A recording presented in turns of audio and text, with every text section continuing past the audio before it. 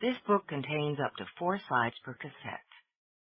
Side 1, RC 47798, The MacGregor Grooms by Nora Roberts.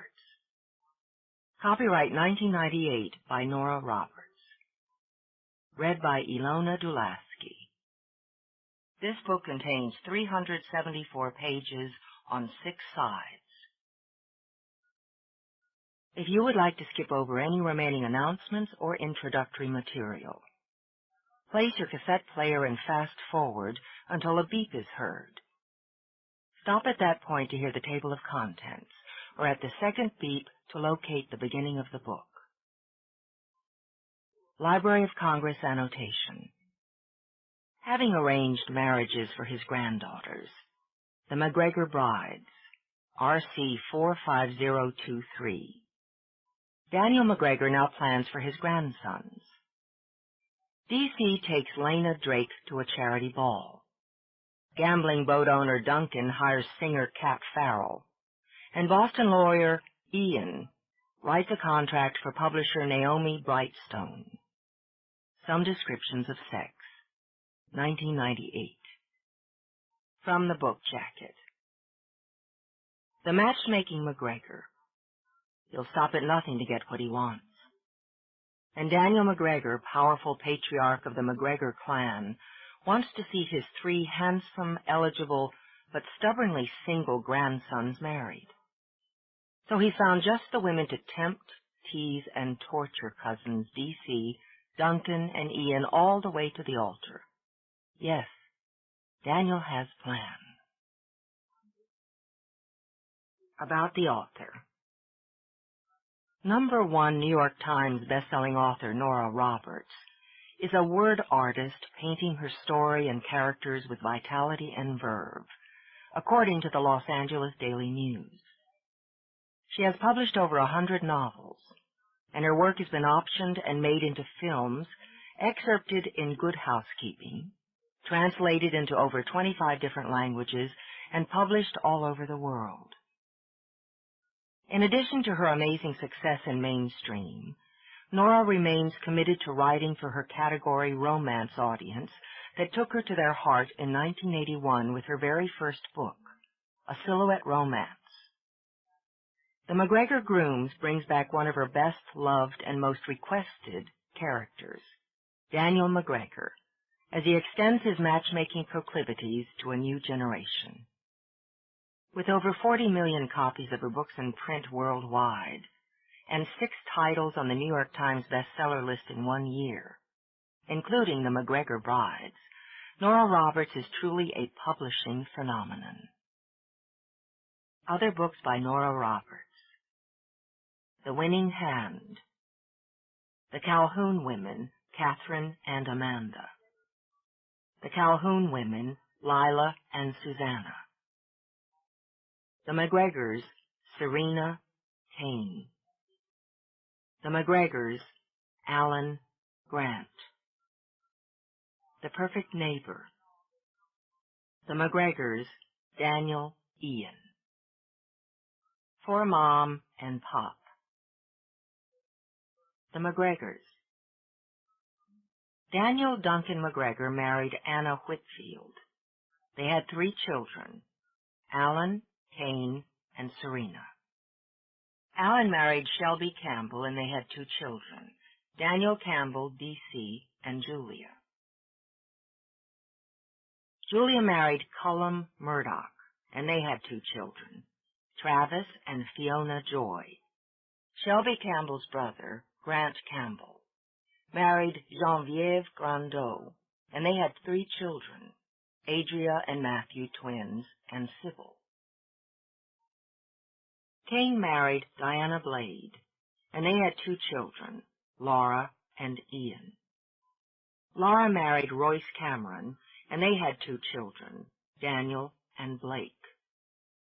Serena married Justin Blade, Diana Blade's brother, and they had 4 children, Robert MacGregor, Duncan, Gwendolyn, and Amelia.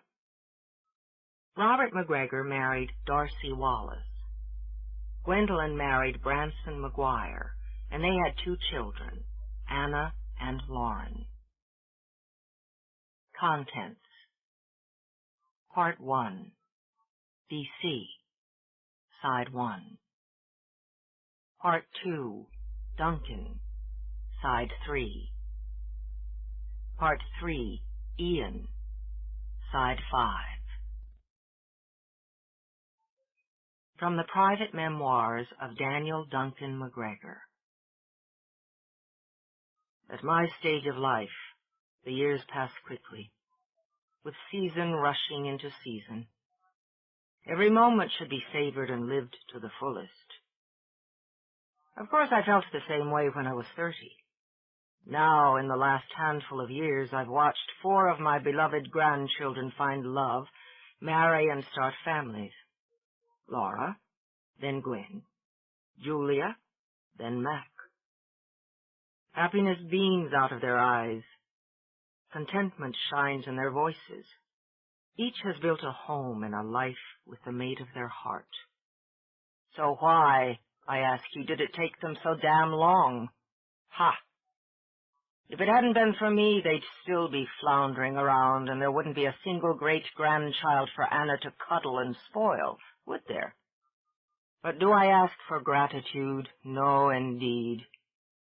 As long as I'm head of this family, I'll do my duty without the need for thank yous. It's my duty and my pleasure to see that my chicks are comfortably and properly roosted. It would seem with all this marital bliss going on that the other grandchildren would get the hint and follow the fine example of their siblings and cousins, but no. No, the MacGregors are a stubborn and independent lot, and God bless them for it. Thankfully, I'm still around to see that things get done. I saw 3 of my girls to the altar and gave my first grandson his nudge. Some say it's interference. Bah! I say it's wisdom. I've decided it's time to apply a little wisdom to my namesake, Daniel Campbell MacGregor. Now he's a fine boy. Sharp as a whiplash, if a mite temperamental. Handsome, too. Looks a bit like I did at his age, so he doesn't lack for female companionship. That's part of the problem, as I see it. Too much quantity and not enough quality. We found a way to fix that. DC's an artist, which he comes by naturally enough. Though for the life of me I don't understand half the things he paints, he's made a fine success out of his work. Now what the boy needs is a woman to share that success, his life, and give him children to center it. Not just any woman, mind. A woman with backbone. A woman with brains and ambitions and breeding. The woman I picked out for him while they were both still children. I've been patient, bided my time. I know my boy and just how to handle him. A bit perverse is my DC. The type of man who too often goes left if you tell him he'd be better off turning right.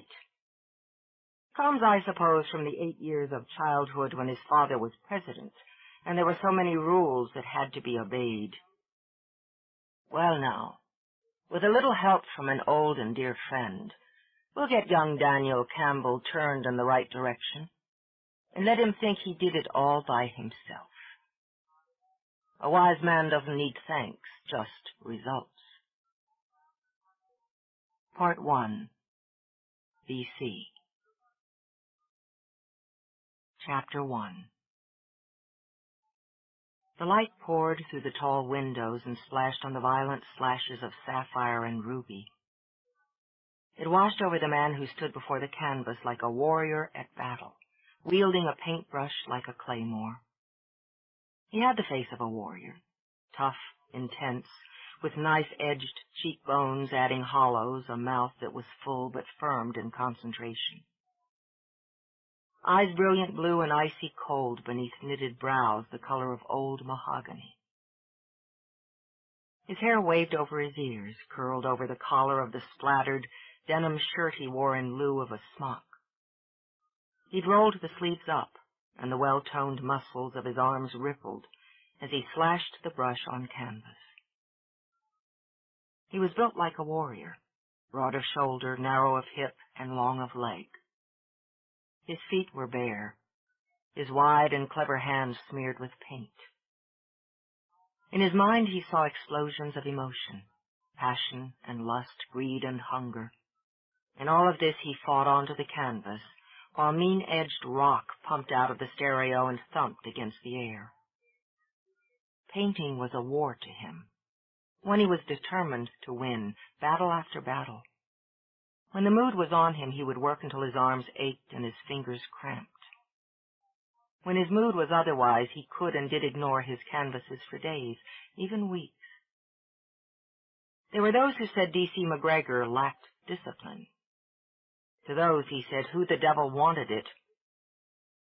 As he clamped the brush between his teeth, switched to a palette knife to smear on a bold emerald, his eyes glittered in triumph. He had it now. The hours of waging this battle were nearly done. A thin line of sweat slid down the center of his back. The sun beating through the windows was fierce now, and the studio was viciously hot because he'd forgotten to turn on the air conditioning or open a window to the warm spring air.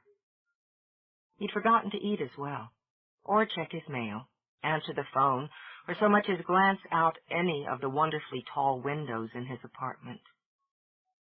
The energy swirled through him, as potent, as primitive as John Mellencamp's edgy, streetwise vocals blasting through the room. When D.C. stepped back, the brush still clenched like a pirate's blade in his teeth, the palette knife like a dagger in his hand, that firm, somewhat forbidding mouth curved. "That's it," he murmured. He put the brush in a jar of solution, began to absently clean the knife as he studied his work. Need, he decided. He would call it simply need. For the first time in hours, he realized the room was stuffy. The clashing and familiar sense of turpentine and paint thick in the air. He crossed the unpolished hardwood floor and shoved open one of the tall windows, took a deep gulp of fresh air. It had been the windows and this view of the C&O Canal that had sold him on this apartment when he decided to come back to Washington. He'd grown up here, with 8 years of his life spent in the White House as first son. For a space of time he'd lived and worked in New York and enjoyed it. He'd also lived and worked in San Francisco, and enjoyed that as well. But all through his restless 20s, something had tugged at him. He'd finally given in to it. This was home. He stood by the window with his hands shoved in the back pockets of ragged jeans. The cherry blossoms were in full, glorious bloom. The canal sparkled in the afternoon light. Joggers plugged away along the towpath. D.C. wondered idly what day it was. Then, realizing he was starving to death, he left the music blaring and headed to the kitchen. The penthouse was 2 levels, with the top designed for a master bedroom suite. D.C. had made it his studio and slept on a mattress tossed on the floor in the spare room. He hadn't gotten around to dealing with bed frames. Most of his clothes were still in the packing boxes they'd been shipped in nearly 2 months before. He figured they worked efficiently enough as dressers until he found time to buy the real thing. The main floor had a spacious living area ringed by more windows still undraped. In it, there was a single sofa, the tag still on, a glorious Duncan Fife table with a half-inch of dust coating its surface, and a floor lamp with a dented metal shade. The random-width pine floor was bare and desperately needed vacuuming. The dining alcove off the kitchen was empty, the kitchen itself in shambles. What dishes and pots weren't heaped in the sink were still in boxes. He went directly to the refrigerator and was bitterly surprised to find it empty but for 3 beers, a bottle of white wine, and 2 eggs. He could have sworn he'd gone shopping. Rummaging through the cupboards, he came up with a few slices of very moldy bread, a bag of coffee, 6 boxes of cornflakes, and a single can of soup. Resigned, he ripped open a box of cereal and ate a handful while debating which he wanted more, coffee or a shower. He just decided to make the coffee and take it with him into the shower when the phone rang. He noted without much interest that his message light was blinking, and munching dry cereal, he answered. "Hello? There's my boy." And those ice-blue eyes went warm. That hard mouth went soft. D.C. leaned against the counter and grinned. "Hey, Grandpa, what are you up to?" "Some would say no good." Daniel's voice boomed out. "Don't you return your messages? I've talked to your bloody machine half a dozen times in the last few days. Your grandmother wanted to fly down to make sure you weren't dead in your bed." D.C. only lifted a brow. It was well known that Daniel used his serene wife whenever he wanted to nag the children. "I've been working." "Good." "That's good, but you can take a breath now and then, can't you?" "I'm taking one now." "I've a favor to ask you, D.C. I don't like to do it." Daniel let out a heavy sigh and had his grandson's brow knitting. "What do you need?" "You won't like it. God knows I can't blame you, but I'm in a bit of a fix. Your Aunt Myra, is she all right?" D.C. straightened from the counter. Myra Dittmeyer was his grandmother's oldest and dearest friend, his own godmother and an honorary member of the clan MacGregor. D.C. adored her and remembered guiltily that he hadn't been to see her since he returned to Washington 6 weeks before. "Oh, she's fit and fine, boy. Don't you worry about that. The woman's just as feisty as ever, but, well, she has another godchild. I doubt you remember the girl. You'd have met her a time or two when you were a lad. Lena Drake?" Concentrating, D.C. got a vague image of a spindly little girl with hair like dandelion fluff. "What about her?" "She's back in Washington. You know Drake's, the department stores. That's her family. She's working in their flagship store there now, and Myra, well, I'm just going to say it straight out. There's a charity ball tomorrow night, and Myra's fussing because the girl doesn't have an escort. She's been at me to ask you." "Damn it, Grandpa." I know. Daniel used his most long-suffering sigh. "Women, boy. What else can I say? They'll peck away at us like ducks until we just give in. I told her I would ask you. It would be a big favor to me if you'd see your way clear for this one night." "If you and Aunt Myra are trying to set me up—" Daniel interrupted with a hearty laugh that had D.C. frowning. "Not this time, boy. This girl isn't for you, take my word. She's pretty enough and well-mannered, but she'd never do for you. Too cool, to my way of thinking, and a bit of the nose-in-the-air sort. No, I wouldn't like to see you looking in that direction.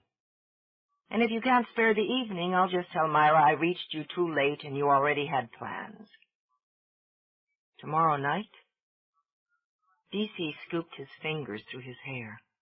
He hated charity functions. "Is it black tie?" "I'm afraid so." At the muttered oath in response, Daniel made sympathetic noises. "Tell you what, I'll just call Myra back and tell her you can't make it. No use wasting your evening with a girl who's likely to bore you to tears, is there? I doubt the two of you have a single thing in common. Better you start looking for a wife. It's time you were married and settled, Daniel Campbell. Past time.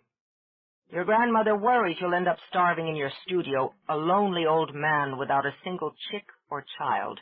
I've got another girl in mind. She's—" "I'll do it," D.C. interrupted purely in reflex. If Daniel didn't think much of Myra's goddaughter, it meant he wouldn't be on the phone constantly asking for relationship updates. Perhaps after this favor his grandfather might ease off his relentless dynasty building, and though D.C. didn't hold out much hope for that outcome, it was worth a try. "What time tomorrow, and where do I pick what's-her-name up?" "Oh, bless you. I owe you for this one. The affair's at 8 at the Shoreham Hotel. Lena's taken over her parents' townhouse on O Street. Examining his nails, Daniel rattled off the address. I appreciate you getting me out of this little fix, D.C. D.C. shrugged, upending the cereal box into his mouth as he traded family gossip with Daniel, and he wondered fleetingly where the hell he might have packed his tux. Oh, Aunt Myra, really? Lena Drake stood in her underwear, a waterfall of white silk over her arm and a mortified expression on her face. A blind date? Not really, sweetheart, Myra smiled. You've met before, when you were children. I know it's an imposition, but Daniel rarely asks me for anything. It's just one evening, and you were going anyway. I was going with you. I'll still be there. He's a very nice young man, darling. A bit prickly, but still very nice. She beamed. Of course, all my godchildren are wonderful people. Myra continued to smile as she sat and studied her goddaughter. Myra was a small woman with hair as white and soft as snow, and with a mind as sharp and quick as a switchblade. When the moment called for it, as it did now, she could adopt a fragile and helpless air. The aged widow Dittmeyer, she thought with an inner chuckle. Daniel worries about him, she continued. And so do I. The man keeps too much to himself. But honestly, who would have thought when I was just casually mentioning tonight's affair and how you'd come back to Washington that Daniel would get this idea in his head? I was just... Myra fluttered her hands helplessly. I didn't know how to say no. I realized what an imposition it is. Because her adored godmother suddenly looked so unhappy, Lena relented. It doesn't matter. As you said, I'm going anyway. Gracefully, she stepped into her gown. Are we meeting him there? Gauging the timing, Myra rose. Actually, he'll be here shortly to pick you up. I'll meet you there. Goodness, look at the time. My driver must be wondering what happened to me. But I'll see you in an hour or so, darling, Myra called out, moving with surprising speed for a woman of her age. You look gorgeous, she said once she was safely halfway down the stairs. Lena stood in the unzipped column of white silk and heaved out a breath. Typical, she thought. It was just typical. Her godmother was forever shoving men into her path, which left her with the sometimes irritating job of having to push them out again. Marriage was something she'd firmly crossed off her life plan. After growing up in a house where manners took precedence over love and casual affairs were politely ignored, Lena had no intention of finding herself in the same sort of relationship. Men were fine as decoration, as long as she ran the show. And at the moment her career was much more important than having someone to dine with on Saturday night. She intended to continue her steady climb up the family's corporate ladder at Drake's. In 10 years, according to her calculations, she would take over as CEO. It was another show she intended to run. Drake's wasn't just a department store, it was an institution. Being single and remaining that way ensured she could devote all her time and energies to maintaining its reputation and its style. She wasn't her mother, Lena thought with a faint frown marring her brow, who thought of Drake's as her personal closet, or her father, who had always been more concerned with bottom-line profits than innovations or traditions. She was, Lena thought, herself. And to her, Drake's was both a responsibility and a joy. It was, she supposed, her true family. Some, she mused, might find that sad, but she found it comforting. With a quick move, she zipped the dress. Part of her responsibilities to Drake's was to mingle, to attend social functions. To her, it was simply a matter of changing gears from one kind of work to another. The after-hours work called on training she'd received throughout her childhood and was second nature to her now. and the job often meant being linked with a proper escort. At least this time her Aunt Myra didn't appear to have any real interest in making a match. It would just be a matter of making small talk with a virtual stranger for an evening. And God knew she was an expert at such matters. She turned and picked up the pearl and diamond drops she'd already set out on her dresser. The room reflected her taste. Simple elegance with a dash of flash. The antique headboard of carved cherry, the highly polished surfaces of lovingly tended occasional tables topped with vases of fresh flowers or carefully chosen accessories. Her home now, she thought with quiet pride. She'd made it her own. There was a cozy seating area in front of a small marble fireplace, and a dainty lady's vanity displaying a collection of boldly colored perfume bottles. She selected her scent, absently dabbing it on while she allowed herself to wish, just for a moment, that she could spend the evening quietly at home. She'd put in a 10-hour day at Drake's. Her feet hurt, her brain was tired, and her stomach was empty. Pushing all that aside, she turned to the cheval glass to check the line and fit of her gown. It was cut straight at the bodice and flowed without fuss to the ankles, leaving her shoulders bare. She added the short jacket, slipped into her shoes, and checked the contents of her evening bag. When the doorbell rang, she only sighed once. At least he was prompt. She remembered D.C. vaguely from childhood. She'd been much too nervous and impressed from meeting the president to notice much else, but she'd heard of him off and on over the years. An artist, she reminded herself as she started downstairs. Of the modern school which she didn't pretend to understand. Lena preferred the classics in all things. Had there been some scandal about him and a ballet dancer a few years back? Or had it been an actress? Ah, well, she thought, she supposed the son of a former president would make news over trivialities, and being the grandson of Daniel MacGregor would only intensify the spotlight. Lena was much happier working backstage herself. And obviously the man couldn't be such a hit with the ladies if he couldn't even get his own date on the Saturday night.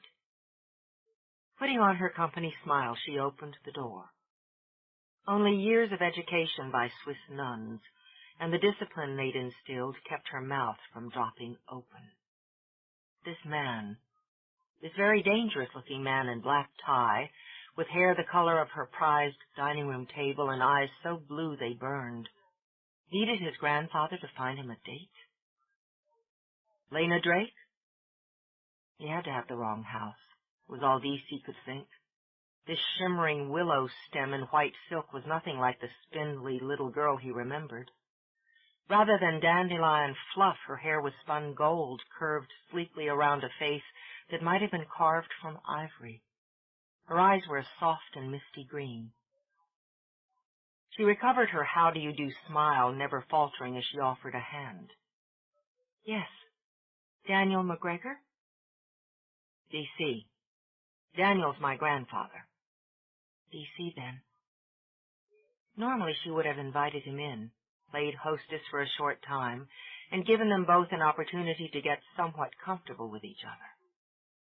But there was something not quite safe about him, she decided.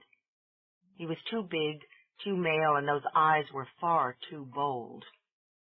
Well, deliberately she stepped out and closed the door behind her.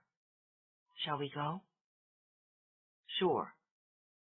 Cool, his grandfather had said, and D.C. decided the old man had hit the mark. Definitely an ice princess for all her glamorous looks. It was going to be a very long evening. Lena took one look at the ancient and tiny sports car at the curb and wondered how the hell she was supposed to fold herself into it wearing this gown. Aunt Myra, she thought, what have you gotten me into? Chapter 2. She felt as if she were locked inside a mechanical shoebox with a giant. The man had to be 6'4" if he was an inch, but he seemed perfectly content to drive the toy car at high rates of speed through the swirling Washington traffic. Lena clamped a hand on the padded handle of her door, checked the fit of her seat belt, and prayed she wouldn't be crushed like a bug on the windshield before the evening even started. Small talk, she decided, would keep her mind off that particular image. Aunt Myra tells me we met some years ago when your father was president. The last word came out in a squeak as he threaded the little car between a bus and a limo, then careened around a circle. That's what I hear. You just relocated in Washington? Yes.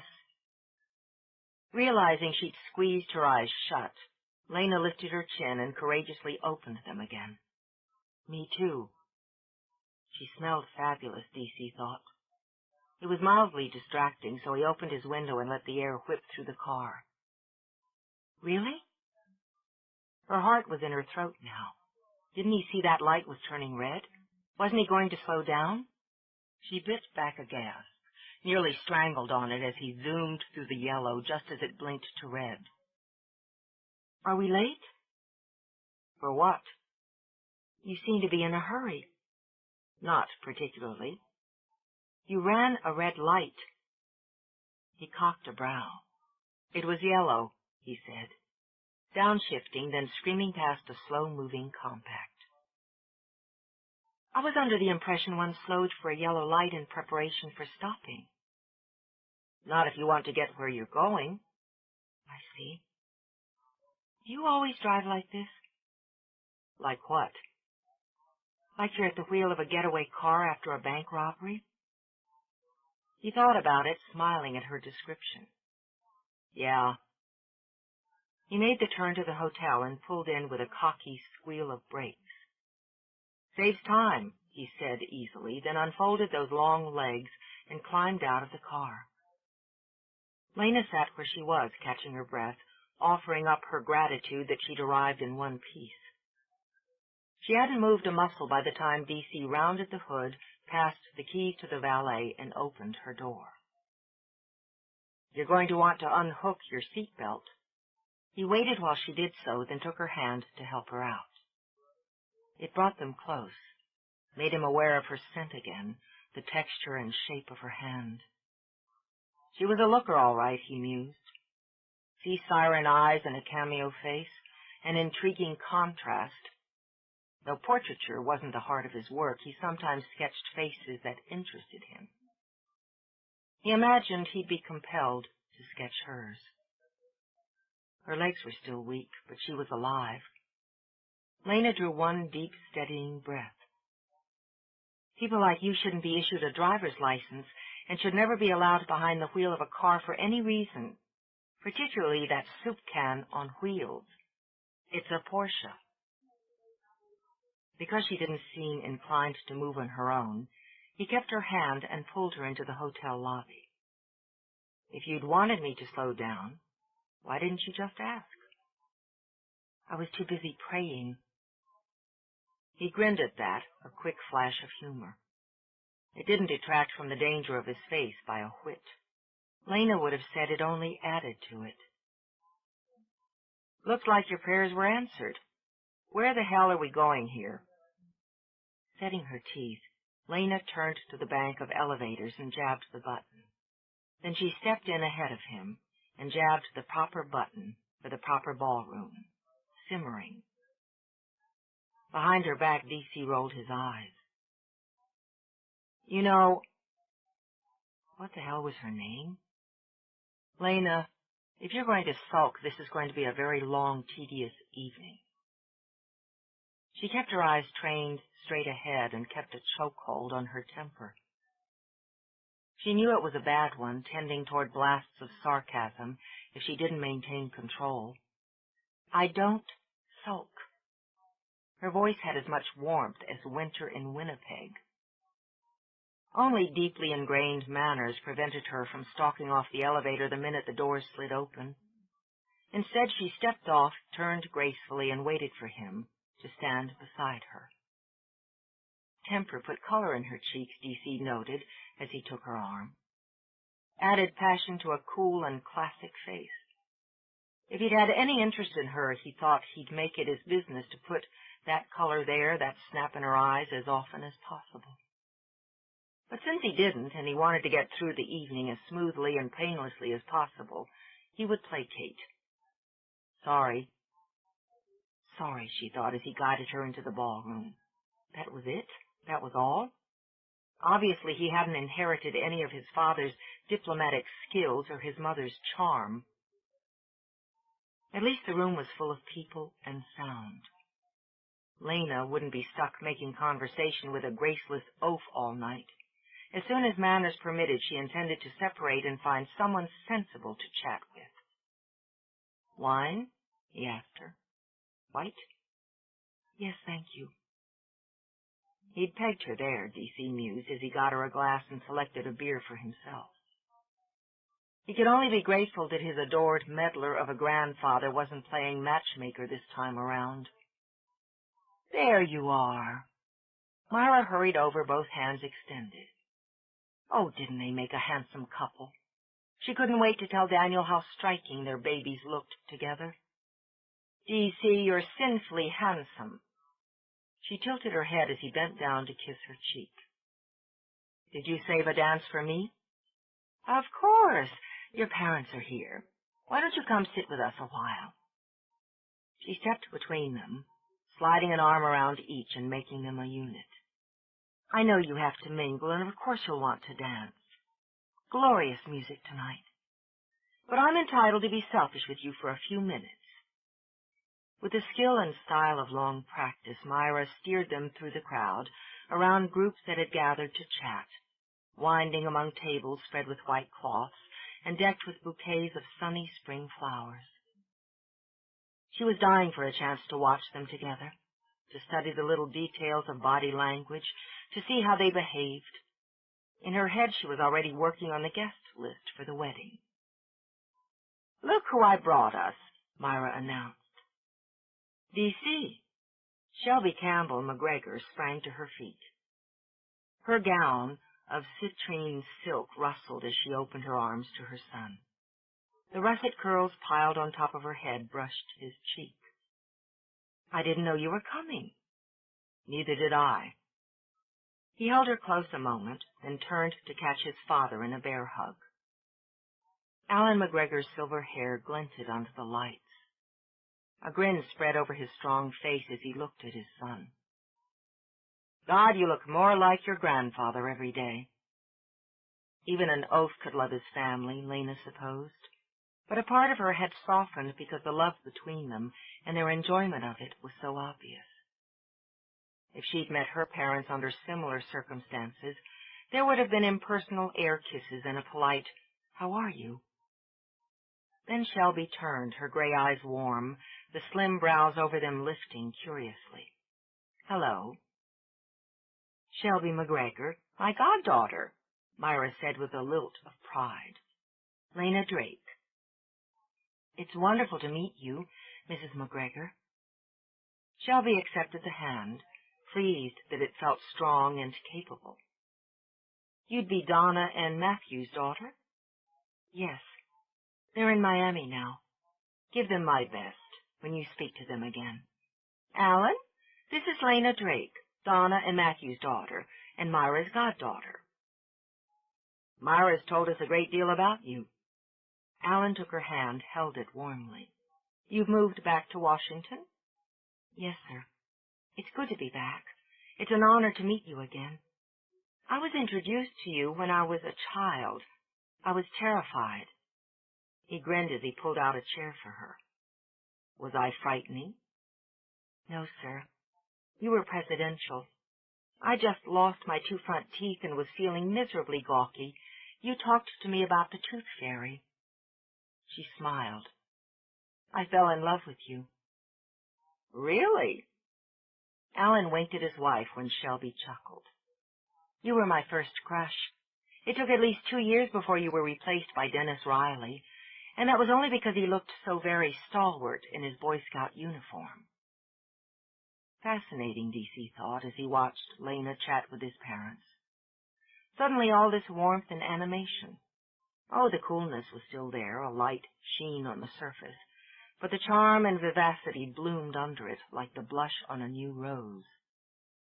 When she laughed, It was like a murmur through fog, sexy but discreet. He had to admit it was a pleasure to watch her. Those smooth, economical gestures, the sleek sweep of gilded hair, the slow curve of soft, shapely lips.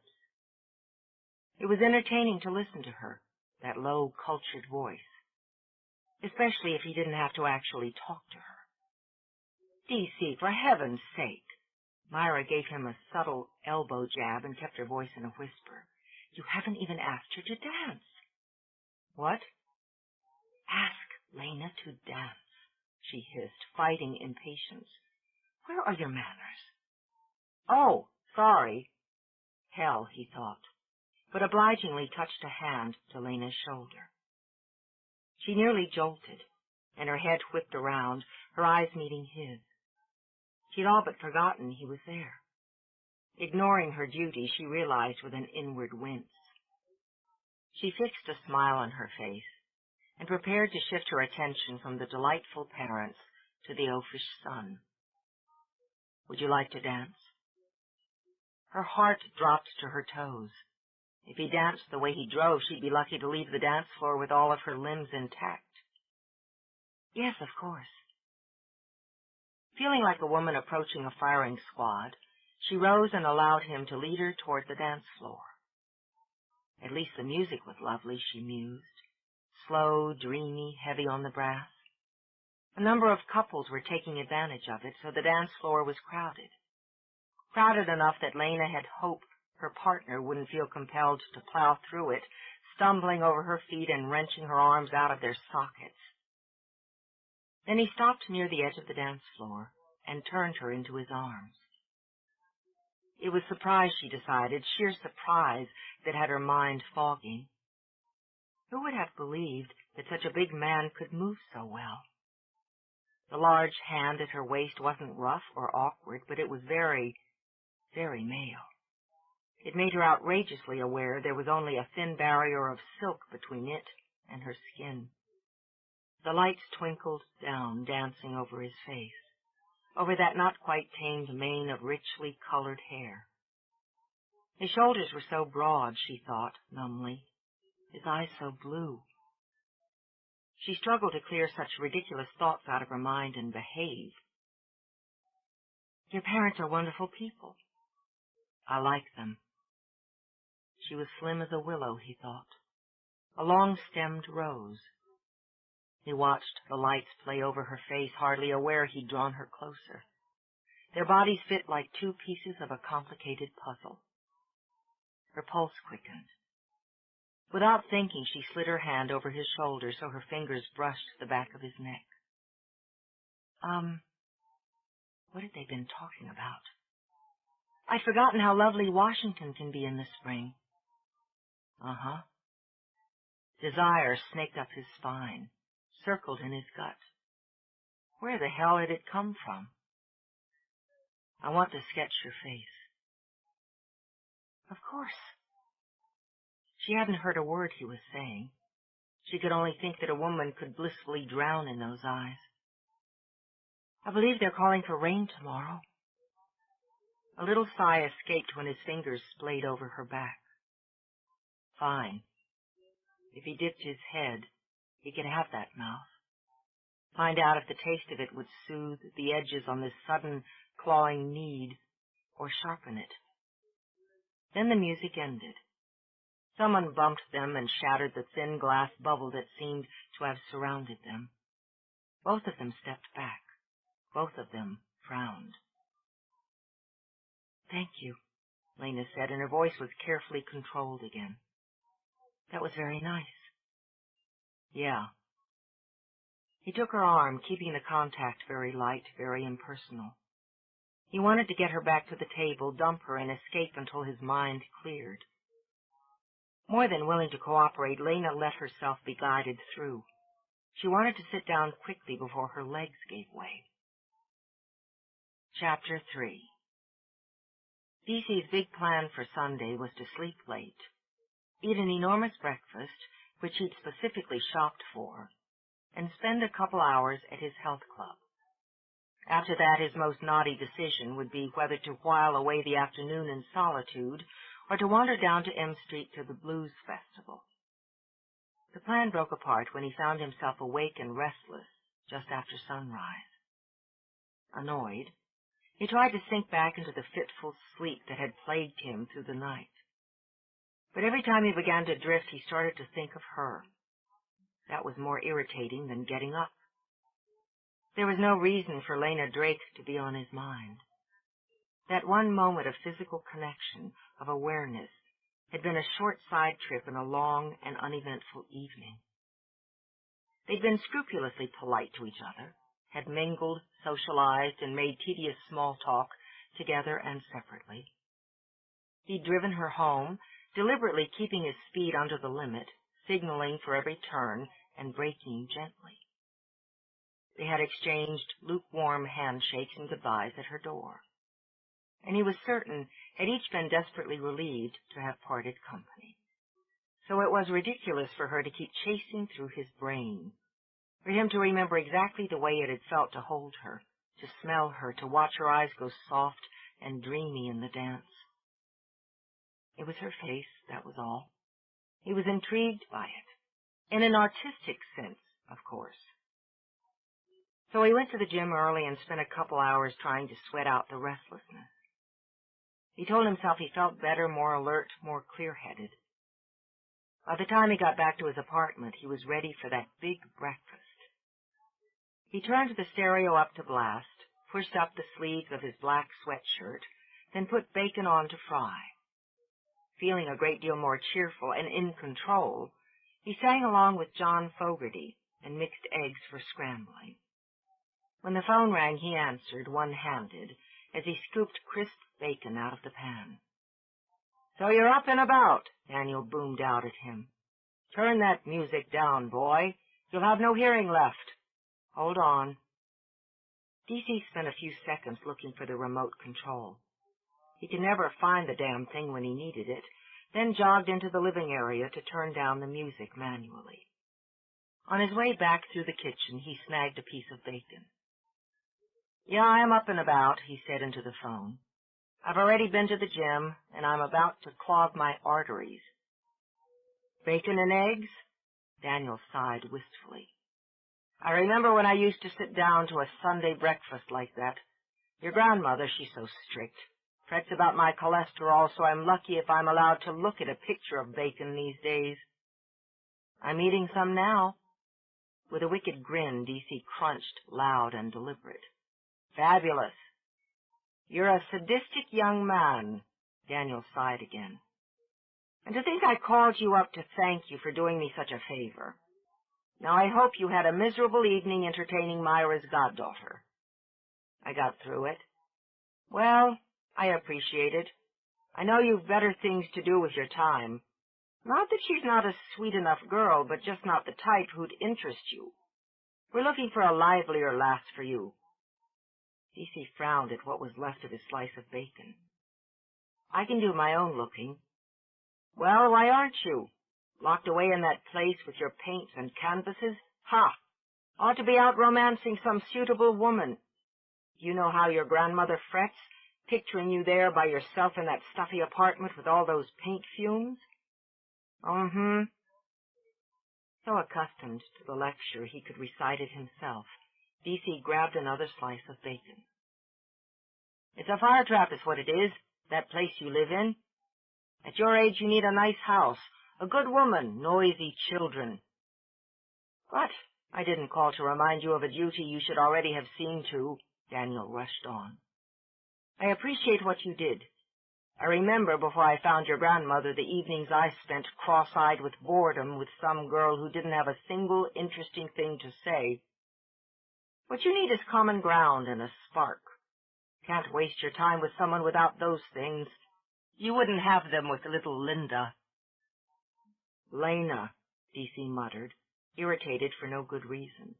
"Her name's Lena." "Oh, yes, there you are. Odd name, don't you think? Well, it's neither here nor there. It's done now, and you won't have to waste any more of your evenings on her. When are you going to come up and see your grandmother? She's pining for you." I'll come visit soon. Scowling, DC tossed the rest of the bacon back on the platter. What's wrong with Lena? Who? In his office in his fortress in Hyannisport, Daniel had to cover the mouthpiece on the phone until he was certain he'd controlled the bark of laughter. Lena, DC repeated through his teeth. What's wrong with Lena? Oh, nothing. Nothing at all's wrong with her. Pretty young woman. Fine manners, as I recall. She's just not for you. Chilly sort of thing, isn't she? Her parents are cold fish and stiff as two boards, if I remember right. Well, you eat your breakfast, lad, and make time to come see your grandmother before she nags me to distraction. Okay, yeah. Give her my love. Oh, that I'll do.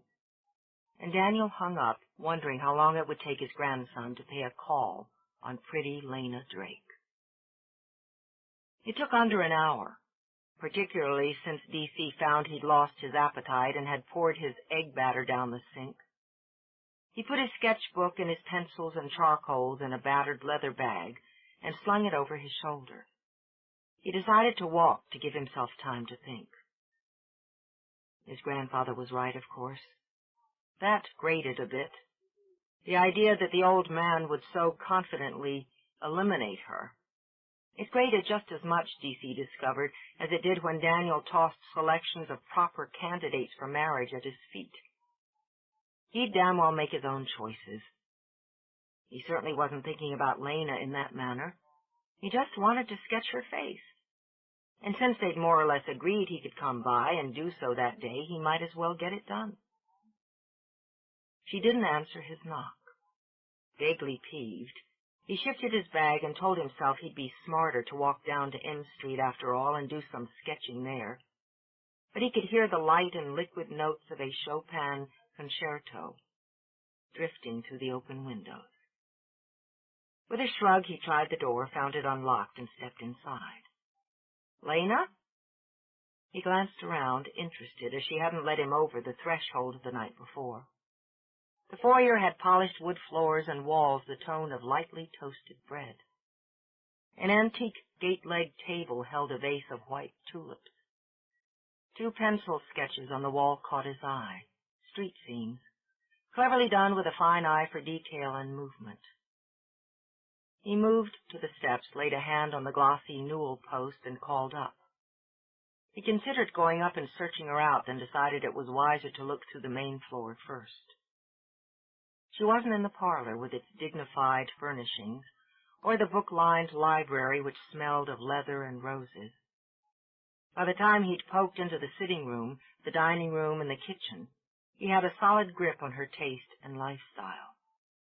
Elegant, traditional, tidy, with occasional and surprising touches of splash. A conservative woman who liked beautiful things, preferred classics and furnishings, reading and music, and kept everything in its logical place. He saw her through the kitchen window. The postage-stamp patio beyond was outlined with flowers. Lena was underplanting more white tulips with sunny-faced yellow pansies. She wore buff-colored garden gloves, a wide-brimmed straw hat, and a brown gardening apron over simple beige slacks, and a thin summer sweater. She looked, he thought, like a picture in some country-style magazine article on the proper attire for casual morning gardening. Competent elegance. The light was good, DC determined, filtering nicely through branches just starting to green with new leaves. He stood where he was and did 3 quick sketches. It amused and intrigued him how precisely she worked. Turn the earth with a spade, mix in fertilizer. Carefully tap out the plant, place it exactly in the center of the prepared hole, gently fill in the hole, tamp. She was lining them up like little soldiers. He was grinning when he stepped outside. Because all her concentration had been focused on making a success of her first attempt at gardening, the sound of the screen door slamming was like a bullet in the heart. The spade went one way, the pansies another, as she jerked up and spun. Startled you, sorry. What? How did you get out here? She had a fist pressed against her racing heart as she stared at him. I walked through the house. You didn't answer the door. He set his bag on the wrought iron table centered on the patio, noted the thick gardening book set there and open to instructions on the planting of annuals, then walked over to pick up the pansies that had gone flying. You can't just walk into someone's house. Yes, you can. He crouched beside her, offered the plants. When the door's unlocked, I told you I was coming by. He smelled of soap, she thought fleetingly, and he moved like a big, sleek leopard. You certainly did not. Last night. You ought to plant these in a sweep instead of a line and crowd them some. More pizzazz. With his eyes narrowed, he took her chin, turned her head to the left. I said I wanted to sketch your face. She jerked free, as irritated with his touch as with his critique of her novice gardening attempts. I don't remember anything about that. When we were dancing. It's a nice light out here. This'll be fine. He rose to get his pad. Just keep gardening if you want. When they were dancing? Lena sat back on her heels and tried to think. She couldn't remember anything that happened when they were dancing, except that she'd gone momentarily insane. Now he was sitting there, dwarfing the curvy little patio chair, his long legs kicked out and a pencil in his hand. You don't have to pose, he told her, shooting her a smile that went straight to her gut. Just pretend I'm not here. It would be like ignoring a big, sleek panther crouched in the drawing room, she thought. I can't work while you're staring at me. I want to get these planted. They're calling for some rain this afternoon. You don't have more than a dozen left, so take a break. He nudged the other chair away from the table with his foot. Sit down and talk to me. She got to her feet, dragging at her gloves. Didn't we establish that we had nothing to say to each other? Did we? He knew how to charm a reluctant model and used his smile ruthlessly. You like music? So do I. Let's talk music. Chopin. Suits your style. She shoved the gloves into the pocket of her apron. I suppose wailing bagpipes suit yours. He cocked a brow. You have something against bagpipes? She only huffed out a breath, then gave in enough to sit. Look, D.C., I don't mean to be rude, but you'd never be rude unless you meant to. You're too well bred. Nice smile, he commented, drawing quickly as he spoke. Too bad you're so stingy with it. I'm not. When I like someone. He only grinned. See, you meant to be rude. She couldn't help it. She laughed, but the laughter ended on a stutter of annoyance when he leaned over and plucked off her hat. It's shading your eyes, he said as he dropped it on the table. That was the idea. Puzzling over him, she leaned back. Correct me if I'm wrong, but in my opinion, you and I didn't hit it off in any particular fashion last night. So? She opened her mouth, shut it again. Ridiculous, she told herself, to feel insulted because he agreed with her. So what are you doing here, sketching me? I like your face. It's strong, all female, sexy eyes and classy bones. I don't have to be attracted to you on a personal level to want to draw you. I appreciate your honesty, she said coldly. No, you don't. It ticked you off. He'd flipped over a page and started a fresh study. That's female, too. Why get irked because we agree we're not each other's type? It doesn't mean you're not beautiful. You are. Turn your head to the left a little. You need to tuck your hair back. He leaned forward to take care of it himself, skimming his fingers over her cheek. As he did, both of them went very still. Her heart fluttered in her chest, continued to dance no matter how firmly she told herself it was a foolish, knee-jerk reaction. The gilded, filtered sunlight was suddenly too hot. Her throat was abruptly too dry. "You've got great skin." He said it softly, slowly, as if the words were foreign to him. He trailed his fingers down to her chin, along her jaw, then down so that he felt the pulse in her throat beat hard and erratic. He wanted his mouth there, just there, tasting that wild beat. "Simple, keep it simple," he ordered himself, and picked up his pencil again. Though he wondered how the devil he was supposed to sketch when his fingers seemed to have gone numb. "I thought—" She had to clear her throat. "I thought you painted shapes, the modern school." "I paint what appeals to me." His eyes stayed on hers as his pencil began to move again. "Apparently you do, on some level." "Relax," she ordered herself, and unballed the hand she'd fisted under the table. "You had a show in New York a couple of years ago. I didn't see it, but one of my friends did." "That's all right. I don't do a lot of shopping in Drake's, but my mother does." Lena chuckled, and the smile stayed in place long enough to make his mouth water. "Well, I suppose we've exchanged subtle insults now. What next?" "We could try a conversation. How do you like being back in Washington?" "Very much. I've always loved this house, this area." She glanced back toward the pansies she'd planted. "I'm going to enjoy making a home here." Her brow creased. "What did you mean, plant them in a sweep?" "Oh, the flowers. More of a flow, less rigid lines. Something like what Monet did in Giverny." "Yes, you're right." And her eyes went soft. Her lips curved again as she imagined it. "I tend to follow directions exactly when I'm learning. You make fewer mistakes that way." She angled her head, and the dappled sunlight flickered over her face, turned it dreamy again, soft again. "But then you'd look at things with an artist's eye, and I don't imagine you worry over much about making mistakes." "Not usually." But he realized he was worried about making one now with her, here where the light was lovely, the music soaring in the air, carrying just a shimmer of scent that was her, turned earth and young flowers.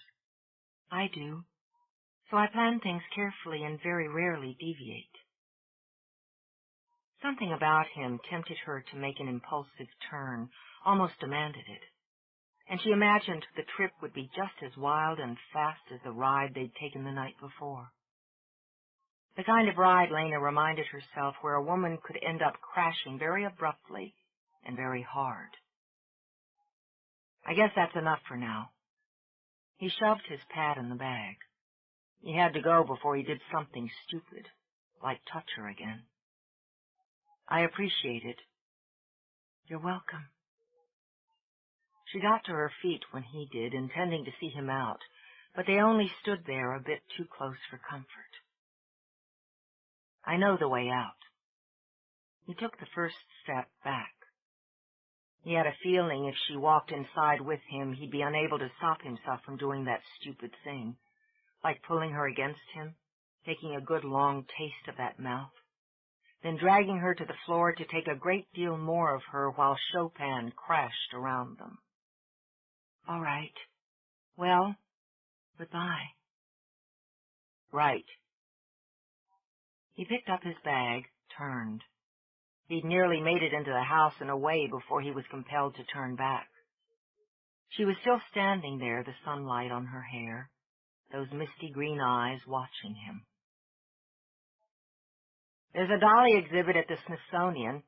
Opens Wednesday. I'll pick you up at 7. "No, absolutely not." "All right," she heard herself say with some surprise. "That'll be fine." He merely nodded and strode into the house. He made it to the front door before he started cursing himself. Chapter 4.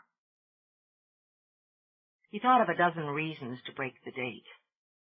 He'd have preferred to go alone, enjoy and absorb the exhibit, then perhaps find an interesting woman to discuss it with, over coffee or a late supper. That was, D.C. reminded himself, the way he operated. But he didn't break the date, or the next one he found himself making with her.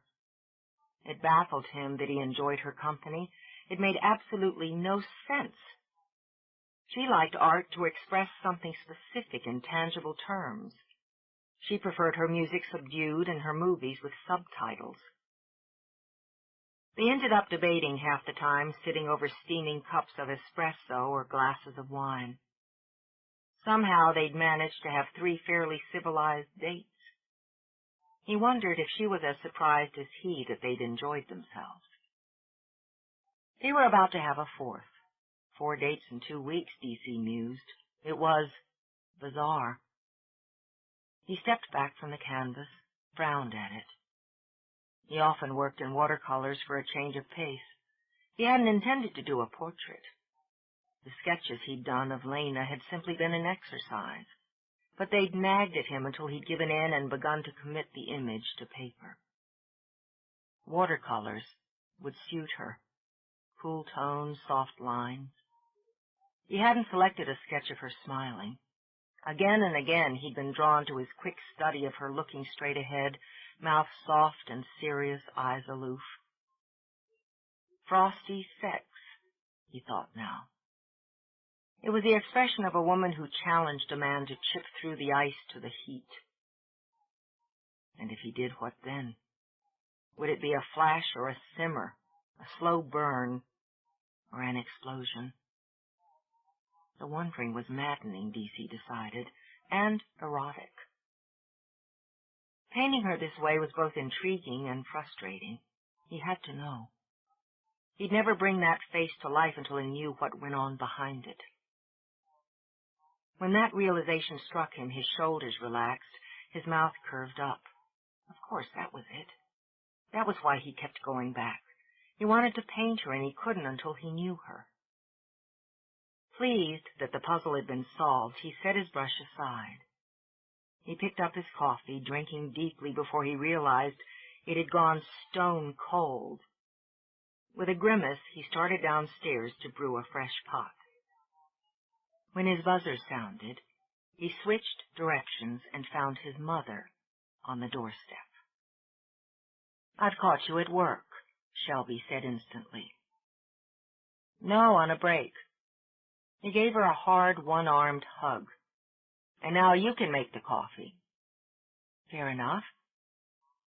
"I promised myself when you moved back I wouldn't start popping in unannounced." She smiled up at him as they walked back to the kitchen. "But Julia sent me new pictures of Travis, and your father's not home. I had to share them with someone." "Let's see." He shoved unopened mail, a few dirty dishes, and a sketch pad onto a pile on the table. Shelby dug a pack of snapshots out of her purse and handed them over as she turned to hunt up coffee beans. Her son, she thought with an eye roll at the state of his kitchen, lived like the cliched starving artist, but if it suited him, it was fine with her. "Damn, he's great, isn't he?" "He looks very much like you did at that age." "Yeah?" Foolishly pleased, D.C. glanced up from his nephew's grinning face. "Those MacGregor genes, good blood," she said in a fair imitation of Daniel. "Strong stock. And speaking of the MacGregor, have you heard from him lately?" Just a few days ago. He wanted to thank me for doing him a favor, then nagged me to come up for a visit. Grandma's pining again." Shelby laughed as she ground fresh beans. "You'd think he'd come up with a new one. To hear him say it, you'd think Anna sat around moping all day." Angling so that she could see D.C. as she measured out coffee, she cocked her head. "What favor did you do for him?" "Lena Drake," D.C. answered absently as he studied the snapshots. Aunt Myra was badgering him about her, asked him to have me escort her to that deal the other night. Shelby tucked her tongue in her cheek. Oh, really? And you bought that, did you? Foolish, foolish boy. Huh? He blinked, then shrugged. No, it's not his usual marry the girl and make babies for your grandmother deal. He doesn't think she's my type. Told me straight out it was a one-shot to get Myra off his back. Shelby opened her mouth, shut it again. Very, very foolish boy, she thought, amused. I see. And what did you think of her? She's all right. Great face. I want to paint her. You... Shelby nearly bobbled the clean cup she'd found in the cupboard. You don't do portraits. Now and then. In fact, he was debating which snapshot he'd use to paint little Travis as a gift for his sister. Once again, Shelby decided to keep her mouth closed. Her son had indeed done some portraits, of the family, she thought now, of people who mattered most to him. Just what, she wondered, did Lena Drake mean to him? You've asked her to sit for you? No. I'm working from sketches. And you've been seeing each other? Off and on, a few times. He glanced up. Why? Just curious, Shelby said lightly. I know her parents slightly. She doesn't seem a great deal like them. And is that a good thing or a bad thing? He moved his shoulders restlessly. She doesn't have much to say about her family. Well, Shelby turned, leaned back on the counter. I suppose I'd call them surface people. Lots of gloss. She has the polish, but there seems to be more under it. I prefer undertones, don't you? Yeah. Appreciating the fact that his mother could always put her finger on the pulse, he grinned. I'm working on getting down to them with her. I like her. Haven't figured out why yet, but I do. She isn't your usual. That wasn't a complaint, she added with a laugh when DC's grin turned into a typical MacGregor scowl. Or a criticism. Just a comment that your usual choice of women lean toward the bohemian or the flamboyant, and she's neither. I didn't say she was my choice. I said I liked her. Now he grinned again. And I'm told my mother was a flamboyant bohemian. Shelby lifted her eyebrows. I heard that somewhere. Whatever happened to her? She made it fashionable, and she's still the most important woman in my heart. Oh. Touched and delighted, she moved over to fold her arms around him, to rest her cheek on the top of his head. I'm so glad you moved back. So glad, DC, that you're here where I can pretend I'm not going to drop in on you. Dad pretended not to drop by yesterday. He wrapped his arms around her waist and squeezed. Don't stop. Can't. She sighed, but we won't hover. You never did. You were both just always there, even when you weren't. That's our job. She kissed the top of his head, then turned back to pour the coffee. Can I keep this one? He asked, holding up a shot of Travis, showing off his 2 teeth in a grin. Sure. Sketches in here? Casually, she flipped open the book on the table, browsing through until she came to several studies of Lena Drake. She's lovely, Shelby murmured, and a little part of her heart sighed. You're very attracted to her. She's got a great face. When his mother's gaze shifted to his, held, he shrugged. It's no big deal. Grandpa's right, she's not my type. Yes, the MacGregor rarely misses a step. Cagey old goat, she thought as she sat down to enjoy her coffee. He was probably already planning the wedding reception. She decided then and there it was time to go shopping. She'd take a look at what Drake's was showing in the new spring lines. Lena's assistant was all awed eyes and reverent whispers as she popped her head into Lena's office. "Miss Drake, there's a Mrs. MacGregor to see you." "MacGregor?" Lena glanced up from her sample book. "Shelby MacGregor?" "Yes, the former First Lady. She's right out there. I couldn't believe it." "Oh." Flustered, Lena ran a hand over her hair, scanned her office to be certain everything was in place. "Show her right in." Lena rose quickly, smoothed her skirt, hitched at the line of her jacket, then rubbed her lips together to see if she'd chewed off her lipstick again. The answer was yes, but she didn't have time to dive for her bag and repair the damage. She moved forward with a smile as Shelby came in. "Mrs. MacGregor, what a pleasure. I know I'm interrupting your work, but I was shopping and thought I'd just drop in for a moment." "I'm delighted you did. Please sit down. Can I get you anything? Coffee? Tea?" No, don't fuss." Shelby smiled easily as she surveyed the woman in her office. Tasteful, she decided, choosing a high-backed chair with a petit-point seat. Cool but not cold, controlled but not rigid. "I won't keep you long. I was just browsing through casual wear. You have a lovely selection." "Thank you. Of course, I'm already focused on next fall." Though puzzled, Lena smiled as she sat. "Plaid's the big news." "That will delight my father-in-law. You haven't met Daniel, have you?" "Yes, actually. My godmother wanted to visit and didn't feel up to making the trip to Hyannis alone. I went up with her for a couple days last fall. It's an amazing house, and your in-laws are delightful people." "Yes, indeed." And the plot thickens, Shelby thought. Of all the grandchildren, D.C. most resembles Daniel. And she saw it, that flicker in the eye, the faint rise in color. Oh my, Shelby thought, she's hooked. "Yes, I suppose so. They're both a bit larger than life, aren't they?" The MacGregors are all a bit larger than life. They're demanding, charming, frustrating, generous. Being married to one, I can say that boredom ceases to be part of my vocabulary, and very often chaos becomes the key word. "You must handle chaos very well." "Oh, Lena, I adore chaos." With a laugh, Shelby rose. "I'd love to have lunch sometime."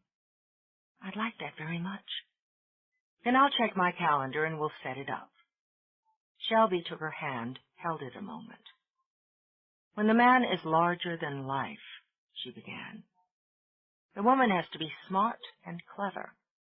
You strike me as a smart and clever woman, Lena." "Ah, thank you." "I'll call you," Shelby said as she breathed out. But first, she decided, she was going to call Daniel. After she'd blistered his ears for meddling in her son's life, she'd tell him she very much approved of his choice. That, she mused, would throw the old devil off balance a little, long enough she hoped for D.C. and Lena to figure out they were falling in love. Crowded, noisy clubs were stimulating. That was why D.C. enjoyed dropping into one occasionally.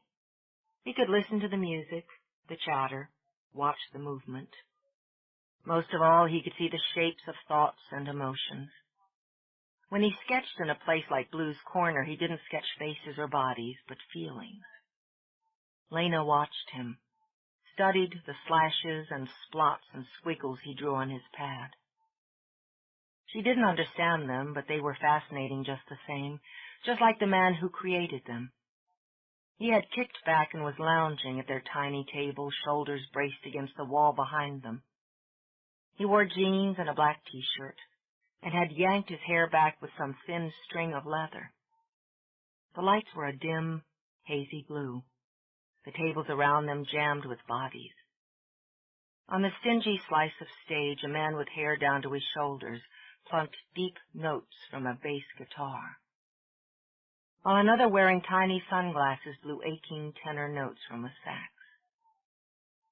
A painfully thin young man caressed the keys of a scarred piano. Seated on a stool was an old black woman with a face as wrinkled as a raisin. She sang in a voice like whiskey and cream about the miseries of love. Lena didn't understand the music either, though it pulled and stroked at something deep inside her. It made her sad. It made her want. For somehow the singer made the idea of love worth all the misery that came with it. Lena sipped her wine, or what the club pretended was wine, and slanted a look toward D.C. He'd barely spoken to her since he'd brought her into this place. He looked like some kind of bohemian god. The tumble of rich hair, the ripple of muscle against black cotton and denim. What was she doing there? What was she doing with him? This was definitely the last time, she told herself. Absolutely the last. She couldn't have been more out of place. Under the table, her foot tapped time with the bass, and her heart was being torn to pieces by the slow and liquid voice of the singer.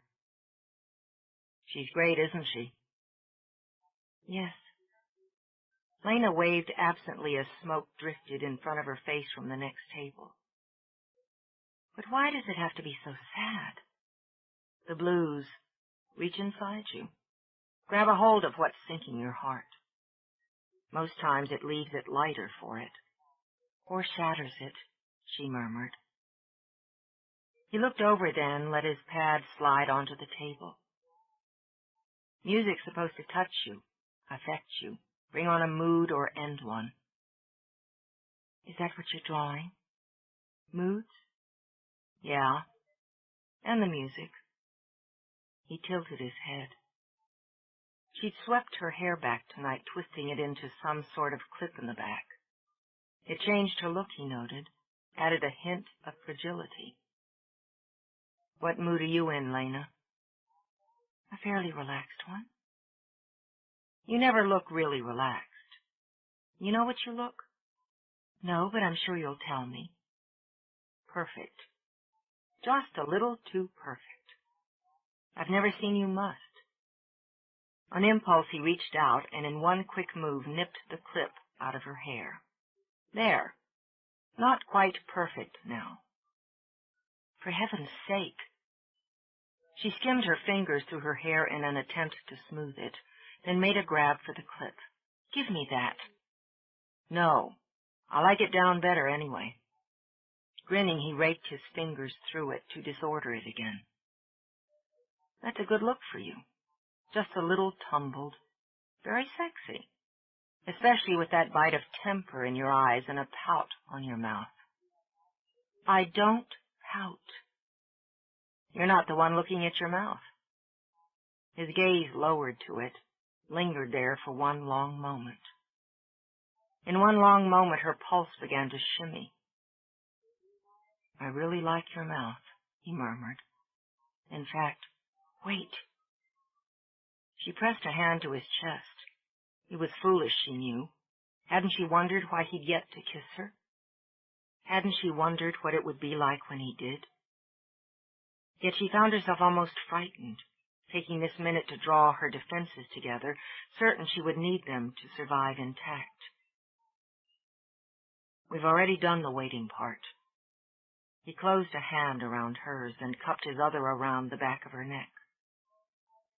We have to get to this sooner or later, see what's there, or what isn't. He lowered his head just enough to catch her bottom lip lightly between his teeth, to feel her breath shut her out. Let's see what mood we make. He took her mouth slowly, wanting to savor and absorb. The tastes, the textures, the movement. Dark tastes with a hint of cool, light wine. Smooth textures, fluid movements. More. Her lips parted in a quiet moan that vibrated under the weeping of the sax. He slipped his tongue between them, taking his time, and when she began to tremble, he shifted angles and lazily took the kiss deeper. God, Why had he waited so long for this, was all he could think. And drawing her closer, he steeped himself in her. She was drowning, sliding down where the air was too thick to breathe and the music seeped into the blood and pulsed. She hadn't expected this, not this. Gathering her defenses had done nothing to protect her from this endless and dreamy onslaught. Her mind clouded, and her body took over a sweet and steady ache. Her heart tripped once, then fell with barely a sound. It caused him to draw back, to force himself to remember where they were. Her hand was still caught in his. Now what, Lena? Do we finish this, or do we stop it? I don't know. How could she be expected to make a rational decision when her head was spinning? If you're going to leave it up to me. His smile flickered, wicked around the edges, before he rubbed his lips over hers again. No, I'm not, she said quickly, pulling away. We need to step back and look at the overall picture. What I see are two unattached adults who have a basic attraction for each other. I'm not sure what I see yet. More than a little panicked, she snatched up her purse, shoved back from the table, and rushed outside. Chapter 5. He caught up with her on the sidewalk and was just churned up enough to grab her arm and spin her around. Look, what's the problem? All you have to do is say, no thanks, pal, not interested. She tossed her hair back, suddenly furious that it was messy. No thanks, pal, not interested. Liar. Jerk. She turned on her heel and strode down the sidewalk. It didn't surprise her when he fell into step beside her. It irritated, but didn't surprise. You weren't exactly fighting me off in there, baby. She inhaled sharply, had to remind herself the sidewalk cafes were full of people. She would not, absolutely not, be pushed into creating a scene. I was mildly curious, she said in a voice like January frost. Now my curiosity is satisfied. Pardon me, but I believe I was involved in that same little experiment. You melted like butter. It was a simple kiss. Had to be, she told herself with a new sense of rising panic. She didn't want to feel what she'd felt, want what she'd wanted. A simple kiss is what you give your grandmother on her birthday.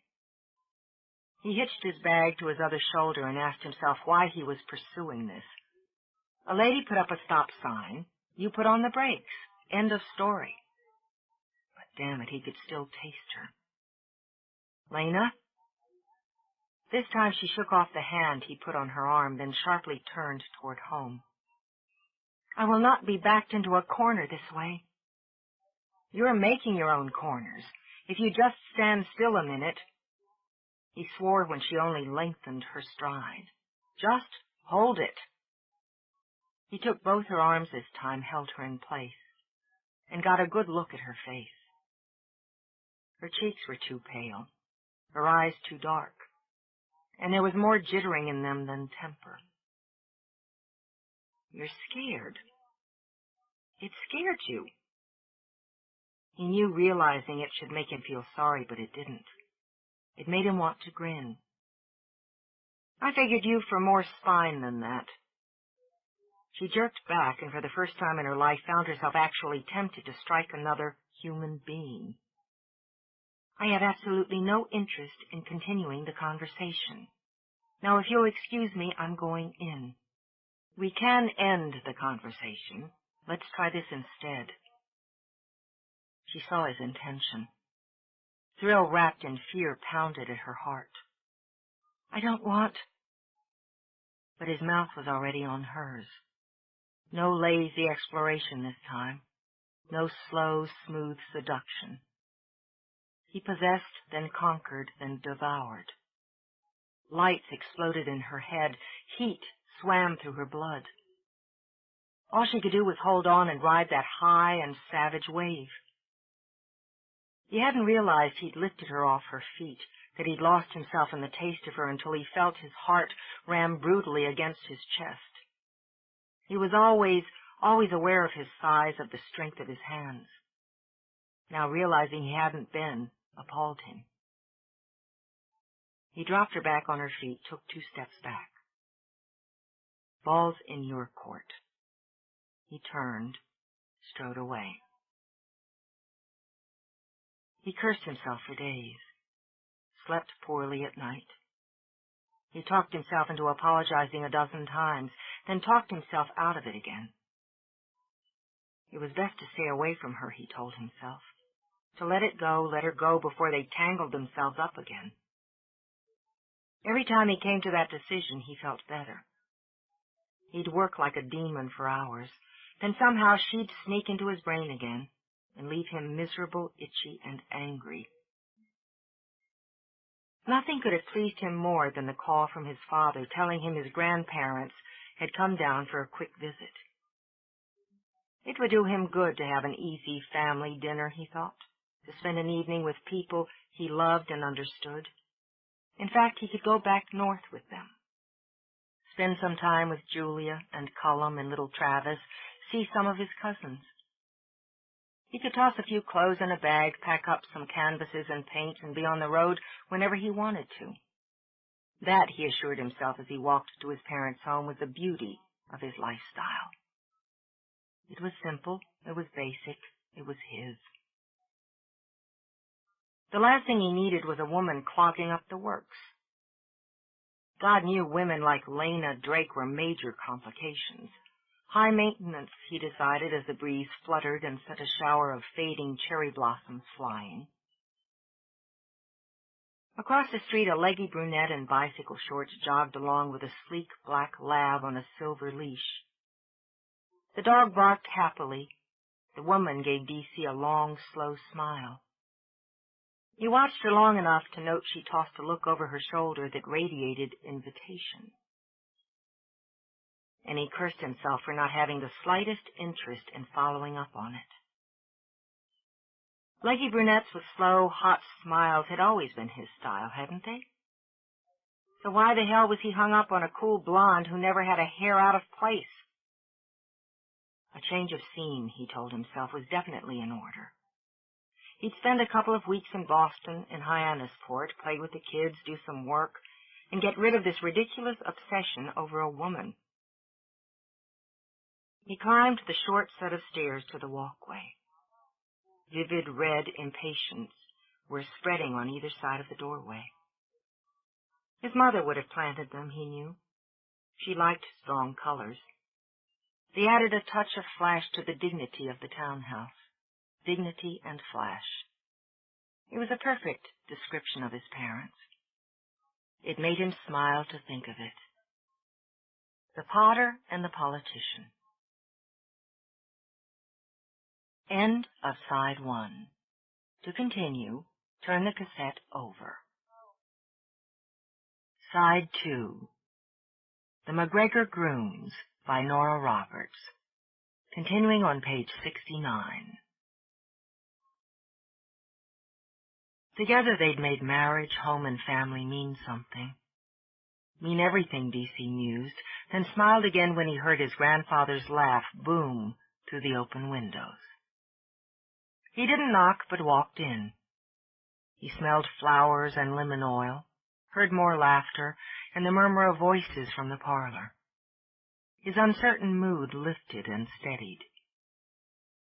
So when he stepped in, he was totally unprepared to see Lena sitting knee to knee with Daniel, or the two of them grinning at each other. "There's the lad."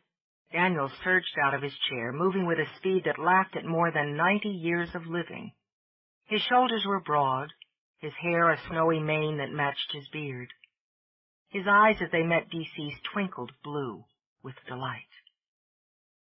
Daniel hugged him like a bear trap, thumped him on the back with sledgehammer blows, and noted with pleasure that D.C. had yet to stop staring at the last Daniel had picked out for him.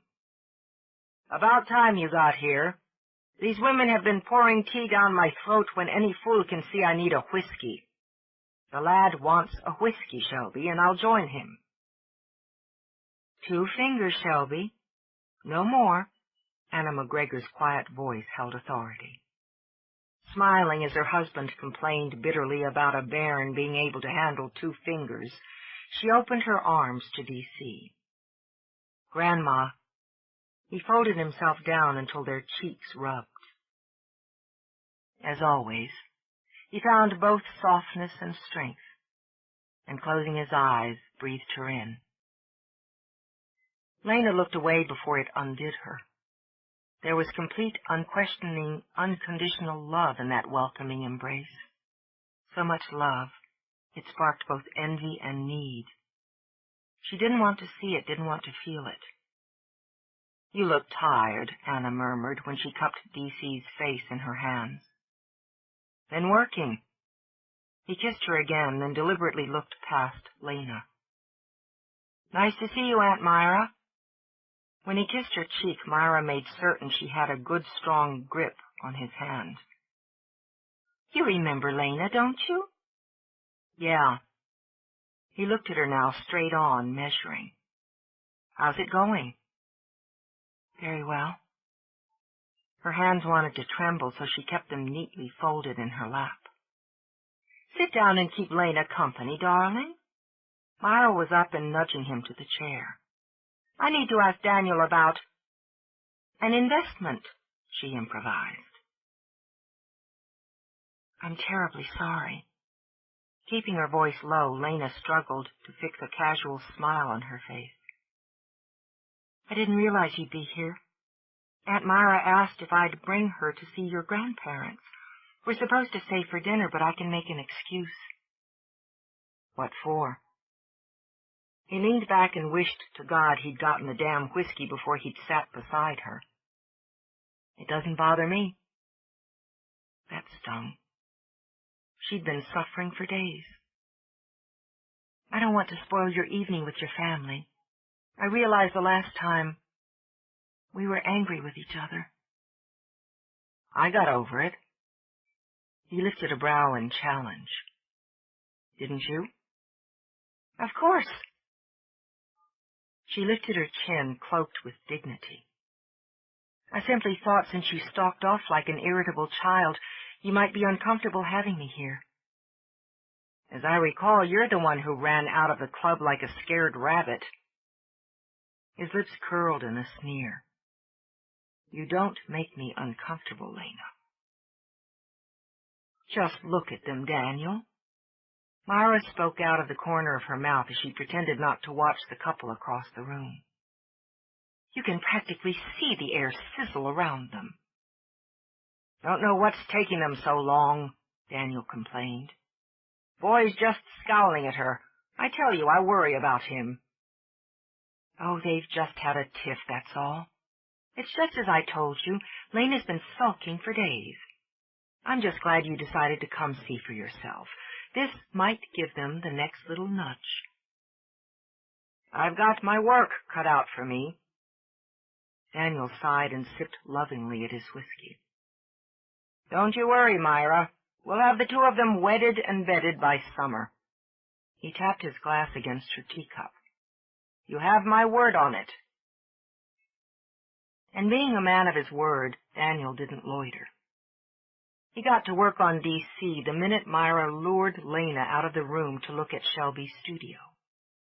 Pretty young thing, Daniel said casually, and pricking his ears for his wife's voice, pulled out a cigar. Could be sturdier, though. Needs some meat on her bones. Her bones look fine to me. D.C. cocked his head. If Grandma comes back in while you're smoking that, she'll scalp you bald. She won't catch me. Content, Daniel puffed out smoke and wiggled his eyebrows at his son. Alan, I'll have a real glass of whiskey this time. It's not worth my head. Coward, Daniel muttered, but settled back with his cigar. Myra's telling me the girl's too buried in her work just now. No social life. Her choice. D.C. shrugged and, catching Daniel's sorrowful look, sighed and handed over what was left in his own whiskey glass. You're a fine, respectful lad. Daniel sent his son a beetle-browed look that made Alan laugh. At least we've got one here who isn't afraid of his poor old granny. Now, as I was saying, that young lass has Myra fretting day and night. Glad I got down to get a good look at her again, see what she's made of. Girl needs the right man beside her. A banker, I'm thinking, or an up-and-coming executive. What? DC stopped sulking long enough to tune in. A banker? What the devil are you talking about? Why, seeing that Lena has some proper companionship. Happens I know a young man right here in Washington. He's already worked his way up to department manager. Good head on his shoulders, has Henry, Daniel continued, pulling a name out of his hat. Got a future ahead of him. I'll just give him a call. Hold on. Just hold the hell on. Lurching out of his chair, D.C. stared at his grandfather. You're going to call some stiff-necked banker named Henry and try to fix him up with Lena? He's a good lad. Comes from a nice family. Daniel blinked innocent blue eyes. It's the least I can do for Myra.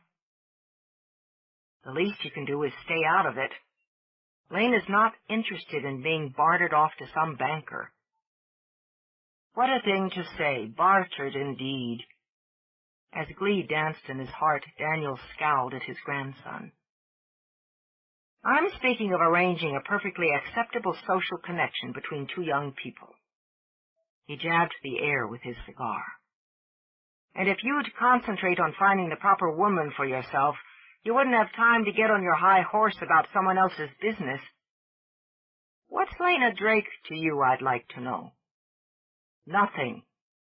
D.C. threw up his hands and shouted it, pleasing his grandfather enormously. She's nothing to me. Glad to hear it. The boy's hooked good and proper, Daniel decided, and thought he'd just reel him in a bit more. Couldn't be more ill-suited to each other. You don't want to be casting your eyes in that direction, lad. What you need is a fine, sturdy girl, one who'll give you lusty babies and won't be worrying if her nail polish chips. That lass is too elegant for you when you're needing more the earthy sort. I think I'm the best judge of what I need, D.C. said coolly. Daniel got to his feet, shot D.C. a narrow-eyed stare. You'd do best to listen to the wisdom and experience of your elders. Ha! Was D.C.'s response to that, and it took all Daniel's willpower not to laugh out loud and kiss his grandson with soaring pride. He watched, steely-eyed, as D.C. stalked into the hall and shouted for Lena. What are you up to, MacGregor? Alan murmured. Watch, see, and learn, boy. He remained standing and stone-faced as Lena came down the hall. The ice in her voice could have frosted glass at 50 paces. What in the world are you shouting about? Come on. D.C. grabbed her hand, pulling her down the hall. What? Let go of me. We're leaving. I'm not leaving. He solved the problem in a way that made Daniel's heart swell with family pride. D.C. scooped her off her feet and carried her out the door. Now that's a MacGregor. Sweet Lord, here comes your mother. Daniel shoved whiskey and cigar into his son's hands and bolted for the side door. Tell her I've gone to take a turn around the garden, he ordered, and escaped. Shelby came in first, pushing a hand through her hair.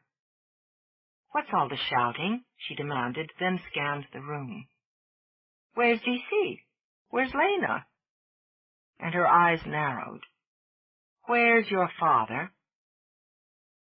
Well, Alan contemplated the cigar, decided he might as well enjoy it. The best I can tell you is... He smiled, puffed on the cigar as his mother and Myra came into the room. My father told D.C. that Lena wasn't suitable, which naturally put D.C.'s back up, as intended. After snarling at the MacGregor, he carried a very annoyed Lena out of the house. Carried her out? Myra put her hand over her heart as her eyes filled with romantic tears. Oh, I'm so sorry I didn't see. I just knew one more little push would... She trailed off as she caught the bland stares of her companions. What I mean to say is... Myra, Anna puffed out a sigh. I can't believe after all these years you'd actually encourage Daniel this way. And you, she said to her son. Who do you think you're fooling with that cigar? Go get your father. She sat and serenely folded her hands. And then let's hear the whole story. Chapter 6. You've lost your mind. Shock prevented Lena from struggling until they were out the door and heading down the sidewalk. Even when she snapped back, the best she could do was gape at him. Put me down. She spoke calmly, certain that a raised voice would make things worse. Put me down, D.C. Get a hold of yourself. It's for your own good, he muttered, striding down the sidewalk and staring straight ahead with grim eyes. If I hadn't gotten you out of there, the next thing you know you'd be married to some banker named Henry. She'd never heard a whisper of a rumor about insanity in the MacGregor family. Then again, she supposed such things could be hushed up. All right, that's enough. Children were starting to point at them and giggle. A woman watering the petunias in her window box stopped to stare. I told you to put me down, and I mean it. You're not going back there. You have no idea what that old schemer's got in store for you. First, it'll be, I'd like you to meet my young banker friend, Henry. And next, you'll be picking out china patterns. He's ruthless. I will not be carted down the street like a parcel, which he realized was exactly what it felt like. He'd marched down 2 blocks and wasn't so much as breathing heavily. He had arms, she realized reluctantly, like steel beams. Put me down, and I'll forget this ever happened. Forget you embarrassed me in front of your family and Aunt Myra. Forget the inconvenience and the mortification. Most of all, I'll forget you, you dunderhead. He's a sly one, D.C. continued, as if she hadn't spoken. Sly and sneaky, and he's taken an interest in you now. God save you. Her temper, and she felt she'd been admirably restrained in that area up to this point, snapped. She punched his shoulder, which did no more than give her sore knuckles. What the hell are you talking about?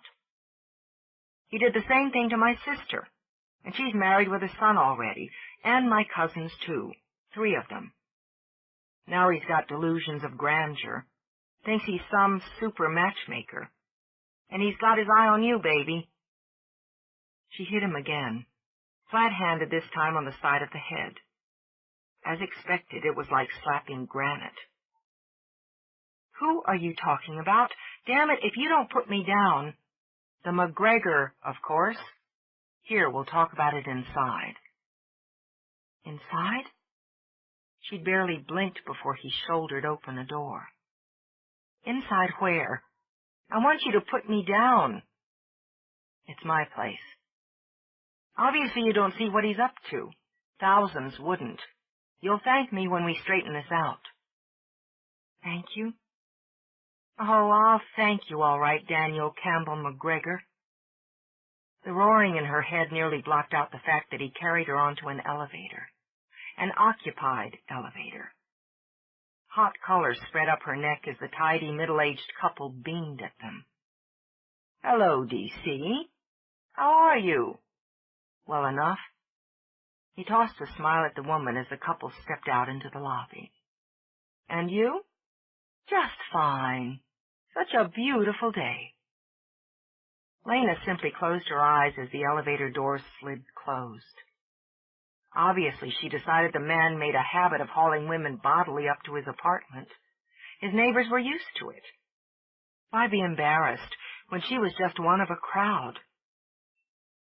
I think it's clear that your lifestyle and mine are dramatically opposed. She heard herself speak in a calm, clear voice and blocked out the thunderous beat of her heart. And though we have some family connections and live in the same neighborhood, I don't think it should be a problem to avoid each other from this point to the end of our lives. She drew in a cleansing breath, let it out slowly. Now I realize I'm repeating myself, but I want you to put me down. His temper had cleared just enough for him to become distracted by the way she smelled. Coolly, quietly sexy.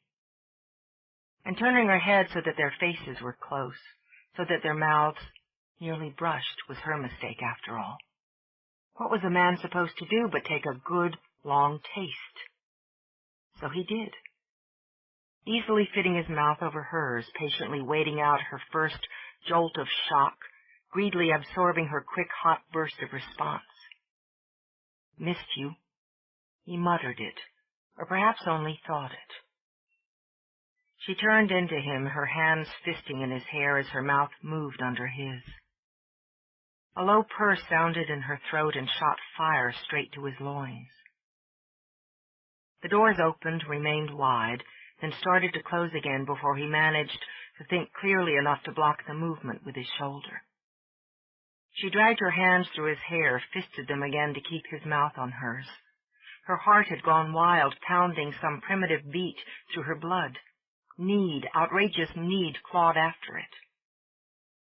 When he swore, tore his mouth from hers, her lust-hazed mind tried to clear. What? Trying to get the damn key. If he didn't unlock the bloody door, get her inside, he thought he might very well end up taking her in the hall. What? She said again, then pressed her hands to her face as reason struggled to surface. Wait, this is... There. He shoved the door open, then simply turned and kicked it shut with his foot as he crushed his mouth to hers again. No, wait. We'll talk later. He drew back barely an inch, and his eyes, burning blue, stared into hers. Now we'll finish this. No, we'll... She couldn't get her breath, couldn't quite get a grip on that slippery edge of reason. So for the first time in her life, she let it go. It looked as if she was going to take that wild, fast ride after all. We'll talk later, she said breathlessly, and dragged his mouth back to hers. He had to get his hands on her. He set her on her feet, braced her back against the door, and moved those wide-palmed artist's hands over her. She was willow slim, graceful, extraordinary. Then tugging the sweater over her head, he traced the same path with his lips. Fast and greedy, as if a part of him feared she would vanish or slip away. He wanted it all. The balletic curve of her shoulders, the lovely female swell of her breasts, the long, slender torso. Her skin, smooth as satin, went hot under his mouth. He took her hips, hitched her off her feet again, and began to steadily devour. She cried out, her hands braced on his shoulders. Somehow her legs had wound themselves around his waist. Wild fists of need battered at her, pushing her into a narrow world where the heat was brutal and there was only one answer. Now, right now. The raw words burned her throat. Her fingers trembled as she yanked at his shirt. Desperate, she used her teeth on his neck. Then they were on the floor, grappling, fighting with clothes, panting like animals as they groped for flesh, and flesh was damp, dewed with desire.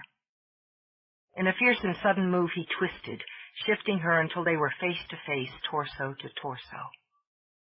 His eyes were wildly blue as he lifted her hips. Now, he said, watching her face. Right now. He filled her. She surrounded him. Time spun out, no movement, all sensation. Light poured through the windows, wide beams where dust motes danced. His heart pounded against hers, beat to beat. She tried to hold herself there, just there on that dangerous and delicious edge.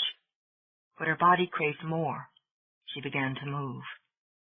She arched back, lost in the flood of fresh pleasure, moaning when he leaned in to lick at her skin, shuddering when his mouth closed hungrily over her breast. As the pace quickened, she rode with him and gloried in it. He couldn't get enough.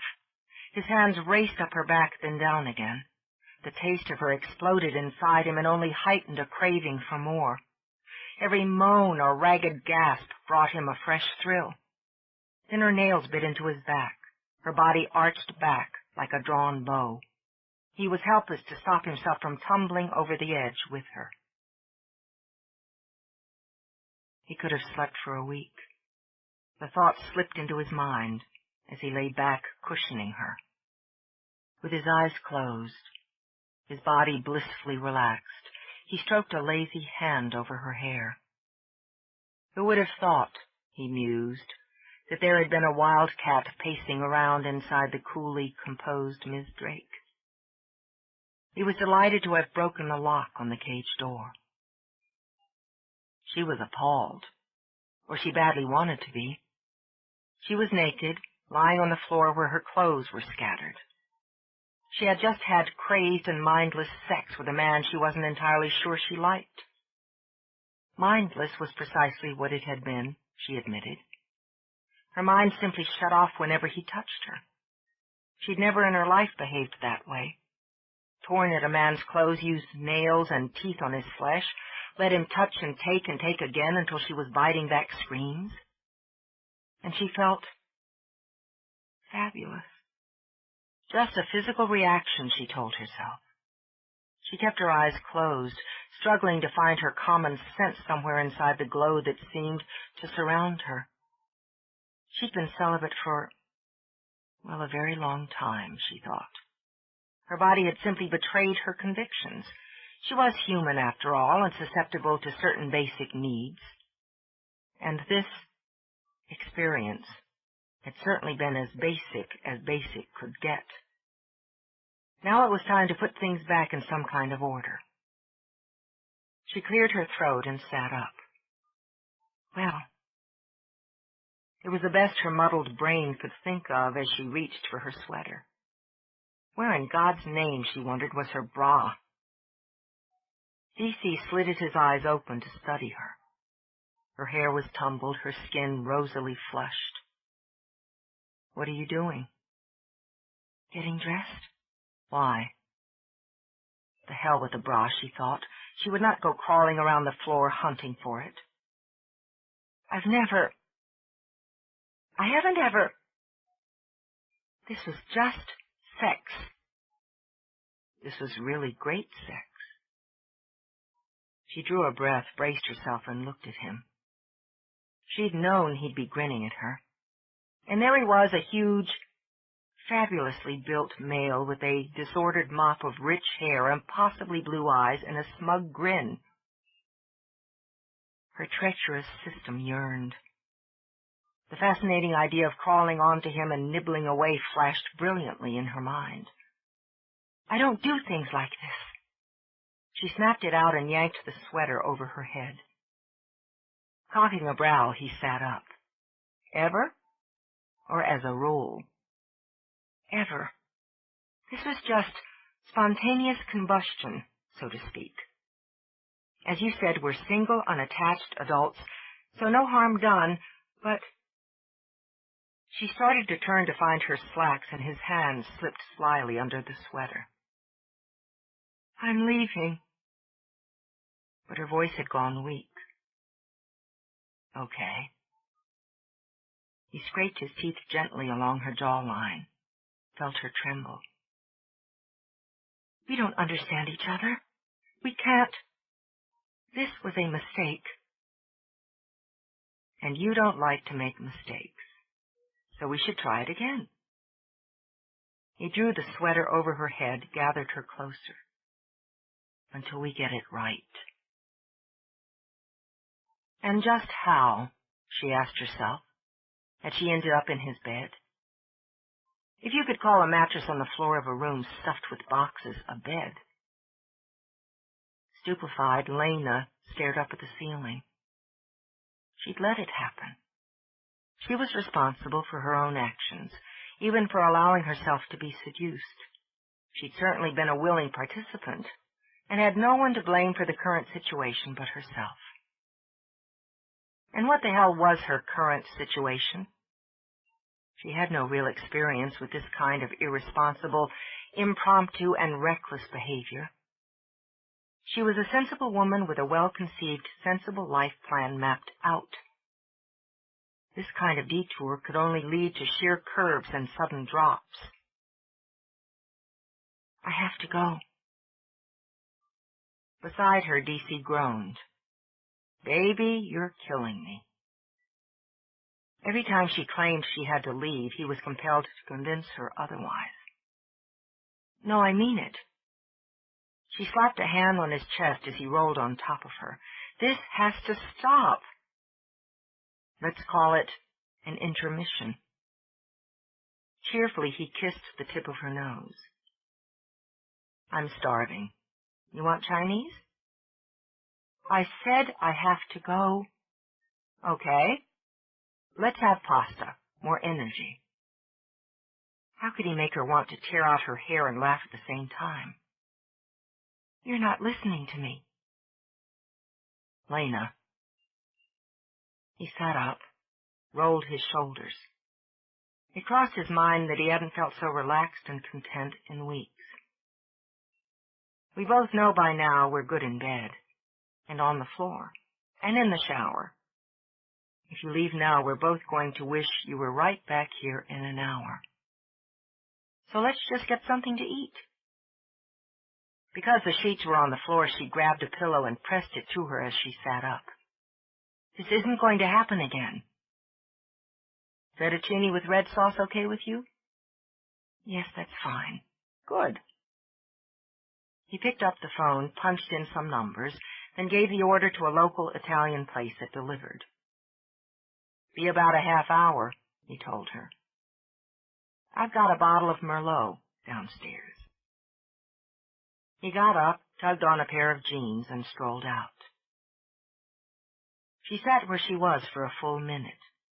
She'd let it happen again, she realized. With a sigh, she pushed back her hair. All right. She would do the sensible thing. She'd go down, have a civilized meal with him, and discuss the status. Then she would leave and never see him again. Chapter 7. You live like a pig. Lena sat in the kitchen, sipping Merlot and sampling pasta. DC merely grunted, broke a hunk of garlic bread in two, and passed her half. I keep thinking about getting a housekeeper, but I don't like people around when I work. You don't need a housekeeper. You need heavy equipment. How long have you lived in this apartment? Couple months. You still have things in packing boxes. He jerked a shoulder.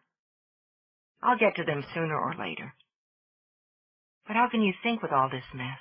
How can you work? He flashed that quick grin at her. My sister says it's because I was forced to accept order throughout a large chunk of my childhood. Somebody was always tidying things up in the White House. She arched an elegant brow. Don't you think you should be over that rebellious period by now? Apparently not. You like things in their place, don't you? Things were always in place when I was growing up. It makes life simpler. Simple isn't always satisfying. I think we can agree that we have little to no common ground, which is why this situation is a mistake. Being lovers isn't a situation. It's a fact. And just because you like tidy and I don't, doesn't have much to do with the fact that I want the bloody hell out of you. We can't possibly develop a relationship. Baby, we have a relationship. Sex isn't a relationship. Brows knitted, she wound more pasta around her fork. Seems to me we had something next door to a relationship going before we had sex. No. But it worried her because it was uncomfortably true. I don't want a relationship, not a serious one. I don't like what they do to people. Oh? He might have cocked a brow casually, but his eyes had sharpened. Some underlayer here, he thought, that made her soft green eyes cool again. Such as? People don't stick. And because they can't, they deceive each other, or ignore the deceptions. She hesitated, then decided the circumstances called for simple honesty. My family isn't good at maintaining healthy relationships. My parents have an arrangement that suits them, but it's not the kind of thing I'm looking for. The Drakes tend to be selfish, she decided, for lack of a better term. Being with someone on a serious level requires a certain amount of compromise and unselfishness. You had a rough childhood? He murmured. No. No. She let out a breath. It was boggy ground, trying to explain to someone else what you'd never fully understood yourself. I had a very good childhood. I had a wonderful home, opportunities to travel, advantages, access to an excellent education. D.C. shook his head. If anyone had asked him the same question, those items would have been bottom of the list. Even being raised in the fishbowl of world politics, he'd had love, warmth, attention, and understanding from his family. Did they love you? Your parents? Of course. But because she'd often asked herself the same question, she picked up her wine to wet her throat. We're not like you, your family. We don't have that openness of heart or that ease with displaying affection. It's a different way of being, that's all. Very different, she added, looking at him again. I remember seeing pictures of your family, you with your sister, your parents on the news. You could see the devotion. That's admirable, D.C. It's lovely. But it's not where I come from. She would wonder later if the wine had loosened her tongue, or if it had simply been the fact that he listened as well as he watched. My parents' marriage suits them. They lead their lives together and separately, and they keep their affairs discreet. Drakes don't court or tolerate scandal. I understand that, and I prefer avoiding entanglements. He wondered if she knew that her family made her sad, or if she actually believed that what she was saying, what she was feeling, was inevitable. You didn't avoid this one. That's exactly what I'm trying to do. And she wasn't doing a particularly good job of it, Lena admitted. Not when she was sitting in his ridiculously messy kitchen, wearing his ridiculously ragged robe. It's like the flowers, she began. What flowers? The pansies. My instinct was to plant them precisely, just so. She used her hands to demonstrate. Because it was ordered, it was logical. Yours was to sweep them out, crowd them together, tangle them up. Maybe you were right. They look better your way, more creative, but I deal with things better if I have a specific plan. She was, he thought, so earnest just then. It made him want to snuggle her on his lap. But you can change plans when you see the advantage of a different direction. And I avoid changing them if I see as many disadvantages. My plan is to concentrate on my career without distractions. I like being single. I like being solo. So do I. I also like being with you. I don't have a clue why. You're not my type. Really? Frost edged her voice. And what would your type be? Amused, he watched her as he enjoyed his meal. You're cultured, sophisticated, controlled, opinionated, with tendencies toward snobbery and aloofness. He continued to smile as her eyes flashed. You could say my type's the opposite. You're controlling, sloppy, arrogant, with tendencies toward irrational behavior and selfishness. You could say my type's the opposite. See, we cleared that up. Unoffended, he topped off her wine. But I still want you. I even like you for some odd reason. And I damn well know I have to paint you. If you think that flatters me. It wasn't meant to flatter you. I could flatter you, he said thoughtfully. You'd have heard it all before, though, and I don't like to waste my time. You're a beautiful woman, and that restrained sexuality is compelling. It's damn near brutal now that I know what's under it. We're both free, healthy adults with a basic attraction for each other. We're acting on it. It doesn't have to be any more or less than that unless we want it to be. She said nothing for a moment. What he'd outlined was perfectly sensible. She couldn't have said why it made her feel afraid and a little sad. And if we continued to act on it, we'd both have to recognize the limitations. I don't like the word limitations. It irritated him to have her use it just then when she was sitting across from him in his kitchen wearing the ancient and ratty robe his mother had given him for Christmas years ago. When the scent of the shower and the sex they'd shared was still haunting his senses. While we're sleeping together, we don't sleep with anyone else. Both of her eyebrows arched now at the edgy tone of his voice. I wouldn't call that a limitation, but common courtesy. Call it whatever you like. Nobody puts his hands on you but me. Just one damn minute, and if the MacGregor pushes Henry the banker at you, you just toss him right back. I don't know anyone named Henry. Frustration began to surface again. And I have no idea why you think your grandfather would push a banker on me. I don't need a new banker. It's a husband he'd be pushing on you. She choked, grabbed her wine, and drank hastily. I beg your pardon? It gave him some dark satisfaction to see the baffled shock on her face. I was going to explain it to you before we got distracted. He's taken to you. Henry? No, for God's sake, you haven't met Henry, have you? My grandfather. Lena set down her wine, lifted both hands. I'm confused. Your grandfather is a happily married man in his 90s. D.C. narrowed his eyes. You're not being deliberately soft-headed. Let's try again. The MacGregor likes you.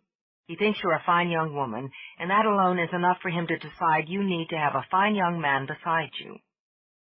You need to be married and having babies. It's all the man thinks about. I tell you, he's obsessed. Well, he never mentioned anything of the sort to me. He did say something in passing about your grandmother fretting because you had yet to settle down and raise a family. Ha! She jolted a little as D.C. slammed down his glass, then jabbed a finger at her. Ha! He said again. There you have it. My grandmother has nothing to do with it. It's him. He uses that to guilt us into doing just what he wants us to do. And before you know it, you're buying diapers. I've seen it happen before. He focuses in on one of us at a time, like a project. Then he drops the perfect match into our laps, pretends he had nothing to do with it. My cousins are dropping like flies into wedding bliss, but it's not enough for him. As long as there's one of us left unmarried, he'll be at it. The man's relentless. She waited for the tirade to pass. All right, I won't argue with you. You know him best, though I really can't see that he could maneuver intelligent adults into making a commitment like marriage. But be that as it may, she continued as D.C. sputtered, I have no intention of marrying anyone ever, so it has nothing to do with me. There's where you're wrong, and that's just how he'll get you. D.C. picked up his fork, wagging it at her before he scooped up more pasta. He's taken an interest in you, Lena. It's a relief to me as he's shifted his focus for a bit, but it's only fair to warn you. He'll be sly just to casually mention to you that he knows this bright young man. Then he'll find a way to arrange for the two of you to meet. And this would be Henry. It would. So you just tell the old meddler You're not interested in any Henrys." She couldn't resist and smiled sweetly. "A banker, you say? I wonder if he's tidy. Did your grandfather mention what he looked like?" "Oh, go ahead and joke. See if you're still laughing when you're talking to wedding coordinators." "I think I can handle a little attempt at matchmaking, and I'm flattered that your grandfather would be interested in my future." "And that's another way he wraps you up in a bow," Cece muttered. Lena considered for a moment, then pushed her plate aside, leaned forward. "So this is the reason you went berserk? Dragged me out of your parents' home and carted me down the street? All because your grandfather said he was going to introduce me to a banker? That sounds suspiciously like jealousy to me." "Jealousy?" His eyes flashed to hers. "That's the thanks I get for looking out for you. Insults." Coolly she rose, took her plate to the already overburdened sink. "Just an observation." "Then you need to have your eyes checked." "Whatever you say." She waved a hand in dismissal. "Tell me, have you ever actually run this dishwasher?" "I wasn't jealous. I was concerned." She slid her plate neatly into the rack of the empty dishwasher. "If I'd been jealous, I'd have threatened to break Henry into several small pieces." "I see." Since she was there, and so were they, Lena began to load the mountain of dishes into the washer. "Then I would have hunted him down and followed through." "Well, how exciting. Are you done with your plate?" She knew it was ridiculous, but she enjoyed the quick, wild thrill that whipped through her when he shoved back from the table and spun her around. "I'm not jealous. I'm territorial." "Fine. You use your term, I'll use mine." He snarled, lifted her up to her toes, then caught the glint of amused challenge in her eyes. He felt his lips twitch, then let out a laugh. "The hell with it," he muttered, and was grinning when he kissed her. But he wasn't jealous, he told himself later, much later, when he lay in the dark with Lena sleeping beside him. He was simply protecting what he'd decided to take as his, temporarily as his. He liked having her around, even though she'd browbeaten him into cleaning the kitchen before she'd let him talk her back into bed. He liked those cool, measured glances she gave him when they talked, and the hot, greedy stares she sent him when they were tangled up in sex. He liked the sound of her voice, cool again while they were discussing some point of art or music, husky when she said his name in the dark. And he was touched and sorry for the young girl she'd been, who'd had so little affection and fun in her life. Advantages, she'd said, but to his mind she'd had very few of those. And that lack of stability and love had made her cross off the possibility of one day having a family of her own. He found that terribly sad. Not that he was in a hurry for such things himself, he thought quickly. But one day, certainly, when the time was right, the woman was right, he'd want a family, children, a house filled with noise and color. He couldn't imagine not wanting all those things.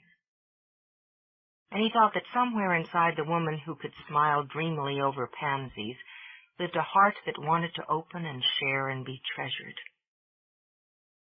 He could still see the way she'd looked in his old robe, the ragged sleeves neatly rolled up, her feet bare, her hair brushed smooth, her mouth full and naked. And that earnest look in her eyes as she'd explained to him why nothing could really begin between them. Now she was curled beside him, wearing one of his T-shirts against the chilly spring night. They'd discovered at least one point of common ground. They both preferred sleeping with the windows open. No, he wasn't jealous, he assured himself as he wrapped a proprietary arm around her and drew her close. He was simply enjoying her, for as long as it lasted. Chapter 8 D.C. stepped back from the portrait and stared, stunned at what had come out of him onto the canvas. He had no false modesty about his work. In fact, more than once he'd been told that he carried an often annoying confidence when it came to his art. He painted what he felt, what he saw, what he knew or wanted to know. It was a rare thing for him to turn away disappointed from a completed painting. It was rarer still for him to be overwhelmed with something he'd created with his own heart and hands. But Lena overwhelmed him. He hadn't worked from a sketch, but from memory, a moment in time that had lodged in his head, settled there and had refused to be shifted aside until he'd recreated it. He'd intended to work on another watercolor, keeping the colors cool, the tone reserved. That was her image, after all, her style, her type. But he'd found himself prepping the canvas for oil, choosing vivid tones, bold hues, sweeping strokes. He'd painted her in bed, her bed. They'd spent more than a dozen nights together now, some in hers, some in his, and most usually in a frenzy of hunger he'd come to acknowledge baffled them both. She looked back at him now. The eyes he'd painted were heavy, the mouth soft and faintly curved in female awareness. Her hair was smooth and sleek. He remembered how she'd combed her fingers through it to straighten it, a habit of hers as she'd sat up with the tangled sheets pulled around her. And she'd turned her head. Why that single instant still lived so vividly in his mind he couldn't say. That simple turn of the head, that hint of a smile, the way the lamplight had slanted across her shoulder. And she'd crossed an arm over her breast, not so much in modesty, he thought, but again in habit. That moment of sexual punch, of quiet reserve, of casual intimacy refused to leave him. Out of it, he'd created something more than he'd ever done before. It lived. It knew him. And even as he looked into it, it looked into him. "Who the hell are you?" he murmured, shaken because he thought he'd known and was no longer sure. With something close to fury, he tossed his brush down and stalked to the window. When had she gotten inside him this way? How had he let it happen? And what the hell was he going to do about the fact that he was falling in love with a woman he wasn't even sure existed? How much of what he'd painted was Lena, and how much was what he wanted from her? He wasn't entirely sure of what he wanted from her, but he knew it wasn't just a body in the night. It had never been, no matter how hot the need. She was already a part of his life, and he of hers, though neither of them seemed able to admit it. She'd nudged him into unpacking boxes. He'd bought her a flat of snapdragons and had pushed her into planting them willy-nilly along the border of her patio. Then they'd sat in the fragile light of dusk and admired the results. He'd bought a bed, a real one, then had let her convince him to go with the twisty brass headboard, though he'd feared it would look too feminine. She'd been right. It had suited the room perfectly, and he'd enjoyed thanking her for her perception the minute the bed had been in place. They went to the opera, a street fair, a ball game, and the ballet. For some reason, those mix of styles and tastes seemed to slide into a perfect union. Impossible, he reminded himself. It wasn't the right time, and she wasn't the right woman. Then he saw her walking down the sidewalk in long, graceful strides. She'd changed from work, he noted. She habitually wore some trim and stylish business suit during working hours. Now she was in slim linen-colored trousers and a tailored shirt, the color of ripe limes. She carried an enormous shopping bag with the Drake's logo, and looked both ways, he saw with reluctant amusement, before she crossed the street. Even as he told himself he wanted to be alone, he pushed open the window and leaned out. The sound had her glancing up, stopping. She lifted a hand to shield her eyes from the sun, and though she knew it was ridiculous, suffered a sharp sensory shock from the sight of him. His shoulders all but filled the opening. "Hello." She smiled and tried not to squirm. He was staring at her so intensely. "Are you still working?" He hesitated, knowing if he said yes, she'd politely go back the way she'd come. They didn't tread on each other's working hours. "No, come on up." She had a key. That was something else he suddenly realized had happened without either of them planning it.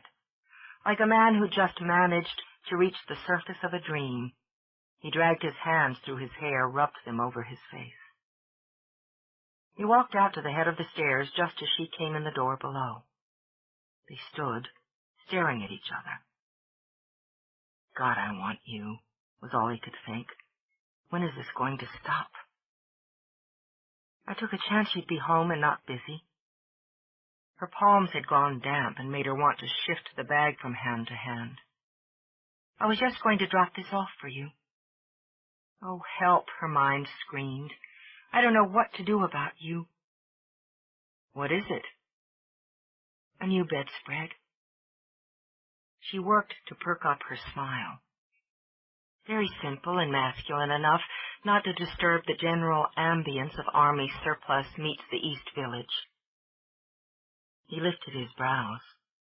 She had already taken to ordering the place. It didn't bother him. He didn't mind living with tidy as long as he wasn't required to do the tidying. "That's domestic of you. Bring it on up." "It was on sale," she said stiffly now. "If you don't care for it, you can use it for a drop cloth. Either way, it's better than that rag you've been using, though of course you never bothered to make the bed." When she reached the top of the steps, she shoved the bag at his chest. "You're welcome." "I haven't thanked you yet. I would have if you hadn't been so busy lecturing me." "That wasn't a lecture. It was a comment." He dropped the bag and grabbed her hand before she could turn and march back down the steps. "Where are you going?" "Home.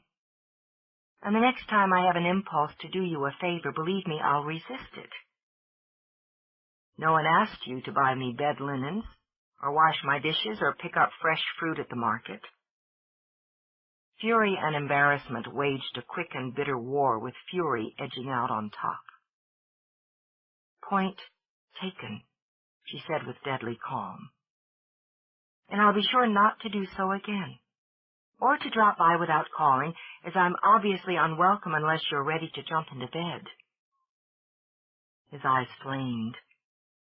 Temper clawed so viciously at his gut that he forced himself to take a step back. "This isn't about sex." Unable to trust himself, he turned on his heel and stalked back into his studio. "Oh, isn't it?" The hurt and anger were huge, pushing her forward and over the threshold of an area of his life where she'd yet to be invited. "What, then?" she demanded, striding into the studio behind him.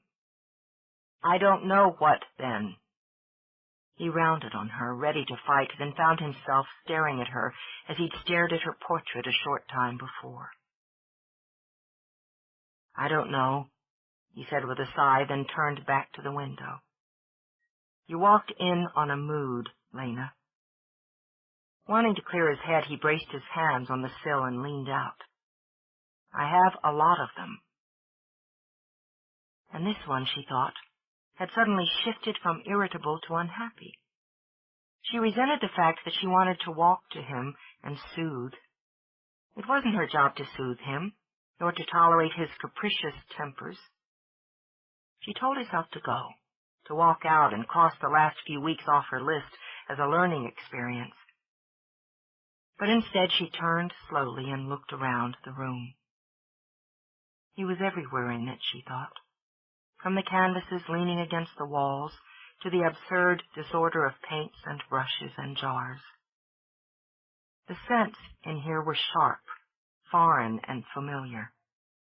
His scent, that combination of male, animal, and soap.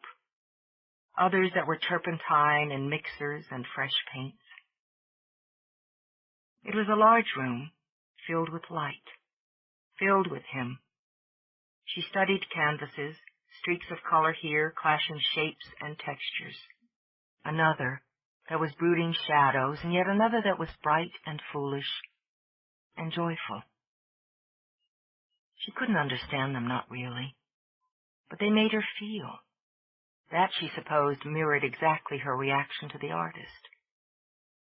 Moods, yes, I see. She wandered to an easel. You have a number of them. That would be part of what makes you what you are.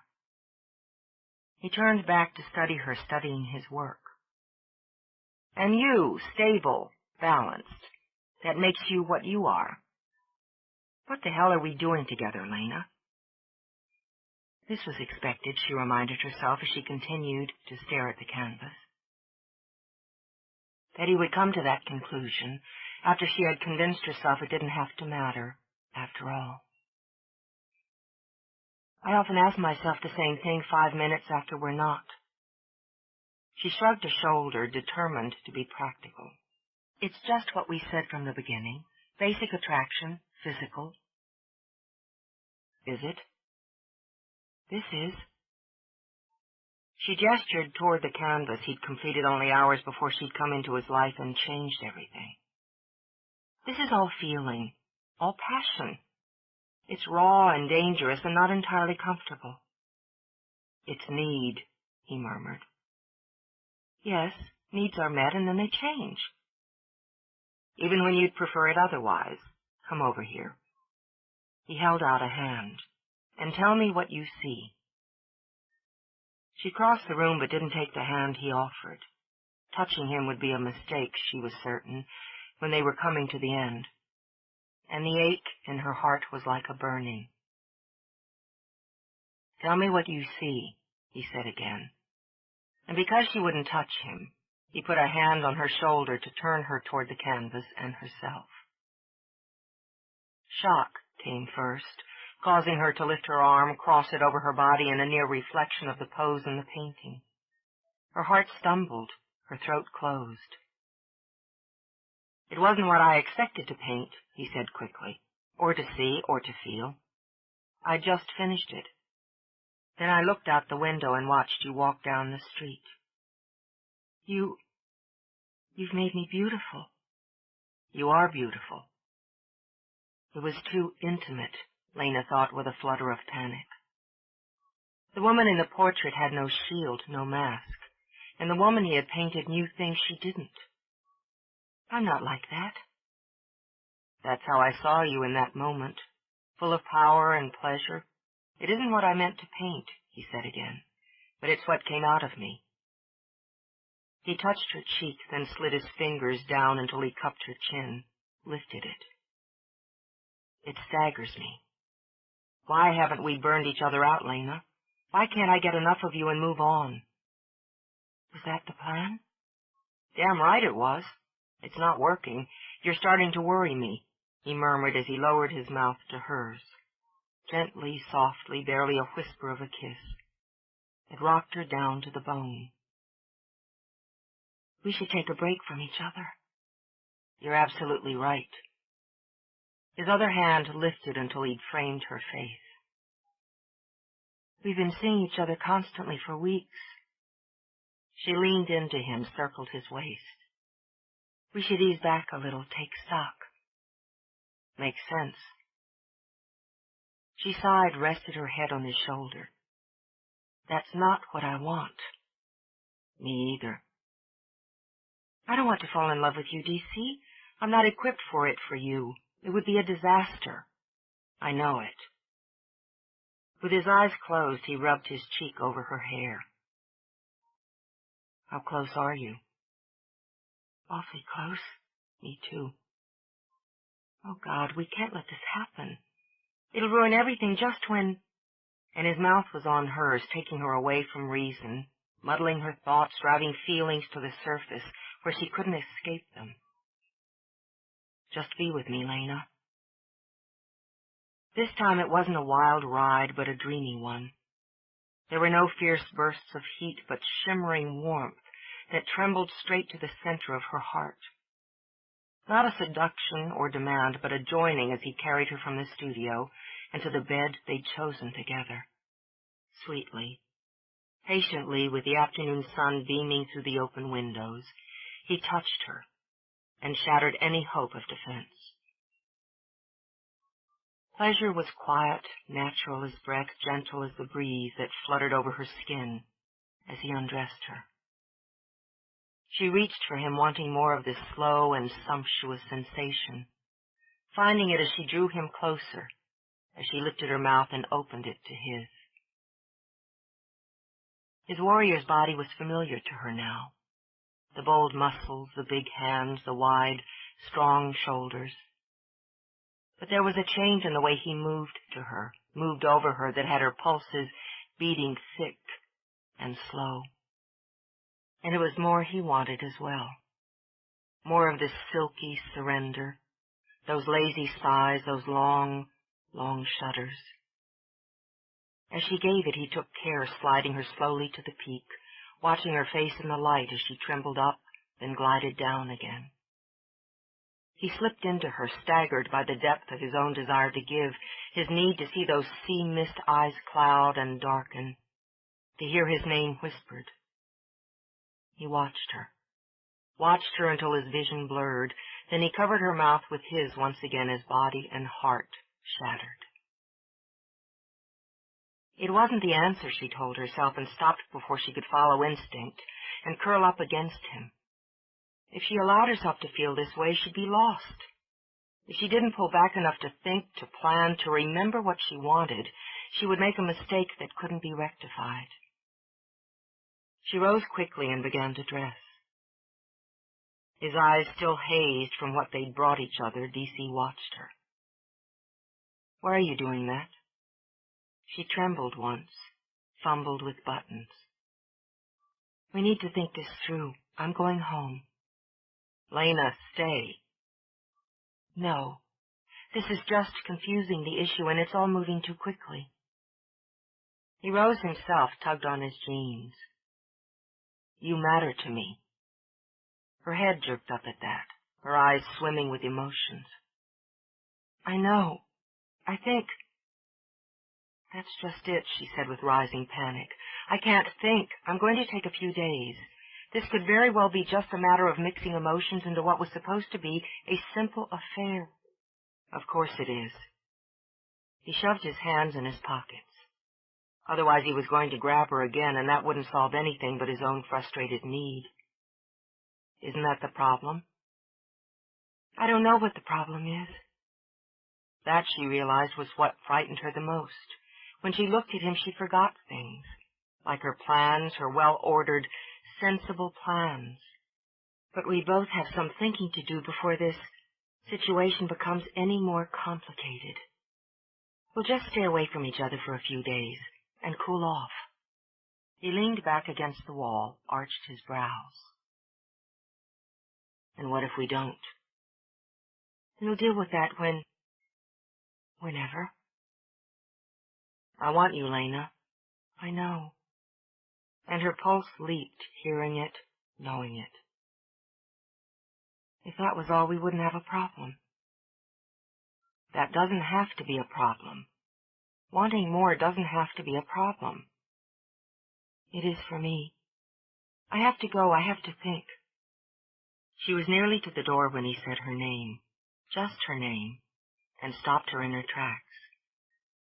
She didn't turn around, didn't dare, and with a quick shake of her head ran down the stairs and away. He thought about going after her. He could catch her before she got outside, talk her back into his apartment, drag her back if necessary, then take her to bed again. They didn't have any complications in bed. And then what? He swore, pushed away from the wall, and stalked back to his studio. He avoided the window. He didn't want to watch her walk away. Instead, he studied the two canvases, Lena and need, and wondered how they had come to be the same thing to him. Chapter 9. She didn't go home. It was odd when she was so content there that it was the last place she wanted to be. Damn it. She'd been happy on her own, thrilled with her life and her work. Her ambitions had been simple and straightforward.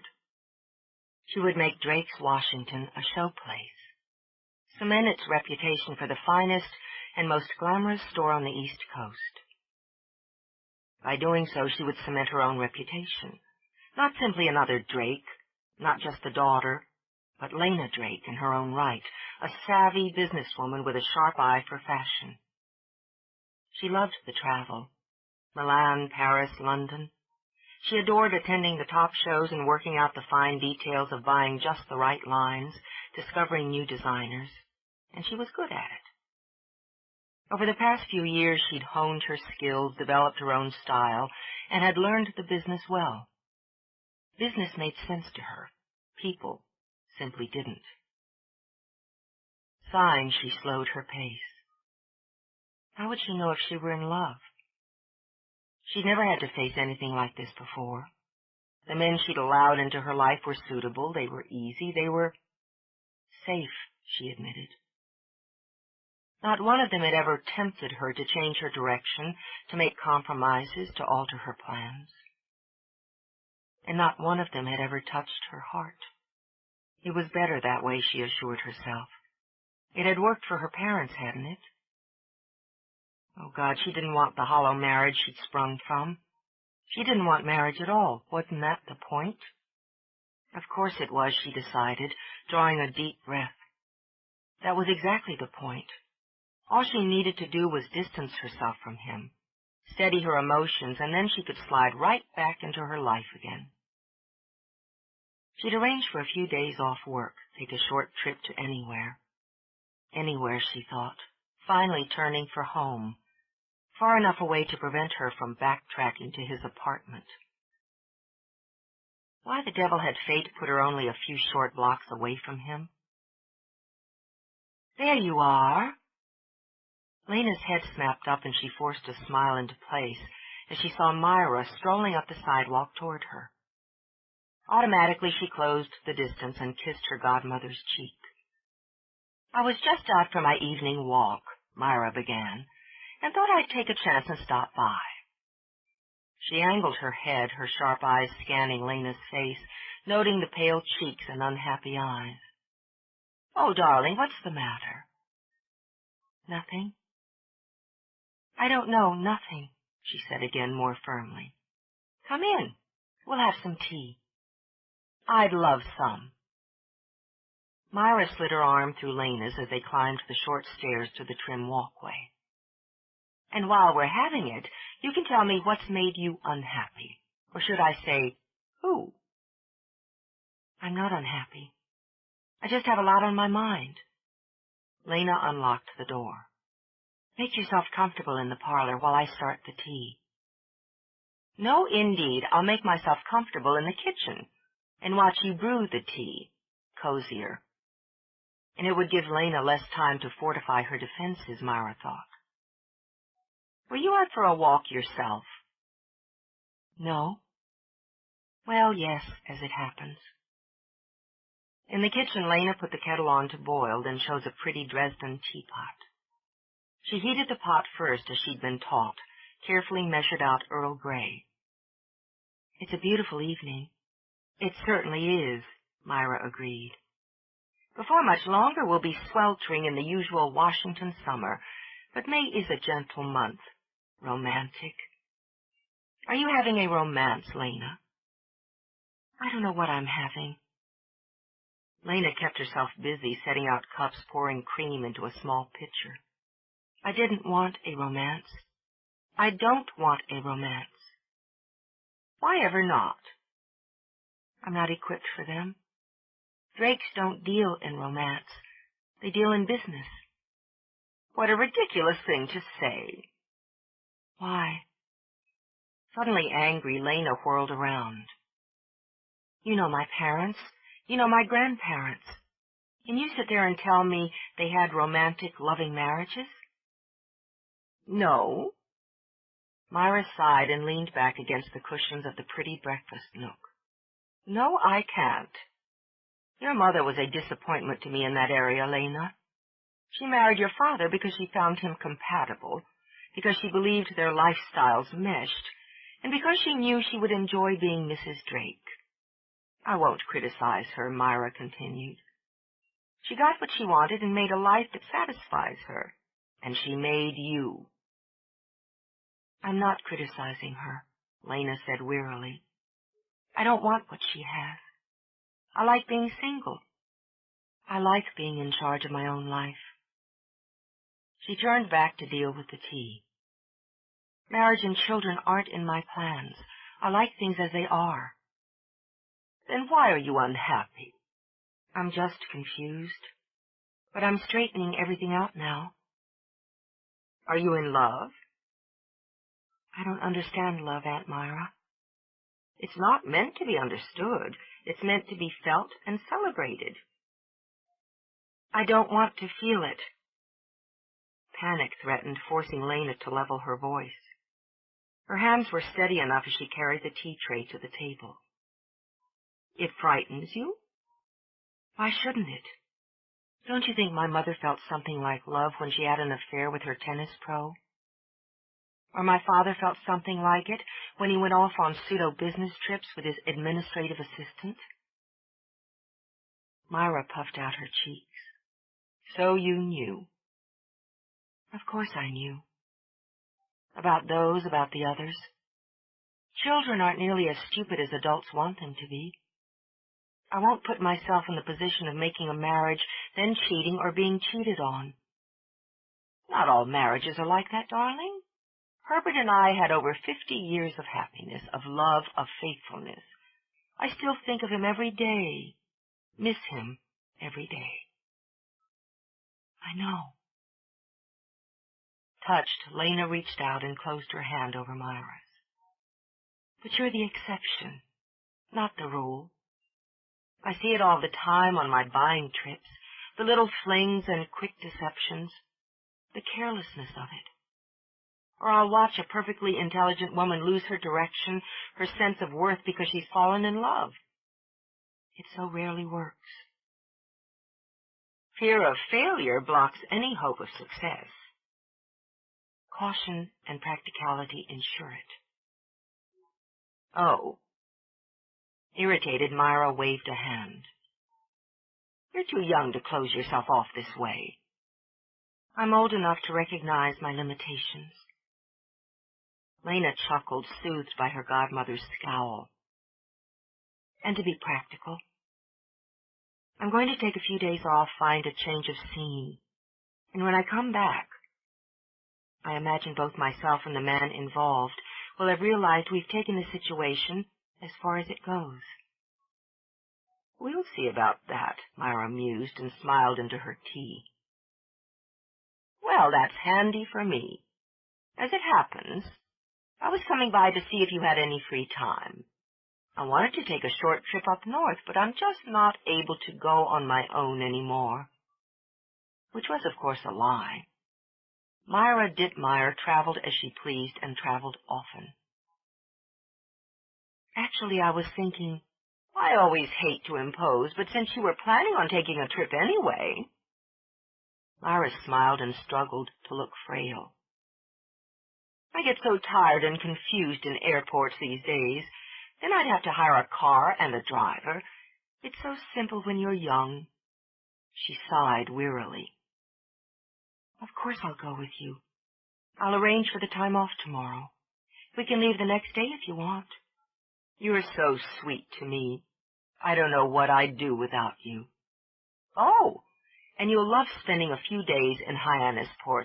Daniel and Anna will love seeing you again. The MacGregors?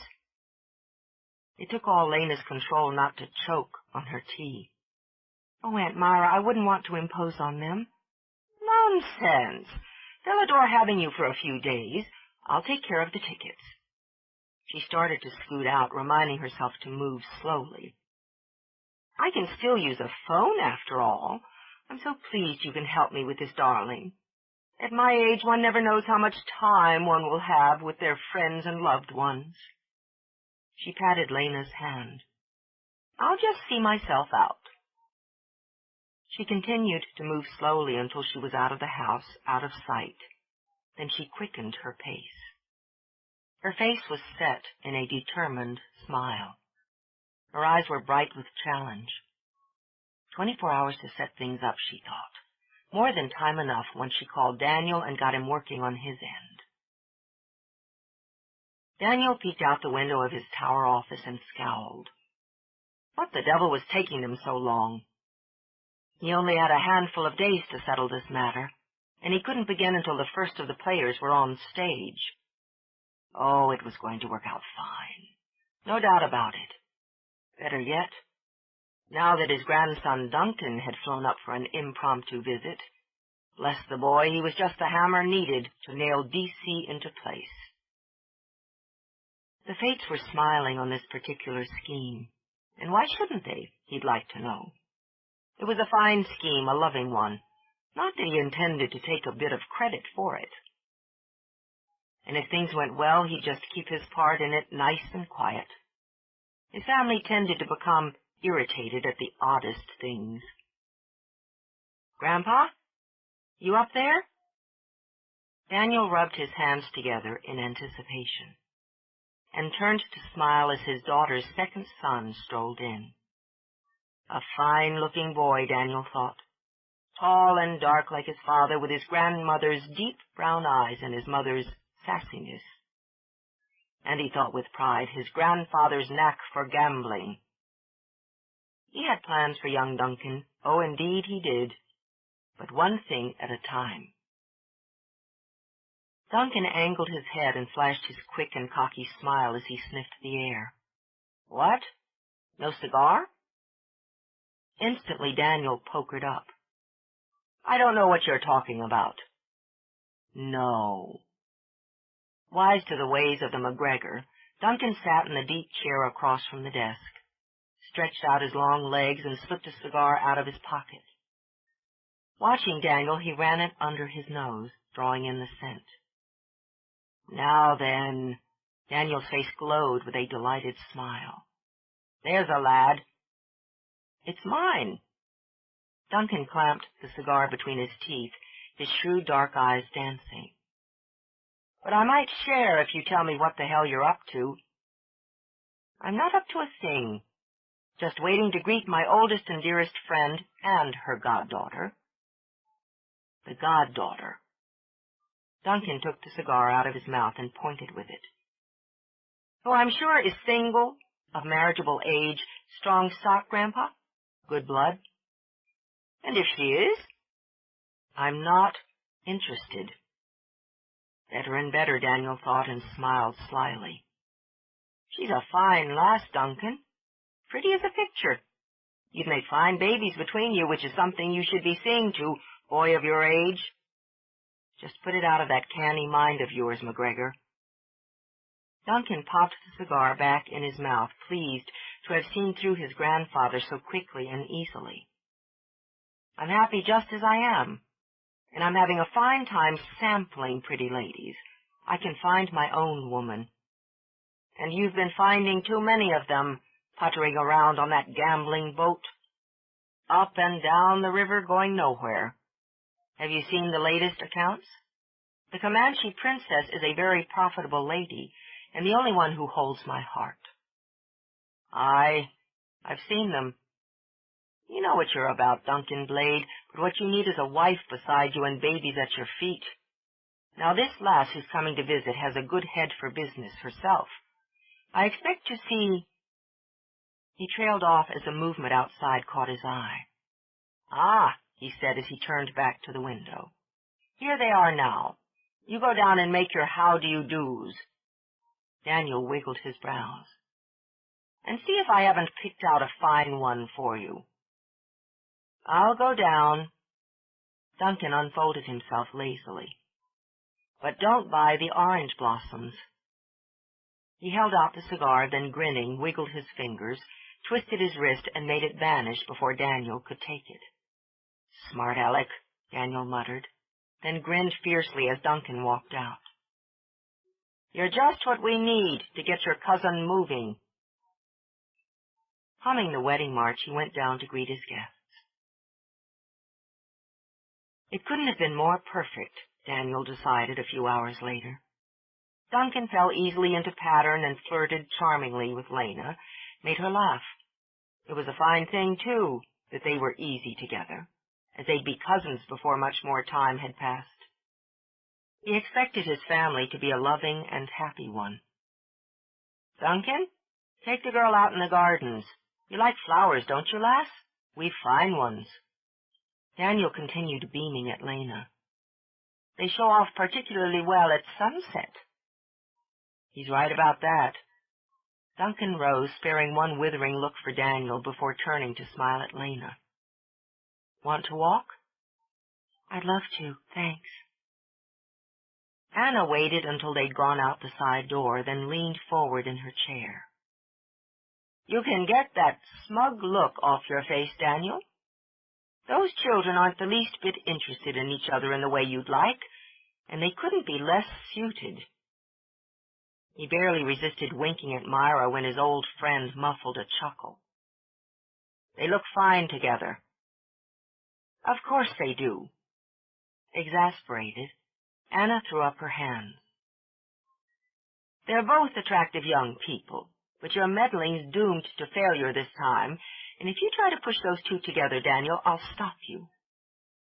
She lifted a finger before he could bluster. They're not right for each other. Any fool can see that poor girl isn't happy. Well, she'd be happy enough if she wasn't so stubborn. Daniel sniffed. Needs to think with her heart for a change. Like someone else I knew more than 60 years ago. And we'll see if she isn't smiling when she leaves here in a few days. After those 60-plus years, Anna knew when to stop beating her head against the stone wall of Daniel's determination. She turned to her friend. Myra, surely you can see that this is a mistake for Lena. I just want her happy, Anna. The child is just waiting to open her heart. Not to Duncan, Anna said firmly. You saw for yourself the way she and D.C. looked at each other. If she's not in love with him, she's well on the way. And the two of you shoved them together hardly more than a month ago. Putting Duncan, who can charm the stars from the sky, in her way just now is a disaster waiting to happen. At Myra's burst of laughter, Anna's eyes narrowed. She took a deep breath and shifted her gaze from her husband to her friend. Oh? What have the two of you done? Just set a stage, so to speak, Daniel told her. And D.C. will be walking on to it tomorrow. D.C.'s coming? Anna shut her mouth, sat back, considered. Then she nodded. Good. Good? Having braced for a lecture, Daniel goggled at her. Good, you say? Yes, I do. For once I agree with you, though I don't approve of your tactics, Daniel, and we'll discuss that later. A smile tugged at her lips. It's going to be a very interesting couple of days. Chapter 10. The last thing D.C. expected to see when he stepped out of his car in front of the fortress the MacGregor had built on the cliffs over the restless sea was his cousin with his arms slung companionably around Lena's shoulders. The misery that had dogged him all along the trip north turned abruptly and viciously to bright green fury. Lena's hair was windblown, her cheeks flushed. He imagined they'd just come from a walk on the cliffs, and the image infuriated him. Even as he watched them, Lena stopped, stared, and that pretty color that had glowed in her cheeks drained. Hey! Delighted, Duncan grinned and moved forward to give D.C. a hard hug and a slap on the back. I didn't know you were heading up. Obviously. What the hell is this? His eyes, sparking with blue fire, stayed on Lena. I came up with Aunt Myra for a few days. I had no idea you'd be here. You left town without a word. I said I was going to take a few days.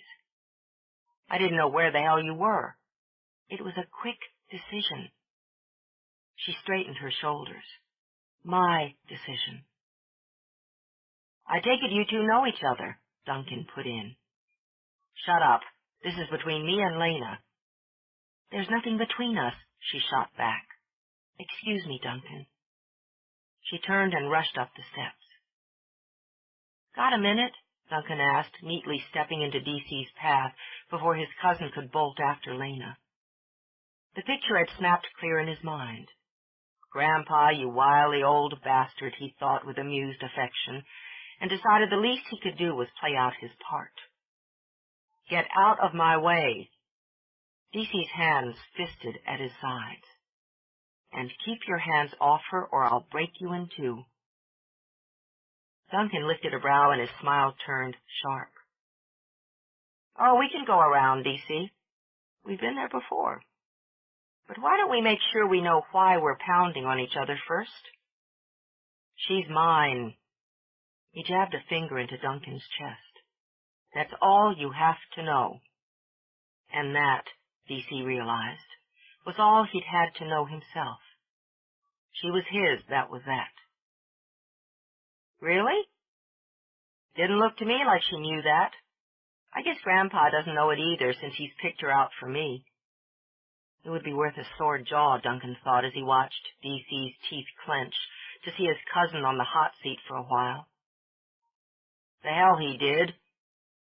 He thinks we'll suit, Duncan said easily. He could even be right. She's gorgeous, smart, easy to talk with. Then there's that sexy laugh.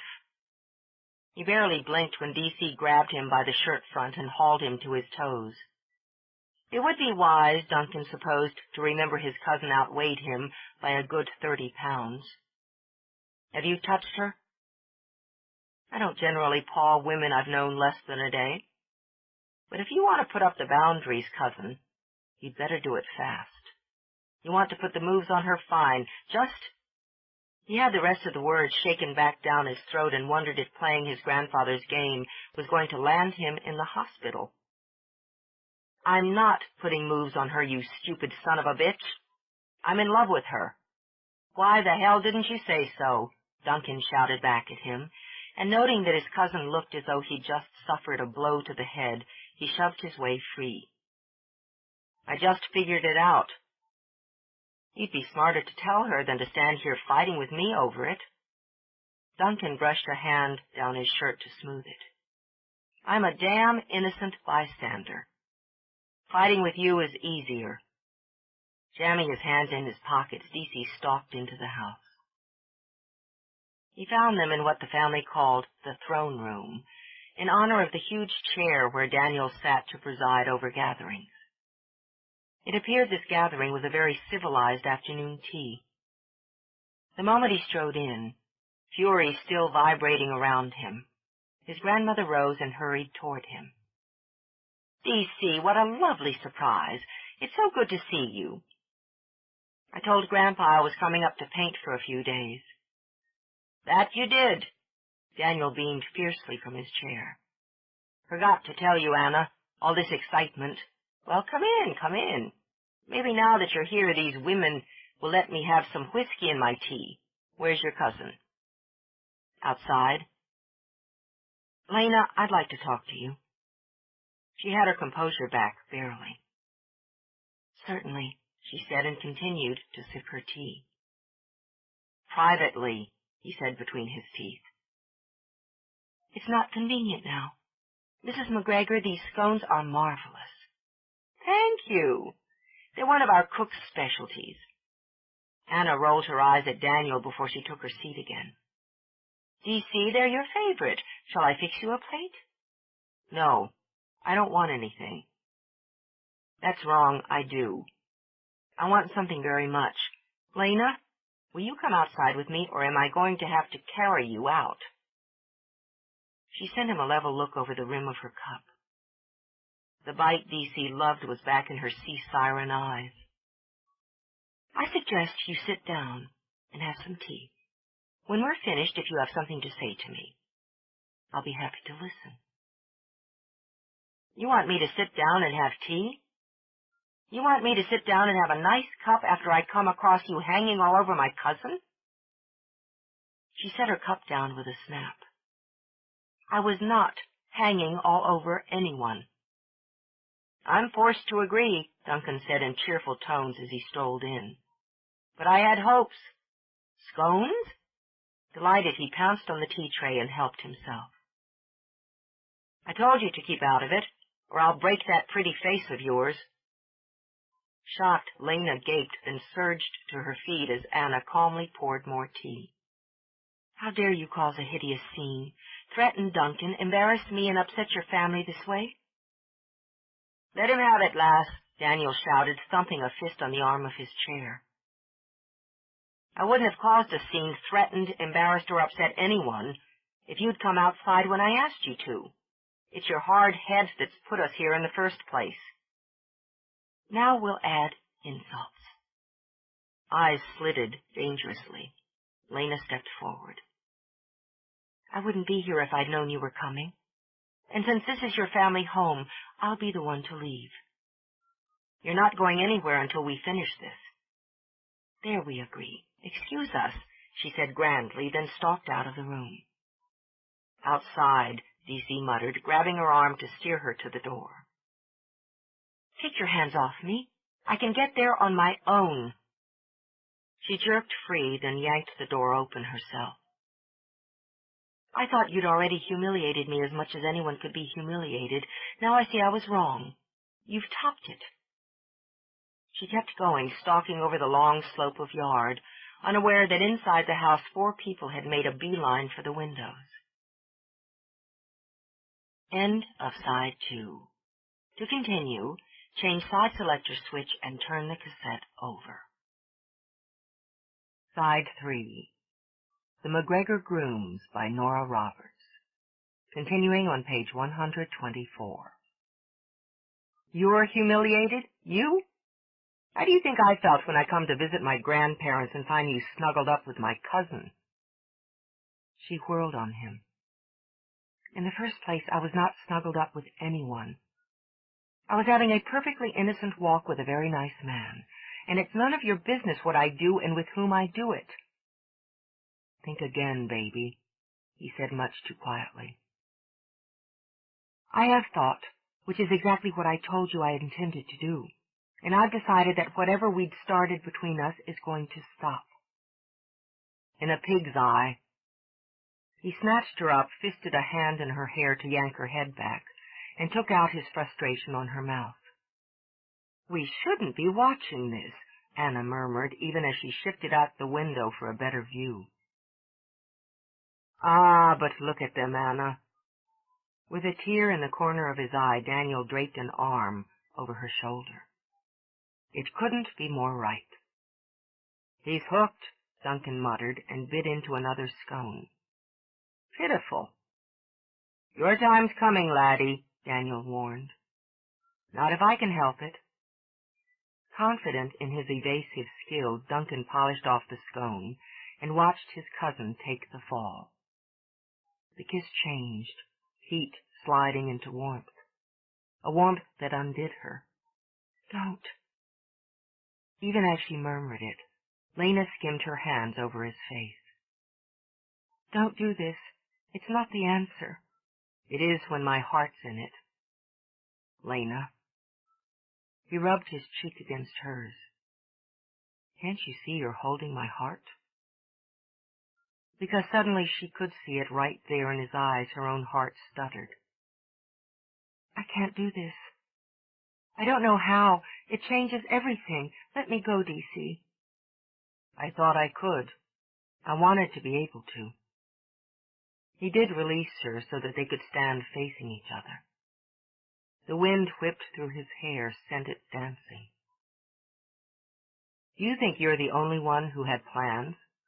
You thought they knew exactly where they wanted to go and how to get there? I didn't want this. I didn't want you. Now there's nothing else but you. It can't work. It was fine as long as we just wanted each other, as long as it was that simple. There's nothing simple about the way I want you. And if you felt that way, why are you crying? He reached out, his big hand painfully gentle, to brush a tear from her cheek. I'm holding your heart, too. I won't hurt it. You can say that. You can believe that because of what you come from. Your family is so lovely, so loving. Mine's empty. It's a name. It's a way of living. You're not your parents. No, but... And neither of us are exactly the same people we were when we met, are we? She crossed her arms over her chest, gripped her forearms. No, we're not. We've already started to make compromises, to build something together. We've already let each other in, Lena. We didn't notice it right off because it was right. It was just right. I love you. He cupped her face gently. You can look at me and see that. Yes. It thrilled and it terrified. I want you too so much, but what if it doesn't work, if I can't make it work? What if you walk away now and we never try? I'd be back where I thought I wanted to be. She drew a deep breath, let it out slowly. And I'd be incredibly unhappy. I don't want to walk away from you or from us. Joy shimmered just under his heart and his lips curved. Then take that walk with me. He closed his hand over hers, linked fingers. We won't always want to go in the same direction or at the same pace, but we can end up where we both need to be. She looked down at their hands. So different, she thought. Hers narrow, his wide. Hers almost delicate, his so strong. But look how they fit together. I've never been in love. She lifted her gaze, looked into his eyes. I could always stop it. It never interfered because I wouldn't let it. But I couldn't stop it with you. It made me so angry, so unsettled, that I wasn't able to just step back and say that's far enough. But it's not far enough. Her fingers tightened on his. I want to go a lot farther. He lifted their joined hands to his lips. No one mattered before you. Marry me. Let's make a life together. I think we've already started to. She brought her free hand to his cheek. It just took a while for me to realize it's exactly the one I want. I'd say that's a yes. Her smile bloomed. I'd say you're right. She laughed when he scooped her off her feet and spun her in circles. Let's tell the family. DC kissed her hard and long, then spun her around again. It'll do the MacGregor good to see he can't maneuver all his grandchildren into taking the matches he picks out for them. Not my type, DC said. Ha! And kissed her again. Inside, Daniel wiped a tear from his eye. From the private memoirs of Daniel Duncan MacGregor.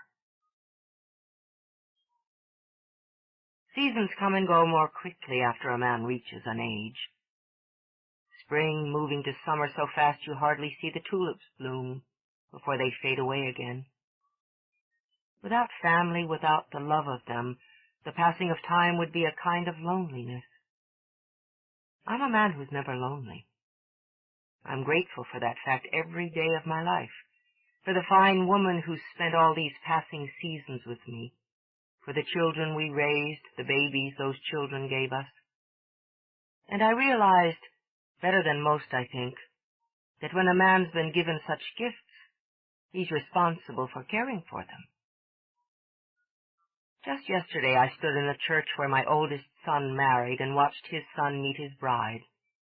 Seasons pass, and generations with them almost as quickly. I know what my boy felt watching his boy take that next step in life. The pride, the bittersweet loss, the hopes for the future. Well, I could have told my Alan he's no need to worry about the future of DC and Lena. I'd chosen them for each other, hadn't I? Not that we'll mention that outside the hearing of a few select ears. My grandson can have his smug belief that he did the deed all on his own. He'll be a better man for it, I imagine. A fine couple they made, the prettiest of pictures as they exchanged their rings and candlelight. D.C. looking more than a bit, I'm thinking, like his grandfather did 60 years back, and Lena elegant with the MacGregor tartan on her dress and the MacGregor veil over her golden hair. The babies they'll make for me. Well, for their grandmother, of course. She's already making noises about it. The woman has no patience. Now that we've seen them off on their honeymoon and seen the bond between them, we'll leave them to start to build their life together. Today I walked on the cliffs with my Anna. Below us the sea tossed, as restless as ever, and above the sky was a clear summer blue. I felt the wind on my face, and Anna's hand in mine. Many's the time we've walked that walk together. From the cliffs, I could see the house we'd built. Some call it a fortress or a castle. And it's some of both those things. A bold place it is, made of good native stone, with proud towers and strong lines and the crest of my clan over the front door. A man doesn't forget his roots. But most of what it is home. The place Anna and I fought our battles, made love, and our children, where we raised them and watched them grow. It's a home we share still, though the children have children and some of them have children of their own. Thanks to me, of course. I'm happy to have set those who belong to me on the right path. Home and family. Whatever a man or a woman makes in this life, that is the base, the foundation of everything else. So where are the rest of my great-grandchildren, I'd like to know? Not that we haven't made some progress there, but a man can't live forever, not even a MacGregor. I've seen 5 of the children of my children wedded now. And the babies that is Anna, frets for are coming along. We have 4 bairns to fuss over and 2 more on the way. And a joy they are to us, if only they'd visit more often. But children must have their own lives after all. That's what I'm seeing to, in my own fashion. I'm arranging for young Duncan, the second son of my lovely Serena and our handsome Justin, to make his life. Oh, the lad thinks he has one, and just the way he wants it, too, sailing up and down the Mississippi on his gambling boat, free as a bird. Oh, a clever boy is Duncan Blade, and a charmer as well. He runs the Comanche Princess with a steady hand, for there's good business sense behind that quick, sly smile. And woe to the man who sees only a pretty face and crosses him, by God. The boy carries MacGregor blood, after all. No prim, shy miss would do for him. He needs a woman with grit, someone with sass, and I've just the one.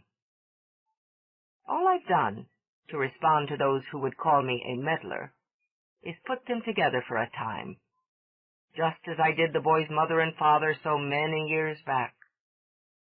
Makes me sentimental to think of it. And it's like a circle closing, isn't it, to give my daughter's son the same opportunity? We'll see what he does with it. And if he doesn't do it fast enough, why, I believe Anna and I might enjoy a few days on the river. I'm a gambling man myself. Part 2. Duncan. Chapter 11. Duncan Blade played the odds. Whether they were long or short didn't matter as long as he knew them, and the pot was rich enough. And he was a man who liked to win. Gambling was in his blood, both from the MacGregor Scot and the Comanche Blade. Nothing suited him better than running the Comanche Princess. That in itself had been a gamble. His parents had dealt in hotels of the stationary sort all of his life. Atlantic City, Vegas, Reno, and more. The riverboat had been Duncan's dream, one he'd conceived, planned, and nurtured. He understood his family trusted him to make it work. He had no intention of disappointing them. From the docks in St. Louis he stood, hands tucked in his back pockets, and studied his true love. The princess was a beauty, he mused, with long, graceful lines, wide decks, and fussily fashioned railings. She had been built to replicate the traditional riverboats that had once steamed up and down the river, carrying passengers, supplies, and gamblers.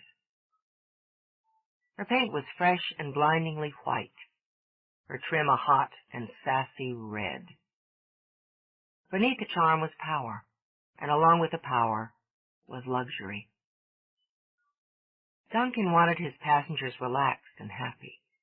The food would be plentiful and first class, the entertainment top of the line. Cabins ran from cozy to sumptuous. Each of the 3 lounges provided stunning views of the river. And the casino? Well, the casino was, after all, the heart of it all. Passengers paid for the ride and for the chance to win. The princess would sail from St. Louis to New Orleans, with stops along the way in Memphis and Natchez. Those who chose to stay on board for the full 2 weeks from north to south and back again wouldn't be bored. And whether or not they disembarked as winners, Duncan knew they'd have gotten their money's worth. For now he had the anticipation of another run. Around him crew worked to load cargo and supplies in the blistering July heat. He had paperwork to do, details to check, but he wanted to take this moment to watch the action. On board, more crew members were swabbing decks, freshening paint, polishing brass, and cleaning glass. The princess would sparkle by late afternoon, delighting the passengers who streamed up the gangplank.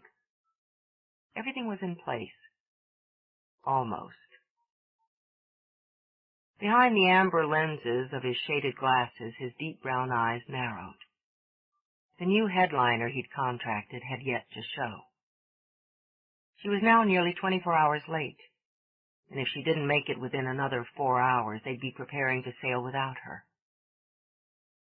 Annoyed with having his enjoyment of the moment spoiled, Duncan pulled the flip phone out of his pocket and once again called Cat Farrell's agent. He paced the docks as he waited for the connection, his strides long and loose.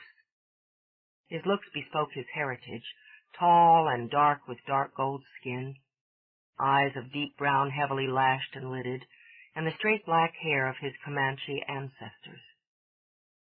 His face was narrow, sculpted with high, sharp cheekbones and a long, straight nose. The mouth was firm and full and given to quick smiles. But he wasn't smiling now. "Cicero? Blade. Where the hell is my talent?" Brooklyn jangled through the receiver as Cicero whined an answer. "She ain't there yet? Hey, I'm telling you, the kid's reliable. Something slowed her up, that's all. She'll be there, and she'll knock you out, I guarantee." "Pal, you guaranteed me she'd be here yesterday at noon. She's got her first performance tonight. Don't you keep in touch with your clients?" Sure, but Cat, well, she goes her own way. Worth every penny you're paying her, though. More. You got her while she's climbing. Give her another year and—" "I don't give a damn about next year, Cicero. I deal in the now, and right now I don't see your client." "She'll get there. She'll get there. Look, your brother liked her fine. She blew them away in Vegas. My brother's a lot more tolerant than I am. You get her here in 1 hour, or I start by suing your butt off for breach of contract, and then I'll get nasty." Duncan disconnected on the resulting sputters, slipped the phone back into his pocket, and started across the docks toward the boat. His brother Mac had indeed approved of Cat Farrell, Duncan thought, and he trusted Mac's judgment without question. Otherwise, he wouldn't have been so quick to take his grandfather's additional glowing recommendation of her and hire her without an audition. She looked good. Damned good, he thought, bringing the image of her photo to his mind. Sleek and sexy. And the demo tape Cicero had sent him proved she had a voice to match. But that wasn't doing him any good if the bloody woman didn't show. The teenager striding toward the gangplank caught his attention. Battered jeans, lopsided backpack, scarred tennis shoes. A zebra print baseball cap was pulled low over her forehead, and round-lensed dark glasses were perched on her nose. He let out a sigh. It was a pity he thought that kids didn't have more of a sense of fashion. He lengthened his stride to cut her off before she could board. Sorry, honey. You can't go on there. No passengers until after 3, and you'll need your parents with you to get on. She shifted, stood hip-cocked, and tipped down the little sunglasses with one finger. He felt a quick jolt seeing the eyes behind them. They were a pure and piercing green, with a thin shimmer of gold circling the pupils.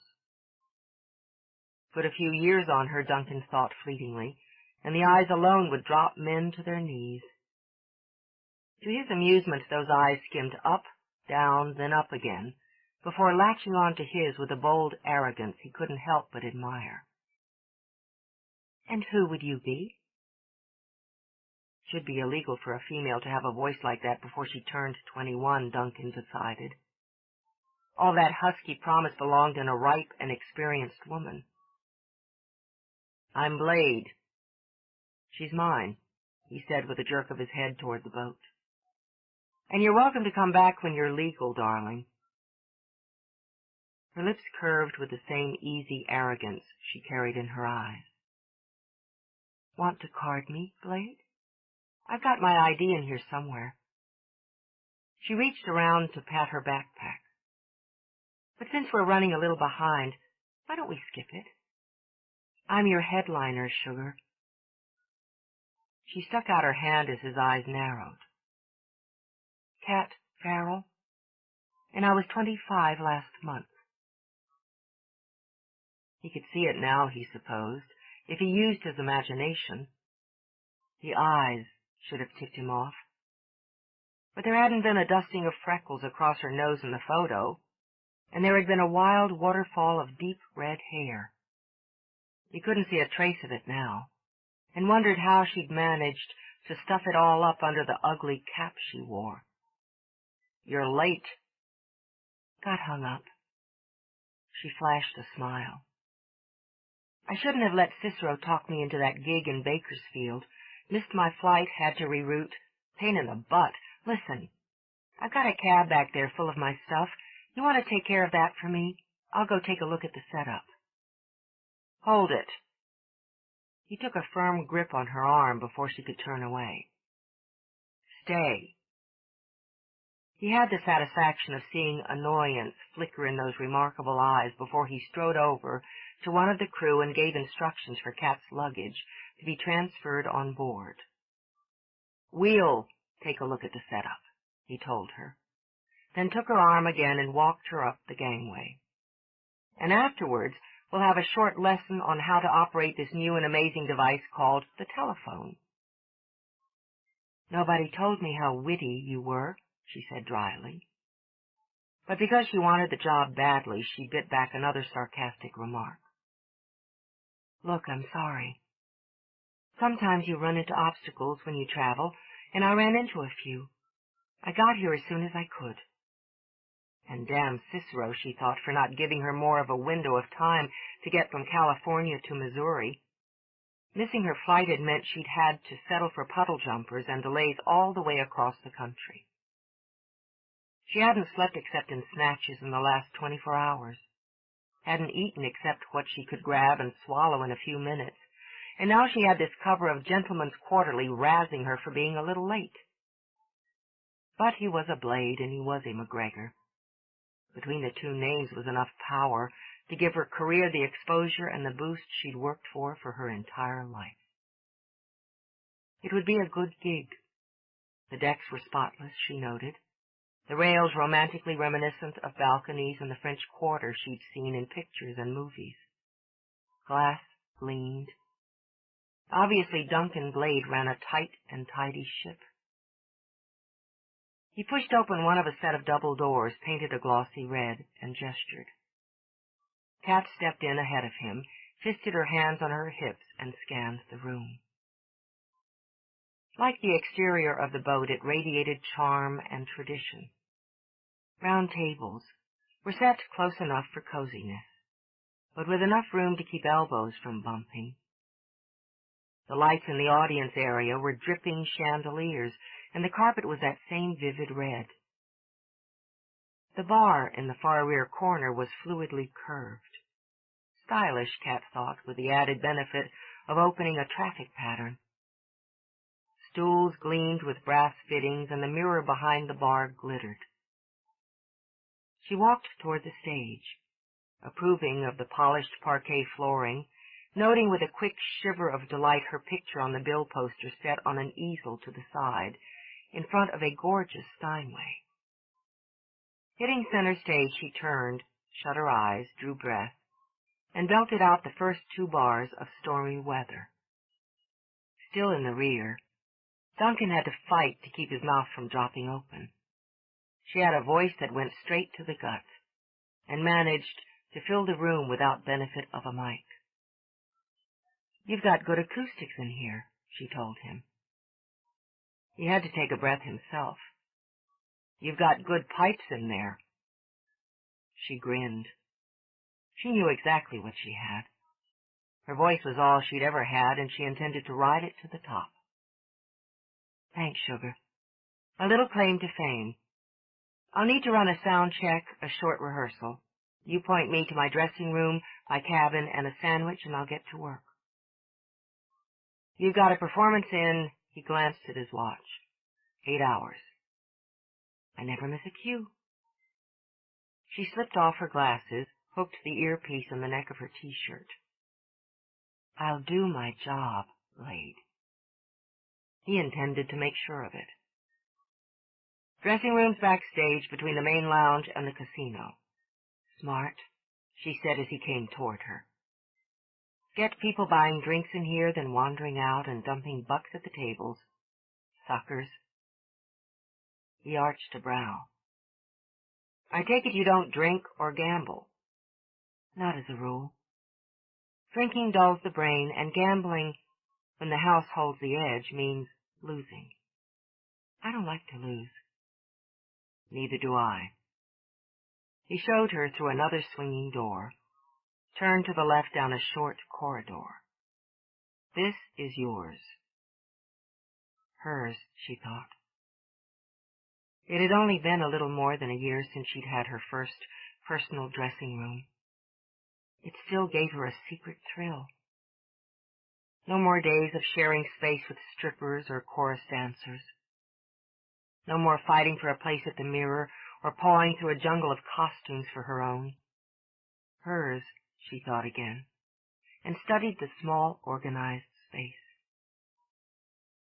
Lighted mirror, long counter, padded stool, clothes rack, and God bless America, a neat sofa.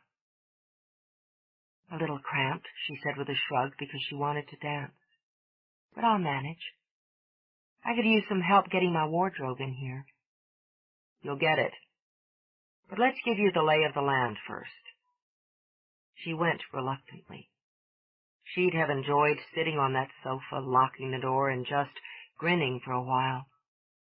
Instead, she followed him out through the casino with its tables of green baize, its colorful wheels and glittering slots. This, Kat imagined, was his stage.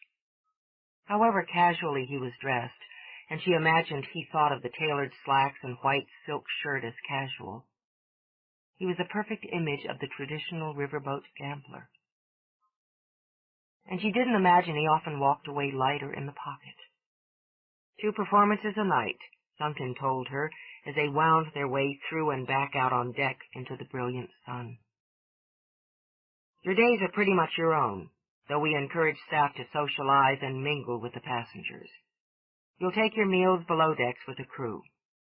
Breakfast from 6 to 8, lunch 11 to 1, dinner 5 to 7. I promise you won't go hungry. That's good to know. I've got a big appetite. He glanced down at her. She was wan, slim, though the photos had shown off some very attractive curves. Duncan knew and appreciated the engineering of female undergarments and what they could do to augment a figure. You can use the health club also below decks. You pay for your drinks, and since you don't drink as a rule, I shouldn't have to tell you that you get drunk on board, you get one warning. Next time you're off. He took stairs leading down and turned into another corridor. Passenger cabins. We can hold 120 full bookings and another 150 day stops when we're in port. He stopped by a door, opened it. First-class cabin, he explained, and let her wander in. Well, well. It was more spacious than she'd imagined, with a generous bed, plush seating area. The furnishings looked antique, genuine stuff, she imagined. The flowers were fresh, and a neat balcony curved out behind a pair of French doors and offered a view of the river. Must cost a bundle. You get what you pay for. People come here to relax, to be entertained, and we give them their money's worth. I bet you do. One day, she thought, one fine day, she'd stay in a room like this. And when she did, she'd stretch out on the bed naked as a baby and laugh until her ribs cracked. And she'd forget all the two-bit motels, the cramped rooms and flea-bag hotels that had come before. Well, sugar, since I don't think employees get such jazzy digs, where's mine? Down one level. He stepped back, but as she passed through the door, their shoulders bumped. He even smelled rich, she thought with mild irritation. She imagined she smelled just the way she felt, like tired rags. If she didn't get that sandwich soon, she was going to pitch forward on her face and humiliate herself. Been hungry before, she thought, as she once again followed Duncan down a flight of steps. Just think about something else, anything else. Like what a very fine butt Blade has. Definitely first class all the way. Her quick snort of laughter had him glancing back. What? Nothing. Since I keep ending up behind you, I'm just enjoying the view. His left eyebrow winged up, a skill she'd always admired. Then like lightning, his grin flashed. Whoa, Cat thought, secret weapon. Very effective. Next time we'll switch places, he said easily, then opened a door. This is yours. It was less than half the size of the cabin he'd just shown her, and the tiny window afforded light but little else. Still, it delighted her to see the space, the single narrow bed, the spotless floor. Her trunk sat there, filling most of the room. We'll have that stowed for you when you unpack.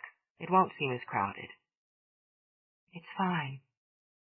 More than fine, she thought. It smelled clean. There would be no drunks hollering at each other in the next room.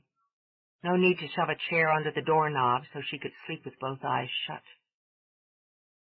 She glanced into the tiny bathroom and found no problem with the doll-sized sink or the skinny shower stall. Everything there, no matter how small, gleamed from fresh scrubbing. For the next 6 weeks, she thought, it was all hers. I'll manage, okay? Now about that sandwich? I'll have something sent down. He was already an hour behind schedule. Take an hour, get yourself settled. I'll arrange for your sound check. We'll keep the main lounge closed until 4. That's all the time I can give you to rehearse, so be on time. I'll be there, sugar. She walked to the opened door, leaned on it, in a silent invitation for him to leave. And I'll need some bottled water. No bubbles, no flavors, just straight mineral water. He cocked that brow again. Anything else? Well... Her lips curved slowly as she skimmed a finger down the front of his shirt. Time will tell. Thanks for the tour. If she wanted to play, he mused, he was good at games. He flicked a finger under her chin, leaned down just close enough to see her eyes sharpen. Sweetheart, you ain't seen nothing yet. He strolled away, grinning. Chapter 12. He loved the night best, and the approach of it. July meant long, steamy days with sun blasting off the wide, dark waters of the Mississippi. And it meant hot nights with teasing breezes. It meant action. The passengers had boarded, and the cast-off party had set the tone for a fantasy period of enjoyment, of pleasure, of reliving those adventurous times when stern-wheel boats ruled the river. He'd done his meet and greet, gauging faces, from the blissful honeymooners to the sharp-eyed hopefuls who dreamed of beating the odds. As twilight approached, Duncan felt that canny little thrill of beginnings.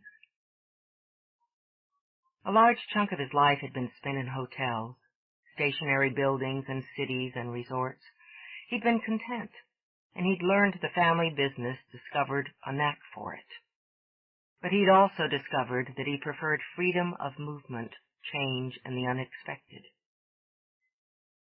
His mother often laughed and said he'd been born a century too late. He'd been born to ride the river. He wrote it now as the Comanche princess glided south, cruising lazily through the water and leaving the restrictions of land behind. He could have piloted the grand boat himself, another thing he'd learned. He wasn't a man to put control in other hands without knowing how to take it back if it became necessary. But he'd handpicked his captain, himself, and his crew. Now he could enjoy the moments, satisfied that what was his ran well. He passed through the casino with a winking nod to his casino manager. Gloria Bean had a sharp eye, a nimble brain, and a dreamy southern accent that disguised her ruthless efficiency. And she filled out her trim tuxedo just fine. Duncan had stolen her from Savannah, hiked her salary, and had considered pursuing a more personal relationship, until both of them discovered they'd begun to think of each other more as family than lovers. "Nice crowd tonight," Gloria commented. "Heavy on the slots." The cruise packages like to play their complimentary tokens in the machine to start. "We've got 2 honeymoon couples. You'll spot them. If they breeze in, see they get a free bottle of house champagne." "Will do." "I'm going to check out the new talent next door, but I'll be round and about for the next few hours." He wandered through, appreciating the music of the slots, the ruffle of cards, the clink of dice. Circling, he finished his early evening sweep, then stepped through to head for the main lounge.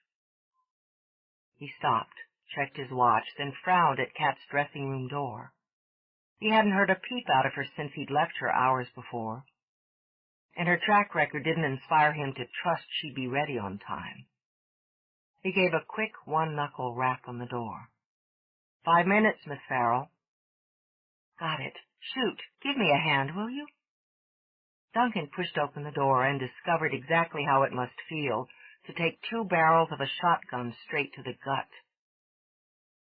She stood in the center of the room, in what he supposed some generous soul might call a dress. What there was of it was the same vibrant green as her eyes. It left her shoulders bare in a kind of frame for a waterfall of smoky red hair. Baggy, ragged jeans hadn't warned him that she had silky legs that must end somewhere in the vicinity of her ears. But the short, tight skirt and mile-high heels showed them off to marvelous advantage. "Well," he murmured, "don't you clean up nice?" Kat stopped tugging on the zipper and turned to give him a delicious view of bare back. "You bought the package, sugar. Now help me tie the bow. This damn thing's stuck." "Let's see what we can do about that." He stepped toward her, noting that with those glamorous eyes expertly highlighted, that mouth slickly painted, She no longer looked like a teenager. And she smelled exotic, stunningly sexual. What was a man to do, Duncan asked himself, but enjoy the moment? Sometimes you have to go down. His knuckles skimmed over her skin as he slid the zipper low, before you go up. She didn't shiver and was more surprised than annoyed that for one slippery moment she wanted to. Reminding herself she knew just how to handle his type, she turned her head and shot him a sultry smile. Oh, I've been down, and I like up a lot better. Maybe you've never been down in just the right place. Unable to resist, he trailed a fingertip along her spine.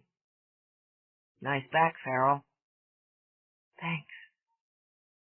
Oh, yeah, she wanted to shiver. Damn it. Nice face, Blade. Now you want to get me into this dress before I miss my cue. My boss gets bitchy if I'm late. I'll have to put in a good word for you. It amazed him just how much he wanted to peel the dress away to discover what other miracles had been hidden under the dumpy street urchin clothes she'd traveled in. He was close enough, focused enough to see the awareness of that in her eyes. And unless his ego was skewing his vision, a glint of curiosity. She kept her gaze level, though the skim of those fingertips on her back made her want to turn and find out just how clever they could be. It would be a mistake, she said evenly. Yeah. With some regret, he slid the zipper smoothly into place. It would. He stepped back, took a good long survey. Looks like it might be worth it from where I'm standing. But he turned and opened the door. Break a leg. I always try to break both. She started by him, then followed impulse and stopped with their bodies close and framed in the doorway. Very slowly she trailed a finger over his mouth, then smiled. Too damn bad. She walked away, counting her heartbeats, stopping behind the turn of the stage, waiting.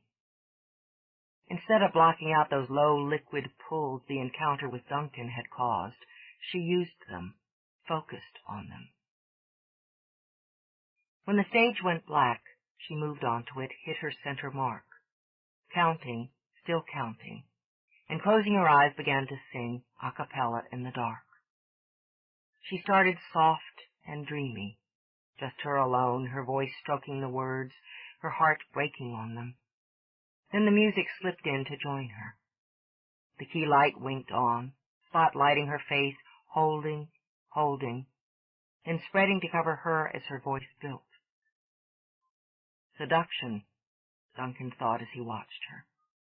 Her voice might have been wistful, achingly sad as she sang of wanting someone to watch over her, but it was all seduction, and the audience was caught in it.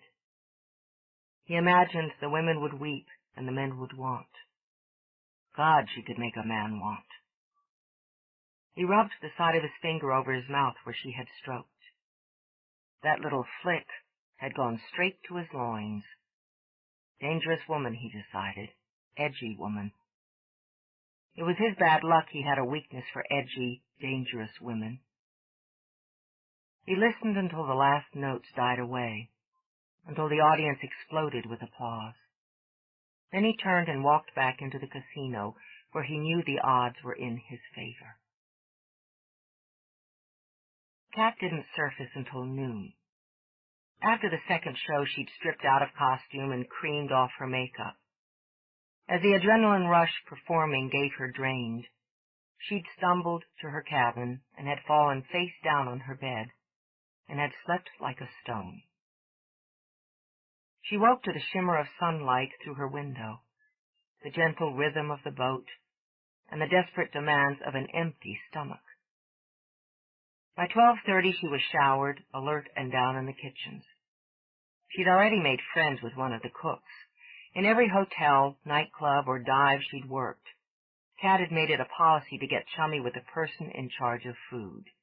You ate better that way. Charlie from New Orleans was a ridiculously skinny Cajun with a huge mustache, snapping black eyes, and 3 ex-wives. Kat heard all about them as she shoveled in the inspired shrimp étouffée he'd heaped on a plate for her. She chased it down with mineral water. Caffeine made her jumpy. She chatted and ate in the bustling confusion of the kitchen, barely noticing the wait people rushing in and out.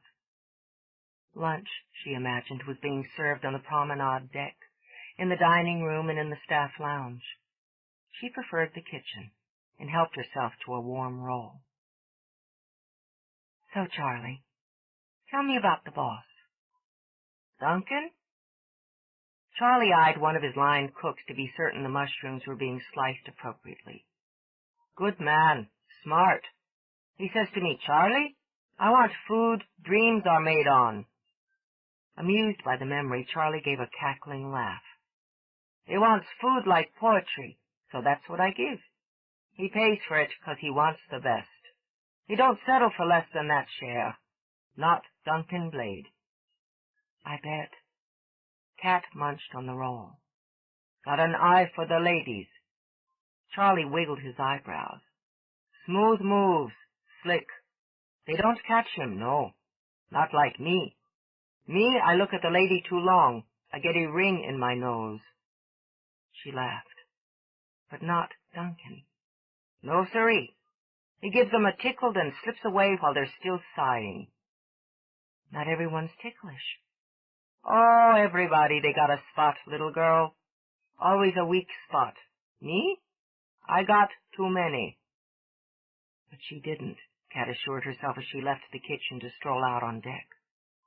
When a woman had reason enough, she could cover over those weak spots until they hardened like rock. Then she could be the one to slip away. When you had only yourself to depend on, you had to be quick on your feet. Leaning on the rail, she watched the flow of the river.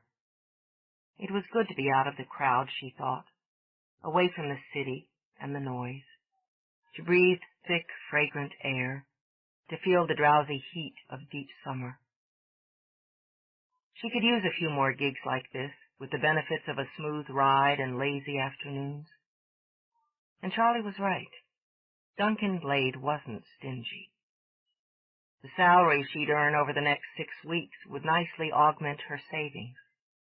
A little more of a cushion, a little more distance from those days of scrambling for a few dollars more to make the rent on some dingy little room.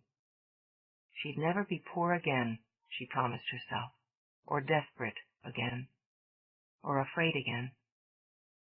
Catherine Mary Farrell was on her way up. From the deck above, Duncan watched her. She had her arms folded on the rail, her hip cocked, her feet crossed at the ankles. She looked as lazy and contented as a cat in a sunbeam. So why was it that just looking at her made him tense? She didn't resemble the sultry seductress of the night before, not with that ridiculous cap on her head, her long flow of hair tugged ponytail style through the back loop, her T-shirt bagged over her hips, what there was of them, and her feet were bare. Of course, those ragged, hemmed shorts showed off a great deal of leg. But it wasn't how she looked, he decided. It was the attitude. She stood there radiating absolute confidence, a woman who didn't give a single damn who looked at her or how, and he supposed that kind of attitude equaled style. Hey, Kat Farrell. She turned, and despite the bill of the cap and the sunglasses, lifted a hand to block the laser beam of the sun.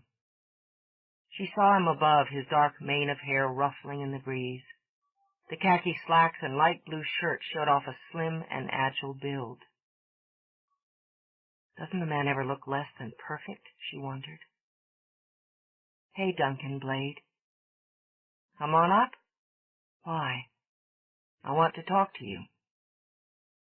She smiled, cocked her elbows on the rail, and leaned back. Come on down. It was, he supposed, one of those times when surrendering a little battle could lead to losing the entire war. Up, he said simply. My office. He had time to see her shrug before he stepped away from the rail. He waited, knowing she'd take her time. He knew he would have. Behind him, passengers lounged on the deck or escaped to the cool lounge for the afternoon talk on the history of the river. Others, many others he knew, were huddled in the casino listening to the music of the slots. When she swaggered up the steps, he simply gestured her up the next flight. There a problem, boss? Nope. How was your morning? I don't know. I slept through it. When she reached the top, she looked around. Good thing I like heights. Come on in. He opened a door, waited for her to pass through first. Obviously, he didn't like to be closed in, Kat thought. The office wasn't particularly large, but it was ringed by windows that brought the sky inside. She walked across the room, past the lovely old mahogany desk, through the small sitting area with its curve-backed chairs and glossy tables, and took in the view. It's a killer, she murmured. Keeps me from getting cranky over paperwork. Want something cold? Water. With a shake of his head, he opened a mini fridge, selected a bottle. Is that all you drink? Mostly. She turned back when she heard water hitting glass. So what's the deal? I looked over your press kit and materials again this morning. He walked to her, offered the glass. So? So, they're very professional, well written, and they don't say a lot. He sat down, kicked out his legs, slipped a slim cigar from his pocket. Tell me more. Why? Why not? She sat, kicked out her legs in turn. You hired me. I delivered. What else? He flicked on his lighter, watched her through the haze of smoke. Doesn't say where you're from. Chicago, South Side. The projects. He lifted a brow. Rough neighborhood. How would you know? She said with a slow, sharp smile. MacGregors don't cruise in their limos through rough neighborhoods. Ah, sore spot, he mused, and casually blew out smoke. The MacGregor worked in coal mines and spent a good part of his youth in neighborhoods as rough as the South Side. My father's blade, part Comanche, and he fought his way out of places that make your projects look like paradise. I come from people who don't forget their roots. That's you, Duncan. I've ripped mine clean out. She watched him from behind the shield of her dark glasses as she sipped water. What are you looking for here? More, he said simply. Where's your family? My father's dead. Drunk driver killed him. I was 8, he was 29. My mother's in Chicago. She waits tables. And what does that have to do with my job? Rather than answer, he leaned forward, quick as a snake, and pulled off her glasses. Hey. I like to see who I'm talking to. He set them aside, leaned back again, pleased to have put that gleam of temper in her eyes. I've got a contract with you for 6 weeks, with an option for 6 more. Before I decide whether or not to exercise that option, I want to know who I'm dealing with. Another 6 weeks, she thought. Steady work, steady income with room and board for 3 full months. She could nearly double her savings, certainly double the check she sent to her mother every month. And it could very well lead to another contract with another MacGregor Blade arena. Not a flicker of the thrill it brought to her, of the hope it had burning like a torch in her heart, showed on her face as she slowly smiled.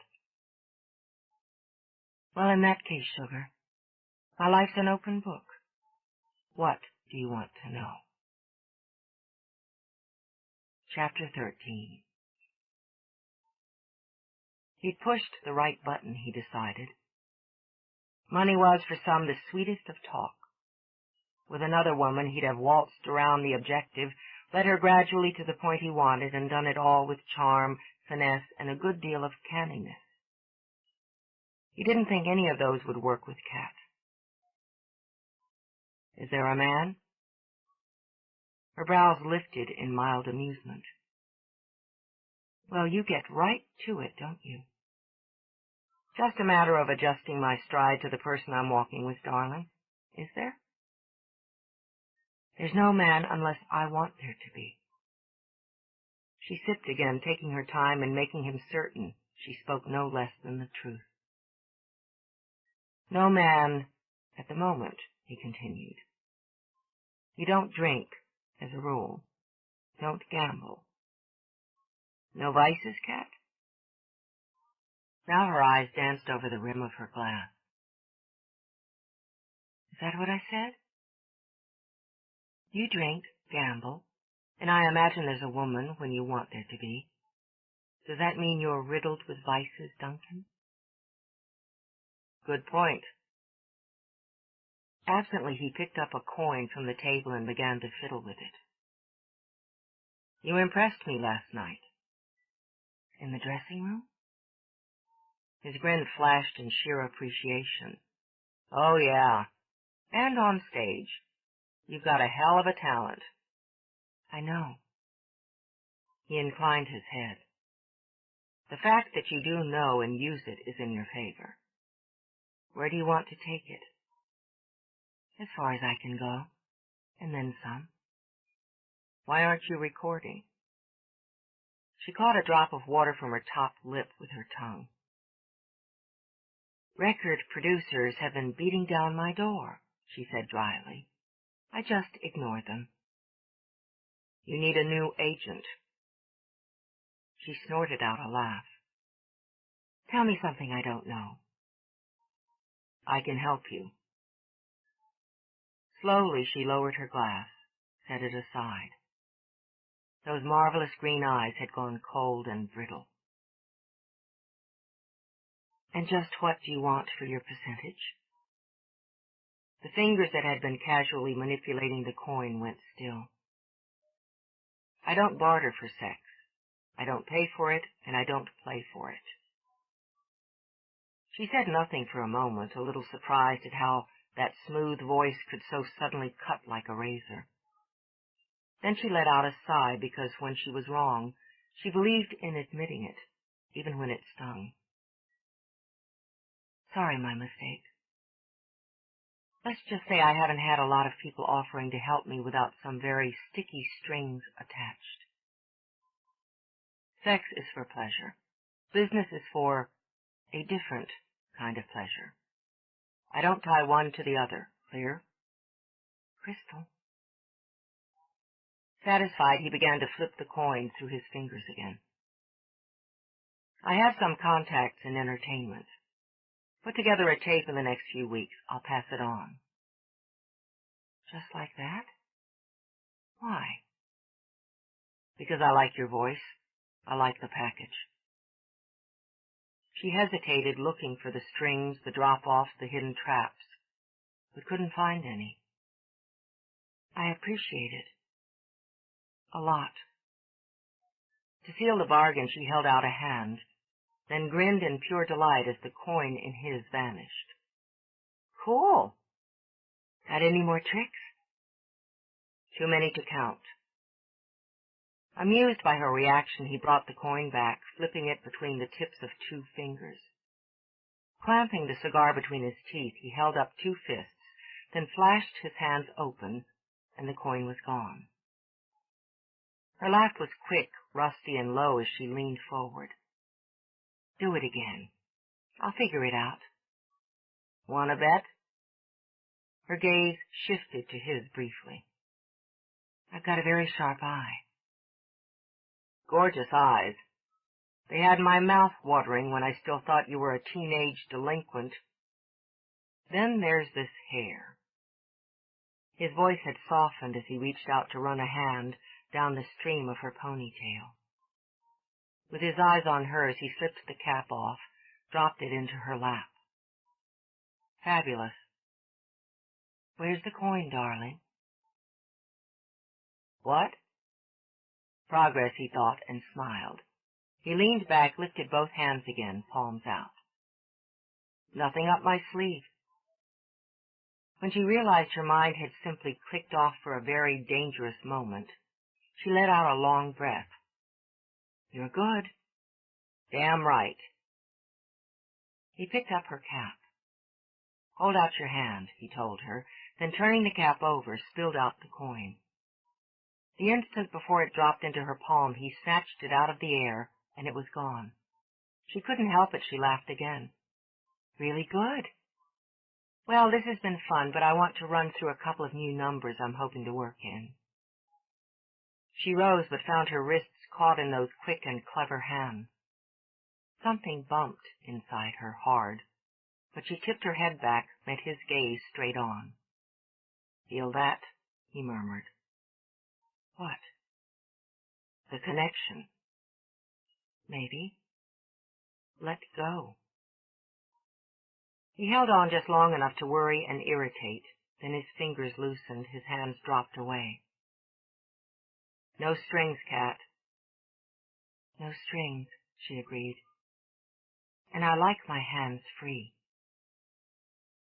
So saying, she reached up, cupped the back of his neck, and pulled his mouth down to hers. She expected the jolt. She liked a good, hard jolt. Or what was the point of a kiss? She'd already concluded there would be heat, and she enjoyed a solid blast of heat. But it was more than a jolt when it knocked you flat. It was more than heat when it singed and sizzled through the blood. She wanted to crawl right into it until her bones dissolved, until this fist of unexpected need loosened inside her. But her survival instinct was strong and keen and had her pulling back. Well, she managed, more than a little shaken when she couldn't quite clear her head. Well, Duncan echoed, then clamped his hands on her hips before she could escape. My turn. He lowered his head, kept his mouth an inch from hers just long enough to hear her quick intake of breath, to see the gold ring around her pupils shimmer. Then he rubbed his lips over hers, slow and easy. She'd taken him by surprise before, and he was afraid it could become a habit. If he didn't stay on his toes, didn't stay in control, she'd be leading him around by the nose before the first week was up. He didn't intend to let that happen. He knew how to pleasure a woman, how to give and how to take. His hands slid up, skimming her torso, the sides of her breasts, then curved around her back to bring her closer. Slowly, inch by inch, until their bodies bumped, brushed, held. Oh, hell. Her oath was next door to a moan. Accepting the inevitable, she wound her arms around his neck. Still, his mouth did no more than play with hers, tormenting with nibbles, inciting with lazy strokes of the tongue, torturing with gentle nips along her jaw. And finally she trembled against him. His mouth took hers then, hot and hard, strangling the air in her lungs, misting the reasons still struggling to surface in her brain. With a low purr of pleasure, she opened for him. She flooded his senses, tastes, scents, textures. When his hands fisted in her hair, her head arched back, welcoming him to take them both deeper. But there was no surrender. They met flash for flash now, mouths, bodies, needs fused into one. She strained against him, moved against him, sliding, pressing arousal to arousal. He felt himself begin to slip, heard the animal inside him snarl and fight against its chain. He clawed his way back, forcing himself to gentle the kiss, to stroke his hands quietly over her before framing her face with them. He waited for one more delicious tremor, then eased back. His pulse was wild. A dozen hammers slammed against anvils inside him. Need tore like claws through his gut. But his hands remained gentle on her face, as those gorgeous eyes of hers opened heavily. She ran her tongue around her lips as if to absorb just a bit more of his flavor, and her breath came quickly. "I guess we could call that a connection," she said. It made him smile. "Works for me. Come to my cabin after the show tonight. We'll connect." She let out a sigh because there wasn't anything she wanted more or could risk less. "Sugar, you are suicide, and I've got too much at stake to jump off a cliff right now." His fingers tightened just enough to hold her in place. "This doesn't have anything to do with business, Kat. I got that part." She lifted her hands to his wrists. "And maybe we can even make that stick. That's not what I mean." She gave his wrists a quick squeeze before stepping back, reaching down for her cap and glasses. "You're a heartbreaker, Duncan, and I can't afford any cracks in mine." "I don't break hearts. Don't even bruise them." She laughed, slipped her glasses back in place. "I bet you believe that." She tapped a finger to her lips, tossed the sassy kiss at him, and got the hell out before she let herself believe it too. He started to go after her, then stopped himself. It would be, he realized, entirely too much like begging. The fact that he could almost picture himself doing so made his palms sweat. He had to figure the odds here. Pacing, he slipped his hands into his pockets and fingered the coin. Wanting a woman was easy. It was natural. It was enjoyable. Seducing one was all that and more. He didn't doubt he could seduce her. There was too much sizzling between them for either one of them to walk away without seeing it through.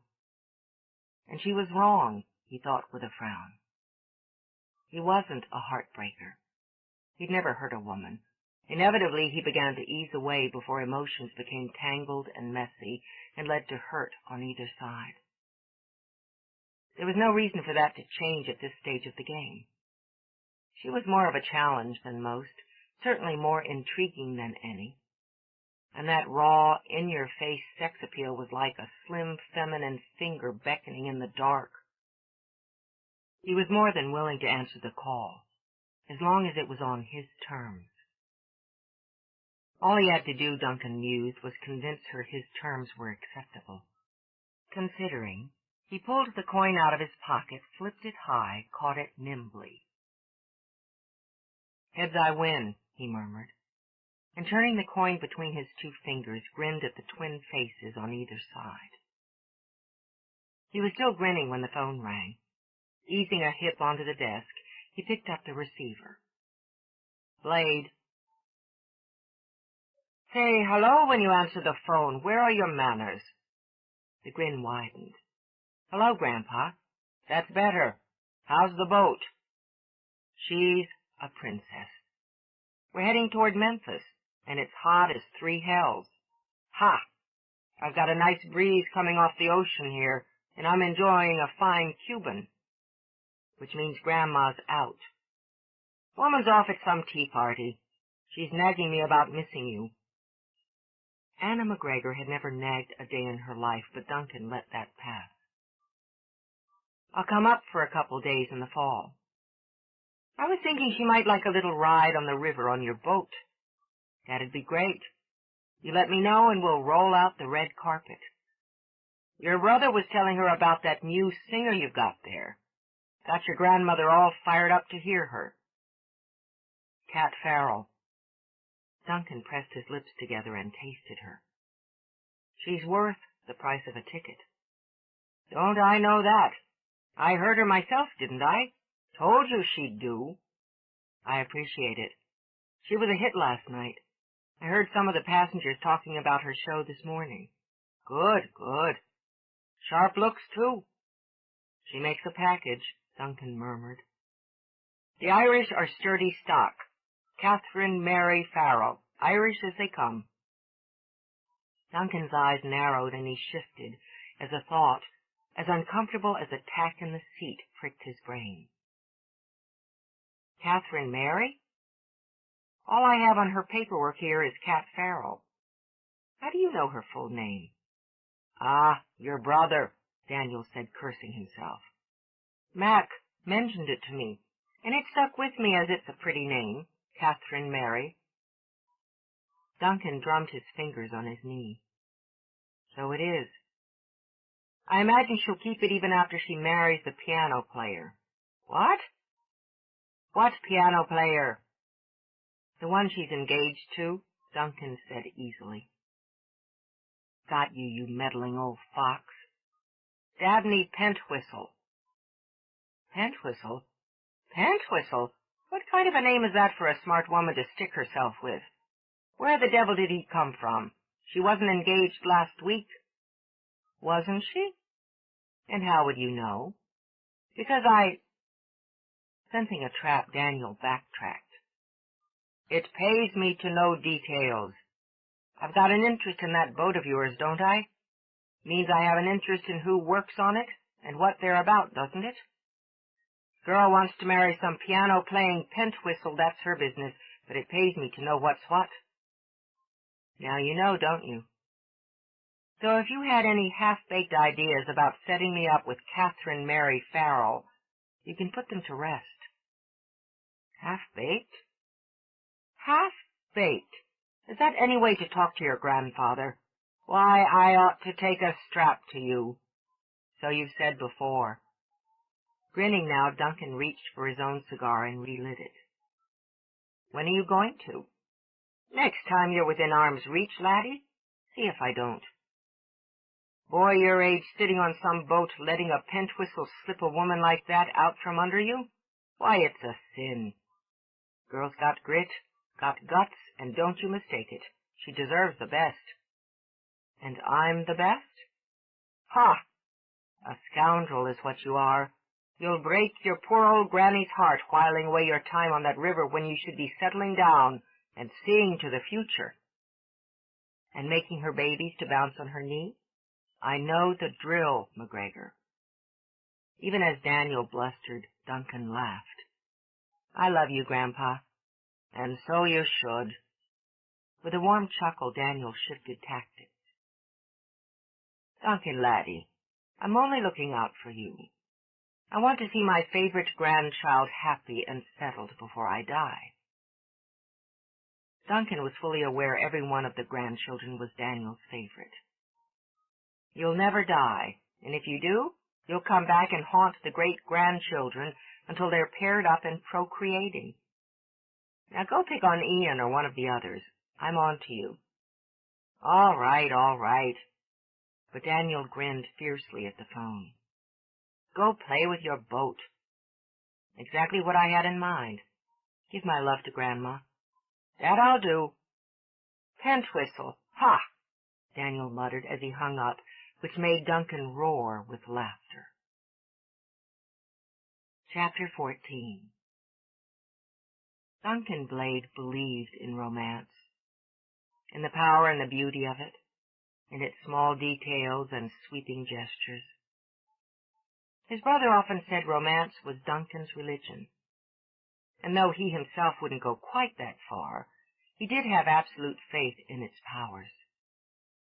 And in his experience, women were suckers for it.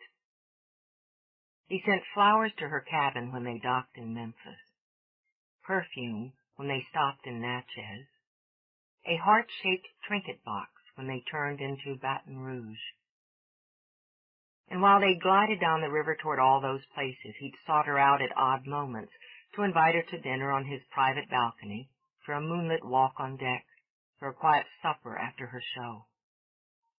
Her answer was always the same. Forget it, sugar. Cat Farrell, Duncan decided, was one tough nut, and she wasn't cracking. It wasn't just maddening, Duncan thought, as he studied the docks of New Orleans out his window. It was unreasonable. They'd sparked something in each other that was impossible to ignore, for him anyway. Since the moment she'd walked out of his office nearly a week before, she hadn't given him a single opportunity to get his hands on her again. Not that she had avoided him, he mused. She wasn't the type to shut herself in her cabin or duck into crowds. She was there, always there, wandering around the boat, chatting with passengers or crew, rehearsing in the lounge. She didn't stutter or look away when they came across each other, but would give him one of those slow feline smiles, looking him dead in the eye. She didn't seem the least affected, even when he got close enough to smell the perfume she wore, perfume he'd given her for God's sake. It was driving him crazy. She was driving him crazy. But he was far from ready to call it a day. If the combination of Duncan Blade and New Orleans couldn't soften a woman up, there was no hope for humanity. In her narrow bed, in her cabin with the thin shade pulled over the tiny window, Kat stretched luxuriously. She knew from the rhythm of the boat that they'd docked. After a week on board, she'd grown accustomed to the movements, the sounds, the feel of the Comanche princess. New Orleans was outside the window, she thought lazily. Beignets, tumbling flowers, cool jazz, and drunken tourists. What more could a woman ask for? She had hours to explore it, to wander the narrow streets, to poke into charming shops, to sample the food the city was famous for, and listen to street corner musicians. To get off the boat and away from dangerous Duncan. Her lips quirked. That was how she was thinking of him these days. A man who paid that much attention to a woman, who was that charming, that gorgeous, that sexy, was every bit as dangerous as a loaded gun. And she had no intention of taking a stray bullet. But Lord, she thought as she padded into her tiny bath to shower, the man had a way about him. A way of looking at a woman out of those fabulous dark chocolate eyes as if she were the sole focus of his world. A way of talking to her with that smoothly sexy all-male voice as if he'd waited his whole life to speak to her. A way of touching her with those clever hands so that a simple brush on the shoulder sent echoes of anticipation straight to the core. The charming son of a bitch was making her crazy. She couldn't afford even a short side trip into insanity. Sending her flowers, she thought as she toweled off. It was so cliched. But she was smart enough to know there was a reason cliches worked. Hadn't she mooned over the blossoms, buried her face in them? Hadn't she thought of him every damn time her gaze had landed on them? And perfume. Never in her life had she owned real perfume. The kind that came in gorgeous bottles, cost the earth, and made a woman feel like a queen. Worse, he'd known exactly what kind of scent would appeal to her, would make that glamorous bottle of fragrance irresistible. She decided he'd been born knowing how to get to a woman. But the trinket box had nearly done her in. It was so foolish, so useless, so pretty. She'd never had the time or opportunity to indulge in the foolish and useless. Hadn't realized such things would give her such pleasure. Wrapped in a towel, she crossed the tiny cabin and picked up the box from where it sat on her little dresser. It was glossy white on white with a little pink bow at the tip of the heart, and it was empty, as she had no trinkets to put inside, but it made her smile. Still, she set it down and began to dress for a day of steamy summer heat. She knew what dangerous Duncan was up to. It was a kind of campaign, she thought, carefully, strategically planned. And she was the hill he intended to take. Once he'd won her and planted his flag, so to speak, he'd move on to the next campaign, the next hill. That's what heartbreakers do, she murmured. She shrugged, tucking the hem of a simple white T-shirt into simple black shorts. It was fortunate she knew just how to handle him. She slipped on sandals, stuffed some cash in her pocket, then grabbed her cap and sunglasses. When she pulled open her door, Duncan was just raising a hand to knock. "Good, you're up." It jolted her coming face to face with him when he'd been so heavily on her mind, and that was irritating. But she swung her glasses casually by the earpiece and cocked her head. Why wouldn't I be? Because you rarely climb out of bed until afternoon. She only smiled. Then why would you be knocking on my door at 9 in the morning? To wake you up. But since you're up, dressed and ready, we'll have more time. Let's go. Where? Ever been to New Orleans? In a subtle move, he reached behind her and pulled the door closed. No, but that's my current plan. Great. We'll start with beignets at Café du Monde, like proper tourists. Are those shoes comfortable? Yeah. My current plans were solo, sugar. Adjust them, he suggested as he nudged her along to the steps. I've spent a lot of time in New Orleans, one of my favorite places. He kept right on talking as he steered her up on deck toward the gangplank. It shows best at night, but there's a lot to be said for it on a sultry summer day. It's all atmosphere. You like seafood? I like food. Good. I know a great place for lunch. Look, Duncan. He stopped, turned, slid his hands up her arms to her shoulders and pinned her with one of those long, focused looks. Spend the day with me. Oh, yeah, she thought with an inward sigh. The man had a way. Why not? But you're buying. It was like walking through a hot river, and she loved it. Every steamy step. In the French Quarter, the buildings were grand, elegant, feminine with their fussy balconies and tumbling flowers. The smells were rich, undertoned with the warm smell of decay. The streets were narrow, the parks green, the pace sleepy and slow. She'd eaten 3 beignets and had sampled a sip of Duncan's café au lait. She'd listened to the patter of Cajun French and the clip-clop of horses pulling carriages around Jackson Square. With him she'd wandered along studying the sidewalk artists and their wares, and had laughed delightedly at a charcoal caricature of Elvis. Because the day called for it, they strolled hand in hand under huge, shady trees along blistering sidewalks. She stopped to watch 3 young boys tap-dancing in a square, their faces gleaming with sweat, their feet fast and clever. And she noted that Duncan dropped bills into their cardboard box instead of coins. Generous, she thought, carelessly and sweetly so. Those kids probably make a killing every afternoon, she commented. They earn it. Ready for lunch? She laughed. Sugar, I'm always ready. She'd expected him to take her to some fancy restaurant where the tables were draped in linen and the waiters were discreetly efficient. She'd been completely prepared to be unimpressed. Instead, he steered her into a dimly lit, crowded cafe where the tables were bare, scarred wood shoved up against one another family style. The napkins were paper and the menu was scrawled on a chalkboard. It was, Kat thought, 2 steps up from a dive, and exactly her style. The woman behind the counter was enormous, 3 feet wide if she was an inch. The apron she wore was big as a tent and stained with splashes of color and shapes that reminded Kat of an abstract painting. Her moon-size ebony face was smooth as satin and creased into a huge smile when her eyes lit on Duncan. "There's that handsome boy. Come give Mama a kiss." He grinned, leaned over, and gave her a hard, smacking one on the mouth.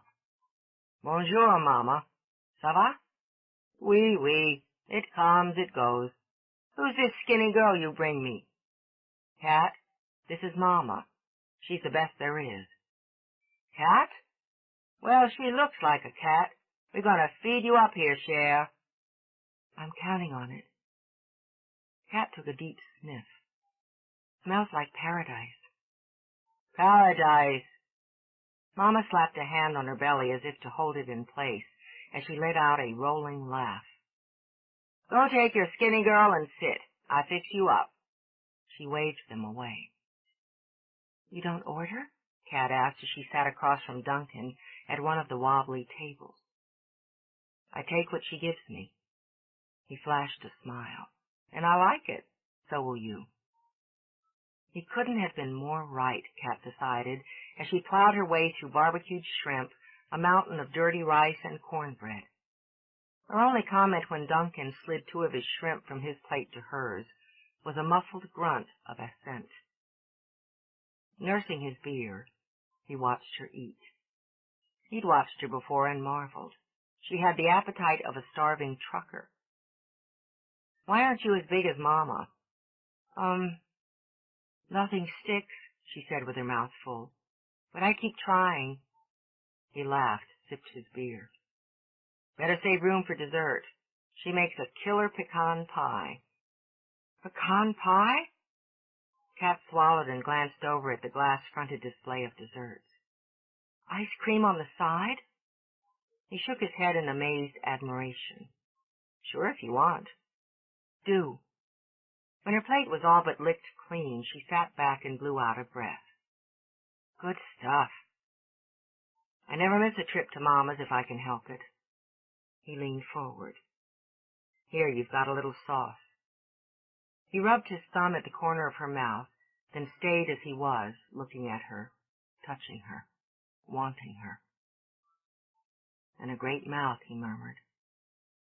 "Let me just help you out with it."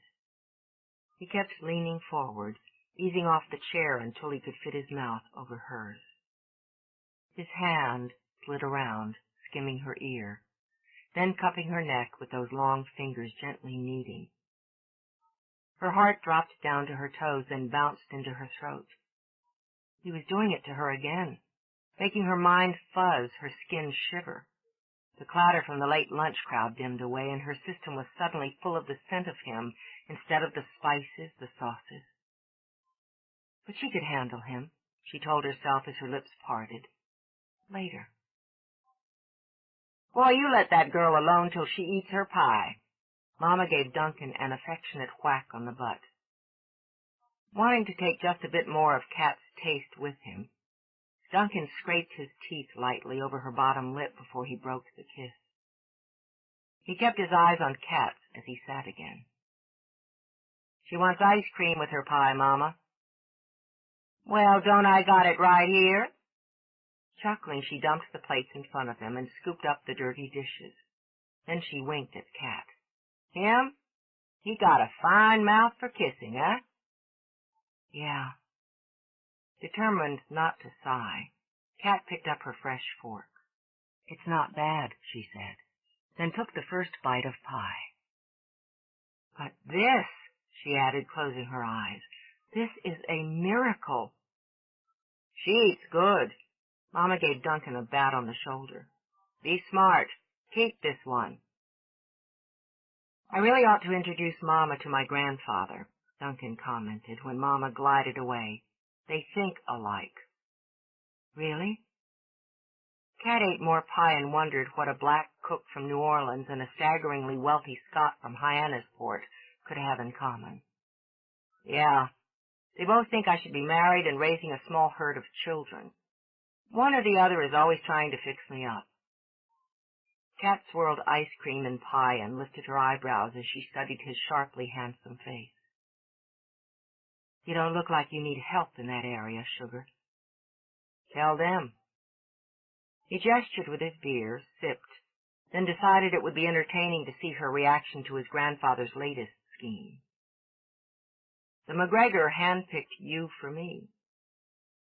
She blinked, and for the first time since he'd met her appeared completely at sea. "Huh?" "My grandfather. He wants me to marry you." Now she laughed and went back to her pie.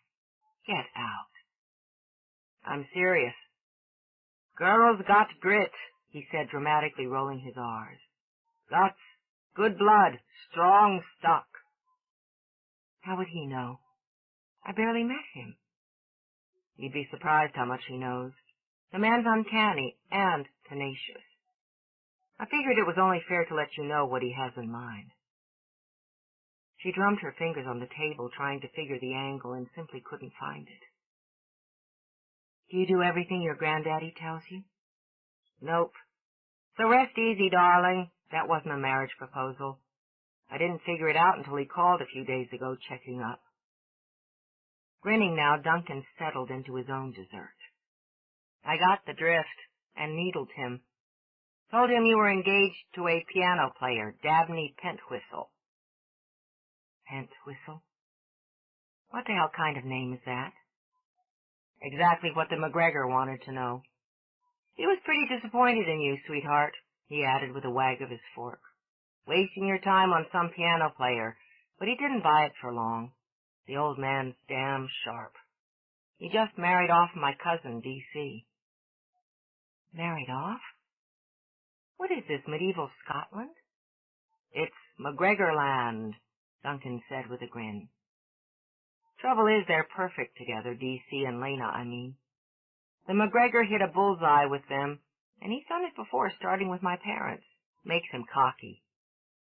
She wondered idly if Duncan was going to eat all of his pie. He arranged your parents' marriage? No, just finagled it, so that they'd meet, bump into each other. The rest was up to them. He's been working on the second generation the last few years, and he's batting 1,000. Up to me. She was far from understanding it, but she nodded. And you intend to ruin his batting average? I intend to live my own life, make my own choices. His fingers slid over the table to toy with hers. But I do admire his taste. Weird. Then she shrugged it off and worked on polishing off her pie. You've got yourself a very strange family, Sugar. Darling, you don't know the half of it. Later they walked off the meal in the high heat and moist air, ducking into shops now and then to court the chill of air conditioning and browse. When he caught her eyeing a tin of pralines, he roared with laughter. You can't possibly be hungry again. Not now, she said with a gleam in her eye. But I will be, so why not be prepared? He bought them for her. Not the little tin she'd looked at, but one big enough to feed a greedy family of 4, and made her laugh. She liked him, she thought. Really, really liked him. And that, combined with the sneaky animal lust she was experiencing, made for a difficult combination to resist. The first was bound to nudge her into acting on the second. Be prepared, Kat warned herself as he pulled her into yet another shop, and get out alive. This shop was full of trinkets and jewelry. Colored stones and crystals winked in glass cases or were draped artfully over walls and shelves. Lining the side were 3 curtained alcoves where the curious, and to Kat's mind the gullible, could have their fortunes told. She wandered idly, toying with pretty dust catchers, while Duncan perused one of the cases. She heard a sale ring up and shook her head without much interest. The man, she'd come to note, just loved tossing his money away. When he tapped her on the shoulder, she turned, and he slipped a thin gold chain over her head. What's this? Frowning, she scooped up the sword-shaped yellow gem dangling from the chain. It was lovely, polished to a gleam and slim as a running tear. Citrine stimulates communication and voice projection. He smiled at her. Excellent stone for performers. Get out. But her fingers had closed around it. You don't believe stuff like that. Darling, I'm Celt and Comanche. I know stuff like that. Besides, it suits you, Catherine Mary. He had the pleasure of seeing surprise, consternation, and vague annoyance flicker over her face before she controlled it. How do you know my full name? Just one of the many other things I know. Want your palm read? Now that's really bunk. Then it won't hurt you. He drew her to the counter to arrange payment for a reading. Fine. You got money to burn, go ahead. She'd never considered herself superstitious. Never traveling without her lucky cap was just a tradition, after all. So she sat in a little alcove, smirked at the pretty young woman who took her hand, and waited to be told she'd be taking a long voyage and meeting a tall, dark stranger. End of Side 3. To continue, turn the cassette over. Side 4. The MacGregor Grooms by Nora Roberts. Continuing on page 186. You have a strong hand, the woman said with a sweet smile. An old soul. Kat rolled her eyes toward Duncan, who leaned against the wall. Yeah, I'm ancient. You've suffered loss, sorrow, and struggle. Who hasn't? Kat muttered, for the woman only stroked her palm with a fingertip.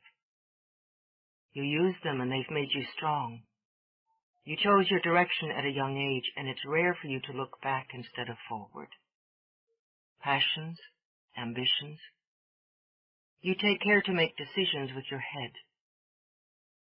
Do you think your heart is unreliable? This time Kat looked into the woman's eyes. Whose isn't? She said flippantly. Yours can be trusted. It's a steady one. Talent. It runs deep, very powerful, and it feeds you. What you give of it, it gives back. It will take you where you want to go. She frowned a minute, studying Kat's face rather than her hand. Do you sing? The quick tremor came first, making her want to jerk her hand free, but she shrugged, figuring the con. My pal here must have prompted you pretty good. You can trust him, too, the woman said by way of answer. His heart's as steady as yours, though as closely guarded. Changes and decisions, risks and rewards. It will be up to you. You don't have to be alone unless you turn away. Family centers you. It's an anchor no matter how far you drift. You have so many places to go, so many doors opening, she said with a beaming smile, that were locked or seemed to be. Her fingers played over Kat's hand, skimmed, settled. You aren't afraid to work, and work hard, but you expect to be paid in kind. You're thrifty and wish you didn't have to be. Generous with those who matter. One will more than others. There's only one who will fit you body, head, and heart, and he's already in your mind. Kat tossed her hair back as they stepped back out into the thick air. That was pretty lame, Blade. How much did it cost you to set her up with what to say? I didn't. He was vaguely disturbed over what he'd expected to be a passing amusement for both of them. Get out. I didn't, he repeated, and stuck his hands in his pockets rather than taking hers. I just stopped in there on impulse, figured we'd get a kick out of it. Hold it. She put a hand on his arm, narrowed her eyes, and studied his face. Either he was a hell of an actor, she concluded, or he was as baffled as she. Well, that was weird, she decided. Yeah, weird. They walked back toward the river in silence. Chapter 15. They stayed 2 days in New Orleans, slipping away from the docks on the second evening. The celebrational Mardi Gras-style party to celebrate the journey was populated with fresh faces and familiar ones. The music was loud, the drinks colorful, the mood high.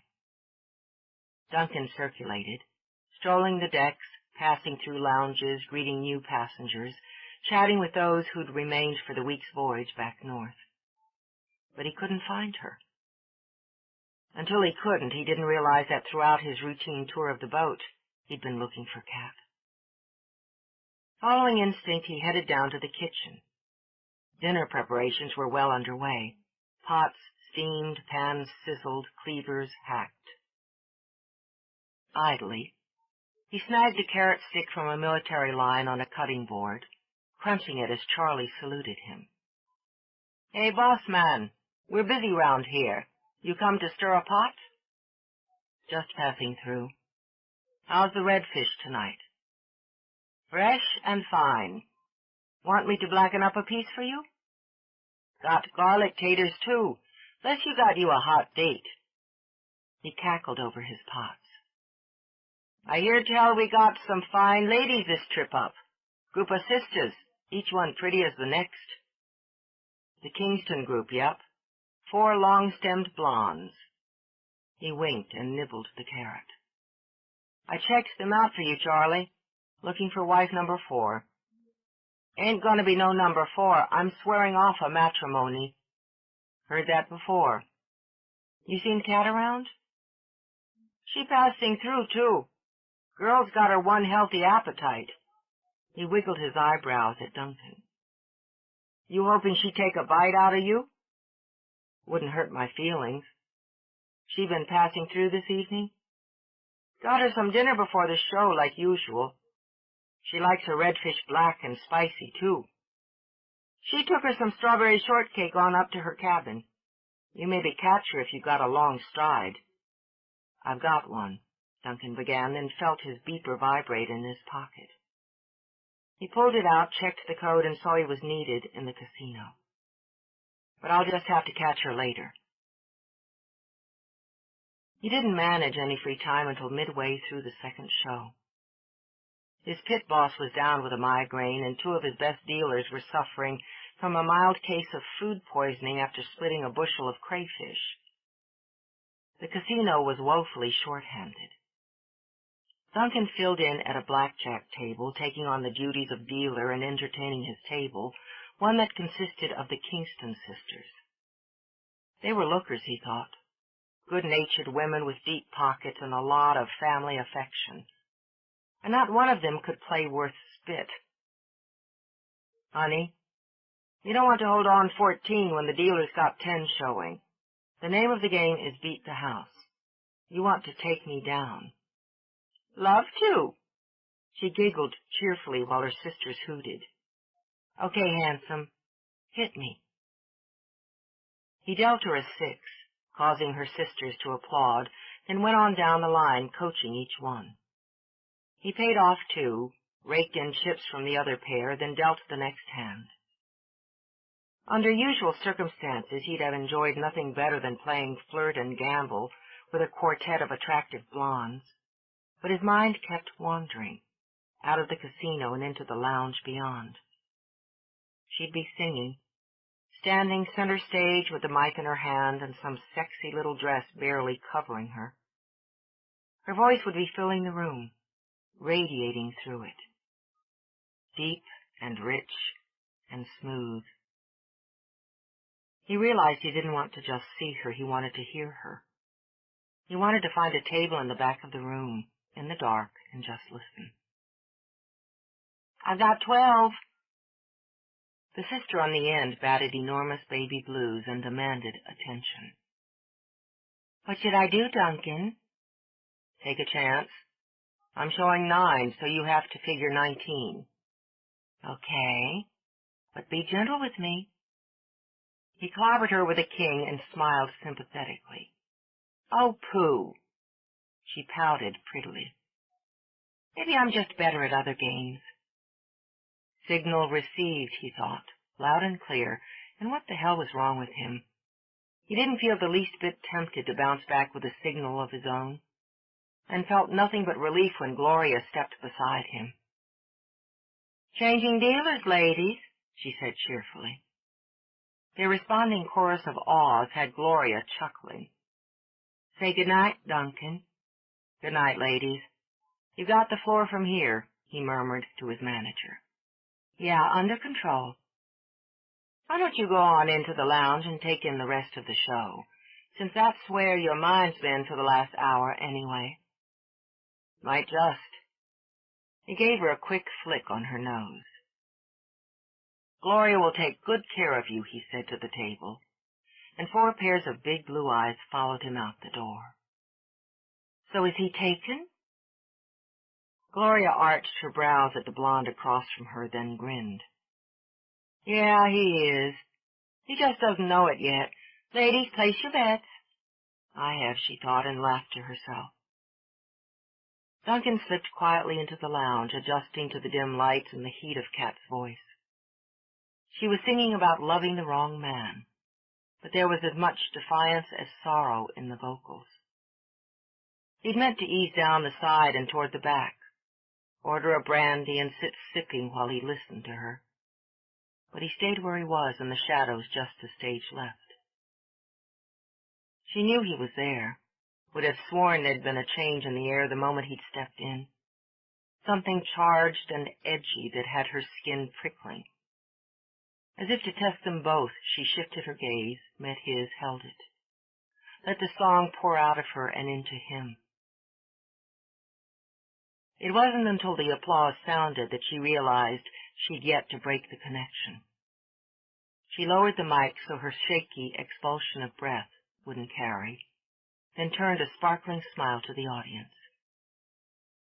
She had a patter, some that was scripted in her head, more that came as suited the mood, hers and theirs.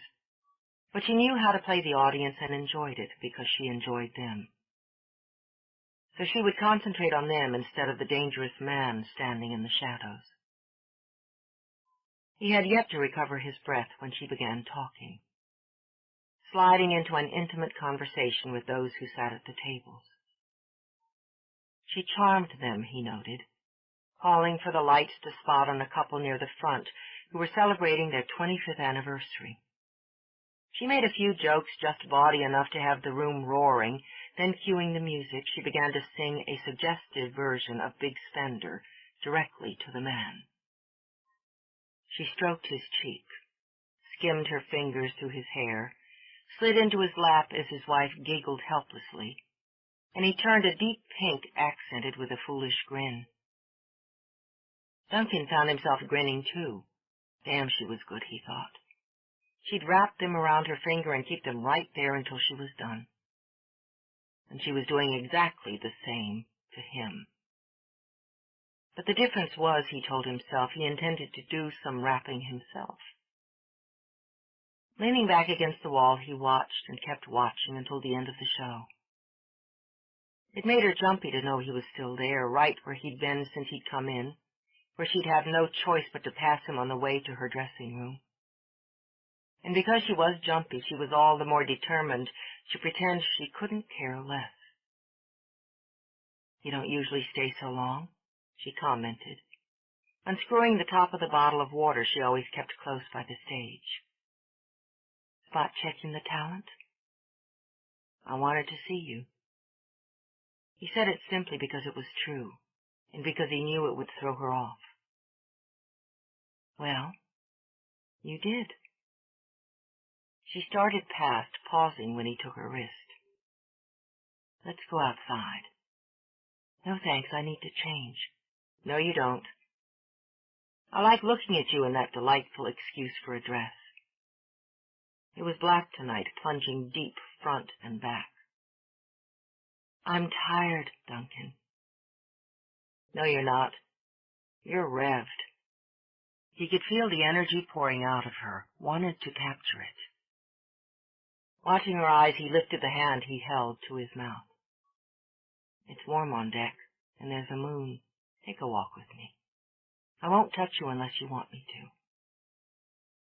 That was the trouble, she thought. She did want him to. Maybe it was time to stop pretending otherwise. "All right, we'll walk. I could use some air. Nice crowd tonight." He guided her through the tables and out the doors. "You made anniversary boy's night, possibly his year." She laughed at that, shook back her hair, and drew in the deep, dark scent of the water. "His wife set it up with me before the show, gave me $50 to pour it on. She got her money's worth. Let's go up closer to the moon." "I hear you're a big hit with the Kingston sisters," she commented as they climbed the stairs. "Did you?" "They were in the lounge earlier, giggling and sighing over you." Nothing more rewarding to a man than to make the ladies giggle and sigh. He climbed steadily up to the third deck, pleased to find it deserted. I bet. She walked to the rail, leaned out. God, this is fabulous. Really fabulous. I love the night on the river. My personal favorite. I've been hoping to wear you down enough to get you out here with me. He turned her slowly. At night, on the river. That's not where you want me, Duncan. Just one of the many places. He ran his hands up her arms, but didn't draw her against him. You sang to me. Her heart began to flutter, an uncomfortable and, she thought, idiotic feeling. I sing to everyone. It's my job. You sang to me, he repeated, his voice quiet and smooth. It made me want you so much my bones ached. His fingers skimmed over her shoulders up the side of her throat. And it made me see you wanted me right back. He lowered his head, keeping his mouth a whisper from hers. You'll have to ask me since I promised I wouldn't. Do you always keep your word, Duncan? Yeah. His breath fluttered over her lips. I do. And I never ask, she told him, and fisting her hands in his hair, dragged his mouth to hers. She cut him off at the knees with that wild and sudden slap of lust. Her mouth was like a flame, branding and burning and making him desperate for more. He knew if he didn't take control, he'd simply snap and take her where they stood. He broke the kiss, ordered himself to gentle the hands that had clamped on her shoulders. My cabin's right behind us. She angled her head, smiled slowly. Desire was a slow and steady burning in the blood. I know. He backed up, sliding his hands down to hers, drawing her with him. Then he circled her, freeing one hand to dig for his key, watching her face as he slipped it into the lock. Why don't we go inside? Why don't we? She murmured, and turned to walk into the room. He left a light burning by the bed and the wide window undraped and open to the moon. Though her blood continued to pump hot and hard, she took a careless turn around the room. There was an antique table graced with pictures framed in gleaming silver, deep-cushioned chairs in a vivid shade of blue, brass lamps with glass globes, a gracefully arched niche filled with books and more photos. The bed was brass as well, with fluid lines and of generous size. Nice digs. She glanced over her shoulder as she heard the scrape of a match and watched with both pleasure and surprise as he lit a group of slender white candles. You're quite the romantic, aren't you? He blew out the match, then walked over to switch off the bedside lamp so they stood in the soft glow of shifting light and shadows. You have a problem with that? No, not particularly. But it made her just a little shaky. To counter it, she curved her lips and reached back to unzip her dress. Don't. He stepped forward, ran a single fingertip from the base of her throat to the edge of the plunge of black silk. I want to undress you. She let her arms fall back to her sides. What's stopping you? Nothing. He lowered his head, nibbled gently at her neck. Not a thing. You smell like you look. She fought the urge to shake her head clear. You bought the perfume, big spender. He chuckled and laughed at her. Taste like you look. Her breath was going ragged despite her efforts to control it. You've had a sample or two before. Not enough. Not nearly. He worked his way back up to her mouth, but barely skimmed it. Should I tell you what I want to do with you? Or should I just surprise you? Oh dear, was all she could think. I don't surprise easy. and let's see what I can do. His lips brushed hers again, once, then twice, teasing hers apart. His tongue seduced hers into a lazy dance, lulling her into mists that thickened slowly, sweetly. No one had ever kissed her like this, spent so much time, shown so much patience. And when he began to inch down the zipper at her back, she shivered in delicious anticipation. But he didn't peel the dress away, simply spread it apart, stroking his hands over her back. He wanted time to enjoy every inch of her, every moment of this first time. Even when her hands clutched at him, her nails raked down his shirt, he took his time. It built slowly, this pleasure, layer over layer of heat, tangling with layer over layer of need. So when he slipped the dress from her shoulders, listened to it rustle as it fell in a pool, he was ready to take them both to the next stage. Thoughtfully, he traced a fingertip along the swell of her breasts over the top of her strapless black bra. Very nice, he said softly, then trailed that fingertip down over her midriff, down to flick over the slim, matching garter belt. Very, very nice. Let's see if I can say the same. Struggling to keep her hands steady, she slipped off his jacket and began unbuttoning his shirt. The candlelight flickered over his skin, that lovely dusky gold, shimmered over the lean torso, the long muscles. She ran her tongue between her teeth, slid her gaze up. Yes, very, very nice. He swept her up, making her heart flop in her chest. It's about to get better. Chapter 16. She expected speed now, fast hands, and would have welcomed them. But when he laid her on the bed, when he covered her, when he slid down her body, those hands were slow, thorough, and devastating. He heard her moan, felt her arch, and in one blind moment dug teeth into her thigh, just above the top of her stocking. When she shuddered, he ran his tongue up, over, then into her.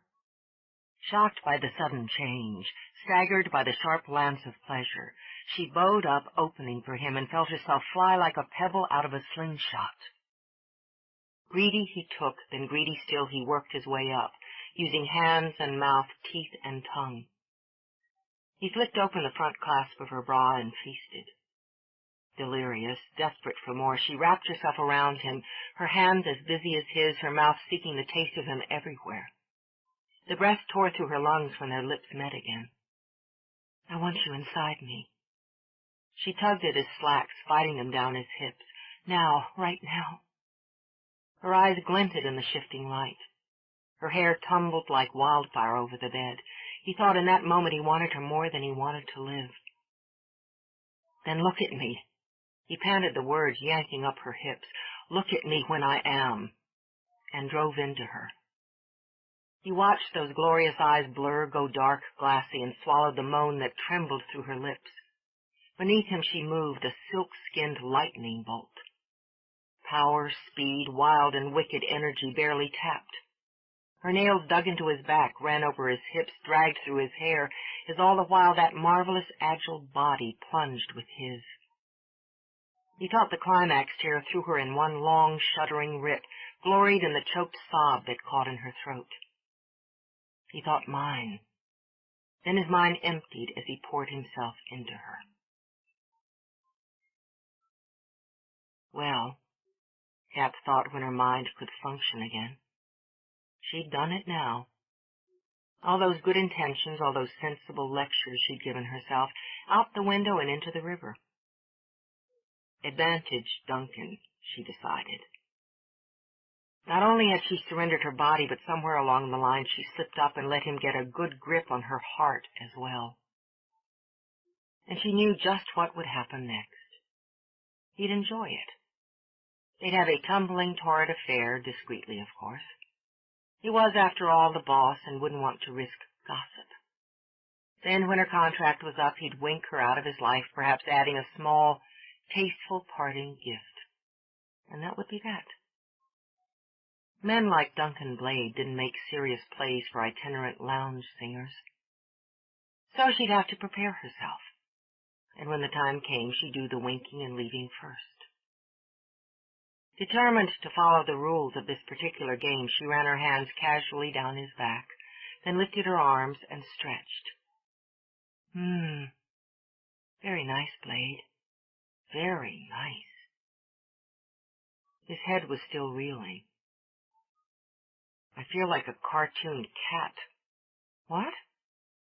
You know, one that gets his head bashed with a sledgehammer. Then he has 3 heads all vibrating and making that really cool sound while his eyes spin around. She snorted out a laugh and had nearly hugged him before she remembered it was smarter to play it cool. What happens when his head stops vibrating? He does it all again. Chuckling, he nipped at her throat, her jaw, paused at her mouth with one long, slow kiss. And just as Kat's mind began to fog again, he rolled and tucked her neatly against him. He was a snuggler, she thought, and felt that grip on her heart tighten just a bit. So you watch a lot of cartoons? They'll take your troubles away. Who can worry when they're in Frostbite Falls? What's the matter, you? He laughed and gave her a squeeze. Don't make it worse. It's bad enough. Well, who'd have thought the sophisticated Cat Farrell and Rocky and Bullwinkle? Hey, it takes a very sophisticated palate to truly appreciate moose and squirrel. Indeed it does. And there, he thought, was that connection again, on a different level. My cousin Sybil and I used to have long, intense discussions on the true meaning of those opening credits. She's a cartoonist. Oh, yeah? Clever girl, our Sybil. He nudged Kat until they were face to face, damp bodies meshing. Want to have a long, intense discussion? We could do that. Her blood was heating again. She slid against him, scraping her teeth lightly over his chin. Or I could get my sledgehammer back out. I like the way you think. He found her mouth with his, sank in. Move your things in here. What? She jerked back, shoving at his shoulder before he could shift on top of her. Your things.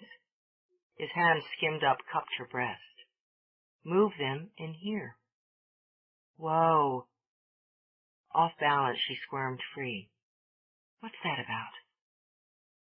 I want to be with you. What's the point of you sleeping 2 decks below? He sat up as well and began to nibble her shoulder. Discretion? If I move in here, the crew and passengers are going to know. It's not that big a boat. So what? He gave her hips a boost, maneuvering her until her legs were around his waist and they were torso to torso. We're all grown up now, past the climb through the window stage. He ran his hands up her back, moving in so that he could feast on her neck. I want you here. I just want the hell out of you. Think, think, think, she ordered herself, even as the blood rushed to her head to roar like the sea. You've got a bigger bed, a better view, incredible hands, she said in a humming purr. But, while she still could, she laid her hands on his shoulders and held him off. If I move my stuff in here, the cabin below stays mine. No booking it. He looked into her eyes. You want an escape route? Tidier that way, sugar. If either one of us decides the arrangement's getting old, I just move back down. No harm, no foul. He ignored the quick twist of annoyance and gripped her hips again. Deal. Then he lifted her, filled her. It didn't get old. She kept expecting it to, at least on his part. But the longer they were together, the more they seemed to need to stay that way. She told herself it was the sex. Lord knew their hunger for each other didn't appear to be waning. late nights and early mornings. One sweltering afternoon in Natchez where he surprised her with a hotel suite, and they'd made energetic love in an enormous tub frothy with swirling bubbles. A hot, fast coupling against her dressing-room door that had taken them both by surprise and had left her shimmering through her first show. He still brought her flowers and foolish little gifts. She couldn't get a handle on it. He had her. Why was he still pursuing her? It had been nearly 3 weeks since they'd become lovers, she thought as she rolled over in the bed she now thought of as hers as much as his. They'd cruised up the river, down and now up again, and this connection between them remained. She didn't have a clue what to do about it. Enjoy, Cat, she ordered herself. Just enjoy the moment. She stretched and thought about snuggling back into sleep. They were docked in St. Louis, and Duncan was doing whatever it was he did on these early mornings in port. She had the entire day off and no desire to go into the city. She'd take the afternoon to work on her demo, though she wasn't entirely convinced Duncan really meant to do anything with it. Still, she'd taken the controls back and had fired Cicero. The moron. She'd need that demo when this gig was up. She'd have to find a new agent, another run. The salary from this one would tide her over, give her enough of a cushion to select representation with more care. She wasn't going back to those one-night stands and hotel bars, riding the bus from city to city, and living out of her trunk in some two-bit room. She'd had just a little too much of a taste of the good life, and she liked it.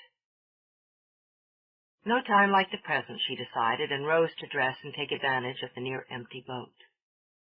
She strolled out on deck, wincing against the bright flash of sunlight until her dark glasses were in place. The heat was outrageous, shimmering visibly over the water, and had driven those who remained on board inside where air conditioning made life civilized.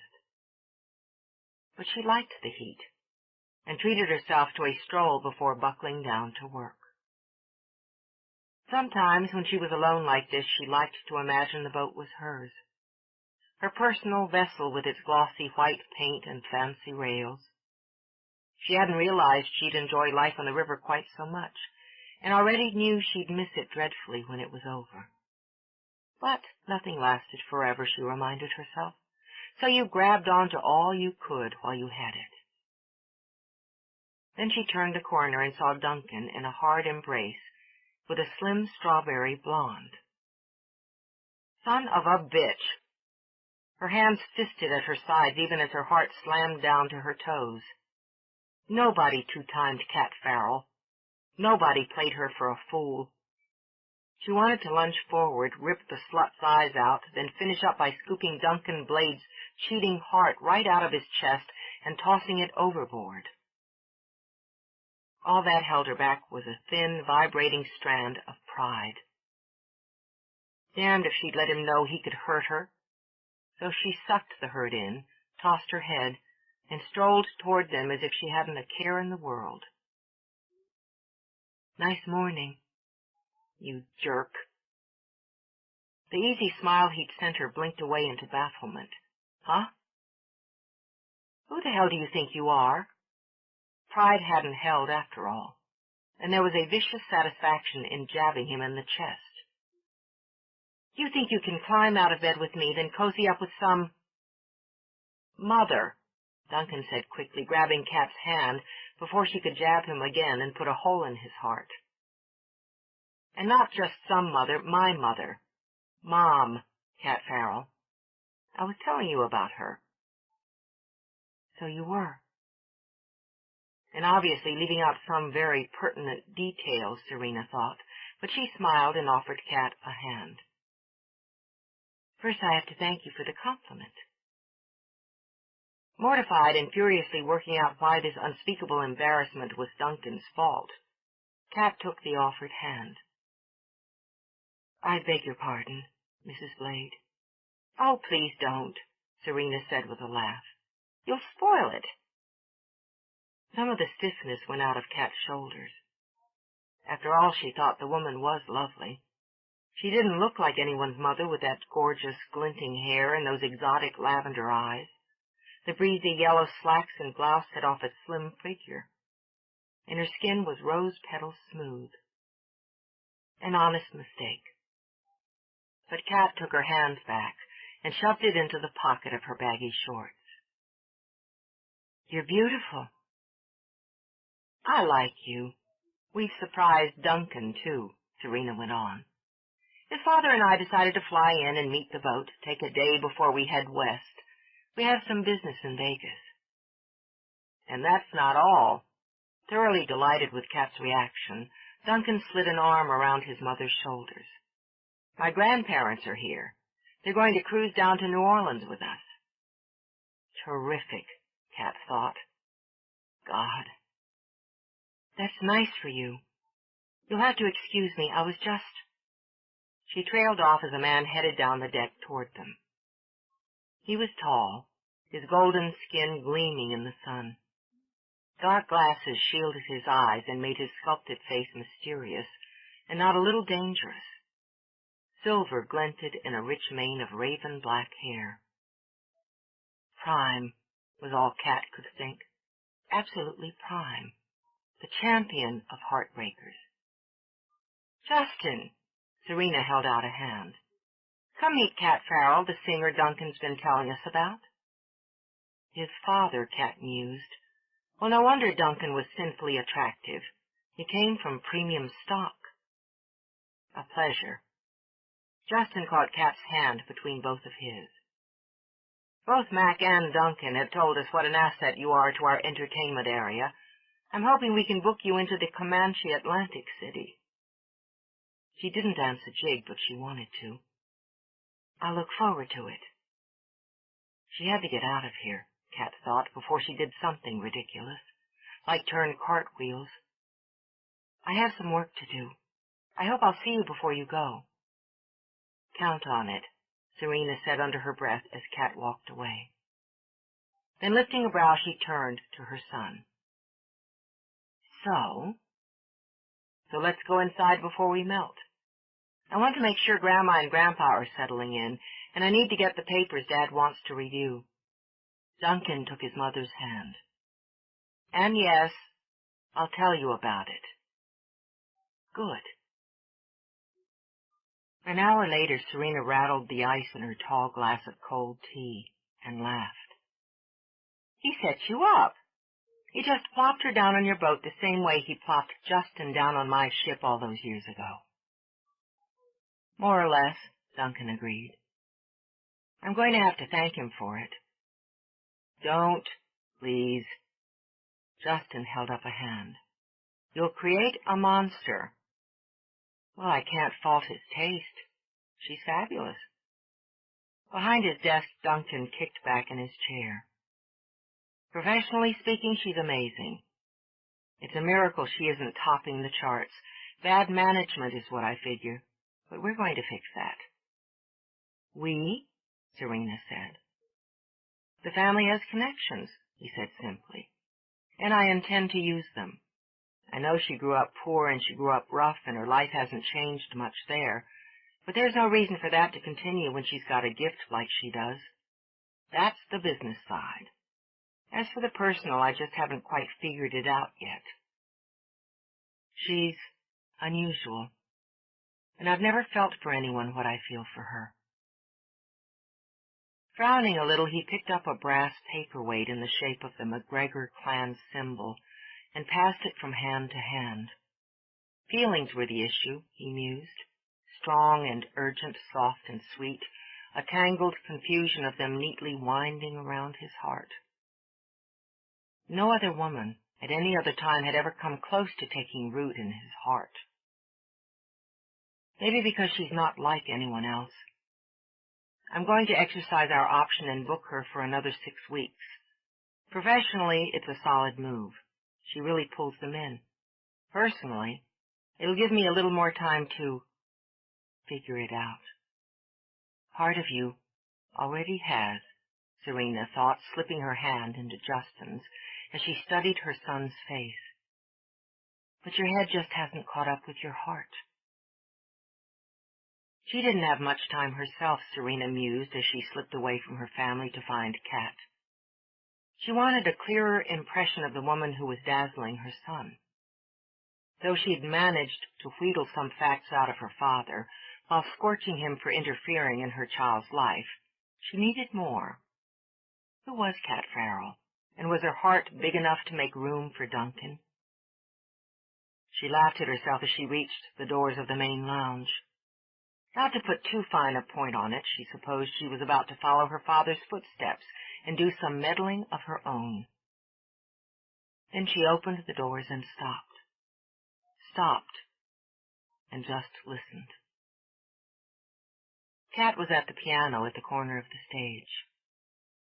She played well, not brilliantly, Serena thought, but with enough style to give that stunning voice a path to follow. And that voice caressed the heartbreaking lyrics of Am I Blue with a power that had to come straight from the soul. When it was done, Serena's eyes were wet. You should be too young to do that song justice, she said, smiling when Kat's head whipped around. But you sing it as though it was written for you. Struggling not to be uncomfortable, Kat turned on the bench. That's my job. No, it's your gift. You made me cry. The highest of compliments, thanks. I know I'm interrupting. Still she crossed the room to sit beside Kat on the piano bench. I was hoping to persuade you to join all of us for dinner tonight. It's a family deal. She knew nothing about families and everything about being the outsider. We'd like you to come. You've met my father. Yes, briefly when I was in Vegas. He makes an impression. Oh, indeed he does. Laughing, Serena shifted to noodle with the keys. He was very taken with you. After a beat, Kat nodded. I suppose Duncan told you that Mr. MacGregor arranged for me to have this gig. For his own purposes, yes. That's the MacGregor. He can't help it. She smiled gently. I hope you're not offended. No, surprised. Really, why? I'd have expected him to browse through the debutante line for his grandson. And to that, the MacGregor would say, Debutante, ha! A good heart and a strong spine's what he looks for, and I'd say you have both. A good mind, strength of purpose, and an appreciation of family. Kat lifted her eyebrows. I barely finished high school. So far, my purpose has mostly been to earn enough to keep from going hungry, and my only family is my mother, though I appreciate her very much. And to that he would say, Kat Farrell has grit. There's no winning with Daniel MacGregor. Kat looked down at her hands, then at Serena's. Duncan's mother had ladies' hands, she mused, a lady's face, a lady's way. She thought she was getting the drift. And you'd like me to move along, Mrs. Blade, before Duncan starts thinking his grandfather might have a pretty good idea. Serena stopped playing, looked over and into Kat's eyes. Why would you think that? It's obvious enough. I know what I am and where I come from. My father was an ordinary man who had the bad luck to die when he wasn't yet 30. My mother's a waitress who never had a chance to be anything else. And I sing for my supper.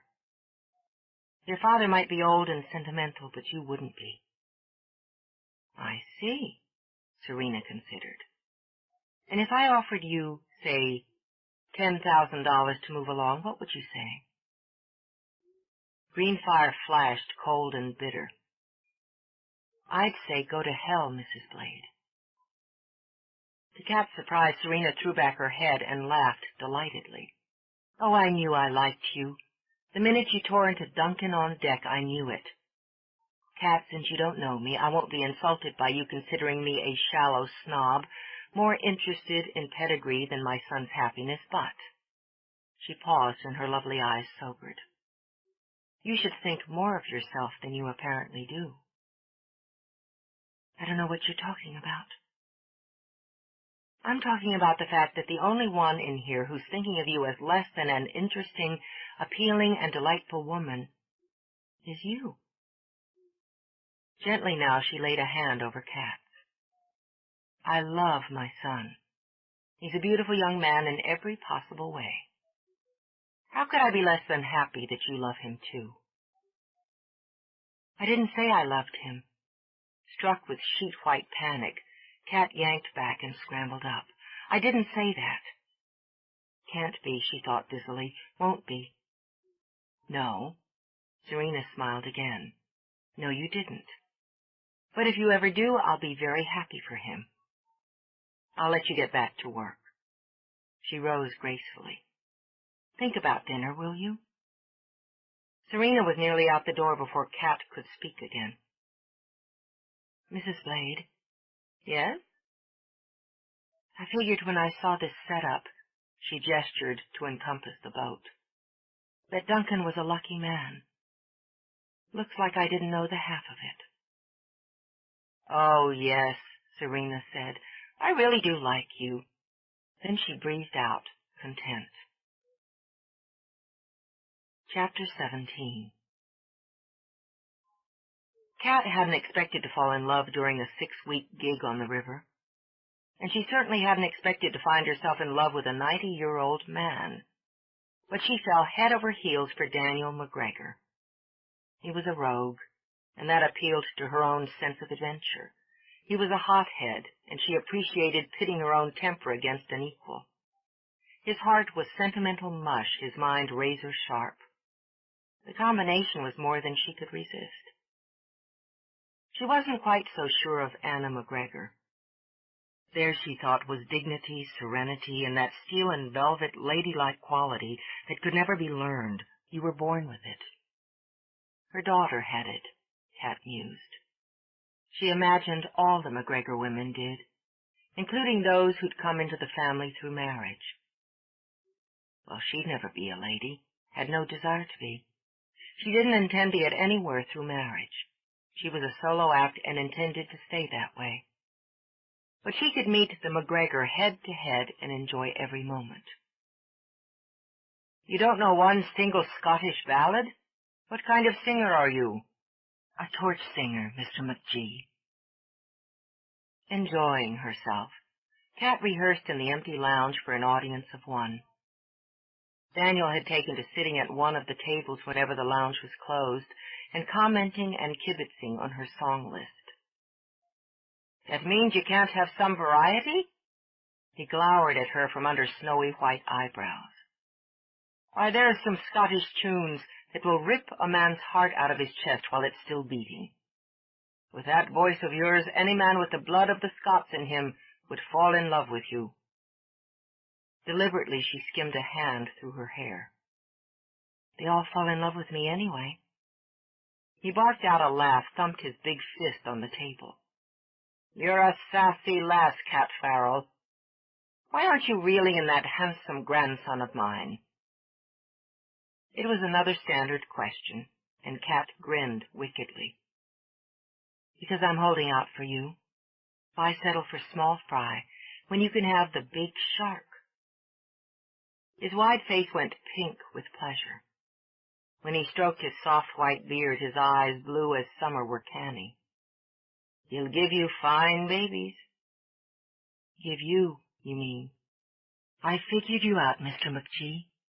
She leaned over and kissed him.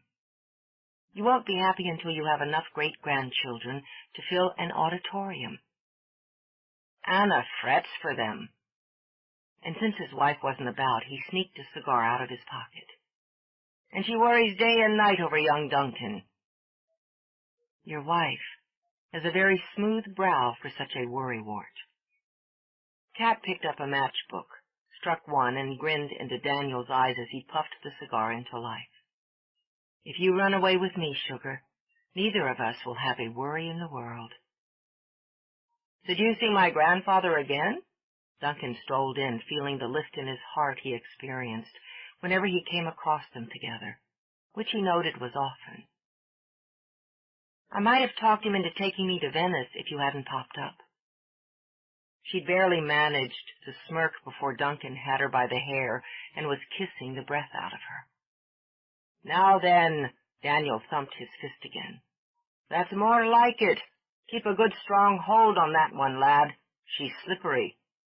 "I've got her," Duncan said easily. And he was beginning to think he meant to keep her. "Lounge opens in 20, Grandpa," he murmured, keeping his eyes on Kat's. "Go play somewhere else now." "That's no way to talk to your grandfather," Kat said sternly. "It is when he keeps trying to steal my woman." "This woman's trying to steal him." She tried to wiggle free and found herself firmly caught. "Some of us are working here, sugar." "I'm the boss, remember?" "Excuse us, Grandpa. I have to have a little business meeting with the talent here." As he pulled Kat toward her dressing room, he called back over his shoulder, "By the way, Grandma's on her way here. You're going to want to lose that cigar." "Sweet Mary," Daniel muttered, hurriedly stubbing out the cigar, waving at smoke. Then he smiled sentimentally as Duncan dragged Kat away. He was willing to take odds there'd be a wedding before summer ended. "Duncan, I was having a conversation with Mr. McGee." "You're having one with him every time I turn around. Can't believe the old man's beating my time." "I'm crazy about him." "So am I. But—" He closed the dressing room door, flicked the lock, then nudged her back against the wall. Watching her, he skimmed his hands up her sides, over her breasts, down again. "Oh, well," she murmured as her heart rose up to pound hard in her throat. "Keep it light," she ordered herself. "Keep it sexy. Don't think, don't feel any more than you can handle." "Why didn't you say so?" She wrapped her arms around him and prepared to pull him into a hot, turbulent kiss. But he framed her face with his hands, let his mouth hover over hers, then brush, then nibble. He wanted to hear her breath catch as it did when he took her slowly under, wanted to feel that gradual, almost reluctant melting, that fluid surrender. Sometimes it was a fire in the blood, all heat and flash and glory. In those moments they couldn't take each other fast enough. Other times it was like carefree children, all wrestling and laughter. And now and then it was slow and tender, all heart. And that, he realized as his mouth cruised lazily over hers, was what he wanted now. He wanted her heart. So she sighed and she sank into his arms. And she gave what she'd never known she had to give. With him there was always more inside her, one more well of emotion to be tapped, one more door to be quietly nudged open. She said his name as he picked her up to carry her to the sofa, murmured it as he lay down with her, moaned it as his hands began to move over her. The stroke of fingertips over flesh, the warmth of breath mingling, mouths meeting to slide into kisses long and deep and aching. He felt her pulse trip under his hands, felt her heart race under his mouth. But he wanted more than excitement, more than desire. He wanted love. "Let me in." He murmured it against her mouth. "I'll never hurt you." But he was. Even then he was. He was ripping something inside her, tearing something out of her that she was terrified to lose. She shook her head, denying both of them, but his mouth was patient, his hands ruthlessly tender. They opened her heart, held it wide, and let him tumble in. The change destroyed her, left her helpless and floundering.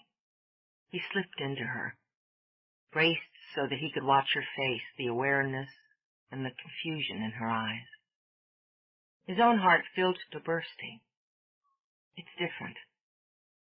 She couldn't speak, only shook her head, swallowed a sob as his mouth covered hers again. Unable to resist, she flowed with him over the high, warm wave, then under. "It's different," he said again. She grabbed a robe from a hook, shrugged into it. Desperate for balance, she jerked the belt into place. Suicide. Hadn't she said he was suicide? And here she was teetering right on the edge of the cliff. No, it's not. She wanted to mean it, and it doesn't have to be. He angled his head. Why does it scare you to know that I care about you, that you matter to me? It doesn't. To settle her restless hand, she snapped up her brush and began to drag it through her hair. Whatever you may think of me, I don't have sex with men unless I matter. That's not what I said or what I mean. He tugged on his slacks and reached for his shirt. You're good at turning the point around to suit yourself, Kat.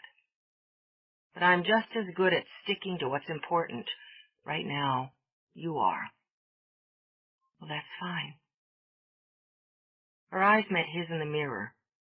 I like being important. Steadier, she set the brush down, then turned and leaned back against the counter. You're important too, Duncan. Is that what you want to hear? Of course you are, or I wouldn't still be with you. Don't complicate this. Funny, I actually think I'm simplifying it. What do you feel for me? A great many things. I want you. I think that's obvious enough. I enjoy you. Smiling, she walked over to run her hands up his chest. I like your style, I like your face, and I downright adore your body. The amusement she'd hoped for didn't flicker in his eyes. They remained steady, level, and just a little cool. And without the sex? Hard to say. She shrugged, turned away to straighten the cosmetics on the counter, but her hands felt numb. Since we're not without it, are we? But for the sake of argument, she made herself turn back. I'd still like you. You're a likable man. I don't make a lot of friends, Duncan. I'm not in one place long enough to go to the trouble or take the risk that friendship involves. You're an exception. His brow winged up. Odd, he mused, to feel delighted and irritated at the same time. So, we're friends? Aren't we? I suppose we are. He gave her the same easy smile she gave him. Well, pal, we'll be pulling out of port shortly. I have to get to work. I'll see you around. She felt a shudder as if some major crisis had been narrowly evaded. Oh, and Duncan? Nice doing business with you, sugar. He flashed a grin as he opened the door, but when he shut it behind him, his eyes narrowed, darkened, and the smile went thin. He'd always considered himself a lucky man, but what the hell kind of luck was it for him to so suddenly fall in love, so ridiculously in love with a woman who didn't follow any standard pattern? Love wasn't a game he'd expected to play until he was damn good and ready, but the cards had already been dealt. He was just going to have to see that she anteed up and didn't bluff him out of the pot. Because when Duncan Blade played, he played to win. Chapter 18. For the rest of the week he let it ride, held his cards close to the vest and let the pot build. It wasn't exactly a sacrifice, he decided as he did his pass through the casino. The more she relaxed, the more demonstrative she became. And he enjoyed watching the way she flirted with his grandfather, the way she gradually warmed toward his grandmother. Once he'd come across the two of them with their heads together on deck and would have sworn the sexy Cat and the serene Anna were sharing secrets. He needed to talk with Cat himself and hadn't managed to make time that afternoon. He'd skimmed over her contract, refreshing himself on the details of the option. It seemed only fair he talked to her before he called her agent and enforced it. Then there was a call he'd gotten just that morning from Reed Valentine of Valentine Records. He imagined Cat was going to be very pleased with how well the demo he'd sent in had been received. It wasn't something he wanted to tell her on the fly. Such news, he concluded, required the right setting. And he'd already taken steps to provide it after her second show. It made him smile to think of it, so the warmth of that showered onto the Kingston sister, who grabbed his hand as he passed the blackjack table. Oh, I'm going to miss that. She shot him her very best smile in return. I can't believe our vacation is up tomorrow. I hope you enjoyed it. Which one was this? He wondered vaguely. Cindy, Sandy, Candy? Every minute. We're talking about doing it again next year. It's so much fun. We aim to please. Any luck? She kept her baby blues on his. Not as much as I'd like. He had to laugh. I meant with the cards. There either, but it's been entertaining. I don't suppose you ever get to Philadelphia. I've been known to. Then he saw Kat swagger into the casino and everything else went out of his mind. Excuse me. The blonde watched him walk away, blew out a wistful sigh. Some people have all the luck, she said to the dealer. Kat watched him too, studying the way he moved, the way he strode through the tables past the machines, through the tempting, seductive sounds of money being won and lost. Oh yeah, she mused. This was definitely his turf. Hey. He took her hand, toyed with her fingers. You never come in here. No reason to. I don't gamble, as a rule. Ever break the rules? All the time, sugar. Want a game? I've only got 20 till cue. Time enough. He spotted an empty table, pleased she'd chosen the early hour to wander in. Come on. I come from a long line of blackjack dealers. Sure you do. Well, a short line then. My mother was a dealer. That's how she met my father. Really? It intrigued her enough to let him draw her over. And who won? Both of them. I'll spot you 100. I can cover my bets. Fine. You're on credit then. With nimble fingers he counted out and stacked her chips. You look especially delicious tonight, darling. What the hell, she thought, and slid onto a stool. Her midnight blue dress clung to every curve and shimmered under the lights. Last night before we dock, I always want to leave them happy. She nudged a $5 chip onto her mark. Deal 'em, sugar. He dealt her a 5 and a 7, gave himself a facing ace. Possible blackjack. Insurance? I don't believe in it. Hit me. She took an 8 and smiled. The hand is 20. He flipped over his down card. Dealer has 7 or 17, takes 10, busts on 24. He slid her winnings over, slipped more cards out of the shoe. How about a date later, beautiful? Maybe. She glanced at her cards. 18. And his. A 6 showing. I'll hold. Holds on 18, dealer has 15, wins with 19. And grinned as he turned up a 4. Do you often call your shots? As often as possible. He was good. She imagined he was good at whatever game he played, but then so was she. And most often she played to survive, so she never waged anything she couldn't afford to lose. Not money, not time, and never her heart. But when she laid down her stakes, she played to win. Deal, she said, and smiled at him. He nipped her the next 3 hands running and had her eyeing him narrowly. Nothing up my sleeve, he assured her. We run a clean game. Can't beat the house? You don't gamble, he pointed out. You hold too easily, aren't willing to chance the cards. I can't control the cards, especially if I'm not dealing them. Want to switch? Come on. She started to refuse, then shrugged her shoulders. Why not? You never know when you might need a fallback career. Amused, she walked around to stand behind the table, scanned the casino. Different perspective, isn't it? Same game, same odds. Only now they favor me. I'll spot you, sugar. Place your bet. He slid one of her chips over, waited for his cards. She looked entirely too pleased with herself when she turned up the corner of her hold card under her 9. He had 2 8s. Split. Deal me 2 more.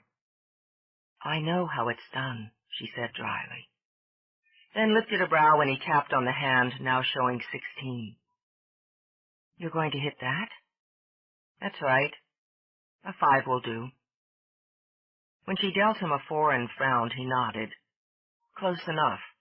Hold here, hit there, he said, and gestured to the second hand of 13. She topped it with an 8 and swore under her breath. 19 loses, she muttered, flipping over her queen. It wasn't just the cards, she decided.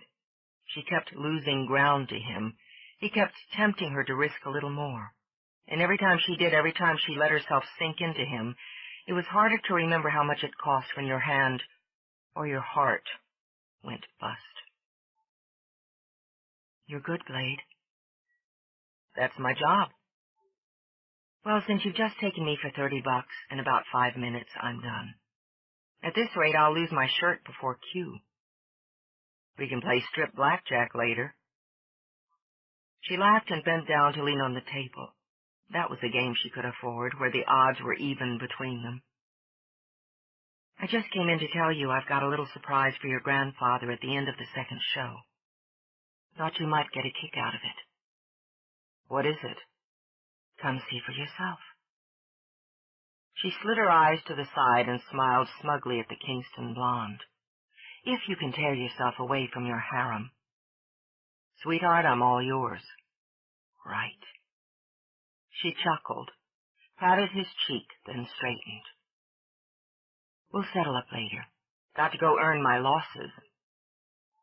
She walked out with a not-so-subtle swing of hips that had him blowing out of breath. Yes, indeed, he mused. They would definitely settle up later. She finished up the second show, well aware that Duncan had slipped in, and was now seated at the table with his grandparents. She'd worked out the timing with Anna and stepped out of the lights as the crowd began to thin. Some would remain, back at the bar or scattered at tables, but she considered this a personal performance, and one that oddly had little wings of nerves fluttering in her gut. Don't know what your problem is, boy, Daniel muttered. That woman's made for you. Daniel? Anna only sighed. She'd come to the same conclusion herself and could have bopped him for saying anything that might tip the balance the wrong way. Leave Duncan alone. He's a man grown. My point exactly. When is he going to do his duty? When is he going to act like a man and settle down, I want to know? He lets that lass slip through his fingers. Well, he's no blood of mine. Ha! Folding his arms, Daniel sat back and glared. Knowing it would make his grandfather twitch with envy, Duncan drew out a slim cigar, ran it lovingly through his fingers. Then, clamping it between his teeth, he lit it, puffed contentedly, while Daniel's blue eyes glittered with annoyance and desire. Who said I was going to let her slip through my fingers? If you'd used the eyes in your head, you'd see... Trailing off, Daniel backtracked, sucked in air, then slapped Duncan hard on the back. Well then, ha! You see, Anna, didn't I tell you the boy was bright? Didn't I tell you not to fret? Constantly, Daniel. Adoring them both, Anna laid her hands over theirs. I like her very much, Duncan. I know. Now keep him out of it, will you, so I can make it work? Keep me out. Insulted, Daniel boomed the protest through the room, making the few heads left in the lounge turn. Why, you pipsqueak, you wouldn't be in it if I hadn't... What, Daniel? Anna said it sweetly with a soft smile on her face. You didn't interfere or meddle again, did you? Ah, no, I did nothing. Nothing at all. Don't know what you're talking about. I'm just saying... What I'm saying. He thought it best to retire from the field. We should be getting along, Anna. You need your rest. I'll just finish my wine. She lifted her glass, shifting in her chair.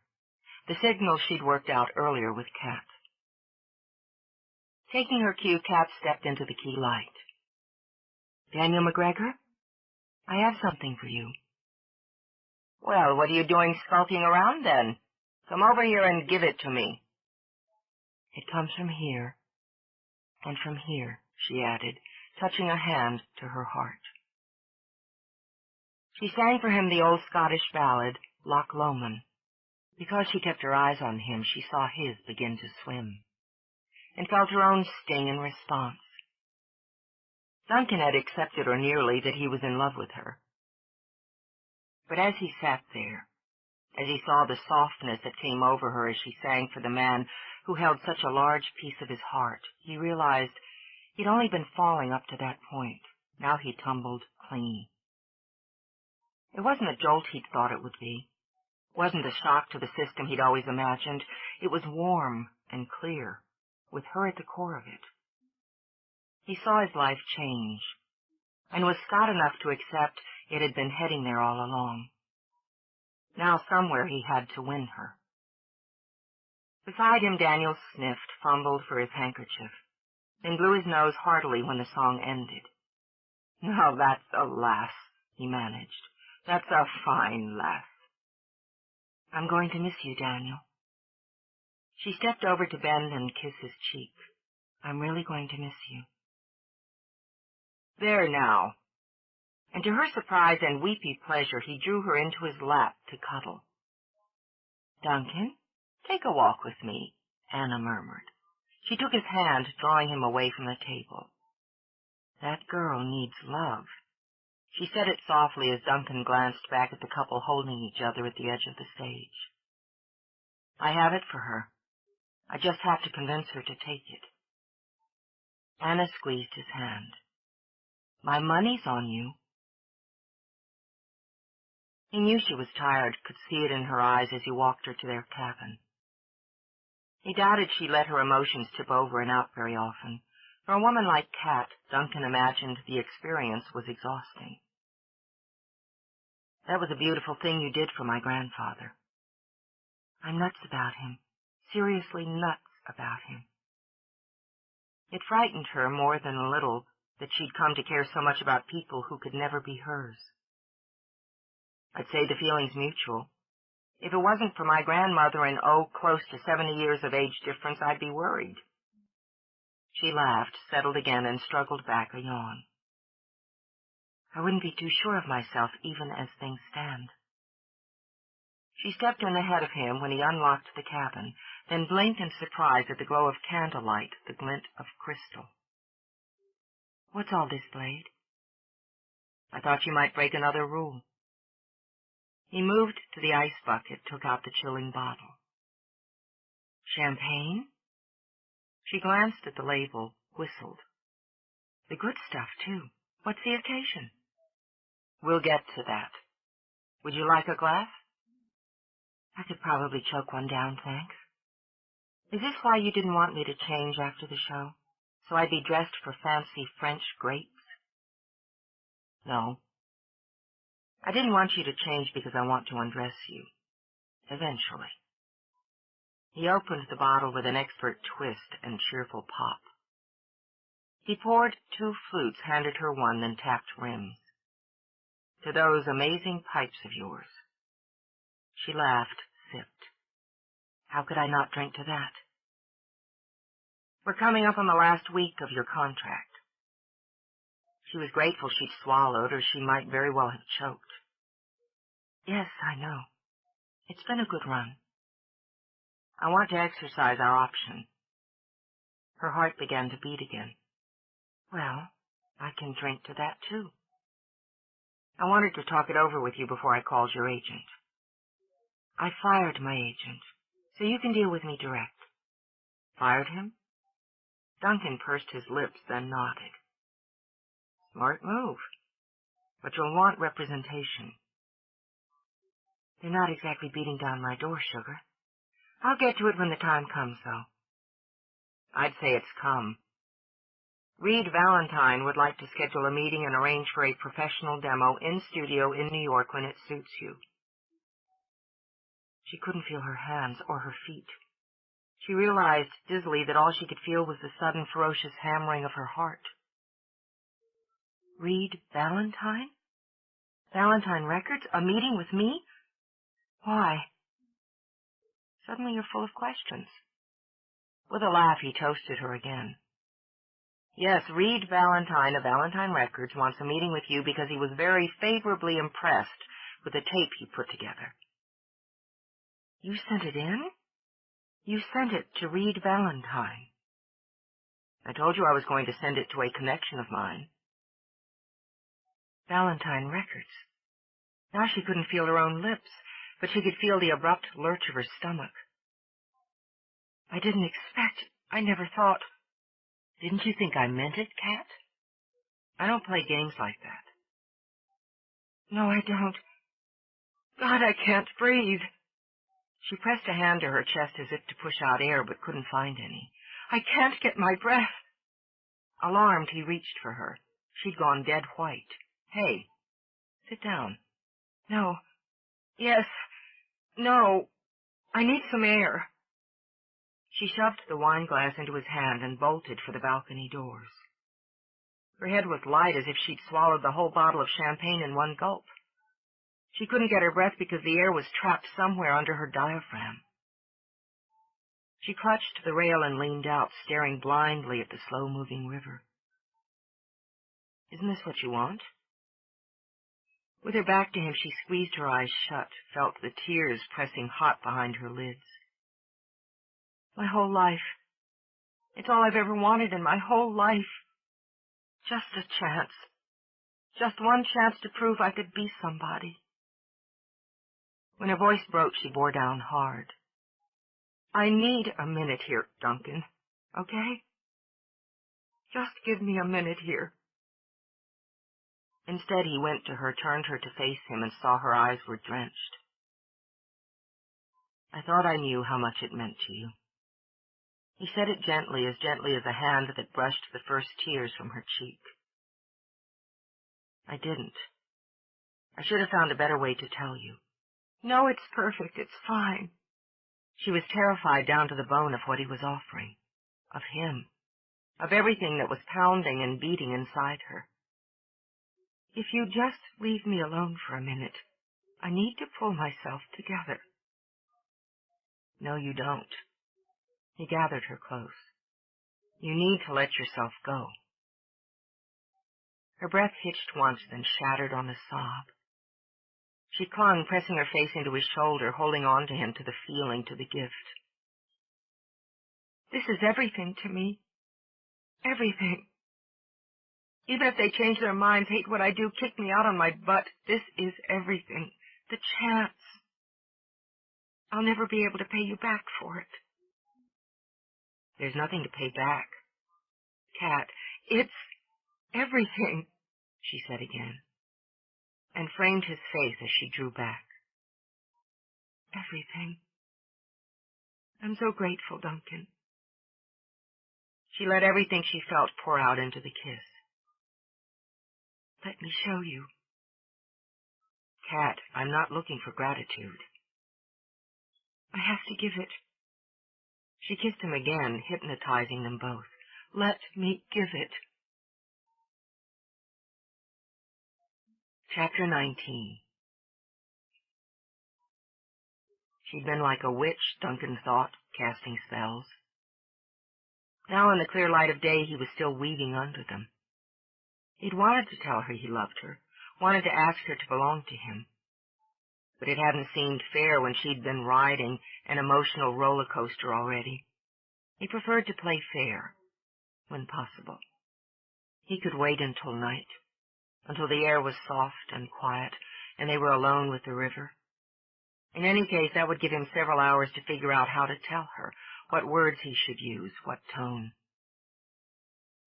He wished he could be certain of her, but some odds were impossible to figure.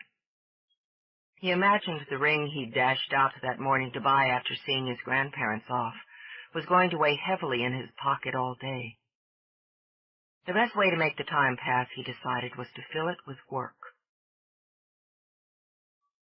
Kat had prepared all morning, had thought it all through. There was only one possible answer. Duncan Blade had given her something she'd been working for all of her life, and he'd done it with no strings attached.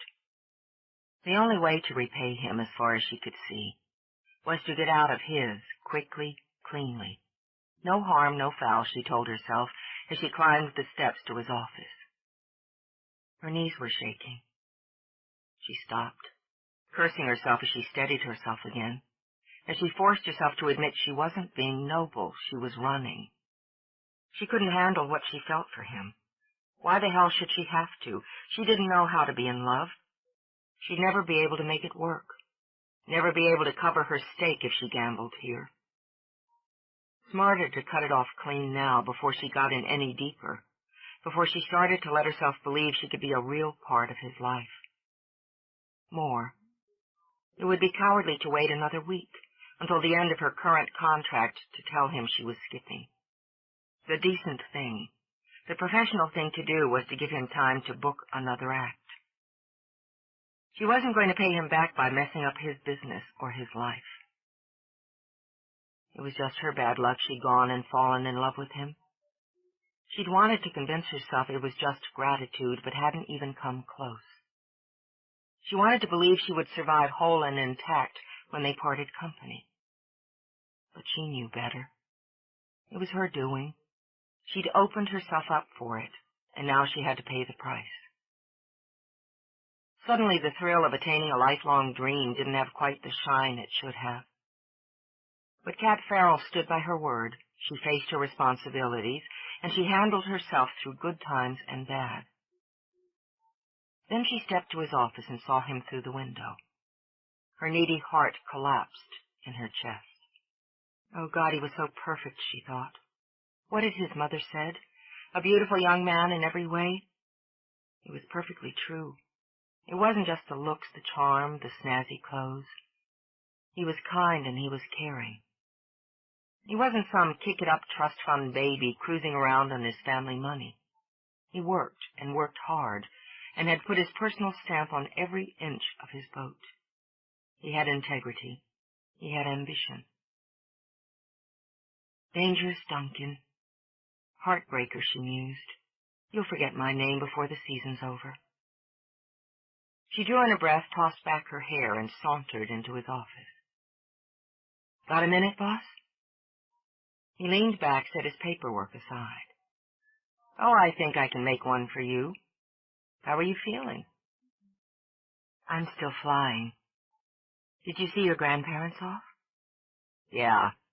They're going to spend a day in New Orleans, then fly to Boston to visit my sister and my cousins. Play with the babies. They'll catch up with my Uncle Cain and Aunt Diana, then Grandpa will harass my cousin Ian for a while about why he's still single.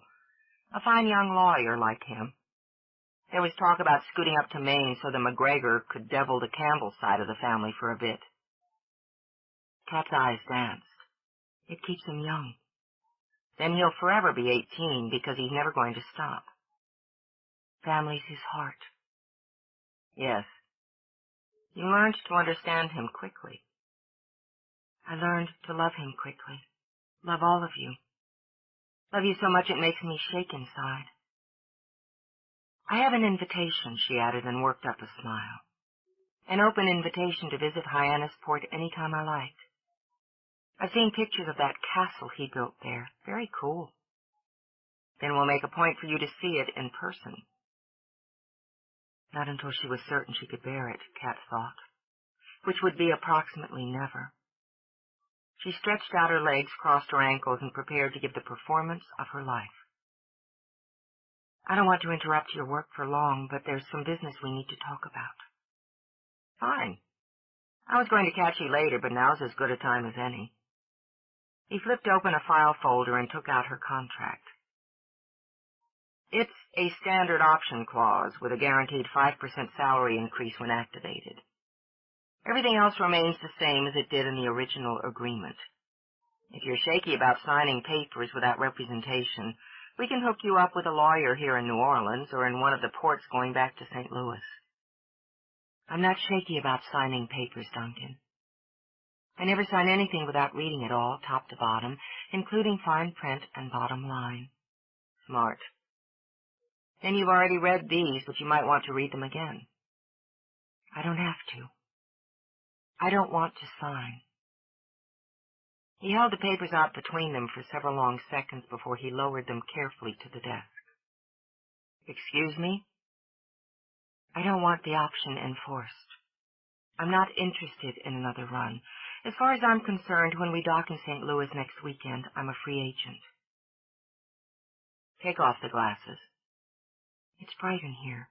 You want to talk business, you look me in the eye. There she thought with that quick shift in his voice, satin to steel. Because it was right. Because it was cowardly to hide behind shaded lenses, she slipped them off, swung them by the earpiece. He took his time studying her face, looking for the tells every gambler recognizes. If she was bluffing, he mused, she was damn good at it. You want to negotiate new terms? That's not what I said, and I say what I mean. She lifted her shoulders, let them fall. I've got fresh fish to fry, sugar, and you to thank for it. There's no point in me spending another 6 weeks singing in a riverboat lounge when I could be in New York. I see. If you read your contract, Kat, you'll know that I have a right to exercise this option clause. You're obliged to honor it.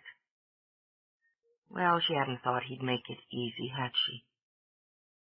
I hoped you'd let me out without a hassle, for old time's sake.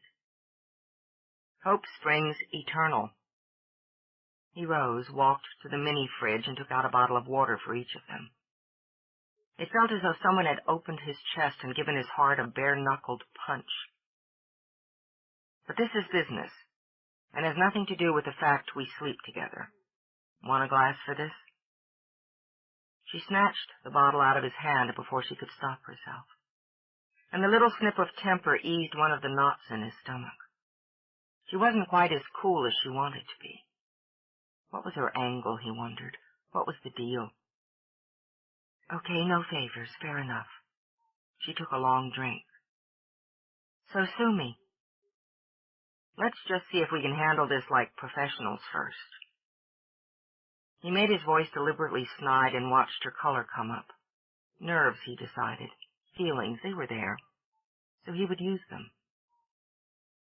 You want to get to New York and follow through with Valentine. I can't blame you. When we hit St. Louis, you can go. He held up a finger before she could speak.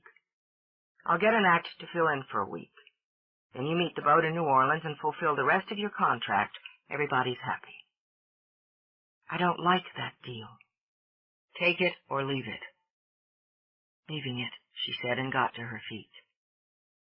Sit down. Don't tell me what to do. Business is concluded. Now it's personal, and I said sit down. She cocked a hip, lifted the bottle, and watched him steadily as she drank. Is that what this is about, Duncan? Is your ego bruised or something? Do you really think I'm going to let you walk out? Yeah, because if you try otherwise, I'll bruise a hell of a lot more than your ego. Look, it's been fun, and I owe you a lot. But it's moving on time. And that's what you do best? Move on? Yes. Regret flickered in her eyes before she could stop it.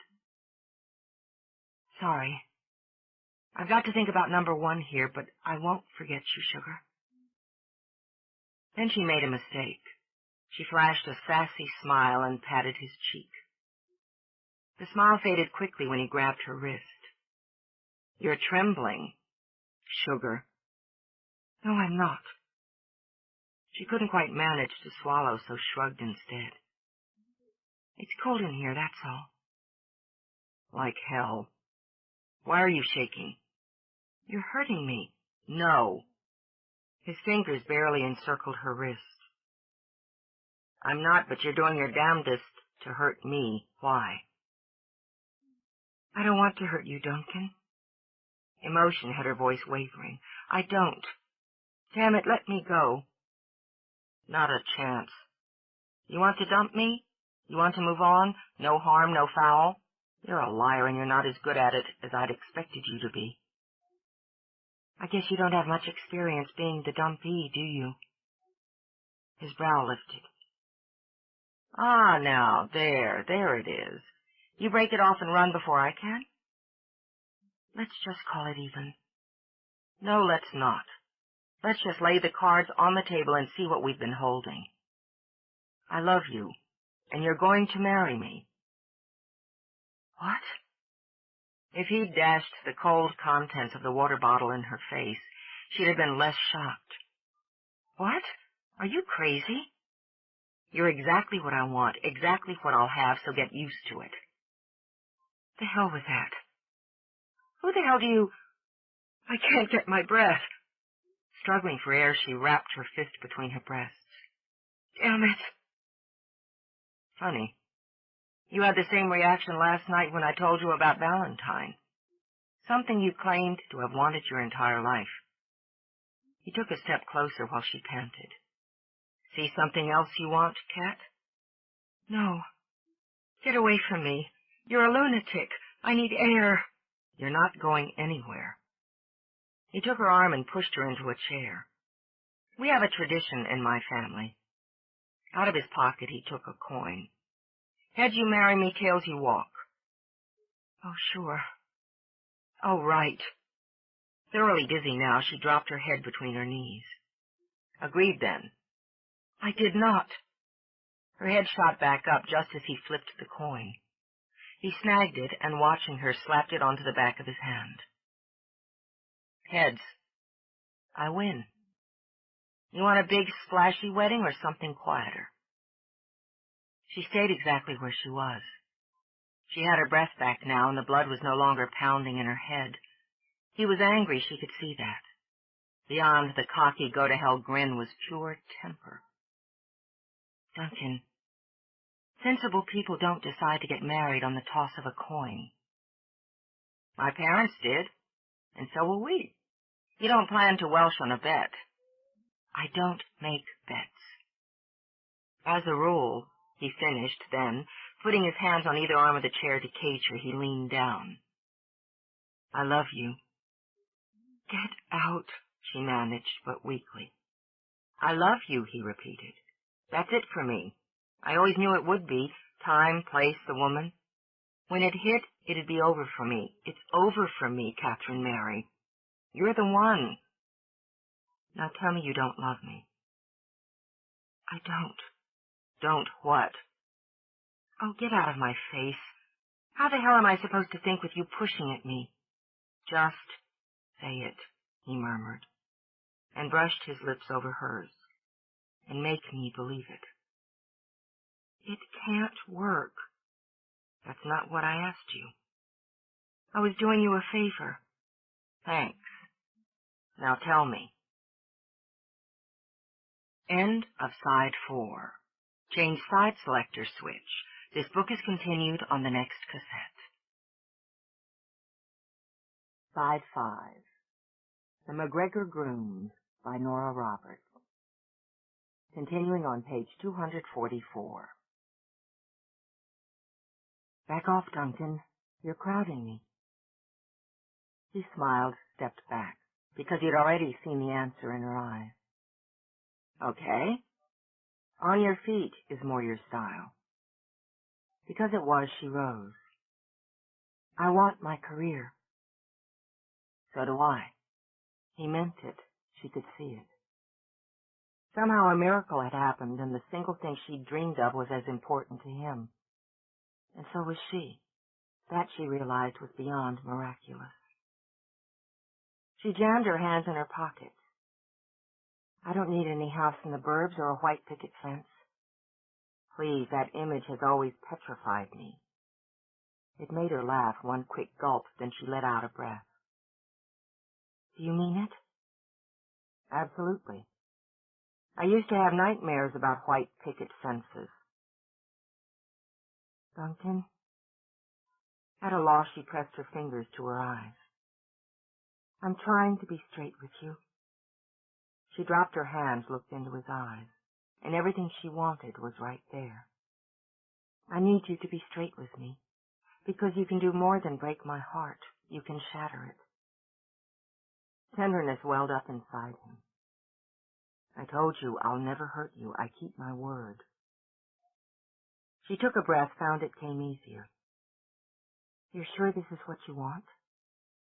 Dead sure. He took the ring box out of his pocket.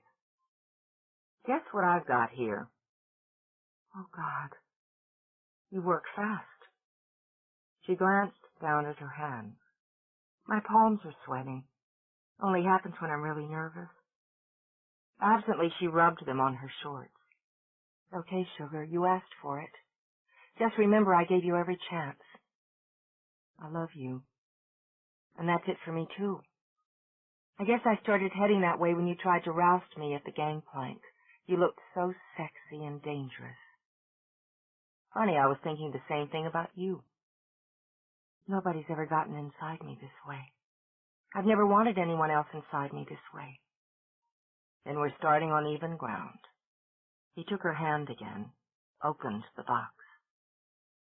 Oh, man, you could put someone's eye out with that. He roared with laughter, swung her into his arms for a kiss that left them both giddy. Want to bet it fits? For a moment, she just pressed her cheek to his. My God, she thought he wanted her for keeps. I'm not betting against the house again. Grinning, he took the square-cut citrine out of the box and slipped it on her finger. Smart move. He lifted her hand, pressed his lips just above the ring. Deal? Looks like. She brought their joined hands to her own lips in turn. Hers, she thought, for keeps. But I want to see that coin. He cocked a brow, flipped the coin through the fingers of his free hand, and vanished it. What coin? From the private memoirs of Daniel Duncan MacGregor. There are moments that etch themselves into a man's memory like a fine diamond cuts into clear glass. The first time he loves a woman, and the first time he sees a woman he will always love. The moment his child, taken from his mother's womb, is placed yowling with life into his hands. And the many moments of that child's life that fill his own with joys and sorrows, with laughter and tears.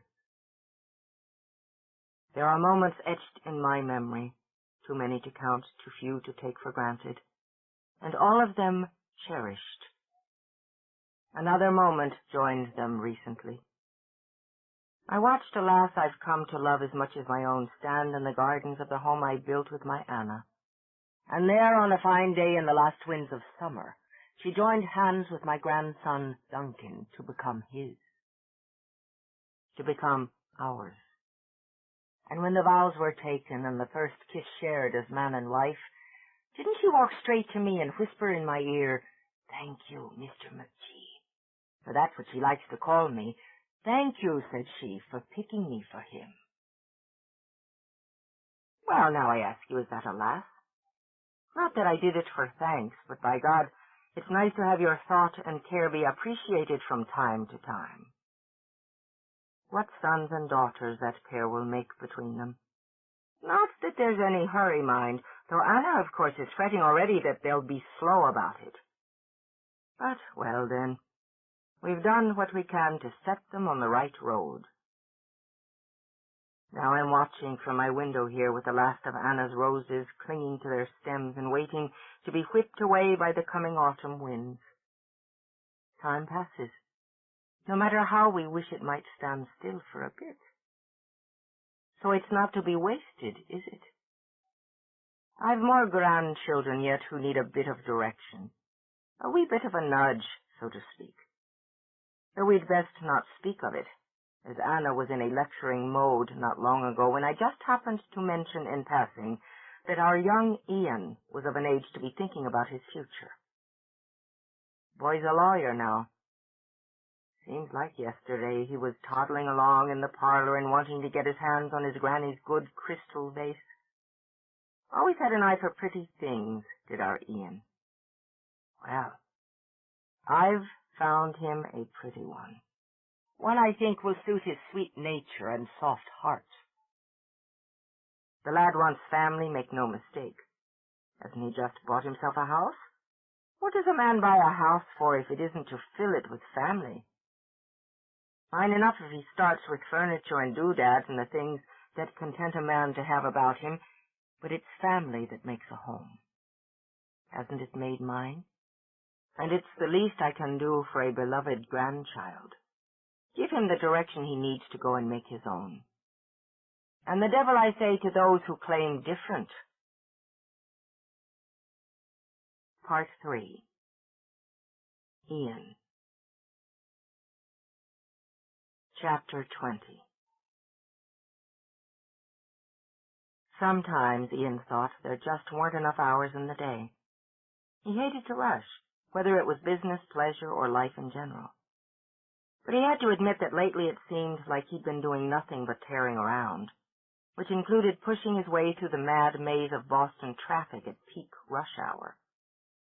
One more stop, he told himself, then he could go home. His new home. Just the thought of the elegant old house tucked behind dignified old maples made him smile and ignore the rude blast of a horn as traffic snarled. He'd had 2 months to enjoy it, to scout antique shops and kitchen supply departments in order to outfit each room exactly the way he wanted. And every time he slipped the key into the lock and walked into the gracious entry with its deep green walls and golden floors, he was thrilled his days of college dorms and noisy apartment life were over. It wasn't that he didn't like company or having people underfoot. He'd come from too large a family not to appreciate the confusion, the clash of personalities, the entertainment that came with crowds. But he'd wanted his own place, needed his own place. And he still blessed his cousin Julia for helping him find the perfect house in the perfect place. Old and established was what he'd wanted, and that's what he'd gotten.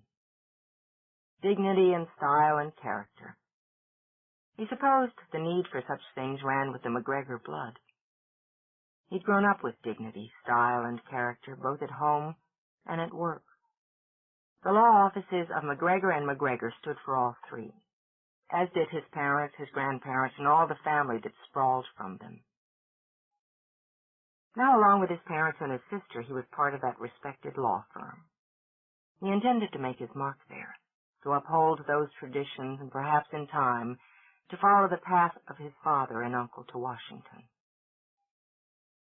The press occasionally hinted that Ian MacGregor was being groomed for politics. They said he had the family lineage, what with his father having served as Attorney General, and his uncle as the Commander-in-Chief. He had the looks, the gilt hair, the steady blue eyes, the strong features, and firm mouth that made women sigh and men trust. The tabloids had once had a field day with a shot of him wearing nothing but a pair of bathing trunks while sailing on the Charles. The result had been a huge increase in tabloid sales and the title of Harvard hunk, which had stuck, much to Ian's consternation and his family's amusement. He'd handled it with humor. What choice did he have? And had thumbed his nose at those who said he was just another pretty boy by graduating magna cum laude, holding steady in the top 5% of his graduating class and passing his bar on the first run. Ian MacGregor hit what he aimed for, and he'd aimed for the law as long as he could remember. But honors and laws aside, he was the youngest member of the firm, and as such was often reduced to the position of errand boy. His current assignment was little more. Ian circled, scanning for a parking place without much hope. He settled for one 6 blocks from his objective and thought he might as well have driven home and walked from there. Still, he took his briefcase and relaxed enough to window shop in the artful storefronts on the way up to Brightstone. It was balmy early autumn, perfect New England weather, with the trees just beginning to hint at the wild color to come in the evening light of a slowly deepening sky. When he got home, he promised himself he was going to take a glass of wine, sit on his back porch, and survey his kingdom. With his topcoat flapping in the steady breeze, he paused outside of Brightstone's and studied the sturdy old building of weathered red brick. It was an institution in Boston, one he regretted not having had the time to explore in the last couple of years. But now that he lived fairly nearby, he thought he would find opportunities to wander in, stroll through the stacks, the aisles, the towers of books. Brightstone's was books in Boston. He remembered holding his mother's hand when she'd shopped there in his childhood, then tucking himself into the children's corner with picture books. The staff had always been helpful and unobtrusive, the mood serene, the stock expansive. And remembering the contented hours he'd experienced inside, he thought it might be a fine idea to turn one of his spare rooms into a library. He stepped inside, pleased to see the familiar soaring ceilings with their fussy cornices, the polished gleam of chestnut floors, the grand sweep of books. The second floor, as he recalled, would be histories, biographies, local interest, local authors, and the third a treasure trove of rare books. As he scanned, he noted that business was good, which surprised him a little. A year or so before, he'd read that the old Boston institution was in serious trouble and apparently unable to compete with the malls or superstores. But there were a number of customers browsing the shelves, more at the graceful old counter making purchases, and a scattering of others settled into the inviting seating arrangements tucked here and there. That was new, wasn't it, he wondered? Those cushy chairs and thick old tables. He saw, too, a little cafe had been added to the rear up a short flight of steps, where he remembered towering shelves. And the music playing quietly in the background wasn't the stern classical tunes he remembered, but something light with harps and flutes. Interested, he wandered through, noting the children's corner remained as it had, but a basket of bright plastic toys and charming posters of fairy tale scenes had been added. And here a display of eye-catching bookmarks, reading lamps, paperweights, and a variety of gifts suitable for a book lover. As he wound his way through, the seductive scent of coffee reached out and hooked him. Smart. Very smart, he decided. It would take a strong will to walk out without a sample and without a purchase. Telling himself he didn't have time for either, he headed to the checkout area and snagged the attention of a clerk. "I'm looking for Naomi Brightstone. I'm Ian MacGregor. She's expecting me." "Miss Brightstone's in her office on the second floor. Would you like me to send for her?" Well-mannered, efficient staff were obviously still the order of the day. Ian smiled, shook his head. "No, thanks. I'll go up." "I'll let her know you're on your way, Mr. MacGregor." "Appreciate it." He started up the sharply angled stairs and had a sudden vivid flash of his mother, grinning down at him and telling him they'd go for ice cream if he was very patient while she finished shopping. "Rocky Road," he murmured. He'd always gone for Rocky Road, and his mother had always held his hand firmly in hers when they'd crossed the street to order cones. Good memory, he decided, then noted that the second floor was no longer dim and intimidating. He didn't think it was only because now he was 6 feet tall rather than 3. Lights had been added, and the shelves had changed from dark brown to a honey-toned wood. There was a pair of long, sturdy tables lined with chairs, creating a kind of study area. It was being used by what looked to be a high school couple, more interested in each other than the books opened in front of them. Now that he thought of it, he had some fine memories of study dates as well in the less atmospheric corners of his school library. Something else there didn't seem to be enough hours in the day for just now, he mused. Not the studying, God knew, but the dating. He was going to have to get back in the swim before too long. He missed women. "Mr. MacGregor?" He turned and watched the woman approach. She was a tidy little package, he concluded. Bandbox neat in her smart red suit and practical heels. Her hair was glossy black, subdued into a thick braid that hung down her back and left her quietly pretty face unframed. Her lips were full, with just the slightest hint of overbite, and painted to match the suit. Simple gold hoops swung at her ears, and the hand she offered him was narrow and unadorned. "Miss Brightstone." "Yes." She smiled. I'm sorry I wasn't downstairs when you got here. I wasn't able to be firm on the time. It's not a problem. Let me show you to my office. Can I get you something? Coffee? Cappuccino? Is that cappuccino as good as it smells? This time the smile reached her clear gray eyes. It's better, especially if you add one of our hazelnut biscotti on the side. Sold. You won't be sorry. She led the way back through the stacks to a door over the cafe. I'll have someone bring it up. Please excuse the confusion, she said, skirting around a stepladder and painting supplies. We haven't quite finished our facelift. I noticed the changes. Very nice. Thank you. She glanced back and opened another door. We're getting very positive feedback. Her office had the feel of recent remodeling. The walls were a soft pearly white, accented with Boston street scenes done in soft, misty colors. The gleaming cherry desk was tidy, suiting her size and style. She gestured to one of a pair of cheerful striped chairs. Let me just call for the coffee. He took a seat and the time to study her. He knew from the paperwork in his briefcase that she was the daughter of the owners, making her in his calculations the fourth generation of Brightstone Books. He'd expected her to be older, starchier, he realized, but pegged her in her early 20s, efficient but stylish.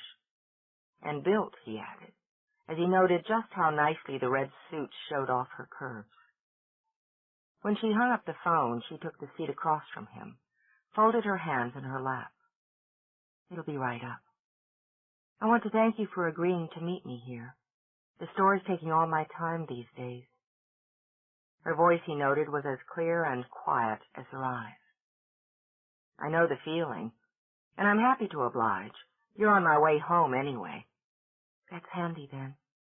Your secretary said you had the papers for me to look over and sign. The partnership agreement, yes. Pretty standard, and I think we have everything detailed the way your father outlined. Curious, he opened his briefcase, stalling as he flipped through papers. Can I assume your father's retiring? More or less. He and my mother want to spend more time in their winter home in Arizona, perhaps relocate there permanently. My brother and his family already have. And you don't have any yen to go west? No. Boston is mine. And so she thought with a little flutter of the heart was Brightstone's. Or it would be. I've been taking on more responsibility for the store over the last 18 months. The change is your idea? Yes. One she'd fought for tooth and nail. The market changes, customer demands and expectations change. It was time to catch up. She rose at the knock on the door and, taking a tray from the boy delivering the coffee, murmured her thanks. The cafe, for one, she continued, setting the tray on the desk and offering Ian his frothy coffee in an oversized cup and saucer. It's a type of service that people want in a bookstore today. They no longer simply come for books, but for the atmosphere, a meeting place, a center. She smiled again as she sat with her own cup. And great coffee. Well, I can vouch for the last of that, Ian said after a sip. It's great coffee. And as I've gone over your files, your numbers, the profit and loss statements, and so forth, it appears your alterations are working. We increased sales by 15% in the last 9 months. She wouldn't think just yet about what it had cost to make those changes that had helped generate those increases. I estimate we'll be up another 15 within the next 6. I always loved to come here as a kid. And have you been a customer of Brightstone's within the last year? He shook his head. Not me, but I will be. He set the coffee on the little table between them, then passed her the papers. You'll want to look these over. I'll answer any questions you might have. Thank you. She retrieved a pair of wire-rimmed reading glasses from the desk. The minute she put them on, Ian experienced a slow, inevitable meltdown. Women in glasses drove him crazy. He rolled his eyes, picked up his coffee, and told himself to get a grip, She was a client, whose sober and intelligent gray eyes looked fabulous behind those lenses. Then there was that hotly painted and sexily flawed mouth, the lushly curved body in the trim, nearly military-style suit, sensible shoes, great legs. All that stop and go in one package would drive a saint crazy, he comforted himself, and the MacGregors weren't known for being saints. Still, he gave his coffee his attention and tried not to think that the thick, neat braid and the subtle, all-female perfume was just one more combo to add to the whole. Besides, what was the harm in asking her out to dinner? No, lunch, he decided. Lunch was definitely better, more businesslike. They could have lunch, a very casual, perfectly acceptable lunch, where he wouldn't give a single thought to nibbling on her neck to see if that was where her scent was warmest. Her nails were short, rounded, and unpainted. She wasn't wearing a ring, so he hoped that meant she was unattached. He sat waiting while she read and planning exactly how to broach the subject of a nice little lunch later in the week. Naomi read every line, then allowed herself a long, quiet breath. It was a momentous event for her, what these coolly legal papers symbolized. If she'd been alone, she might have clutched them to her breast and wept, or shouted with joy. But as she wasn't, she laid them on the desk, slipped off her glasses.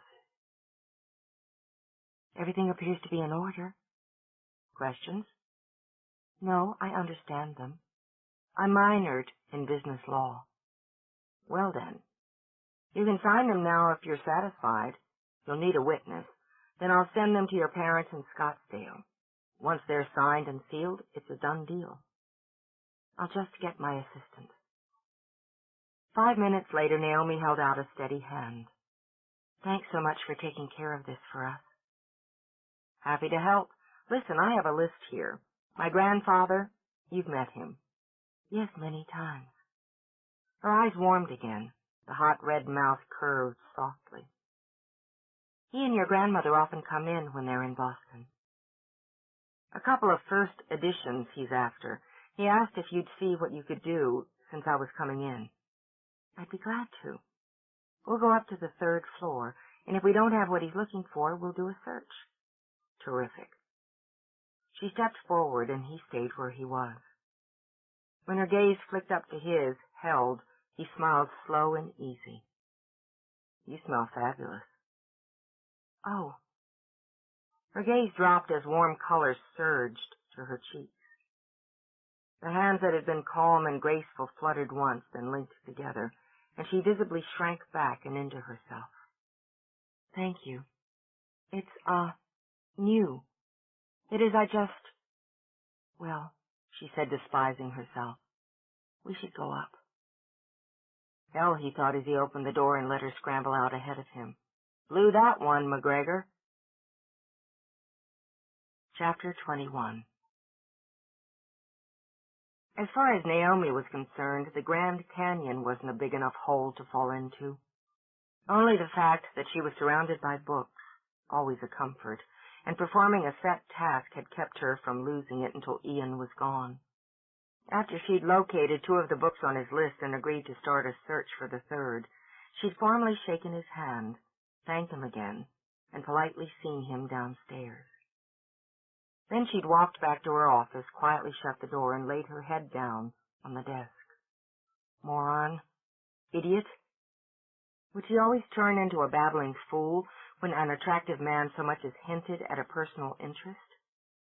Wasn't that supposed to be one of the benefits and the changes she'd made in herself?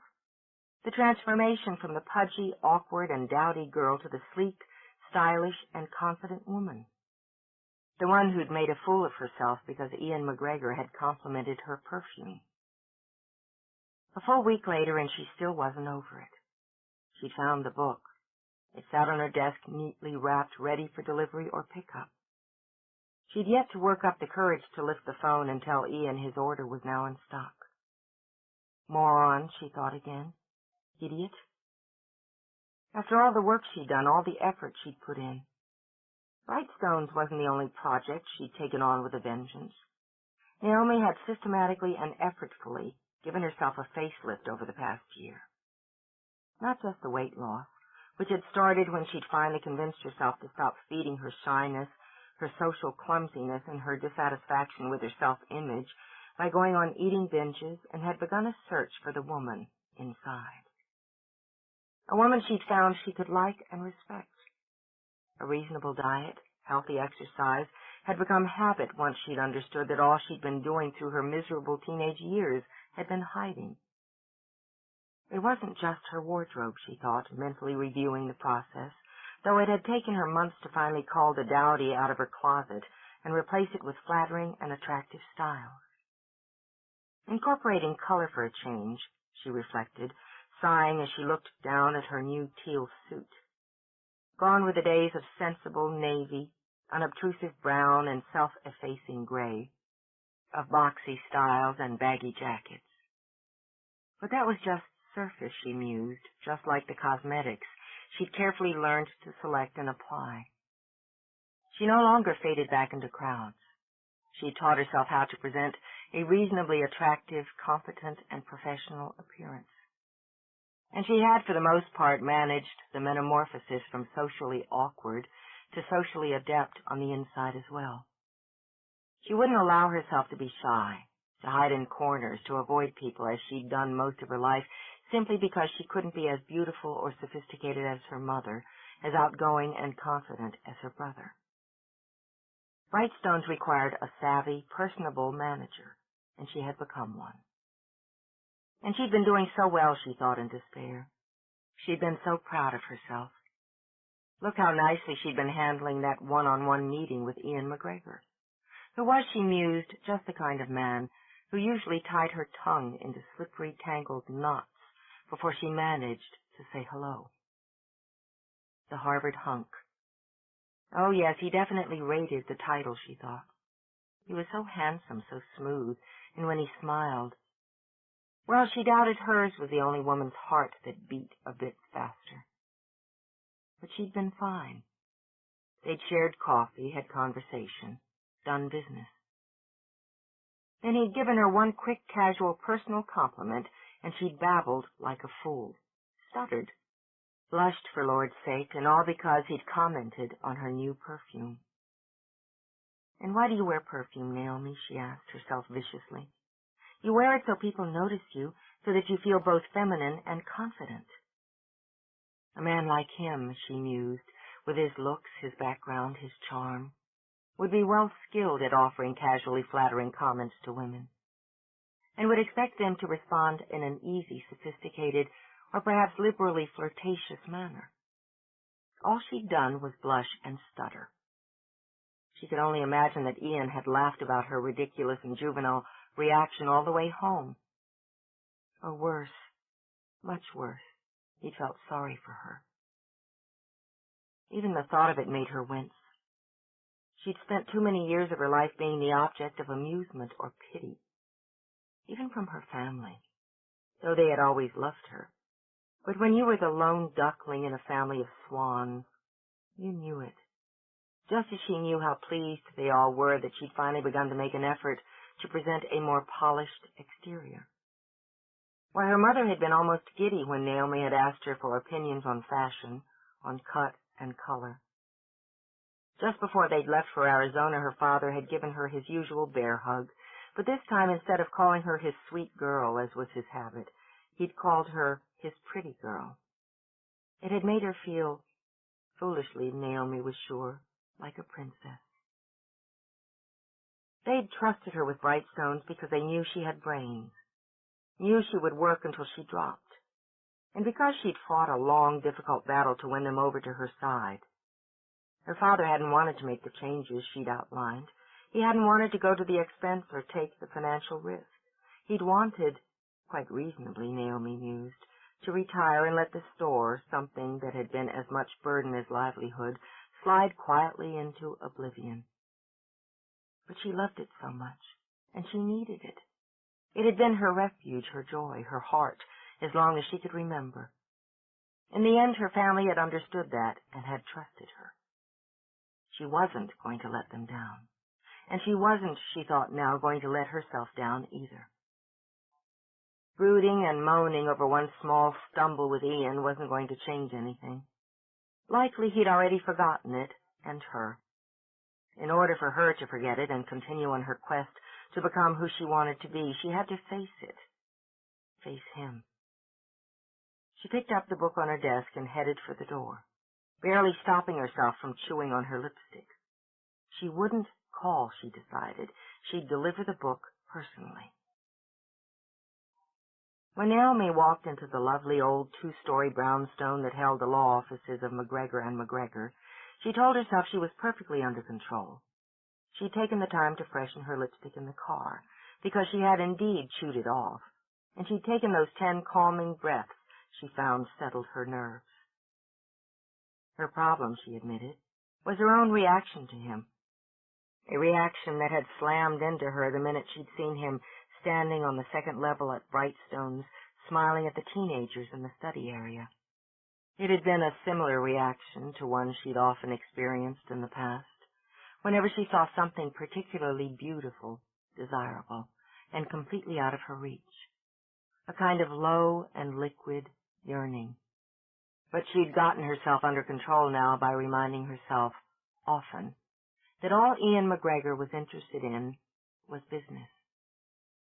She gave herself a booster shot of that advice as she crossed the beautifully appointed reception area, decorated in pale greens and creamy whites, with a low fire crackling in a hearth that was framed by a mantelpiece of rose-veined marble. Class, she thought. Tradition. They were qualities in business and family she appreciated and understood very well. She smiled at the woman manning the gorgeous satinwood desk. Good afternoon. May I help you? I'm Naomi Brightstone. I have... She broke off as a gorgeous whirlwind burst through the door. I won. Justice once more triumphs, and the world is safe for our children. The woman, a staggeringly lovely brunette in a plum-colored suit, flashed Naomi a dazzling smile. Sorry. We're usually more dignified around here. I'm Laura Cameron. I'm Naomi Brightstone. And congratulations. Thanks. Are you waiting... Brightstone? The bookstore? Yes, that's right. Oh, I love that place. Always have. Laura tucked up a strand of hair that had escaped her sleek coil on her dash inside. And the new cafe is fabulous. The quivers in Naomi's stomach smoothed out. Thank you. We're very proud of it. We're handling something for you, aren't we? Or rather, Ian's handling something for you? Yes. I just dropped by to... I'm his sister. Yes, I know. Your grandfather wanted a book. She lifted the small shopping bag. I had some errands out this way and thought I'd bring it by. Oh! Do you want me to take it, or did you want to see Ian? Well, She felt herself begin to fumble, then was both embarrassed and relieved when the cell phone in her purse rang. Isn't that the silliest thing? She said with a laugh. It always gives me a jolt. Excuse me a moment. She reached in her purse, drew out the trim little phone, and engaged. Hello? Naomi? Ian MacGregor. Oh. She felt the blood rush to her cheeks. How odd. What? I mean, I have the book you wanted. Great. We'll kill 2 birds. Your papers are in. I wanted you to know I'll be filing them this afternoon. I can swing by and pick up the book after I'm done at the courthouse. Actually, that's not necessary. You see, it's no trouble. On my way home, remember? Yes, I remember. But I'm downstairs. Where? Here? He let out a quick, delighted laugh. Stay, he ordered, and clicked off, leaving Naomi staring bemusedly at her phone. That was your brother? Yes, Laura grinned. So I gathered. The wonders of technology, she murmured, and wondered just what that sudden rush of color into Naomi's cheek signified. Ian came down the steps at a jog. Oh, yeah, he thought. She looked every bit as good as he remembered. He held out a hand, noted she was still holding the phone, and flashed that grin. "You can hang up now." "Oh, yes. I suppose I can." "Brilliant, Naomi. Why don't you just let your tongue fall out and swoon at his feet while you're at it?" "I was just running some errands, so I thought I'd bring Mr. MacGregor's book by." "Great, come on up." "I don't want to interrupt your work." "You're not especially." He glanced at his sister, lifted his eyebrows. "Well?" "Slam dunk." "Way to go, champ." He gave Laura a light punch on the arm that Naomi recognized as brotherly affection. "You can give me the play-by-play later." He took Naomi's arm and began to steer her toward the stairs. "You must be busy," she began. The scenario she'd worked out in her head hadn't included a trip into his office. "I've got a few minutes. It didn't take you long to come up with a book?" "We have a number of excellent sources. The price was within the range I quoted you, the upper range, I'm afraid." "He wants it," Ian said simply, and guiding her down a hallway wainscoted in silky mahogany, gave the arm he held a little squeeze. She still smelled fabulous, he mused, but he was going to be careful not to mention it and put her off again. "Have a seat," he told her. His office suited the mood of the old townhouse. If she wasn't mistaken, the desk under the stacks of files and spiffy computer was Chippendale, and the carpet over the lovely hardwood floor a Bristol. Oak file cabinets lined one wall, shelves of books another. The window with its carved trim looked out on the street, where lovely trees were just beginning to burn with fall color. Seeing no polite escape, she sat in one of the burgundy leather chairs. "It's a beautiful building." "My father bought it before my parents were married. He was still working on some of the rehab when my mother took an office here. They wanted the law housed somewhere with character and warmth." "They certainly succeeded." "How about coffee?" "Not that what I can serve you will come close to what you gave me." No, I'm fine. I really should. I'll be filing the papers," he began. No way, he thought, was he letting her rush off before he'd had a chance to make up for his blunder. He sat not behind the desk as she'd expected, but in the chair beside her. "I have copies for you," he continued, "but the originals will be in the courthouse.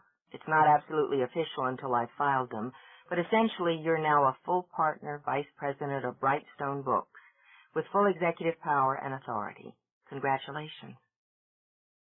She opened her mouth to thank him politely, then couldn't form a single word as emotion filled her throat. All she could do was shut her eyes. "Okay," he said gently. She nodded her head, pressed her fingers to her lips until the first edge of the joys and fears had receded. "Yes. Sorry." "Don't be." He took her hand before he thought about it. She looked so thrilled and terrified. "It's a big moment." "The biggest. I thought I was prepared." "I am," she corrected. "I am prepared to do the job. But it's just hearing it, knowing it's real, is a little overwhelming. Thank you so much." She managed a laugh. "I'm glad I was sitting down. I know how it feels. Like the day I walked into this office, sat down at that desk, and knew I was a part of what was most important to me. I sat there, must have been an hour, just grinning. Euphoria and terror?" "Exactly." Her hand relaxed in his. "It's awesome, isn't it, to be the next step in a long flight of family tradition?" "It certainly is." "What are you going to do to celebrate?" "Celebrate?"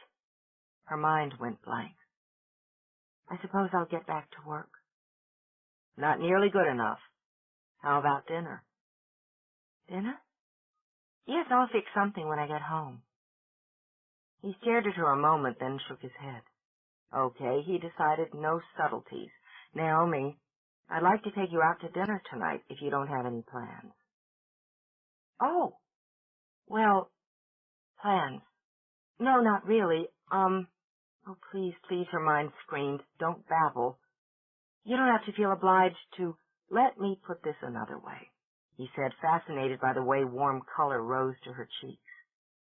Will you go to dinner with me tonight? Yes, thank you.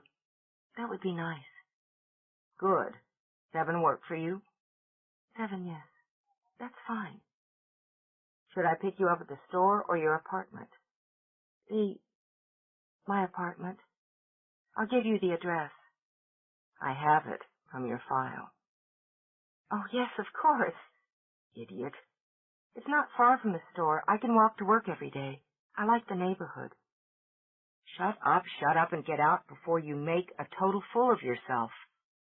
I should get back. She got to her feet, jerking to a stop when she realized her hand was still caught in his. To work? At the store. Her eyes were huge, lovely, and for reasons that baffled him, full of nerves. Are you okay? Yes, fine. Just fine, thank you. I'll walk you down. No, don't bother. Desperate now, she tugged her hand free. I know the way. Naomi, he said before she could get out the door. The book? Book? Oh! Cursing herself, she turned back and handed him the bag she still carried. Silly of me. I forgot all about it. Well, goodbye. See you tonight. Yes, tonight, she managed, and escaped. Ian slipped his hands into his pockets and rocked back on his heels. Funny, he mused, she hadn't struck him as a scatterbrain. He supposed the finality of the partnership agreement had muddled her mind. Or he considered he made her nervous. Now, wouldn't that be a nice little side benefit? He wouldn't mind making the pretty and efficient Naomi Brightstone nervous. Not a bit. Strolling over to the desk, he buzzed his secretary and asked her to make reservations for dinner for 2 at Rinaldo's at 7:30. Then, tucking the paperwork into his briefcase, he headed out to the courthouse, whistling on the way. He couldn't remember ever looking forward to an evening more. Chapter 22. Ian was just knotting his tie when the phone rang. He ignored it, not wanting to take time for conversation. He still had to go by the florist's on the way to Naomi's apartment. But when he heard, "Why the devil aren't you home?" delivered in a booming voice rich with a Scottish burr, he grinned and snatched up his portable. "Well, I am home, but not for long." "Can't any one of my grandchildren stay put?" Daniel demanded. "Gallivanters, the lot of you. Your grandmother doesn't get a moment's peace worrying over you." "Oh?" Ian stuck his tongue in his cheek. "I thought she worried I never got out, always had my nose in a law book." "That, too," Daniel said without missing a beat. "The woman frets night and day. When are you coming out to see her?" "Grandpa, I was there last month for Duncan's wedding, remember?" "So? That was last month, wasn't it? What's wrong with this month?" "Not a thing. I'll come out soon." "See that you do." "Do you think I want your granny nagging me half to death? Now, what are you up to?" "I'm up to going to dinner with a pretty woman, thanks to you." "Me? Me? Why, I haven't done a bloody thing. Don't you be telling your grandmother I have, either. All I did—" "Relax," Ian said with a laugh. "I wasn't accusing you of meddling. It's just a happy coincidence. You asked me to have Brightstones find your books while I was there for my meeting with Naomi. And what if I did? A man's entitled to his books, isn't he?" "Yes, Grandpa." Ian raised his eyes heavenward. "Naomi dropped the Walter Scott off at my office today, right after her paperwork came through. So instead of the phone call the papers would have generated, your book got me another personal meeting, and I asked her out. So, thanks." "Ah, well then." In his office in Hyannisport, Daniel grinned like a maniac. The boy was sharp, he thought, but not quite sharp enough to match his grandpa. Ha! "That's fine. She's a nice young woman, little Naomi. Got manners, got brains. It's just dinner, Grandpa. Don't get started." "Started on what?" "I'm only saying it's fine you're having dinner with a nice young woman. What's wrong with that, I'd like to know?" "Nothing. Not a thing." Ian glanced at his watch. and I've got to go or I'll be late. Then what are you dawdling for? On your way, lad, and call your grandmother before she pines down to the bones. Daniel hung up, then rubbed his hands together. Well, he thought, that was easy. Naomi agonized over what to wear, then went through another period of misery over what to do with her hair. In the end, she settled on a simple black dress with a scooped neck, snug sleeves and straight skirt, and left her hair loose. She hoped it looked sophisticated and just casual enough to indicate she hadn't agonized. She added her grandmother's triple strand of pearls, slid her feet into high black heels that would cause her feet great distress before the evening was over, but made her feel powerful, then spritzed on the scent that Ian had complimented. There, she said to her reflection, you're fine. You're ready, and you will not be stupid. A very nice man is being considerate enough to take you out to dinner to celebrate an important moment in your life. That's all there is to it. Oh, God, she said when she heard the knock on her door. All right, okay. And closing her eyes, she took those habitual 10 steadying breaths. She was steady and smiling when she opened the door. And if her heart sighed at the sight of him, handsome as a fairy tale prince, she managed to maintain her composure. How lovely. Thanks, you too. She laughed and didn't feel so foolish. I meant the flowers. Oh, these. He glanced down at the spray of pink roses. I guess you want them. Yes, I do. She gathered them into her arms. Come in, I'll put them in a vase. Just make yourself comfortable. It would be easy, he decided. Her living space was attractive, efficient, and simple. Like her office, he thought. Like her. He approved of the strong colors, deep greens and mauves, the traditional lines of Queen Anne and Chippendale, the femininity of the accent pieces and the art. She came back with the flowers, pleased that though they were the first given to her by a man who wasn't a family member, she'd only mooned and fluttered over them for a moment. Later, she promised herself, she would spend all the time she wanted mooning and fluttering. They really are lovely, thank you. So are you, and you're welcome. I like your space. Oh. Grateful her hands didn't bobble the vase as she set it on a table, she straightened. I wanted something close to work, and I don't need a lot of room. I know one of the newer complexes might have been more convenient, but I love old buildings, all their eccentricities. So do I. I just bought a house a few months ago. The floors creak, the plumbing rattles, and the cellar's damp as a tomb. I love it. Sounds like the one I grew up in. I still can't drive by it without getting sentimental. Would you like a drink before we go? No, thanks. You'll need a wrap. It's getting breezy. I have one. She turned and opened the closet off the short hallway. Testing. Ian stepped up behind her. She was just congratulating herself for behaving normally when she turned, bumped into him, jerked back as if her heels had become springs, and all but fell into the closet. He took her arms to steady her, smiled slowly. Oh, yeah, he thought. He made her plenty nervous. And wasn't that delightful? Sorry, he lied without a qualm. Didn't mean to startle you. I didn't realize you were behind me. I was just getting my coat. She yanked it up between them and very nearly rapped him in the chin. So I see. He took it from her. Why don't I just help you on with it? She doubted sincerely that the heart was designed to pound quite this hard. She despised the clumsiness, berated herself for it, then remembered that there would have been a time when she'd have sought comfort against the embarrassment in a jumbo bag of potato chips. Now she turned, ordering herself to breathe as he slipped the coat on for her. With more speed than grace, she ducked away, grabbed her purse. Shall we go? It was easier in the restaurant with the soft glow of candlelight and the silky taste of good wine. He was wonderful to talk to listen to. and she was quietly amazed they shared so many interests. I like the spirit and the charm of traditional music, she said. That's why I like it playing in the store. I think it lifts the customers' moods without being intrusive. Did you make the Celtic festival last summer? I spent nearly an entire day there. Me too. He offered her a bite of his grilled portobello mushroom. Wonderful music, and the dancers amazing. I love to watch the step-toe dancers.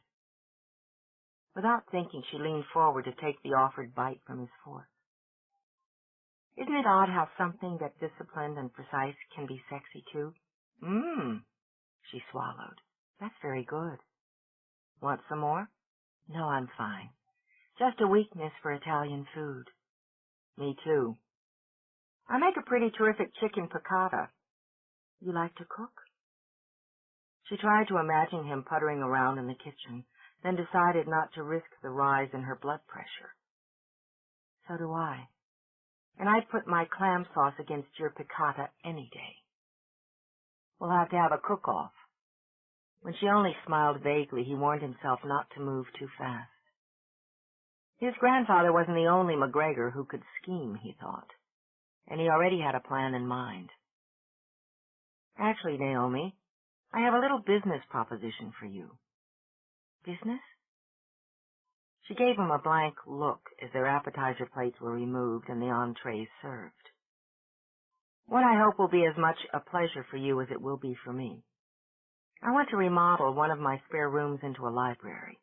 I have a design in mind that I wanted you to look at and offer suggestions on. Then I'd hoped you could give me some help with setting up my collection. Yes, of course. She fought off a wave of disappointment, telling herself it was better this way. Of course he was interested in her on a professional level. What else could she expect? You're interested in rare books for investment purposes? No, not necessarily. I want a library, not a museum. I want a comfortable room, and I want the books varied. I don't want anyone to feel as if they should sign a waiver if they take a book off the shelf. I'd want to start with my personal favorite, most of which I own already. Then I'm willing to explore. I'd love to help you. If you could give me a list of what you have and what you're looking for, we can start there. Great. Can you make time to look at my space and review the design? All right. Let me know when it fits into your schedule. How about Saturday? Say 6? She was too surprised and too dazzled by his smile to do anything more than nod. The wind was up when he pulled in front of her apartment building, rustling energetically through the trees. Moonlight splattered over the streets and sidewalks, and the music he'd tuned in on the radio was quiet and dreamy. It was, to his mind, a perfect evening. The subtle fragrance she wore drifted through the closed car. She'd relaxed again, he thought, becoming particularly animated and easy when they'd continued to discuss books. He had to congratulate himself on finding the perfect ploy. Not that it was precisely a ploy, he corrected. He wanted the library after all, and she was a logical source for the books. He believed strongly in enlisting experts. It was just a delightful side benefit that she was a lovely woman who stirred his interest on more basic levels. And if he wasn't mistaken, he stirred hers as well. This was wonderful. She turned, absently brushing the heavy fall of hair back from her face. Thanks for helping me celebrate. My pleasure. He slipped out of the car, rounding the hood to open her door. She didn't fumble with her seatbelt, but it was a close thing. Before she could tell him there was no need to walk her to her door, he'd taken her hand. Not her arm, Naomi thought with sudden, skittering panic, but her hand. He was holding her hand as they walked, and that was more personal, more intimate. Was she supposed to ask him in? Impossible, out of the question. She hadn't figured it into her evening plans, so wasn't prepared for it, and was bound to do something humiliating. I imagine you want to get an early start tomorrow, he commented as they stepped inside the building foyer. Your first full day as partner. Yes. She nearly dissolved in relief at the lifeline he'd tossed her. I do. There's a staff meeting, and I have to discuss a new author signing policy with my events coordinator. We're holding our first children's story hour of the fall on Saturday. Not just selling books, is it? Idly, he rubbed his thumb over her wrist and found to his pleasure that her pulse was rabbiting. No. Her pulse had nothing on her stomach as they climbed the stairs to her door. A good bookstore needs to be a community center. We want, to be able to offer services and events that interest all age groups. Well, she turned at the door, startled when he took her other hand and held her there. And we're sponsoring 3 different reading clubs. They hold regular monthly meetings in the, what the hell was it called? Cafe, she said on an explosion of breath. She tugged one of her hands free, yanked her purse from under her arm with some notion of digging out her keys. So, well, thank you for a lovely dinner. She dropped the keys, nearly bumped heads with him as they both bent to retrieve them, then jerked up straight as a flagpole. Ian debated a moment, then handing her the keys, took her face in his hands to hold her in place. Let's try it this way, he murmured, and laid his lips gently on hers. She didn't move a muscle, which made him wonder if he'd misread that tangle of signals. Then her lips parted under his on a sharp intake of breath, and he couldn't resist. His hand slid into that thick stream of hair. A low hum of pleasure sounded in his throat as he skimmed his tongue over hers, drew her closer. The world had been none too steady under her feet in any case. Now, with his mouth moving warm and easy over hers, it just dropped away. The keys slipped out of her hands for a second time, landing with a musical crash as her fingers clutched at his arms, curled into his coat. Then slowly, swaying, she leaned into him. Rainbows, misty at the edges, circled in her head. He drew back, watched those heavy gray eyes, blurred now, flutter open, watched that mouth with its seductive, heavy top lip tremble on an unsteady breath. He skimmed his hands down to her shoulders and felt her shudder. I have to do that again. Oh, well. She stared at him, so obviously staggered, he smiled. All right. His mouth took hers again, a little deeper now, a little hotter. He felt the same sharp stab of desire he'd experienced with the first taste. She gave a sexy little sigh that had his blood simmering. He steeped himself in the taste of her, surrendered to that singular scent that had teased his senses since the moment he'd met her. She clouded his brain. The hesitant brush of her fingers on the back of his neck, the slow yielding of her mouth under his, rattled him. Well aware that he was close to asking for more, he drew back. Saying nothing, he bent down to pick up her keys, then unlocked the door for her. Good night, Naomi. With his eyes on hers, he pressed the keys into her hand. Yes, good night. Thanks. She all but staggered into the apartment and, without turning, shut the door in his face. He stood there a moment, wondering if he'd made a mistake by kissing her, or had made one in stopping. Then he heard it, the musical clink of her keys hitting the floor yet again. Grinning widely, he strolled away. No mistake either way, he decided, and he planned on kissing the very interesting Miss Brightstone again. Very soon. Chapter 23. Don't you have any chocolate? As he stirred his pot of red sauce, Ian glanced back over his shoulder at his cousin Julia. She was, he thought, as pretty as ever, impatient as always, and grandly pregnant. You ate it all the last time you were here. Eyes sharp, Julia continued to root through his cupboards. You could go to the store now and again, couldn't you?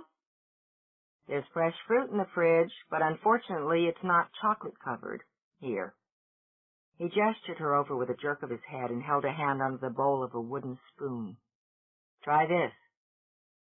Deciding beggars couldn't be choosers, Julia walked over and, resting a hand on the wide shelf of her belly, sampled the sauce he offered. It's good. Where's dessert? He laughed and set the spoon aside. Doesn't Cullum ever feed you?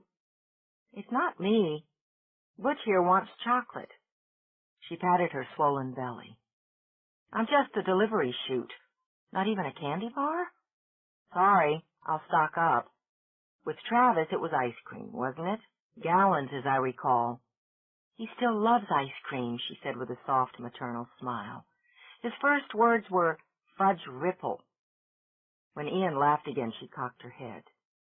You're in a pretty chipper mood, pal. There's a woman. Yeah, that's the usual answer. Brightstone? That's the one.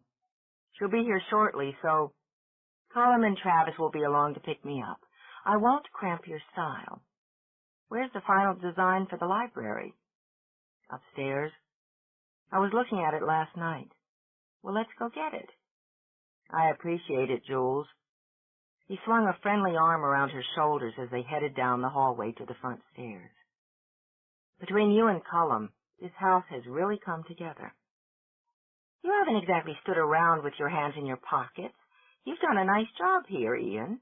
I know a lot of people think that it's impractical for a single guy to tie himself up with a big old house like this. But not you. There's nothing like a house, the possibilities, within that structure and what you make of them. She ran her fingers over the newel post of the silky oak banister. This place feels like you. Open, easy, sturdy, with one eye on the future and the other on the past. Then she sighed. And I don't think I'm walking up those steps.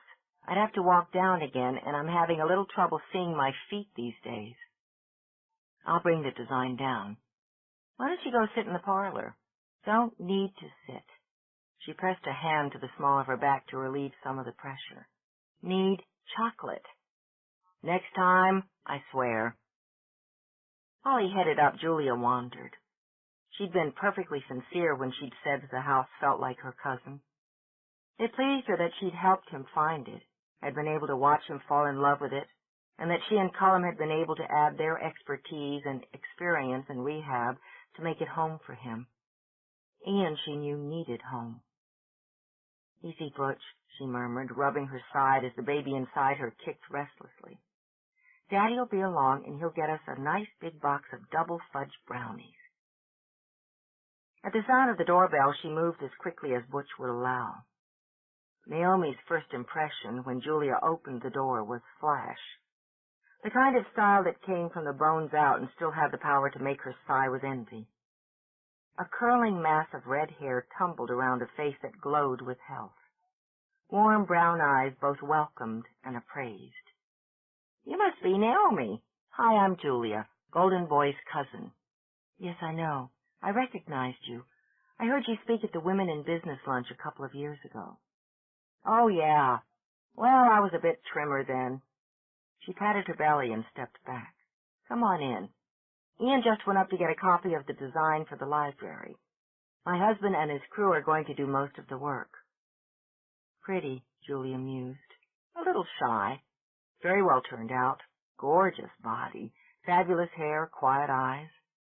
Details, she thought amused, were what her cousins Laura and Gwen would want. So you've taken over Brightstone's. I'm managing it now, yes. You got chocolate mochas in the cafe? Yes, they're wonderful. Julia moaned. Easy, Butch. He's desperate for chocolate, she explained with a grin when Naomi looked a bit panicked. He's got another 2 months to cook in here. Don't worry.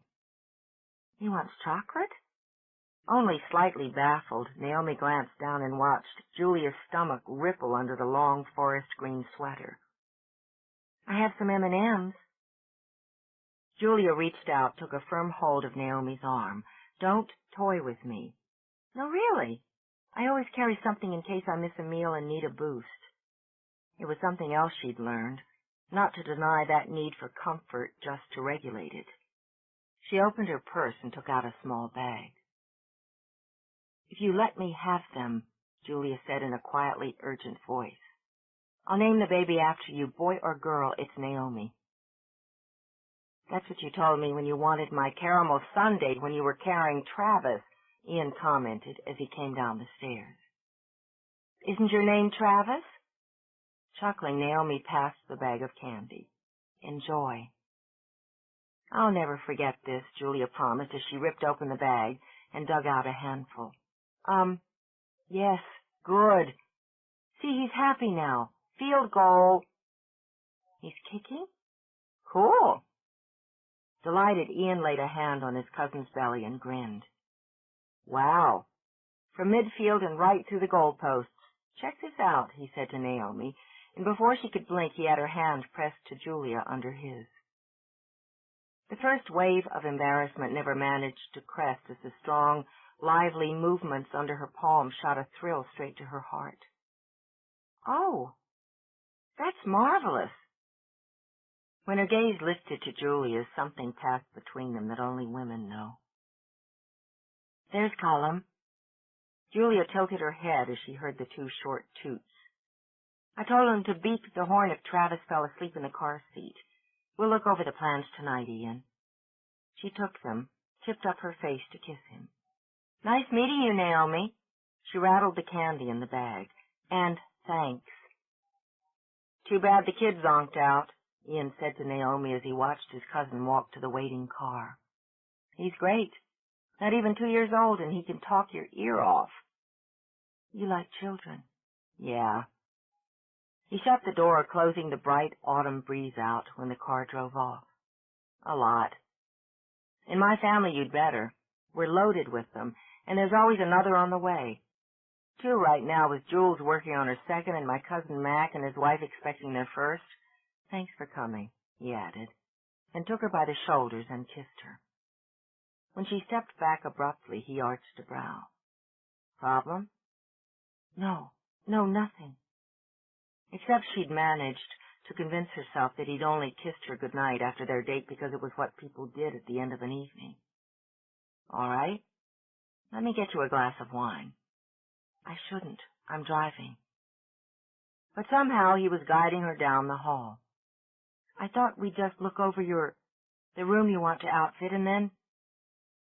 She caught the glorious scent of sauce simmering. One step into the kitchen, she saw the beautiful, warm slate counters, the cheerful pots of herbs on the wide window ledge, the trim brick hearth. You're expecting company, she said, noting the size of the saucepan. I won't keep you long. He'd started to pour from the bottle he'd left breathing on the counter and now just stared at her. Naomi, I asked you to come. You're who I was expecting. Oh. He finished pouring the wine, offered her a glass. I figured the least I could do since I was putting you out on a Saturday evening was give you a meal. You didn't have to go to all that trouble. I don't mind coming by. I'm interested in your library project. Uh-huh. He leaned back on the counter. Am I going to have to dream up an excuse whenever I want to have dinner with you? No.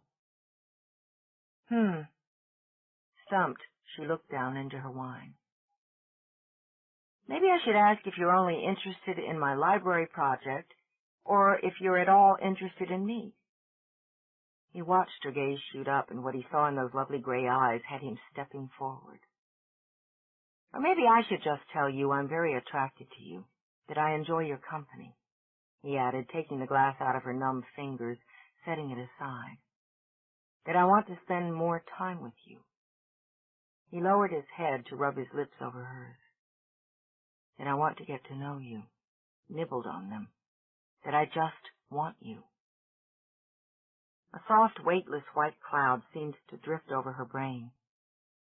Want me to what? With his mouth still on hers, he opened his eyes. Drawing back slightly, he shook his head, then began to trace quiet kisses along her jaw. Then his mouth came back to hers, and the sudden sharp lance of heat pierced through the cloud. Her lips parted on a gasp of shock. Her hands fluttered up to grip his shoulders. Wanted her? Her? She thought just before her system went berserk. Her legs dissolved, her bones melted, and the blood sang under her skin.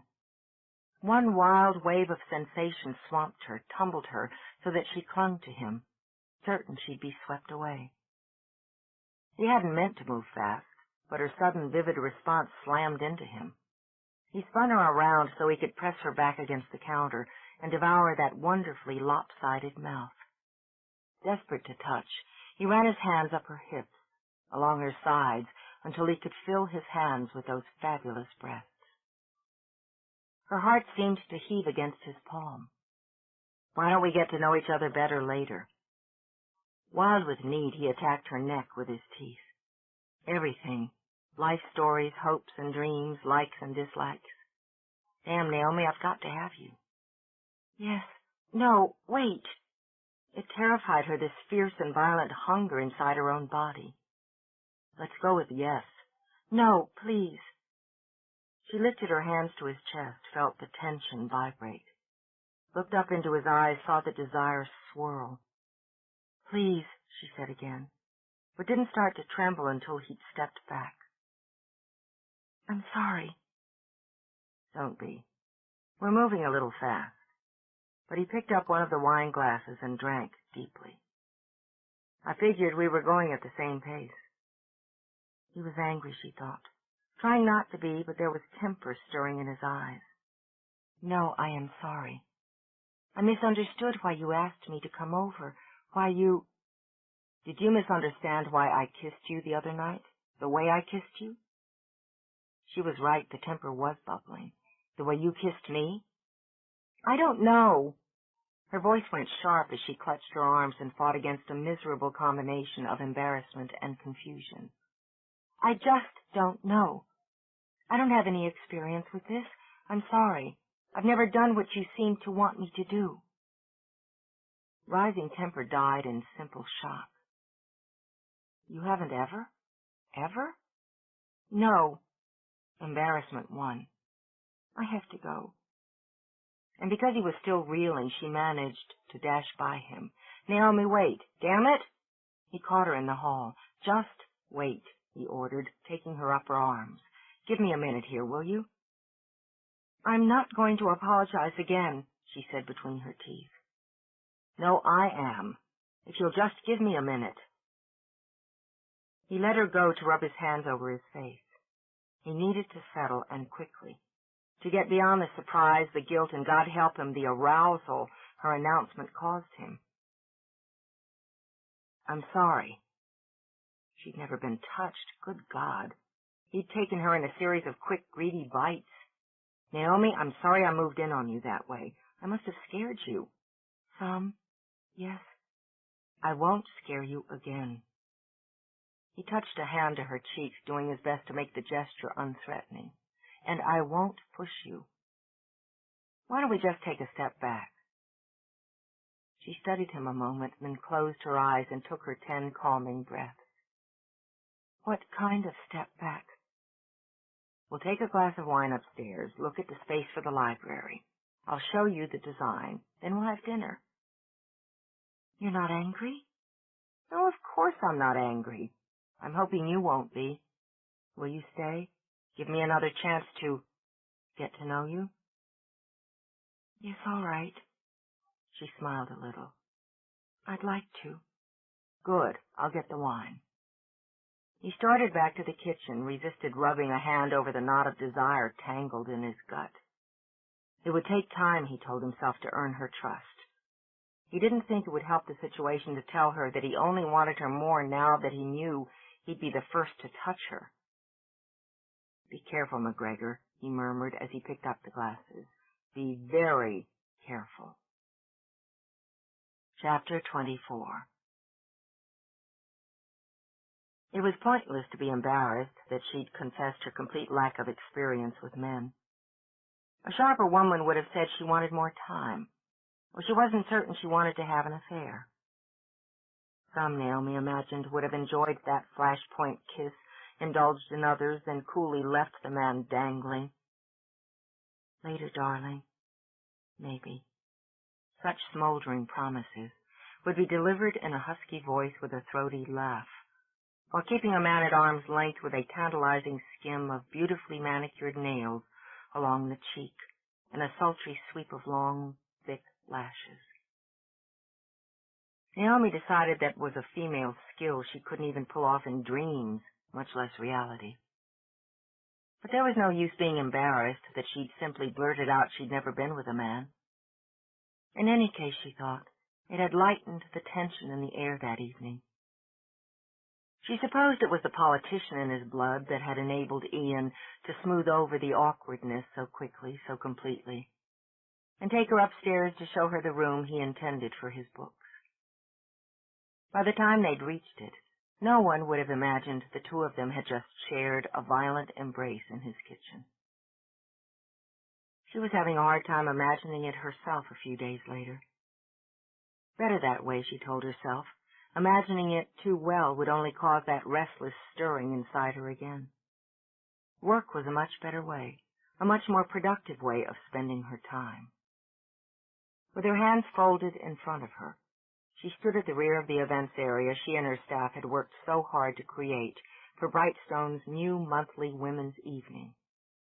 The guest author was keeping the audience well entertained with off-the-cuff stories and short readings from her book, Dates from Hell and How to Survive Them. Spontaneous laughter had drawn a number of other midweek customers over to stand behind the rows of chairs. Business, Naomi predicted, would be very brisk during the after-lecture autographing. Unobtrusively, she slipped over to the signing table to fuss where no fussing was needed. The books were cleverly stacked, pens were at hand. The flower arrangement was in place and would be a gift to the author after the evening was over. There was a pitcher of ice water, and the author would be offered her choice of beverage from the cafe. As far as Naomi could see, her very first Wednesday evening program was a huge success. With a murmur to her events coordinator to make certain the author's autographing would be announced over the loudspeaker at the end of the lecture, she turned and rammed head-on into Ian. Sorry. He took her arms to keep her from overbalancing. I seem to have a habit of sneaking up on you. I wasn't looking. She stared into his eyes, and suddenly she could imagine very well, all too well, that staggering kiss. She could all but taste it. Then he gave her arms a light, somewhat fraternal squeeze and let her go. You pulled in a crowd tonight. Yes. She glanced behind her as the audience erupted with laughter. Shelley Goldsmith. I saw the ad in the paper. Clever idea, the women's night. Yours? I worked on it with my events coordinator. Did you come to hear the lecture? He lifted a brow as the applause rang out. If I did, I'm a little late. Oh, excuse me. She hurried to the front, slipped up to the podium to shake the author's hand. Handles it well, Ian mused. Professional, polite, but warm. The thank you into the mic was neat, cheerful, and included an invitation to the audience to have their books signed by the author. He kept out of the way while Naomi settled her charge, offered her something from the cafe, then flicked a single glance at a hovering assistant who dashed off to fetch the coffee. Then she took a moment to chat with Goldsmith, bending down to speak quietly with a smile. Efficient, personable, incredibly sexy in the trim, moss-green suit with her hair, all that terrific hair, coiled in a neat roll at the base of her neck. Her very tasty neck. And he had to stop thinking that way. He'd known she'd be busy. It had been his intention to go straight home after work. He'd had no business detouring by the bookstore just for a look at her. Hadn't he vowed to give her plenty of space? And here he was, only days after he'd nearly devoured her in his kitchen, jumping back in and sniffing around her like a puppy. It was demoralizing. It was stupid. It was irresistible. He gauged the line forming at the table, decided that the efficient Miss Brightstone would stand by her author for the duration, so he took himself off to wander. She saw him go out of the corner of her eye and tried not to let her shoulders slump. It was likely he'd just dropped in for a book. It was a bookstore, wasn't it? She reminded herself viciously. He'd seen the crowd and had come back to satisfy his curiosity. Now he'd find his book and leave, and all she'd managed to do was trip over his feet. Pulling herself together, she turned to chat with some of the waiting customers. It was after 9 before the event wound down. Naomi considered it a very productive 2 hours, which had taken more than 40 man-hours to create, and worth every minute, she decided, after personally escorting her featured guest to the door. Now all she wanted was a quiet place to sit down and close her eyes for 15 minutes. Nice job. Ian had waited her out, but hadn't wasted time. He had a loaded Brightstone shopping bag weighing down one hand. I didn't realize you were still here. I was going to browse. He grinned and shook the bag. At this rate, I'm going to have to add more shelves to my library design. Brightstones appreciates your patronage. She smiled when she said it and managed to stop herself from fussing with her hair. Did you find everything you were looking for? Found you, didn't I? It looks that way, and as an extra service, I did some spying for you. Spying? Well, eavesdropping anyway. You have some very satisfied customers. There was a group of women scouring the new fiction section. They were pretty chirpy about tonight's event and already talking about making an evening of it next month. Wonderful. That's what we're after. Are you done? Or are you going to be tied up for a while? No, that was it. She blew out her breath. Thank God. He chuckled. How about I buy you some excellent Brightstone's coffee? He watched her blink, hesitate, and shoving guilt aside, he pushed. I really hoped I could show you the changes we've made in the design. I think we've got it now. I'd love to see them. Do you want to go upstairs? Where he could be alone with her? Not a good idea, he decided. The cafe's fine with me. All right. But Brightstone's buys the coffee. It's the least we can do for such a good customer.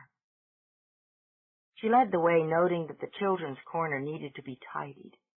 If Ian hadn't been with her, she would have stopped and stored the scatter of toys and books herself. Tired? He asked as they climbed the short flight to the cafe.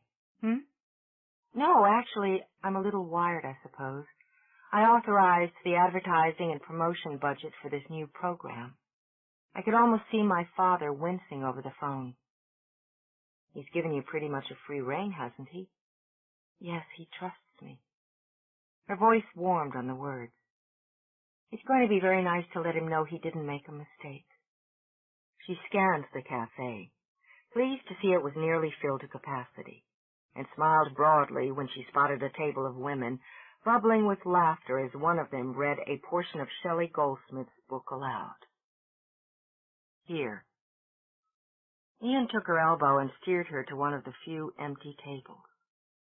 Lucky to find one. It looks like Brightstone's Cafe is a happening place. Yes, it does. Sometimes I come through here and I get giddy and weepy at the same time. Silly, she said quickly, annoyed with herself for saying such a thing to him. No, it's not. You're making your mark, Naomi. You should be proud of what you're accomplishing. I watched you working. You're very good at your job. She wasn't sure which thrilled most, the compliment or realizing he'd watched her. It's all I've ever wanted to do. When I was little, I'd come in here with my father. I'd wander the stacks, tuck myself into corners, sit behind the checkout counter. My poor mother used to buy me dolls, and I'd only use them as customers and clerks when I played bookstore. And pretend to feed them the candy I stuffed in my face, she remembered, because I knew she was disappointed I couldn't be the pretty, frilly little girl she wanted. Some of us are born for something, he murmured. This is yours. Yes, this is mine.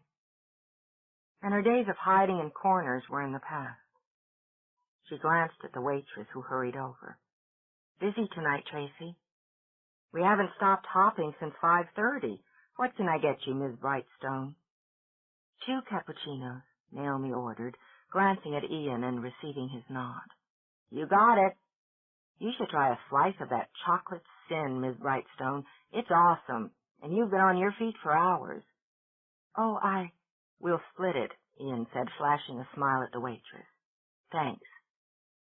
6 million calories, Naomi muttered, and Ian laughed. Honey, odds are you've already burned them off during the event. Where do you get your looks? The honey had thrown her off, and the sharp veer in topic finished the job. Excuse me? Your coloring. You have hair like my mother's, that thick, dense black. Is Brightstone Native American? Yes, actually. There's some Cherokee on my father's side, mixed with all manner of others. Some Italian, some French, some English, then English and Welsh on my mother's. She likes to say her children are hybrids. I have Comanche through my mother, but Laura got the coloring. She's beautiful, your sister. Yes, she is. Your whole family's dazzling. Whenever I see a picture in the paper or a clip on the news, I'm staggered. You take after your father. I suppose one day you'll be a mix of the distinguished statesman and the Harvard hunk. When he winced, she simply goggled. Had that actually come out of her mouth? I'm sorry. What a ridiculous thing to say. He angled his head, amused that she was more embarrassed than he was. So I'm not a hunk, and have no hope of achieving distinguished status?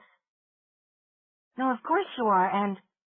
She simply shut her eyes and wondered if the Grand Canyon might be a big enough hole after all. He laughed until his sides ached, and caused the waitress who brought their drinks to grin in delight. It was about time, as far as Tracy was concerned, that Miss Brightstone got lucky, and it was looking as though she'd hit the jackpot. I'll never live down that picture. Ian sighed and stirred his coffee. What was I, 23, 24? Out for a sail and minding my own business. Guy takes his shirt off to catch some rays and snap. He's immortalized.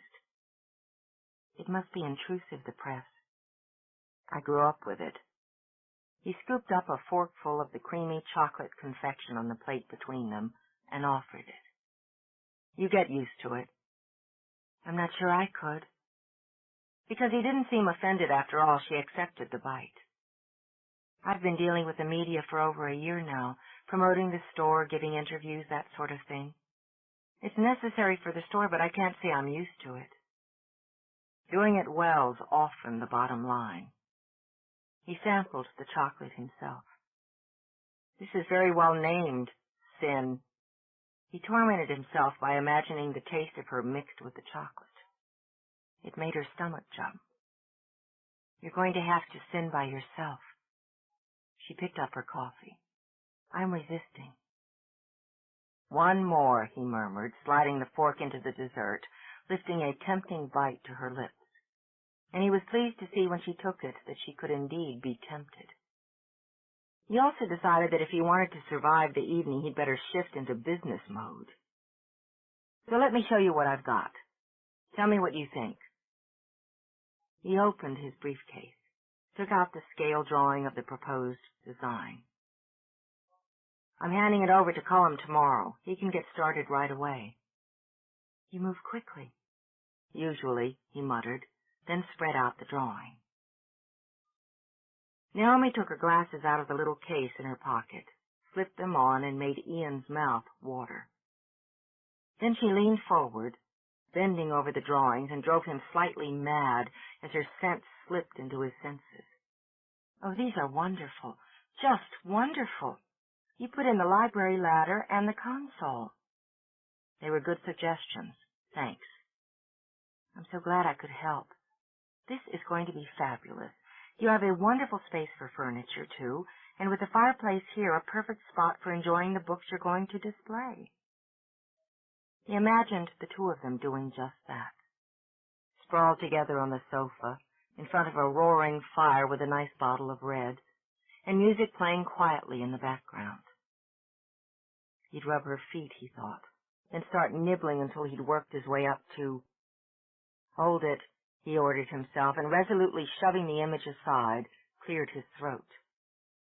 Any changes you'd make? Oblivious, she continued to study, shaking her head. No, I think it's absolutely perfect as it is. I love it, Ian. Good, so do I. He wanted to touch the hand she had on the table, stroke a fingertip over her knuckles down her wrist. Down, boy, he thought, and comforted himself with chocolate sin. End of side 5. To continue, turn the cassette over. Side 6. The MacGregor Grooms by Nora Roberts. Continuing on page 310.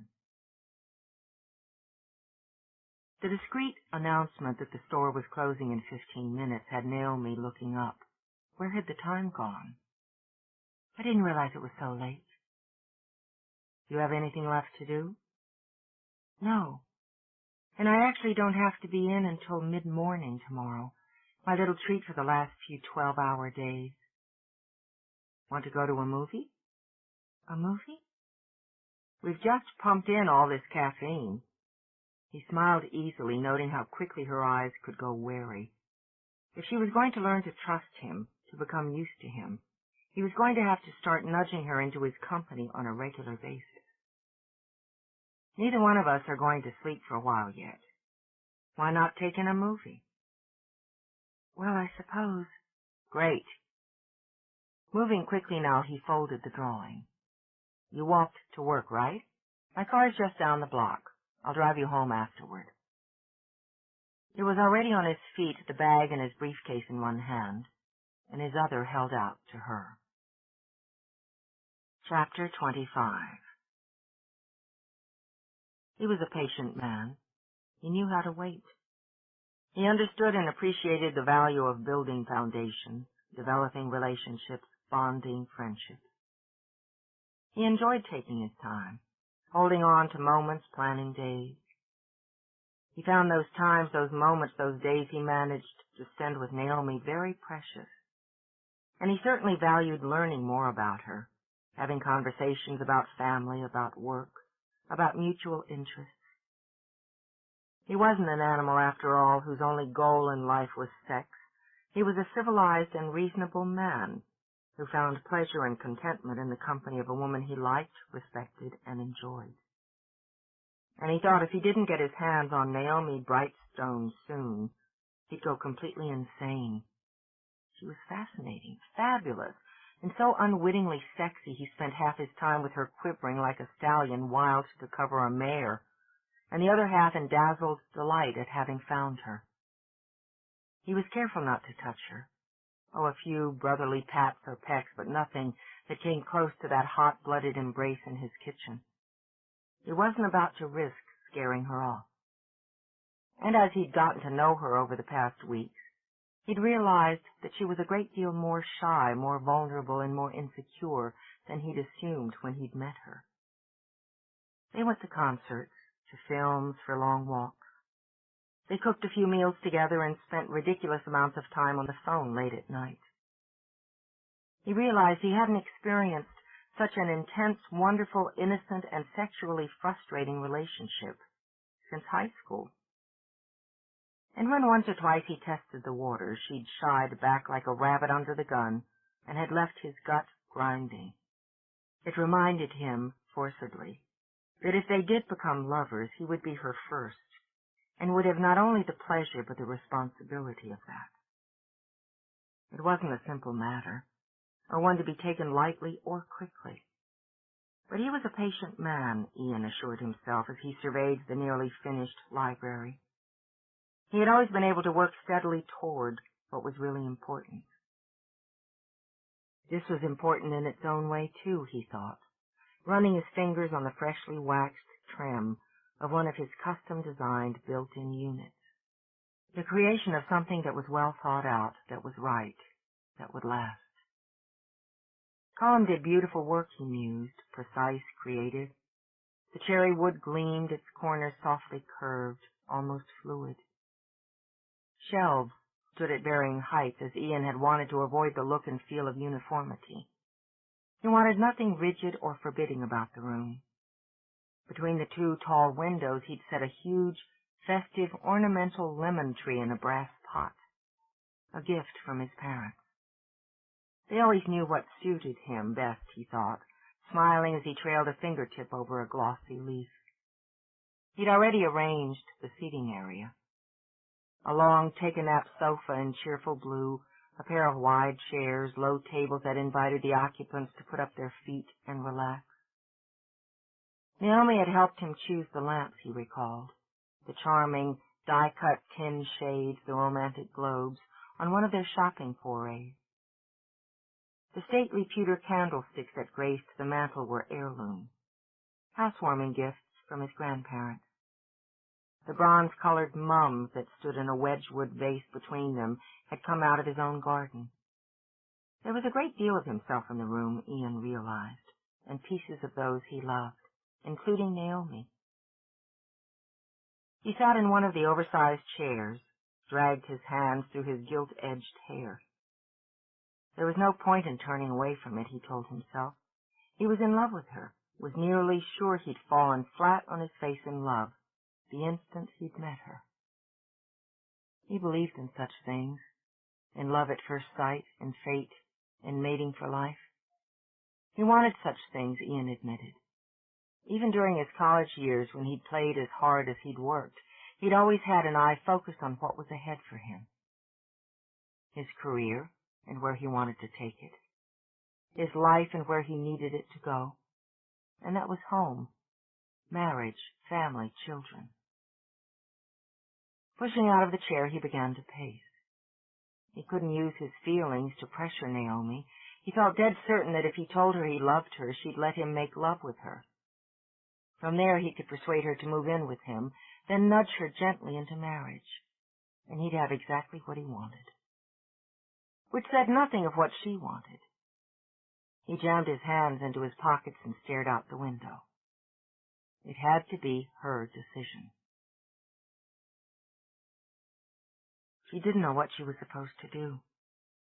Naomi pulled up at the address Julia had given her and studied the gorgeous old brick house.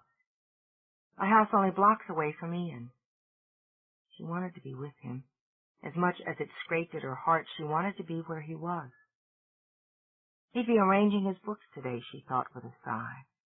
Books they'd pored over together, books she'd helped him select. He'd asked her to come by and be part of the final state of the library. He was so sweet about it, she thought with a sigh. But she'd already agreed to come here and join what Julia called Girl Day. Naomi had become so fond of Julia over the last few weeks, as they'd consulted on Ian's library project, that she hadn't been able to make excuses. She took the glossy white bakery box and climbed out of the car. And crossing to the house through the Sunday sunshine, she smiled. Well, after all, she'd never been part of a girl day before. When she'd been a teenager and the other girls were riding in herds, having slumber parties, talking about boys and clothes, she'd stood on the outside, unable to break into that lovely haze of young femininity, telling herself she didn't want to, but of course she had. Now, at least for a day, she'd have a taste of it. Casual, Julia had said, and Naomi tugged at the hem of her red sweater before she knocked. Hey! Julia homed in on the box even as she grabbed Naomi's hand to pull her inside. What'd you bring? Brownies? I love you, and you timed it perfectly, as we've just put all the midgets down for naps. Oh, I was hoping to see Travis. You will. He and Laura's Daniel never stay down long. She pulled Naomi into a beautifully finished parlor as she spoke. You met Laura, right? Yes, hello. Hi, glad you could come by. Laura sat on the floor eating from a bowl of potato chips. What's in the box? Brownies. Oh, God, gimme. Don't be greedy, Julia returned. And this is our cousin, Gwen. I've heard lots about you. Gwen rose out of her chair where she'd been studiously painting her toenails. I'm in your store all the time. Branson's doing one of your author events next month. He's wonderful. Branson McGuire's one of Boston's best and brightest, Naomi replied. I have all of his books in my personal collection, signed by the author. Did you know the Psycho and Do No Harm was based on Gwen? Laura commented. Not the psycho part, Gwen said with a laugh, just the dedicated doctor part. We've got hot chocolate, chocolate mousse, chocolate drops, and chocolate-covered pretzels. Julia chose the menu, Laura put in. Butch did. Setting the box down, Julia opened it. And he's going to really go for these. Have a seat, Naomi, and pull up some calories.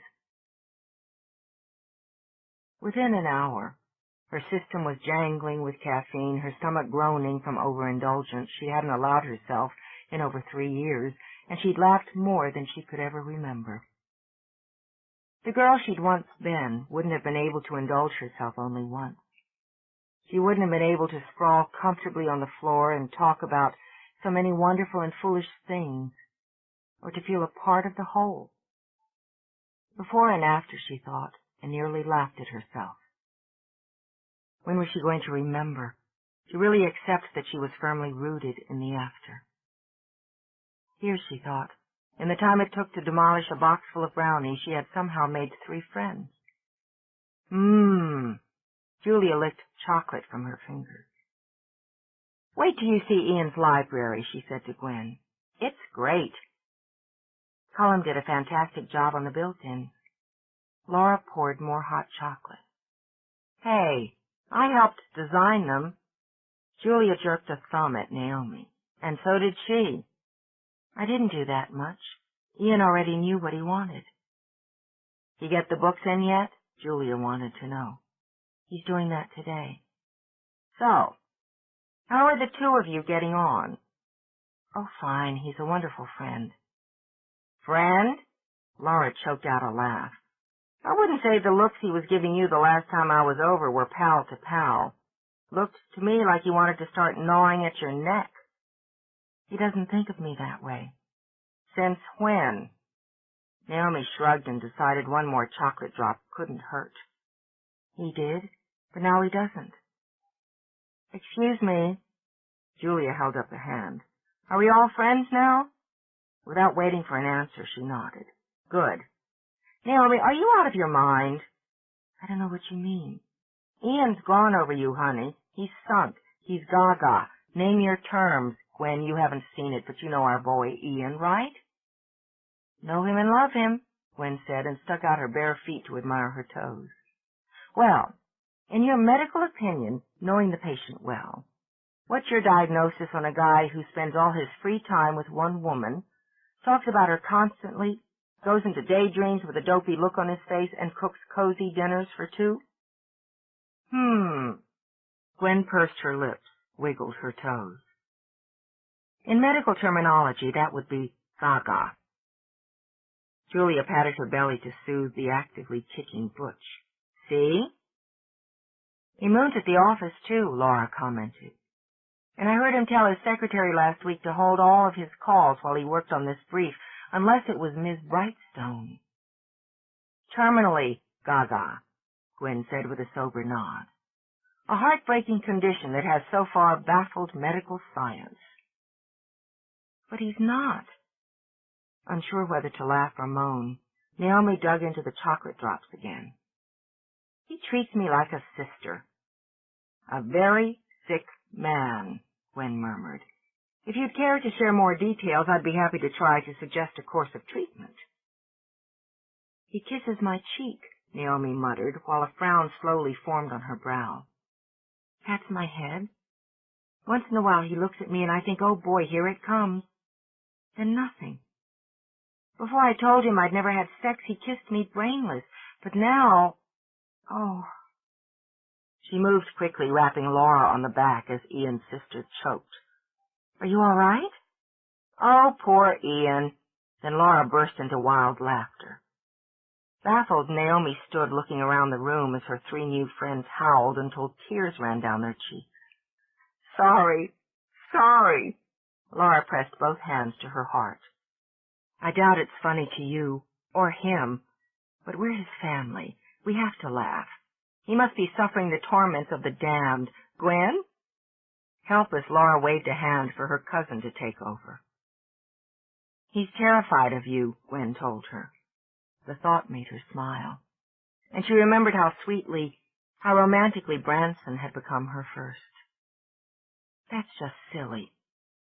No. Sympathetic now, Gwen held out a hand. You wouldn't want to push, not a man like Ian. He'd be afraid he'd make the wrong move, frighten you, hurt you. And if he's as attracted as I think he is, those brotherly pats and pecks aren't easy on him. He's waiting for you to make the next move, for you to be sure it's what you want, and that's exactly as it should be. For 10 staggered seconds, Naomi stared at the 3 grinning faces. I thought he just wasn't interested that way, after he found out I didn't have any experience. He'd never pressure a woman, Naomi. Laura gave her hand a squeeze. And the more he cares, the more careful he'd be. You really think? Naomi trailed off and smiled dreamily into space.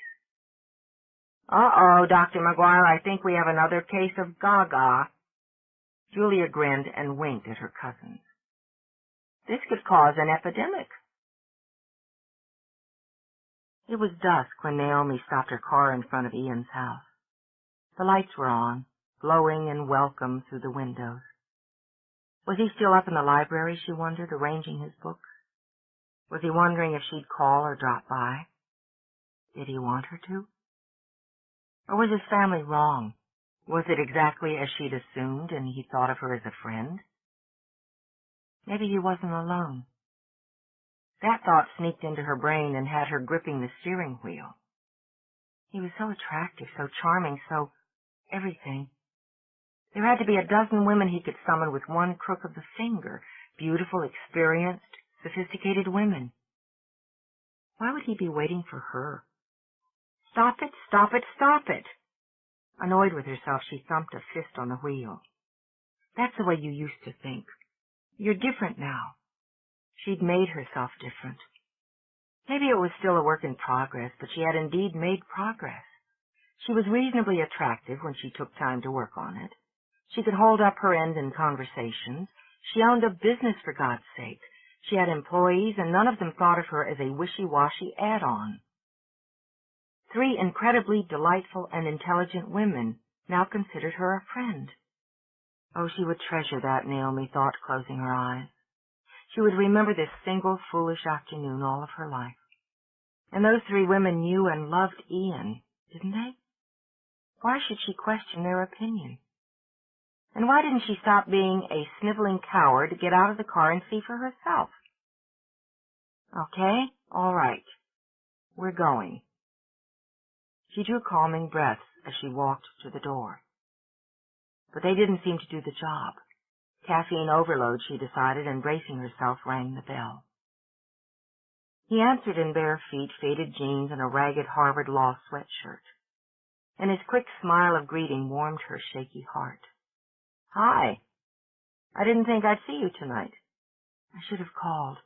But I was just over at Julia's and... Girl day, yeah. He grasped her hands, drawing her inside out of the chilly twilight. They do that every couple of months. What the hell do you do on Girl Day? Paint your nails, eat chocolate, talk about men. Yeah? What do you say about us? Could I have a drink? Sure, sorry, come on up. I've got some wine in the library, and I'm dying to show you what I've done. He could have eaten her up. Her cheeks were rosy, her eyes dark, and the oversized sweater made his fingers itch to find her under it. So he kept his hands in his pockets as they walked upstairs. I've been at it most of the day, he went on. Once I got started, I couldn't stop. He stopped a short distance from the open door. Close your eyes. When she obeyed without question, simply stood there, eyes shut, his hands fisted in his pockets. It took some effort to unball them, to lay them lightly on her shoulders and guide her into the room. Okay, open up. When she did, her hands went straight to her heart. Oh, Ian, it's wonderful. It's more than wonderful. Eyes shining, she turned to look around the room, where the beautifully trimmed, built-in shelves were lined with books. Old, worn spines, new glossy ones, embossed leather, and tattered covers. Perfect. And your library ladder arrived. I just love it. She turned in another circle, then beamed at him. I wanted you here. His heart had circled with her and now beat uncomfortably in his chest. I wanted to see how the room would feel with you in it, just right. He dug his hands into his pockets again, dragged them back out. "Let me get you that wine." The hand still held against her heart dropped to her side. She gathered all her courage. "Ian, do you want to go to bed with me?" He bobbled the glass, splashed wine on his shirt, swore. "What?" "I don't mean to be rude or to put you in an awkward position.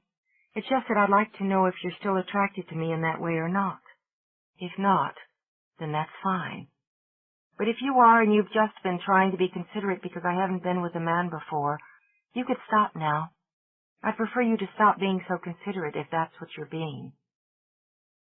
She ran out of breath and words and compensated by shrugging as he stood staring at her, a bottle of wine in one hand, a half-empty glass in the other, and a good splotch of Cabernet Sauvignon spreading over his beloved Harvard Law sweatshirt. Chapter 26. He set the bottle down. "You don't want me to be considerate?" "No, not really." He put the glass beside the bottle. "You don't want me to keep my hands off you?" A shivery thrill ran up her spine. "Not if you still feel, interested." His throat went bone dry. This was the woman he wanted, and she was offering herself to him as she'd done with no other man. Could he be careful enough to show her what there could be between the two of them? He had to be, because nothing had ever been more important.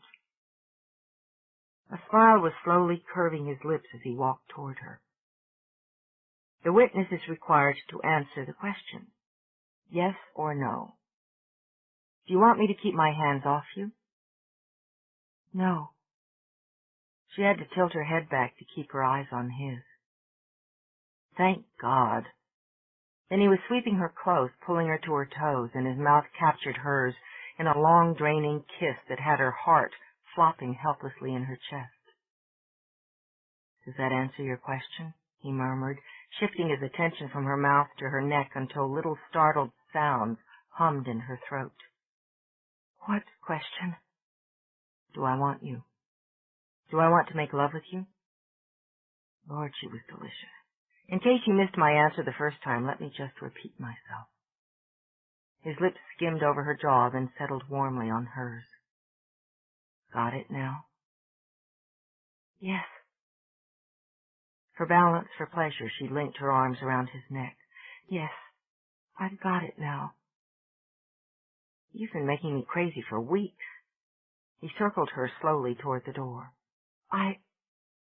The concept shocked and delighted. "Really?"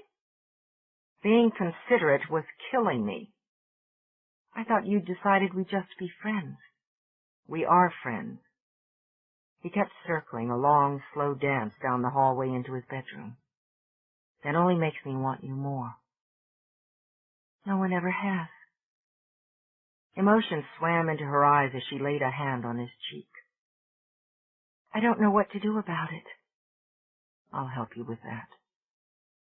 He turned his head so that his lips brushed her palm. "Trust me, Naomi. I won't hurt you, and if you want me to stop, I'll stop." "I won't want you to." He left the light burning.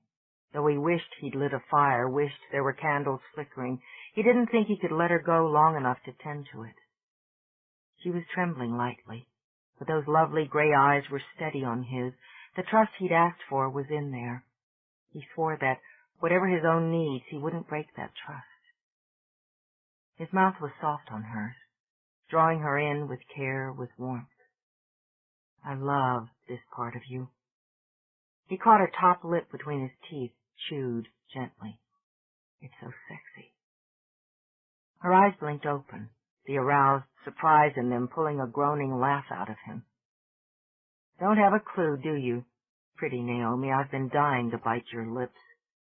So he did, pleasing himself, destroying her until the pressure building inside her threatened to erupt.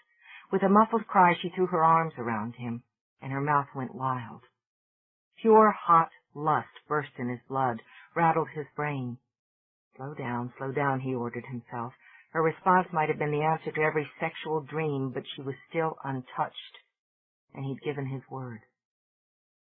He softened the kiss, soothing her lips now as he began to unwind the braid at her back. He wanted her hair in his hands, tumbled over his bed, wrapped around him. The weight and texture of it, the scent enthralled him. Combing his fingers through it, he stepped back. Then, keeping his eyes on hers, he lifted her sweater up.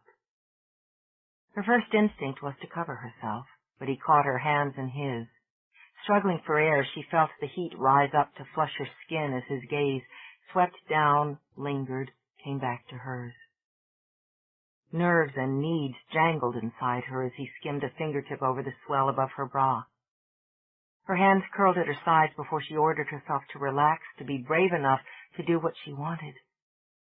After a shaky breath, she gripped the hem of his sweatshirt and drew it up over his body. Oh, my! He was beautiful. Lean muscles, smooth skin. Without thinking, she laid her hands on his chest, then snatched them back when she felt him quiver. With a strained laugh, he brought her hands back. Step out of your shoes. Oh, his heart was racing, she thought, and his chest was so hard. My shoes. Step out of them. Fascinated by the feel of him, she splayed her fingers over him as she obeyed. Then her body jerked when he unhooked her trousers. Relax. He murmured the word, bringing his mouth back to hers, taking her swimming into another kiss as the trousers slid down. While his mouth continued to play on hers, he lifted her, laid her on the bed. She felt the heat from his body over hers, the coolness of the spread beneath her, and as her heart plunged, she felt the smooth, lazy glide of his hands. She stirred under him, yearning toward something. But before she could reach it, she was floating, drifting into dreams at the urging of his mouth and hands. He'd never taken more care with a woman, never felt the need to take so much. He wanted to give her every pleasure, awaken her to her own desires. It was easier than he'd believed to bank the fires within himself, to let them simmer. Her eyes were closed, her breathing deep, but he could feel her heart trip beneath his mouth as he tasted her. The low and mindless moan she gave when he slipped her bra aside sent an echoing shimmer into his gut. She slipped into his hands, firm and full. Her hips arched instinctively as he skimmed his thumbs over her nipples. He watched the stunned pleasure flicker over her face. Her lashes flutter, then lift, to reveal eyes gone storm-dark and clouded. She sucked in a ragged breath. What should I do? Her hands were roaming restlessly over his back, driving him wonderfully mad. Enjoy. His mouth lowered, his breath skimming over the sensitized skin of her breast, his tongue flicking erotically, tortuously, until her hands clamped on the back of his head to bring him to her. With lazy tugs and pulls he set out to destroy her, reveling in her shocked gasps, her trembles. He let her taste fill him as his hands roamed down, stroking closer and closer to the heat. Just a brush of fingertips and slow, open-mouthed kisses over her shoulders, her breasts. Just a slide of his palm along her thigh. He cupped her gently, intending to give her time to get used to this new intimacy. She exploded beneath him, her body bucking, his name bursting from her lips and the heat flooding out of her into his hand. Her reaction ripped through him, forcing him to bury his face in her hair and for the first time fight viciously for control. Her body went lax and her breath remained shallow and fast. Nothing had prepared her for that long, glorious shock to the system, for the tidal wave of hot, liquid pleasure. Delirious from it, she turned her head, hands pulling at him until she could find his mouth with hers. His skin was damp, slippery. Oh, she loved the feel of it, wanted more, and raced her lips over his neck and shoulders even as her hips began to lift and press against him. Her body was full of storms ready to break, her mind whirling with them. He rolled with her, struggling back from the edge, holding himself in check long enough to strip off his jeans and protect her, fighting the beat of his own blood, so he could take her back up slowly, drench her in pleasure until he knew she was close to flying again. And as her body bowed, as that moan of release sounded in her throat, he gripped her hips and slipped into her. The resistance of innocence made him shudder and made him gentle. He took her mouth, swallowed her single sharp cry, and made her his. Only his, he thought, as he filled her for the first time. She quivered still, cradled in the circle of his arms. He held her there, stroking her hair and waiting for his own system to level out. You okay? Was the best she could manage, and made him smile. How do you feel? Thick-headed, floaty, a little drunk. She sighed. Incredibly relaxed, not awkward at all. I was sure I'd feel awkward. Did I do everything right? He lifted a brow. Her voice was slurred and sleepy. No. You were a huge disappointment to me. I'm afraid I'll have to ask you to leave now. Her head snapped up, her eyes wide and a face still glowing. Then she saw his grin. Blinked. I could probably do better with practice, she said, stunning herself. Well, maybe I'll give you another shot at it, pretty Naomi. He cupped her cheek and touched his lips to hers. Want that wine now? All right. She couldn't have cared less about wine, but thought it would give her a chance to recover from the quiver it gave her when he called her pretty. She pretended not to watch him as he climbed out of bed and walked naked from the room. But when he'd gone, she patted a hand to her heart. How in the world, she wondered, had she managed to engage the interest of a man who looked like that, who had such intense physical beauty along with such intense kindness? Better not to question it, she told herself. Then, realizing suddenly that she was naked too, she tugged up the tangled sheets and spread just as he came back into the room. He stood there a moment, then shook his head. Why the hell hasn't someone gobbled you up before me? She flushed, only adding to the sexy, tumbled image she projected. I guess no one ever really tried. With a laugh, he carried the wine and glasses to the bed. Get serious. You must not have been paying attention. No, I've always been clumsy with boys. Men, males. And because she was starting to feel clumsy again, she gratefully took the wine he offered. Honey, I'd say the males you've come across have been the clumsy ones, if none of them managed to get a hold of you. With a fingertip, he drew the sheet she held to her breasts down an inch. You have an amazing body. I always wanted to be tall and slim. Trying to relax again, she sipped her wine. But I started, developing early. It was very painful. Why?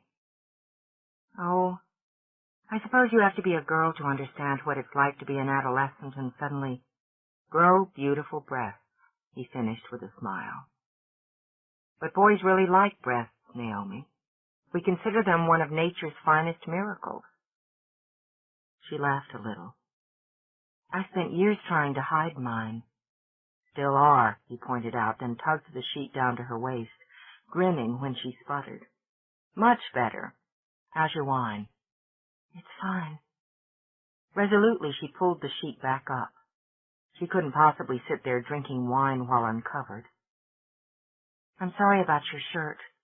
You could probably get most of the stain out if you soaked it now. I'm keeping the stain to remind me of a monumental night in my life. The light shone in her eyes. That's so sweet. How could you possibly be interested in me? Even as she prepared to saw off her tongue, he angled his head, gave her a long, considering look. You have breasts. Her eyes widened, her mouth dropped open. Then she caught the gleam in his eyes and burst into laughter. Well, lucky me. His fingertips skimmed over the curve of her shoulder down her throat, lowered to toy with the sheet again. after you finish your wine. I think we should have that practice session. Oh. He wanted her again. Life was so suddenly full of miracles. All right. But I'd like to move into the library this time. It was her turn to see surprise light in his eyes. You see, I do really well around books. The image that brought into his mind had him going rock hard. Naomi? Yes? Finish your wine. She had to swallow first, then tipped back her glass and drained it. Done, she announced.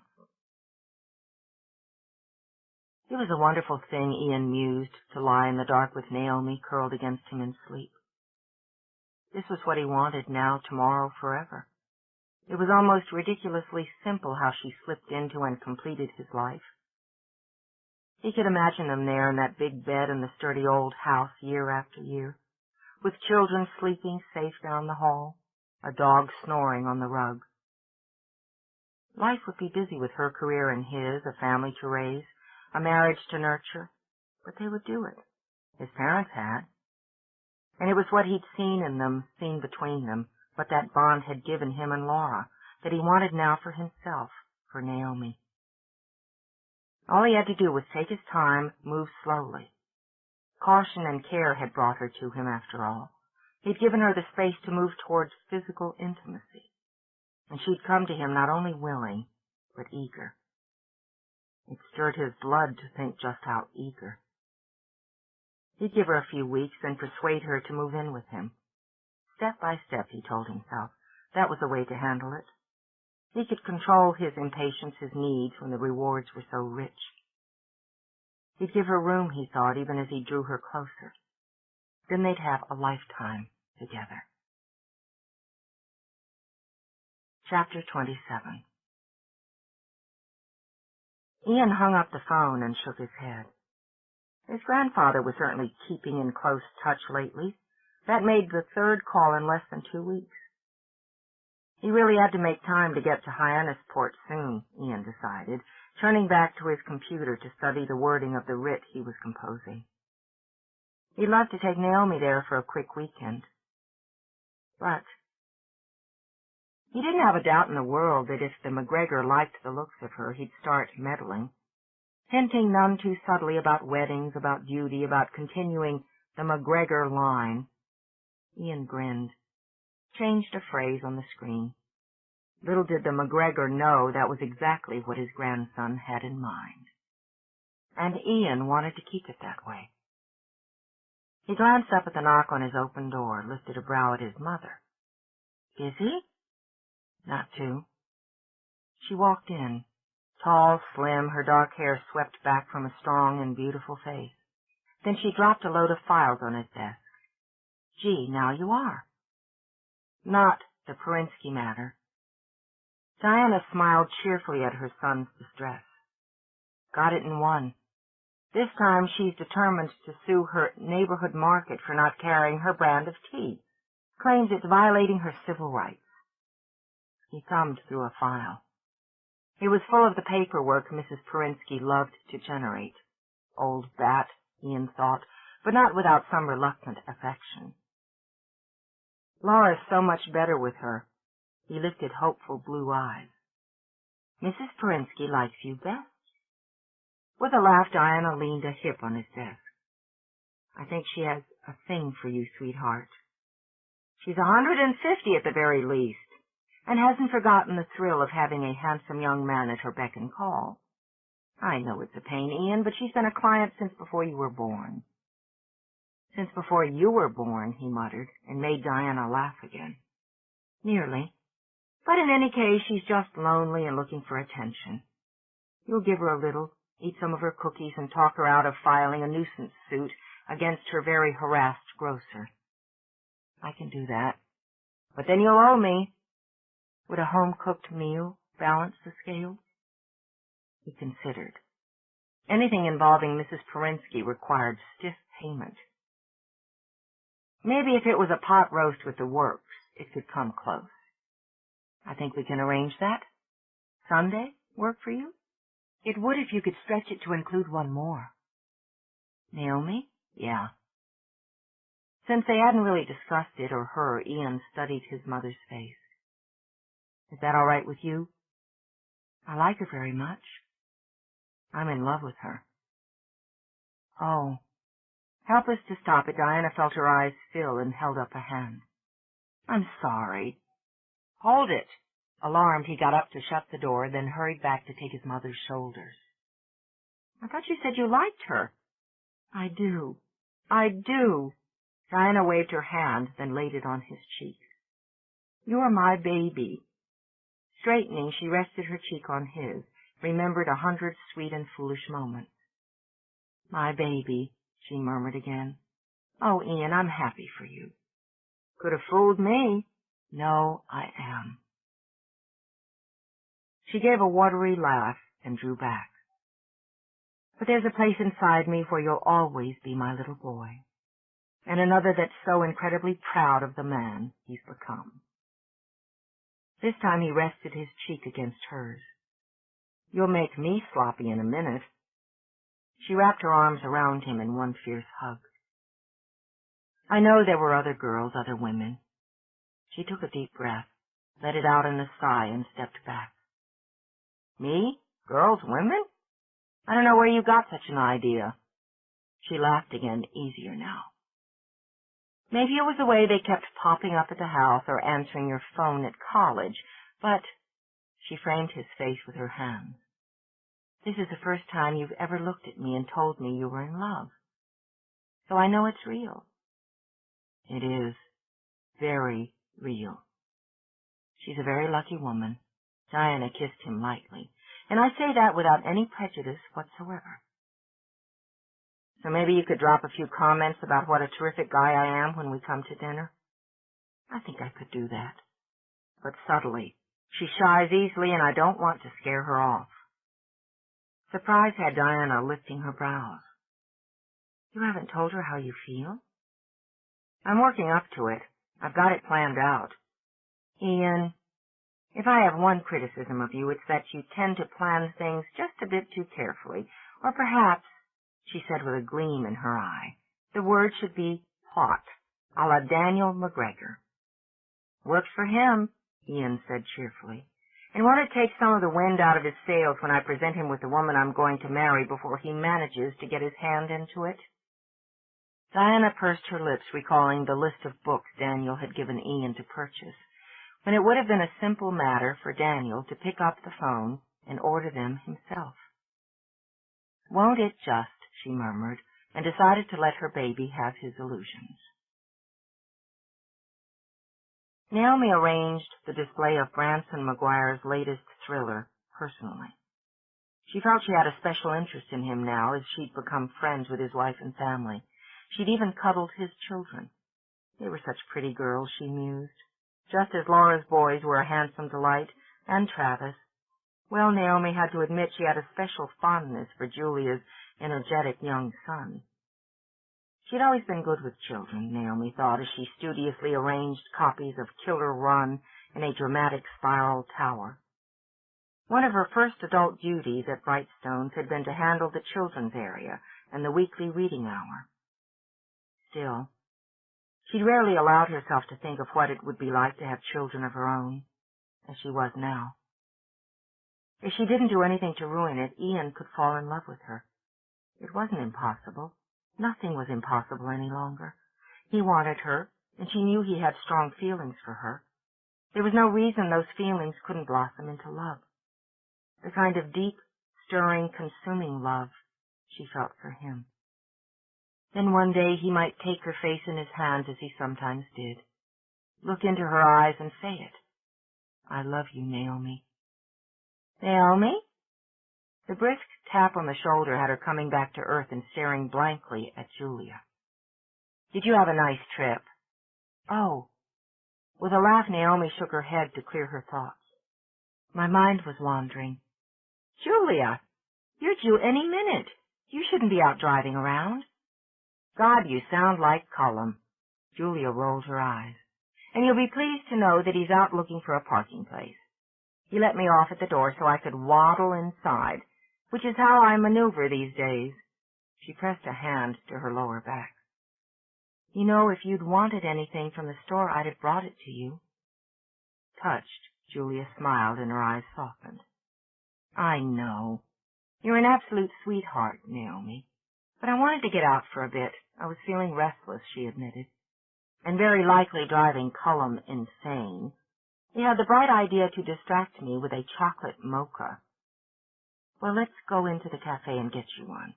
Yeah, let's. This looks great, by the way, she added, gesturing to the display. Fran will have them lined up around the block. Naomi glanced over the nearly completed display as she took Julia's arm. We're counting on it. Have you read it yet? I can't seem to concentrate long enough to read. It was the same way right before Travis was born. I've got it in my bag for the hospital, though. As soon as I give birth, I can curl up like a cat for hours at a time. You'll love it. It's a heart-pounder. Maybe I should pick up a couple other books while I'm here. Still pressing a hand to her back, she frowned around the store that suddenly seemed to hold entirely too many choices. I'm not in the mood to shop. Would you like me to pick a few out for you? Yeah, fine. Whoa! She jerked to a stop, shoving a hand against a shelf and knocking a trio of books to the floor. Is he kicking? Do you want to sit down? No, he's not kicking. He's knocking to get out. No wonder I felt so snarly all day. Get out? Fingers of panic tickled up Naomi's throat as Julia bent over and panted. You mean out? Now? Not right this minute, Julia managed, a bit surprised at how strongly the contraction came on. With Travis, they'd been mild initially before building to flashpoint. But pretty soon, oh hell, I'm not going to get that mocha after all. You need to sit down. To sit. Desperate, Naomi searched the store she knew like the back of her hand because she'd completely forgotten where the closest seating area was located. Over here. You just sit and do whatever. I'll find Cullum. Good idea. Julia lowered herself onto a pretty love seat. And Naomi? Tell him he better hurry. I don't think Butch is going to waste any time. 2 hours later, Naomi was pacing a hospital waiting room crowded with MacGregors. She didn't know how they could be so calm, how they could sit there chatting, laughing, telling family stories. Her own stomach was tied in knots and her palms were sweating. Ian's mother sat curled up in one of the chairs, talking cheerfully on the phone to the former president and first lady. Julia's parents were on their way to Boston and getting periodic updates on the progress via cell phone. Kane was on his own phone, laughing as he spoke to the soon-to-be great-grandparent. And Ian, she thought as she peeked into the corridor again, was nowhere to be found. But she spotted Gwen coming out of the birthing room and pounced before she could remember she wasn't family. How is she? What's happening? Her eyes widened as she heard a stream of violent cursing coming through the door. Don't you tell me to breathe, Murdoch, you bonehead. I know how to breathe. You try it. Gwen chuckled, patted Naomi's white cheek. She's doing great. It's going to be a quick one, and there aren't any complications. Fetal heartbeat is strong. She's fully dilated, completely effaced. Keeping a hand on Naomi's shoulder, she smiled at the crowd of faces in the waiting room. I'm going back in. She's ready to start pushing, so get the cigars ready. Shelby, did you hear? Diana laughed. No, I'll stay right here on the phone. She's nearly there. Yes, I know. Gwen will tell her you love her. On my way, Gwen promised, then waved down the corridor. Ian, did I miss it? He was slightly out of breath from the run from the parking lot and up the stairs. The elevators were too damn slow to suit him. Nearly. She pulled open the door of the birthing room, letting out the next stream of abuse. Don't you tell me not to push yet, you sadistic moron! You're fired! That's the third time she's fired her OB with this one. She made it to 5 with Travis. Obviously amused, Gwen stepped in and shut the door. She must be in pain. Naomi wrung her hand. She must be terrified. Terrified, Julia? Not in this lifetime. Oh, what do you know? Naomi rounded on Ian, making him take a step back and causing both him and his family to eye her with surprise. "You weren't even here. Where have you been?" Trapped with an irritable old woman and her endless supply of stale sugar cookies. I broke out as soon as the message got to me. "Want some water, Naomi?" "No, I don't want any water." She slapped his hand aside, then marched down the corridor. When she re-entered the waiting room, she caught sight of the sea of faces watching her, most of which hadn't managed to hold back grins. She flushed, stammered, I'm sorry. I'm so sorry. I've never been involved with anything like this. I'm nervous. Why isn't anyone else nervous?" "We've been going through this pretty regularly for the past few years," Ian told her. "Honey, why don't you sit down?" "I can't." But she did close her eyes and take her breath. Ian counted with her to 10. "I am sorry," she continued, looking at him again. "I shouldn't have snapped at you like that." "You're allowed to snap when you need to. I was hoping you'd be here." He put an arm around her shoulders and led her to an empty chair. "I called the store when I got the message about Julia. Wanted to let you know what was going on, and your assistant filled me in. They've got a pool going." She found herself sitting. He was clever that way. She tried to stay still but couldn't. "Do you think it'll be much longer?" "Hard to say. Seems to me Travis took her, about a decade." 14 hours, Laura corrected. 3 hours less than it took me for my first, an hour longer than it took for my second. Same thing, Ian decided, remembering that with Laura's first he'd been just as terrified and fidgety as Naomi while he'd waited out the birth. "Rounds out to a decade for me." He glanced around the room. "Where's Bran?" "He drew the short straw," Kane said with a grin. "He's got all the kids. He asked us to pray for him. Here you go," he added, and neatly wrapped Naomi's hands around a cup of tea. "Oh, thank you." Too embarrassed to tell him she didn't want anything, she sipped dutifully, listened to the chatter, the quick laughter, and didn't realize her stomach had calmed until she'd emptied the cup. "Ladies and gentlemen," Gwen stood in the doorway again, her face damp with sweat and bright with joy.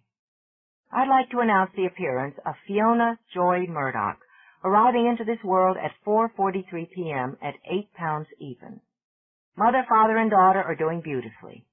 Tears spilled over. Absolutely beautifully.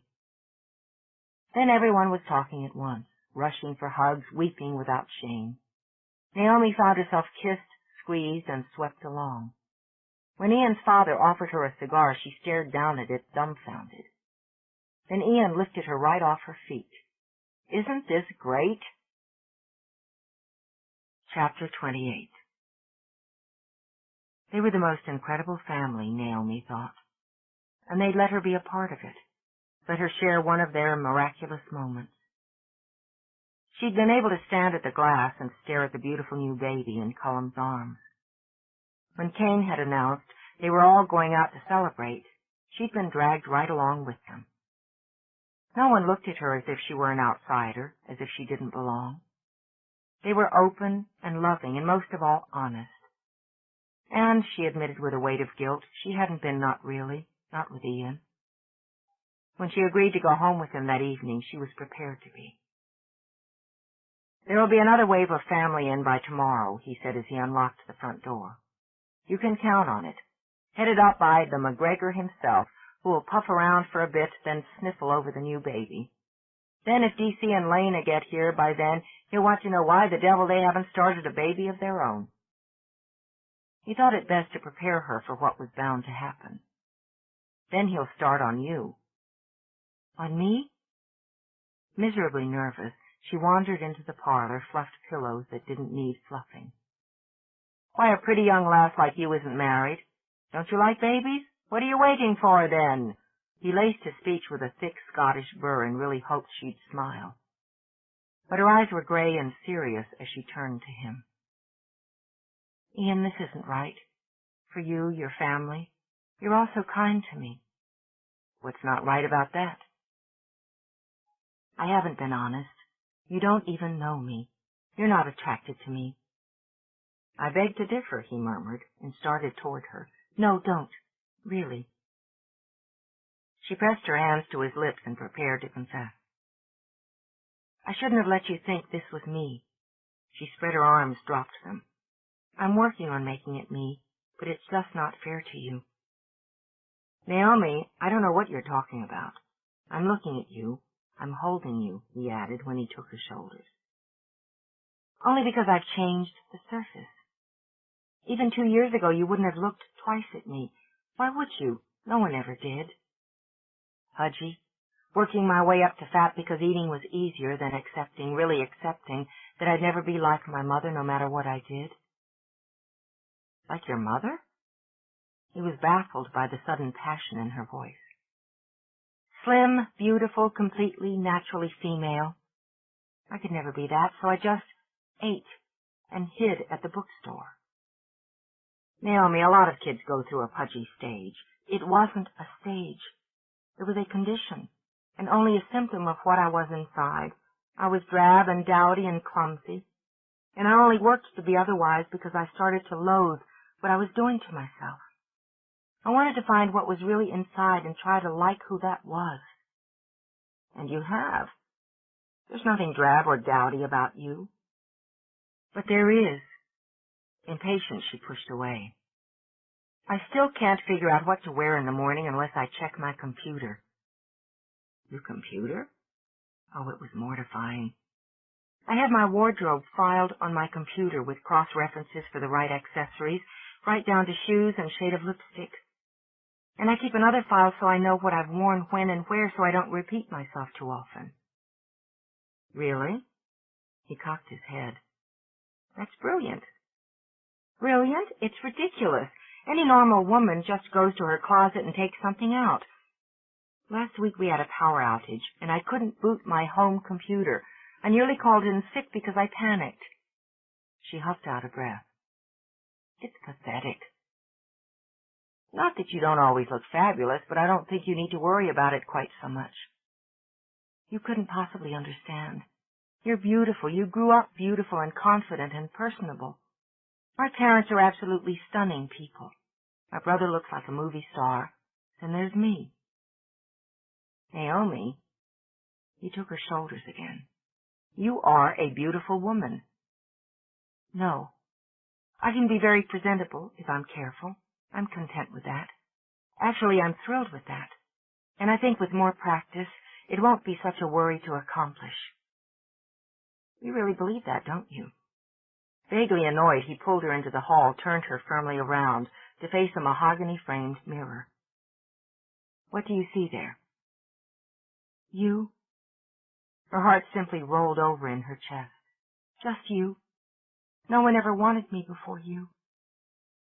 For the first time, the full impact of that got through and began to worry him. I've never felt this way about anyone else, she murmured, compounding what he was beginning to recognize as guilt. My whole life I've felt one step behind, and I never thought anyone would care enough to let me catch up. Naomi, let me finish. It was terrifying to turn to face him. I don't want you to go on thinking I'm something I'm not, when part of me is still the awkward girl who had exactly 2 dates in high school, and both of them friends of my brother's who felt sorry for me. And the young woman who spent her entire college career buried in books because it was the only place she felt comfortable. It often still is. She drew a deep breath. You were the first man to give me flowers, the first to make me dinner, the first to just sit and listen to me, and to look at me when you did. Her voice broke and had her fighting to finish. You're the only man who's touched me, kissed me. Her first, he thought, in every way that counted, not just physically, but emotionally. She'd been sleeping like a butterfly, waiting to break free to spread her wings. And he'd snatched her out of the air before she'd ever really felt the power. Oh, God, he thought, what had he done? What was he going to do? I'm not the only one who will want to. And you're wrong if you think this isn't who you are. He ran his hands up and down her arms. This right here. You've just started to see her for yourself. He drew her close, rested his cheek on the top of her head, and realized he was going to have to do more than give her time. He was going to have to let her go and hope that when she really saw herself, accepted herself, she'd come back. He gave her arms a quick squeeze and forced himself to take a step back. You're a beautiful woman, Naomi, and a fascinating one. You're the only one who ever thought so? Hearing her say it, seeing the glimmer of tears in her eyes as she did, ripped him to pieces. I don't think you were paying enough attention. And you know, it occurs to me that I've been monopolizing all your free time for the last several weeks. My free time? I hadn't thought about the fact that you were just getting the alterations in the store finished, then helping me with my library. He spoke lightly as he walked past her into the parlor. He could give her 6 months, he told himself viciously. 6 months. Then by God he was going for her. She'd better be ready. I haven't given you much of a chance to settle into this new life of yours. To give himself something to do, he crouched and began to lay a fire. We've been moving along pretty fast here. Maybe we should slow down. She opened her mouth, closed it again because a violent kick to her heart had robbed her of breath. I'm afraid you're going to have to be more specific, Ian. I don't have enough experience in relationships to be certain I understand the underlying meaning. That, he thought, as he struck a match, stared at the flame, was exactly the point. No underlying meaning, Naomi. Just slowing the pace, maybe taking a breather. You don't want to see me anymore? Yes, I still want to see you. He watched the kindling catch hold, but the flare of heat didn't warm him. I'm suggesting that our relationship doesn't have to be exclusive. He rose, turned, certain that knowing he was doing the right thing for her would eventually cure this sickness that churned in his gut. You should see other people. Other people, she murmured. Other women, she thought. He wanted to see other women. Of course. She should have expected it. I suppose that's very sensible, very reasonable. A brittle smile curved her lips. Aren't we lucky I've always been a sensible, reasonable person? I imagine some women would be angry or at least annoyed with a suggestion like that, but then I'm not like a lot of other women, am I? No, you're not. He said it quietly. You're one in a million. She let out a short laugh. 1 in a million, she murmured. It's still not quite good enough. Well, it's been a long day. All this excitement. I'm tired. I'm going home. Naomi, I don't want you to go tonight. She studied him a moment with the fire flickering behind him. And I don't want to stay. She walked toward the hall and made it to the doorway before she turned back. I was honest with you, Ian, as I should have been all along. So I'll finish this by being honest. I'm in love with you, and I have been all along. She went quickly to the front door and out before he could say anything kind that would make the ache inside her any worse. I know. He let it out in a sigh to the empty house. But you never really had a chance to be otherwise. Now you do. He was unhappy for a day, miserable for 2 more, then surly for the best part of a week. But he didn't pick up the phone. He didn't call her. He didn't give in to his own needs and drive to her apartment and beat on her door. He'd worked it out, damn it. 6 months and time's up, he thought, staring out the window of his office, as he seemed to do much too often lately. She'd have 6 months of freedom, to figure out who she was and what she wanted. 6 months to see other men. And if any one of them touched her, he'd... No, that was the whole point, he reminded himself. How could she know she loved him, really loved him enough for a lifetime, if she'd never been romanced, touched, loved by anyone else? His lips curled at the knock on his office door. He wanted to ignore it, or better yet, to shout out, "Go away, damn it! Can't you see I'm sulking here?" What is it? He snapped out. Now that's a fine way to talk, Daniel said as he shoved open the door. Is that how you behave with clients, Mr. Counselor at Law? Or is it just family that rates? Sorry. Ian walked over to accept his grandfather's bear hug and his grandmother's warm kiss. Had something on my mind.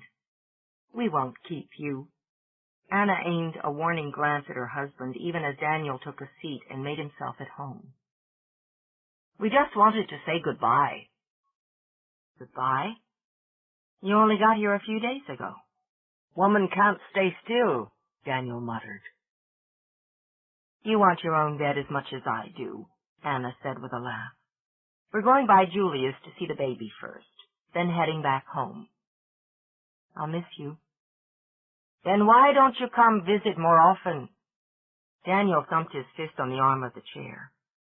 Too busy flitting around with some pretty young woman to take time to visit your poor old grandparents. I'll come up in a couple of weeks. I'm not so busy flitting just now. And why the devil not? Where's Naomi? At work, I imagine. Ian angled his head. Why? Every one of the family's talking about her.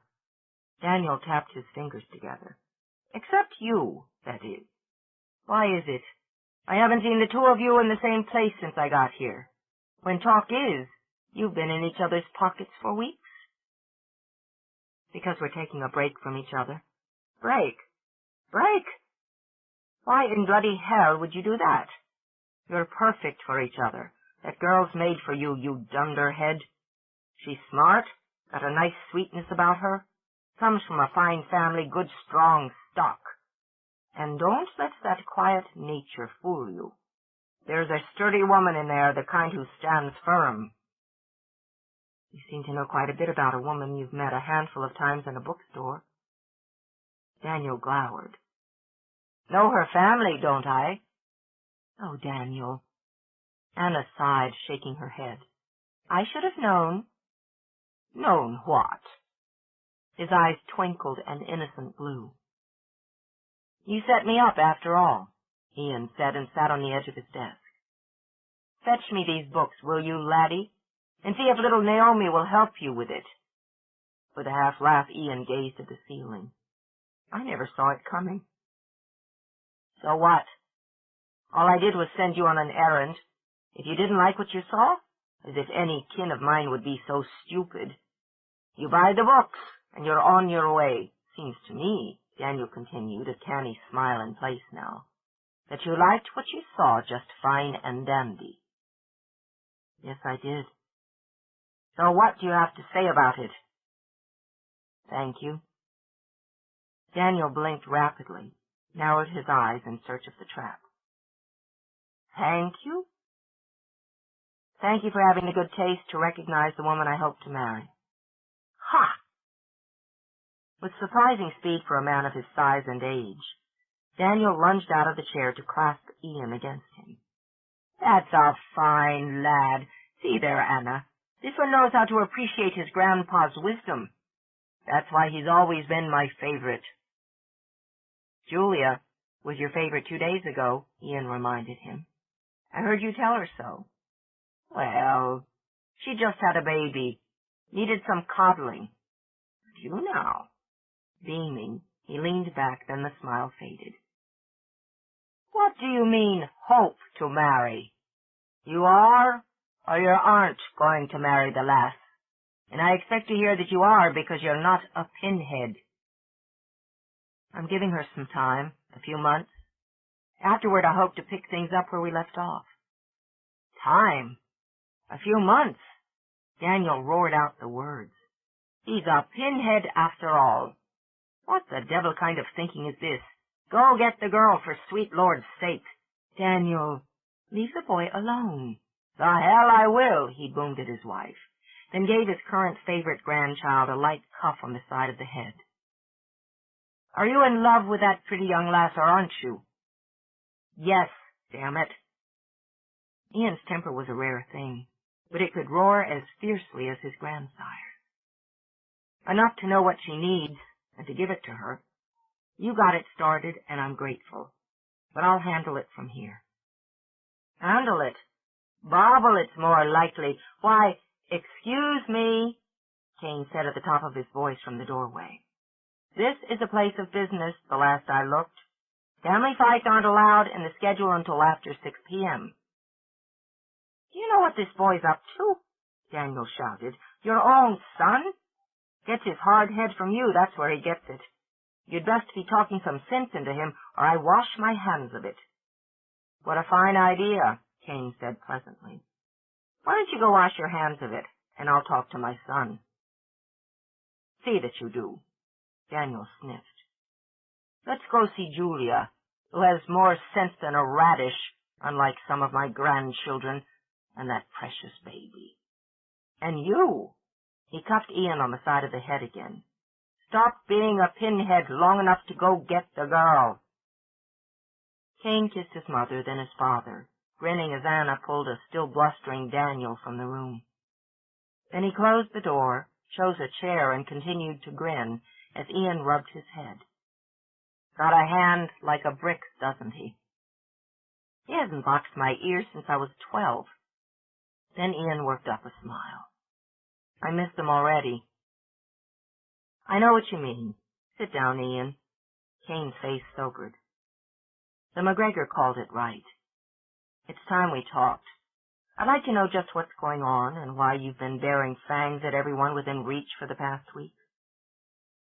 I've got things on my mind. I'm not required to be pleasant every damn hour of every day.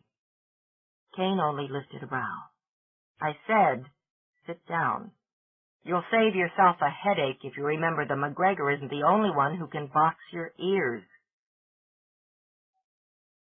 Chapter 29. Ian sat, but he didn't like it. Saying nothing, he drummed his fingers on his thigh and met his father eye to eye. Stubborn, Kane thought with admiration. It had always been one of his son's finest qualities, this bull-headed, straight-ahead attitude. It was rare for him to pick a fight, and rarer still for him to walk away from one. What's going on between you and Naomi? It was just like his father, Ian thought, to zero in on the point. I'm nearly 30, he returned, annoyed by the stiffness in his own voice. I'd think that would be my business at this point in my life. Absolutely. Kane's agreement was pleasant. Until it spills over into MacGregor and MacGregor business. You haven't been at top form the last few days, Ian. I'll work on it. I'm sure you will.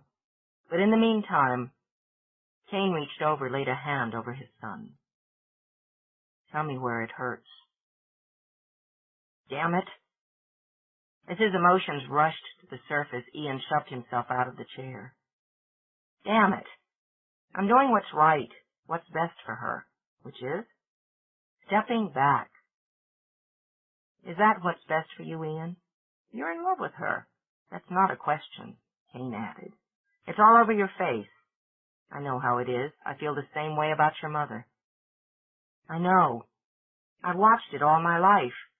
I won't take anything less, give anything less. He dragged his hands through his hair. I'm giving her some time, some room. She has to know what she wants. And she doesn't? You've asked her? With a long breath, Ian sat again. She'd never been with anyone before me. I see. Considering, Kane studied his own hand. Did you seduce her? No, I backed off. It had to be her decision. She had to feel ready. What else could I do? Nothing, being you. Now it worries you, the fact that you're the only one who's touched her. I thought I had a handle on it. But it's not just that she hadn't had sex. She hadn't had anything. Anyone. All at once she's standing there telling me that she's a fraud, that I'm only attracted to her because she'd developed this new image. And it all comes tumbling out of her. She tells me she was pudgy and plain, that she hid behind that because she didn't feel she measured up to the rest of her family. She's barely even dated, never had a chance to see or experience anything. She's just starting to realize her own capabilities, her own powers. And there I am, ready to scoop her up, tuck her into marriage, children, the whole deal before she's even seen what's out there. So, you told her you loved her enough to give her that chance? If I'd told her I loved her, she wouldn't have listened to the rest. He brooded over that fact. She thinks she's in love with me. Only thinks? How the hell would she know? Ian tossed up his hands and pushed himself out of the chair again. Interesting question. How do you know you're in love with her? Because I've never wanted to spend my life with anyone else. Because I can see how it could be with us in a year, in 10 years, in 50. He circled the room, then stopped in front of his father. You can see I'm right, can't you? It wouldn't be fair to take advantage this way, to ask her to marry me before she'd had time to live a little more. Does it matter what I think? Of course it does. Then I'll tell you. Kane rose, laid a hand on his only son's shoulder. You're a pinhead. What? As much as it pains me to agree with the MacGregor on this, I have no choice. You're a pinhead, Ian. You're not giving the woman you claim to love nearly enough credit to know her own mind and heart. You're making a decision for her you have no right to make, and it's my considered opinion, though it again pains me to echo my father, that your best course of action is to go get the girl. He wasn't convinced the men in his family were right. But Ian planted himself in front of Naomi's door in her apartment building and waited for her to get home. He considered going to the bookstore, but discarded the idea. If they were going to discuss their future, it shouldn't be done in a place of business. Yet as the hour grew later, he began to worry that he'd taken the wrong tack. At least he'd have found her in the bookstore. Now he didn't know where the devil she was. So when he heard her footsteps on the stairs, he sprang to his feet. She stopped dead in the hallway when she spotted him, then shifted her briefcase from one hand to the other and came forward. Hello, Ian. You worked late? She wore the same scent, that same wonderful scent. Yes, I did. She took her keys out, slipped them into the lock. I'd like to talk to you. Can I come in? Now's not a good time. It would never, ever be a good time when just seeing him hurt this much. Please? He braced a hand on the door to keep it open. Naomi, we need to talk. All right. She could handle it. She'd promised herself she could. But you'll have to make it quick. I need to change. For what? I have a date. It was a terrible lie, one she was sure she would be ashamed of later. But for now, pride was much more vital than honesty. With a man? The absolute shock on his face had that pride rearing up and showing teeth. I tried dating baboons, but we didn't like the same films. Moving briskly, she set her briefcase aside, hung up her coat. What can I do for you? Marry me, bear my children. I didn't make myself clear the other night. Oh, I think you did. No, I didn't explain to you the what or why. I understood perfectly. And she wanted to hate herself and him as well because she was so pathetically in love with him. I told you that what you saw when you looked at me wasn't what was underneath. You agreed, and that was it. No, God, is that what you thought? Naomi, I'm sorry. He reached for her. She stepped back. That's completely wrong. I handled it badly. Let me explain. I'm a little pressed for time, Ian. Your date will just have to wait, he snapped. And jamming his hands in his pockets, stalked around the room while she lifted her eyebrows and watched him. After you'd finished, after you told me you'd never been with anyone, you knew I'd never been with anyone. I don't mean just the sex. He all but snarled it this time and had her eyes narrowing. God, sex is just a part of things. There's companionship. There's fun. There's sitting around talking half the night, watching bad movies. All the things you do when you're dating, the things you've never done with anyone but me.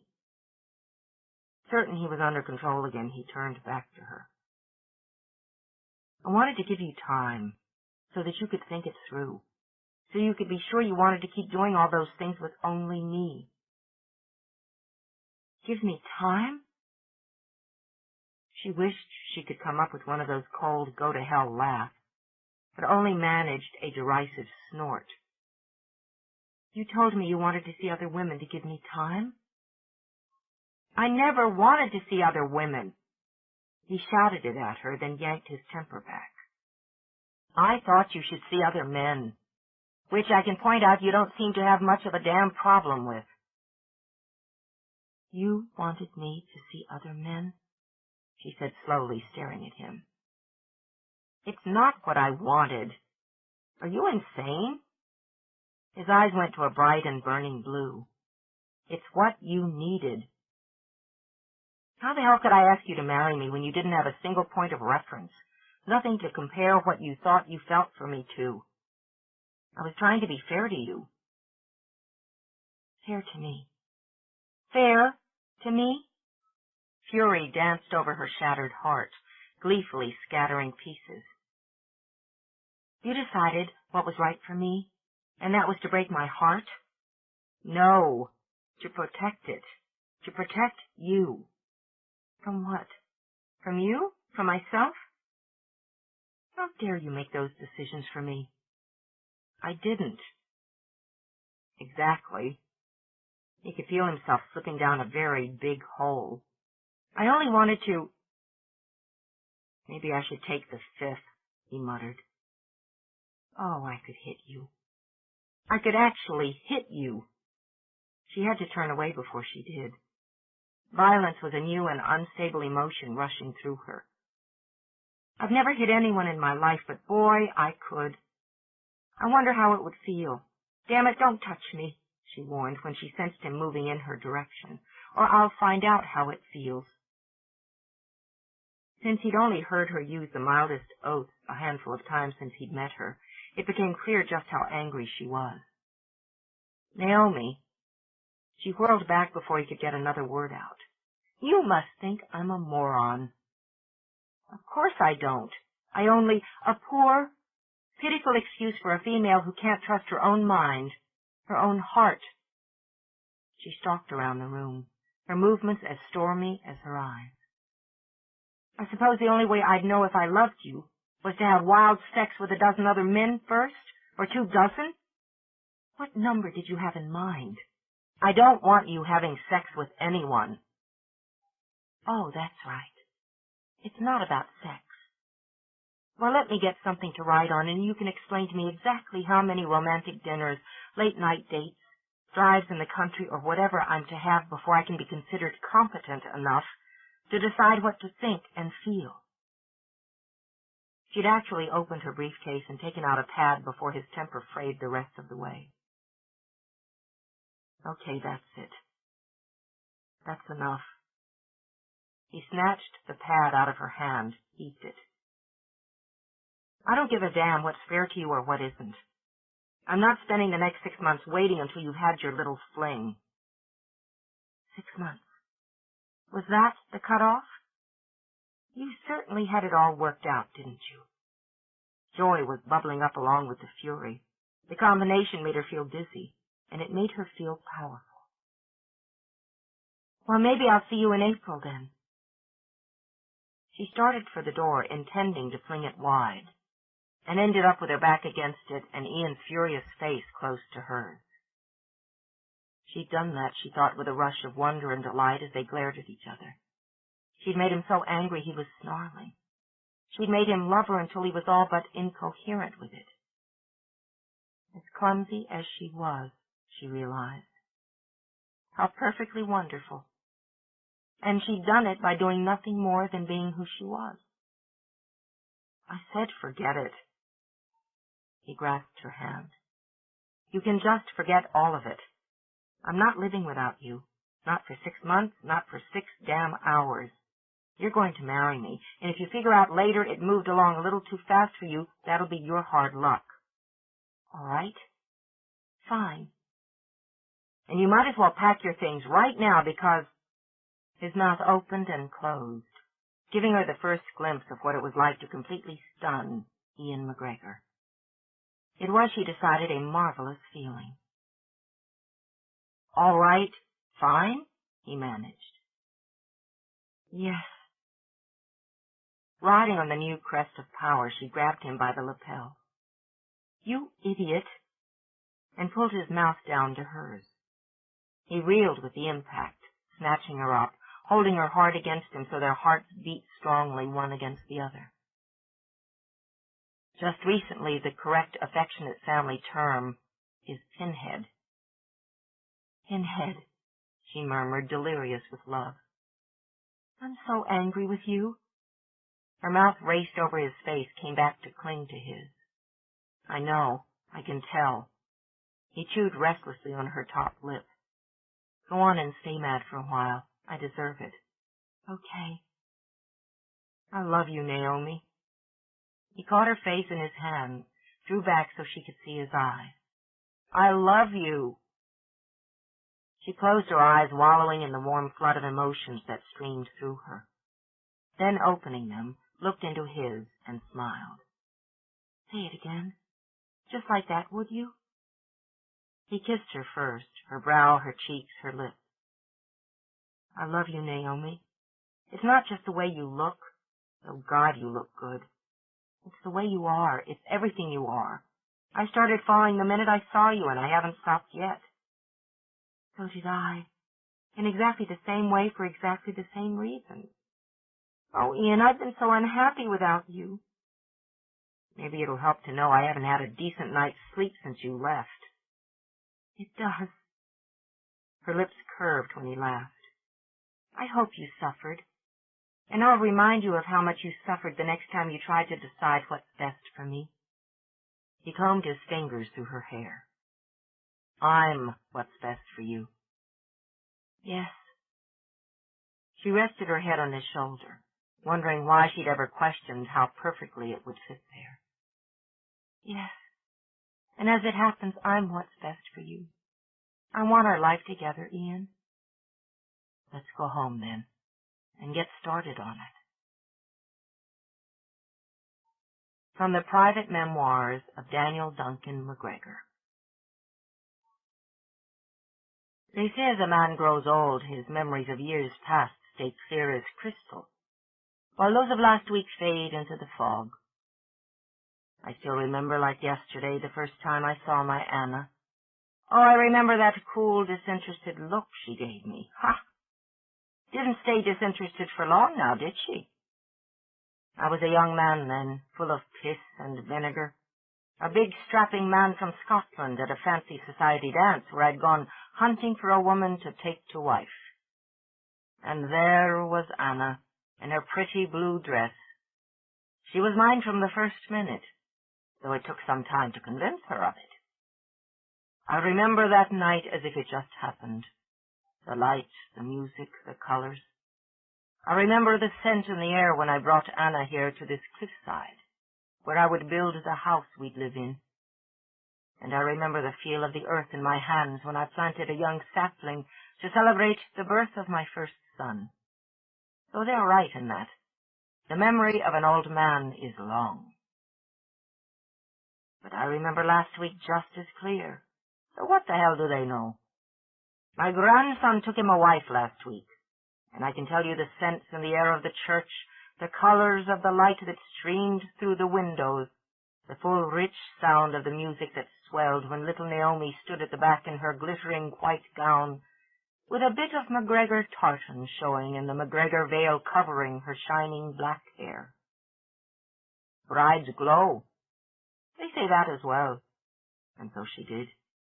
It's love that brings that shining beauty to a woman's face, and one more in love I've yet to see. And Ian, handsome as a prince as he waited for her. They don't say a man glows, but perhaps they should. I can't think of another word for the look on his face as he watched her walk to him. and not being such a pinhead after all.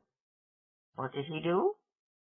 He took her hand, and the other as well, and as the music died off and before the priest could open his mouth to start the business of it, Ian said, "I love you, Naomi," his voice as clear and strong as the bells that rang after the deed was done. And if there was a dry eye in the whole of the church at that moment, well, it wasn't Daniel MacGregor's. It's been a good year for the family, with 3 weddings and a baby. I've done my best, and my best is better than most. Now the year's nearly done. I'll watch the snow fall a while and sit with Anna by the fire and listen to the wind howl at the windows. And if I do a bit of planning, a bit of plotting while I sit with my feet up and a glass of whiskey in my hand, what's wrong with that? There's another year coming, after all, and I've more grandchildren yet. End of The MacGregor Grooms by Nora Roberts. Read by Ilona Dulaski in the studios of Potomac Talking Book Services, Incorporated, for the Library of Congress, July 1999. Published by Silhouette Book, 300 East 42nd Street, New York, New York, 10017. Further reproduction or distribution in other than a specialized format is prohibited. If you found any cassette in this book to be defective, please place a rubber band or piece of string around that cassette for identification. Place it in the container on top of the front stack of cassettes. Under them. He'd wanted to tell her he loved her, wanted to ask her to belong to him. But it hadn't seemed fair when she'd been riding an emotional roller coaster already. He preferred to play fair, when possible. He could wait until night, until the air was soft and quiet, and they were alone with the river. In any case, that would give him several hours to figure out how to tell her, what words he should use, what tone. He wished he could be certain of her, but some odds were impossible to figure. He imagined the ring he'd dashed out that morning to buy after seeing his grandparents off was going to weigh heavily in his pocket all day. The best way to make the time pass, he decided, was to fill it with work. Kat had prepared all morning, had thought it all through. There was only one possible answer. Duncan Blade had given her something she'd been working for all of her life, and he'd done it with no strings attached. The only way to repay him, as far as she could see, was to get out of his, quickly, cleanly. No harm, no foul, she told herself, as she climbed the steps to his office. Her knees were shaking. She stopped, cursing herself as she steadied herself again. As she forced herself to admit she wasn't being noble, she was running. She couldn't handle what she felt for him. Why the hell should she have to? She didn't know how to be in love. She'd never be able to make it work. Never be able to cover her stake if she gambled here. Smarter to cut it off clean now, before she got in any deeper, before she started to let herself believe she could be a real part of his life. More. It would be cowardly to wait another week, until the end of her current contract, to tell him she was skipping. The decent thing, the professional thing to do, was to give him time to book another act. She wasn't going to pay him back by messing up his business or his life. It was just her bad luck she'd gone and fallen in love with him. She'd wanted to convince herself it was just gratitude, but hadn't even come close. She wanted to believe she would survive whole and intact when they parted company. But she knew better. It was her doing. She'd opened herself up for it, and now she had to pay the price. Suddenly the thrill of attaining a lifelong dream didn't have quite the shine it should have. But Kat Farrell stood by her word. She faced her responsibilities, and she handled herself through good times and bad. Then she stepped to his office and saw him through the window. Her needy heart collapsed in her chest. Oh, God, he was so perfect, she thought. What had his mother said? A beautiful young man in every way? It was perfectly true. It wasn't just the looks, the charm, the snazzy clothes. He was kind and he was caring. He wasn't some kick-it-up trust fund baby cruising around on his family money. He worked and worked hard and had put his personal stamp on every inch of his boat. He had integrity. He had ambition. Dangerous Duncan. Heartbreaker, she mused. You'll forget my name before the season's over. She drew in a breath, tossed back her hair, and sauntered into his office. Got a minute, boss? He leaned back, set his paperwork aside. Oh, I think I can make one for you. How are you feeling? I'm still flying. Did you see your grandparents off? Yeah. They're going to spend a day in New Orleans and fly to Boston to visit my sister and my cousins. Play with the babies. They'll catch up with my Uncle Cain and Aunt Diana, then Grandpa will harass my cousin Ian for a while about why he's still single. A fine young lawyer like him.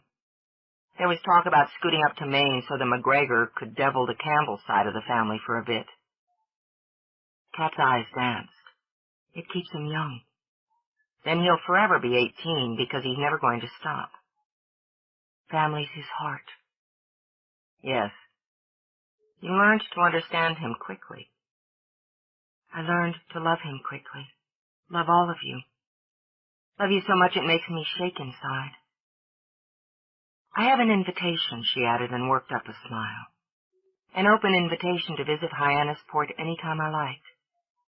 I've seen pictures of that castle he built there. Very cool. Then we'll make a point for you to see it in person. Not until she was certain she could bear it, Kat thought, which would be approximately never. She stretched out her legs, crossed her ankles, and prepared to give the performance of her life. I don't want to interrupt your work for long, but there's some business we need to talk about. Fine. I was going to catch you later, but now's as good a time as any. He flipped open a file folder and took out her contract. It's a standard option clause with a guaranteed 5% salary increase when activated. Everything else remains the same as it did in the original agreement. If you're shaky about signing papers without representation, we can hook you up with a lawyer here in New Orleans or in one of the ports going back to St. Louis. I'm not shaky about signing papers, Duncan. I never sign anything without reading it all, top to bottom, including fine print and bottom line. Smart. Then you've already read these, but you might want to read them again. I don't have to. I don't want to sign. He held the papers out between them for several long seconds before he lowered them carefully to the desk. Excuse me? I don't want the option enforced. I'm not interested in another run. As far as I'm concerned, when we dock in St. Louis next weekend, I'm a free agent. Take off the glasses. It's bright in here. You want to talk business, you look me in the eye. There, she thought, was that quick shift in his voice, satin to steel. Because it was right. Because it was cowardly to hide behind shaded lenses, she slipped them off, swung them by the earpiece. He took his time studying her face, looking for the tells every gambler recognizes. If she was bluffing, he mused, she was damn good at it. You want to negotiate new terms? That's not what I said, and I say what I mean. She lifted her shoulders, let them fall. I've got fresh fish to fry, sugar, and you to thank for it. There's no point in me spending another 6 weeks singing in a riverboat lounge when I could be in New York. I see. If you read your contract, Kat, you'll know that I have a right to exercise this option clause. You're obliged to honor it. Well, she hadn't thought he'd make it easy, had she? I hoped you'd let me out without a hassle, for old time's sake. Hope springs eternal. He rose, walked to the mini-fridge, and took out a bottle of water for each of them. It felt as though someone had opened his chest and given his heart a bare-knuckled punch. But this is business, and has nothing to do with the fact we sleep together.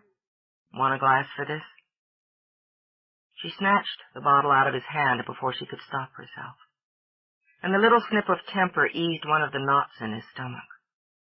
She wasn't quite as cool as she wanted to be. What was her angle, he wondered? What was the deal?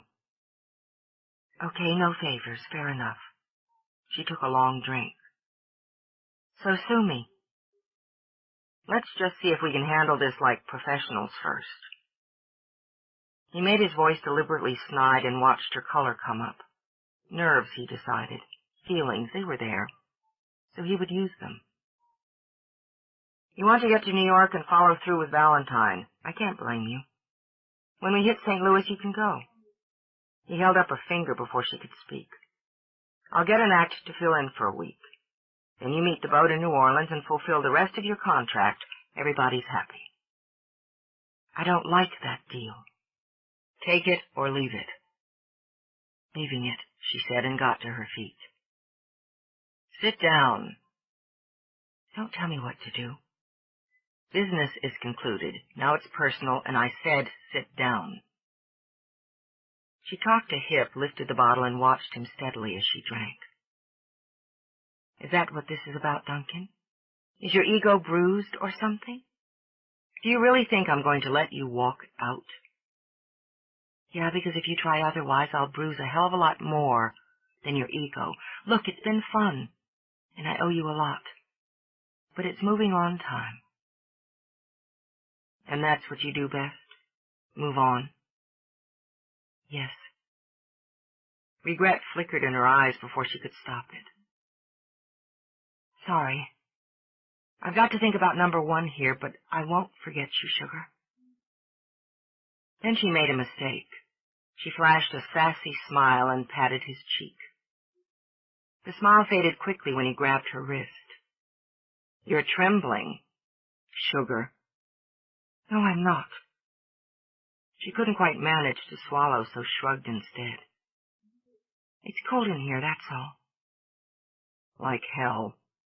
Why are you shaking? You're hurting me. No. His fingers barely encircled her wrist. I'm not, but you're doing your damnedest to hurt me. Why? I don't want to hurt you, Duncan. Emotion had her voice wavering. I don't. Damn it, let me go. Not a chance. You want to dump me? You want to move on? No harm, no foul? You're a liar, and you're not as good at it as I'd expected you to be.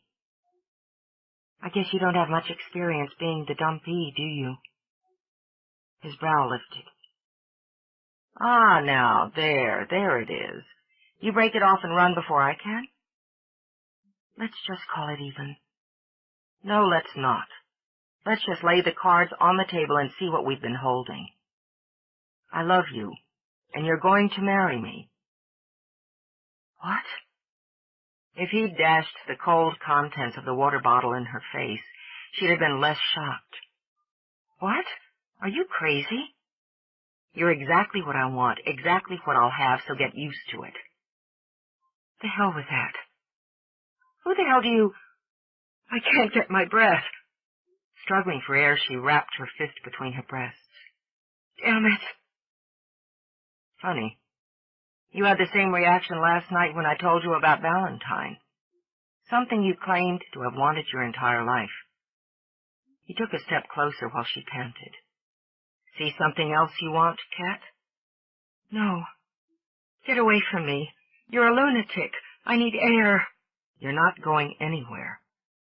He took her arm and pushed her into a chair. We have a tradition in my family. Out of his pocket he took a coin. Heads you marry me, tails you walk. Oh, sure. Oh, right.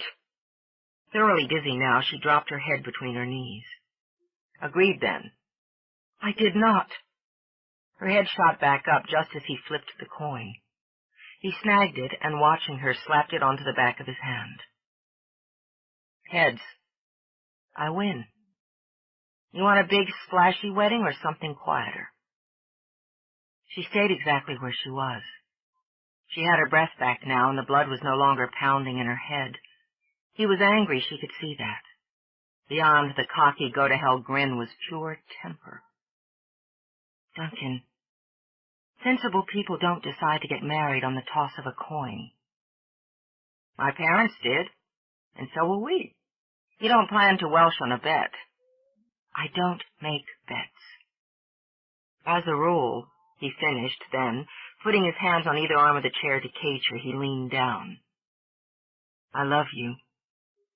Get out, she managed, but weakly. I love you, he repeated. That's it for me. I always knew it would be. Time, place, the woman. When it hit, it'd be over for me. It's over for me, Catherine Mary. You're the one. Now tell me you don't love me. I don't. Don't what? Oh, get out of my face. How the hell am I supposed to think with you pushing at me? Just say it, he murmured, and brushed his lips over hers, and make me believe it. It can't work. That's not what I asked you. I was doing you a favor. Thanks. Now tell me. End of side 4. Change side selector switch. This book is continued on the next cassette. Side 5. The MacGregor Grooms by Nora Roberts. Continuing on page 244. Back off, Duncan. You're crowding me. He smiled, stepped back, because he'd already seen the answer in her eyes. Okay. On your feet is more your style. Because it was, she rose. I want my career. So do I. He meant it. She could see it. Somehow a miracle had happened, and the single thing she'd dreamed of was as important to him. And so was she. That, she realized, was beyond miraculous. She jammed her hands in her pockets. I don't need any house in the burbs or a white picket fence. Please, that image has always petrified me. It made her laugh, one quick gulp, then she let out a breath. Do you mean it? Absolutely. I used to have nightmares about white picket fences. Duncan? At a loss, she pressed her fingers to her eyes. I'm trying to be straight with you. She dropped her hands, looked into his eyes, and everything she wanted was right there. I need you to be straight with me, because you can do more than break my heart. You can shatter it. Tenderness welled up inside him. I told you I'll never hurt you. I keep my word. She took a breath, found it came easier. You're sure this is what you want? Dead sure. He took the ring box out of his pocket.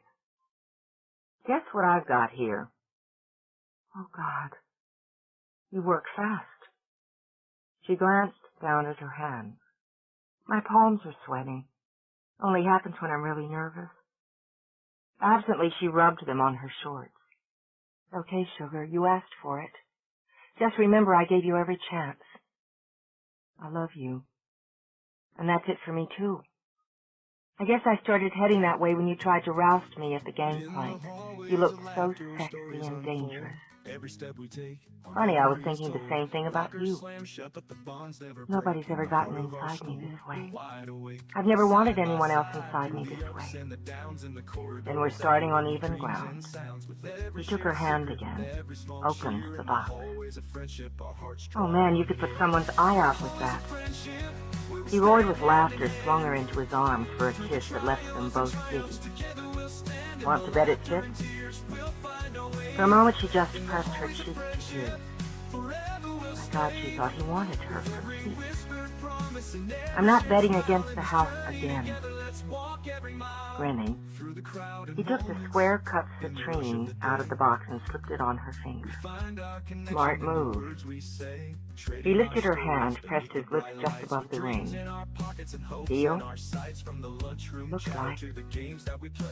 She brought their joined hands to her own lips in turn. Hers, she thought, for keeps. But I want to see that coin. He cocked a brow, flipped the coin through the fingers of his free hand, and vanished it. What coin? From the private memoirs of Daniel Duncan MacGregor. There are moments that etch themselves into a man's memory like a fine diamond cuts into clear glass. The first time he loves a woman, and the first time he sees a woman he will always love.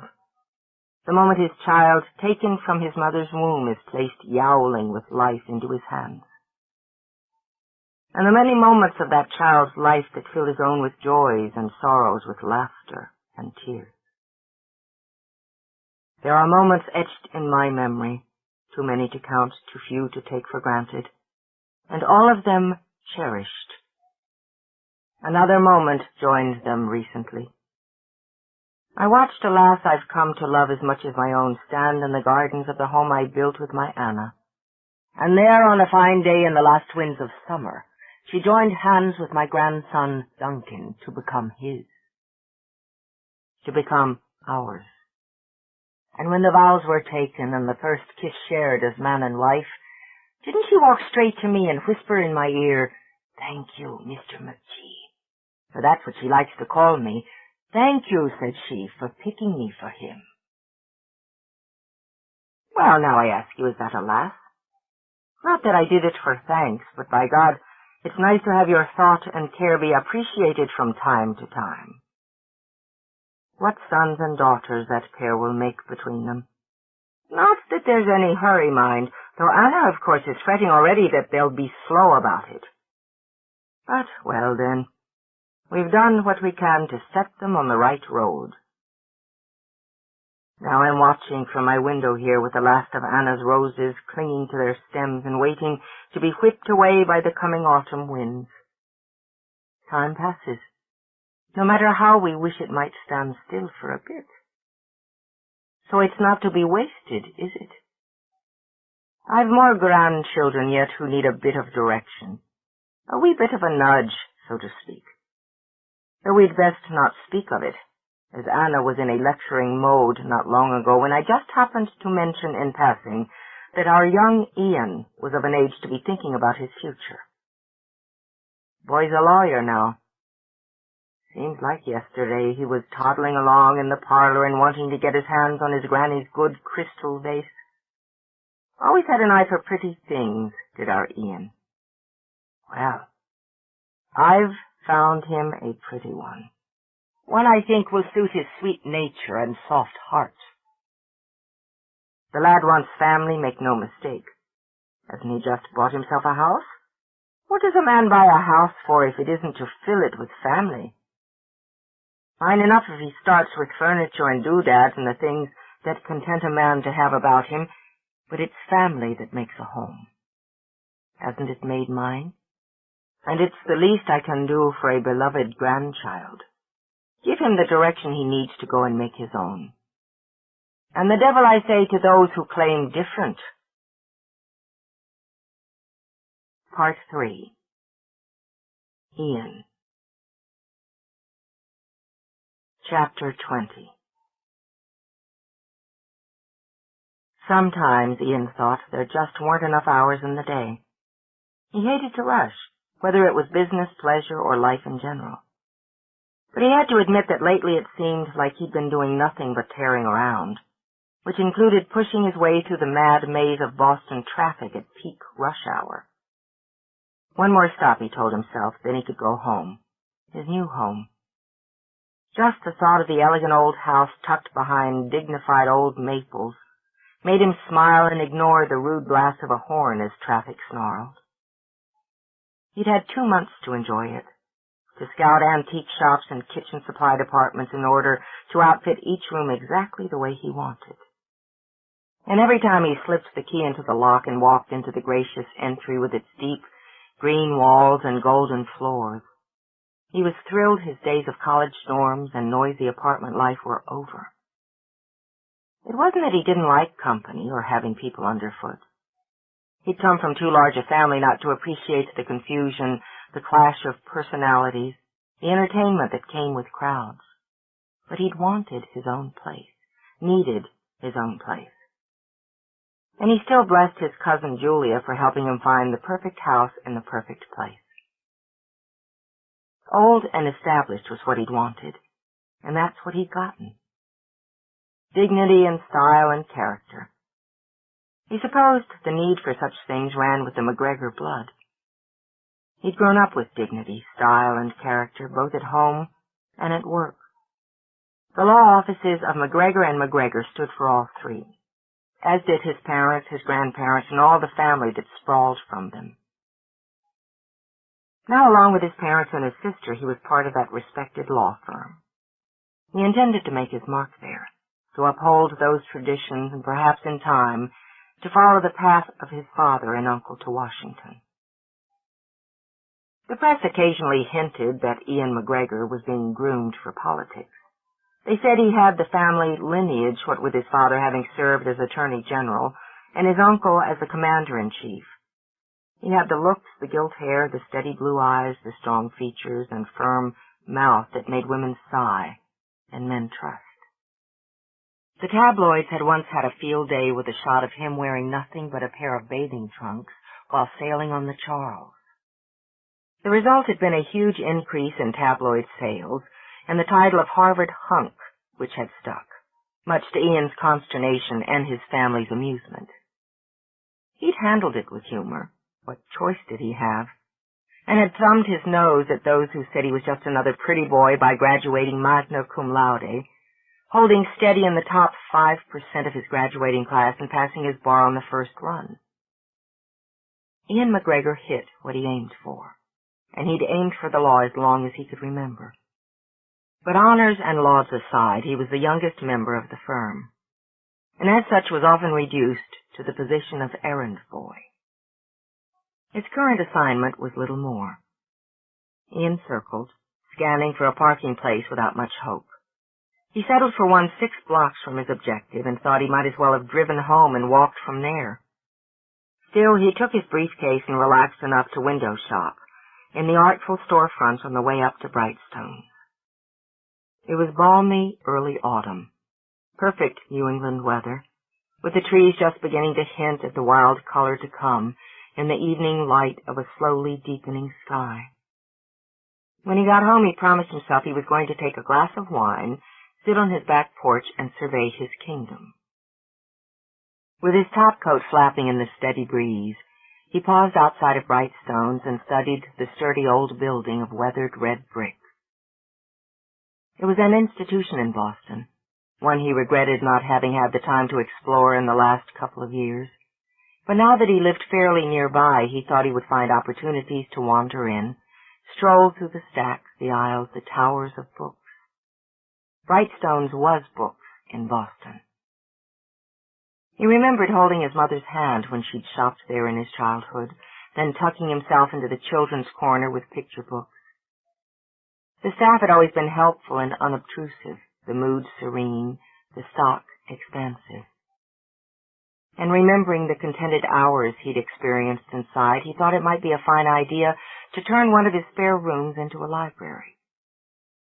He stepped inside, pleased to see the familiar soaring ceilings with their fussy cornices, the polished gleam of chestnut floors, the grand sweep of books.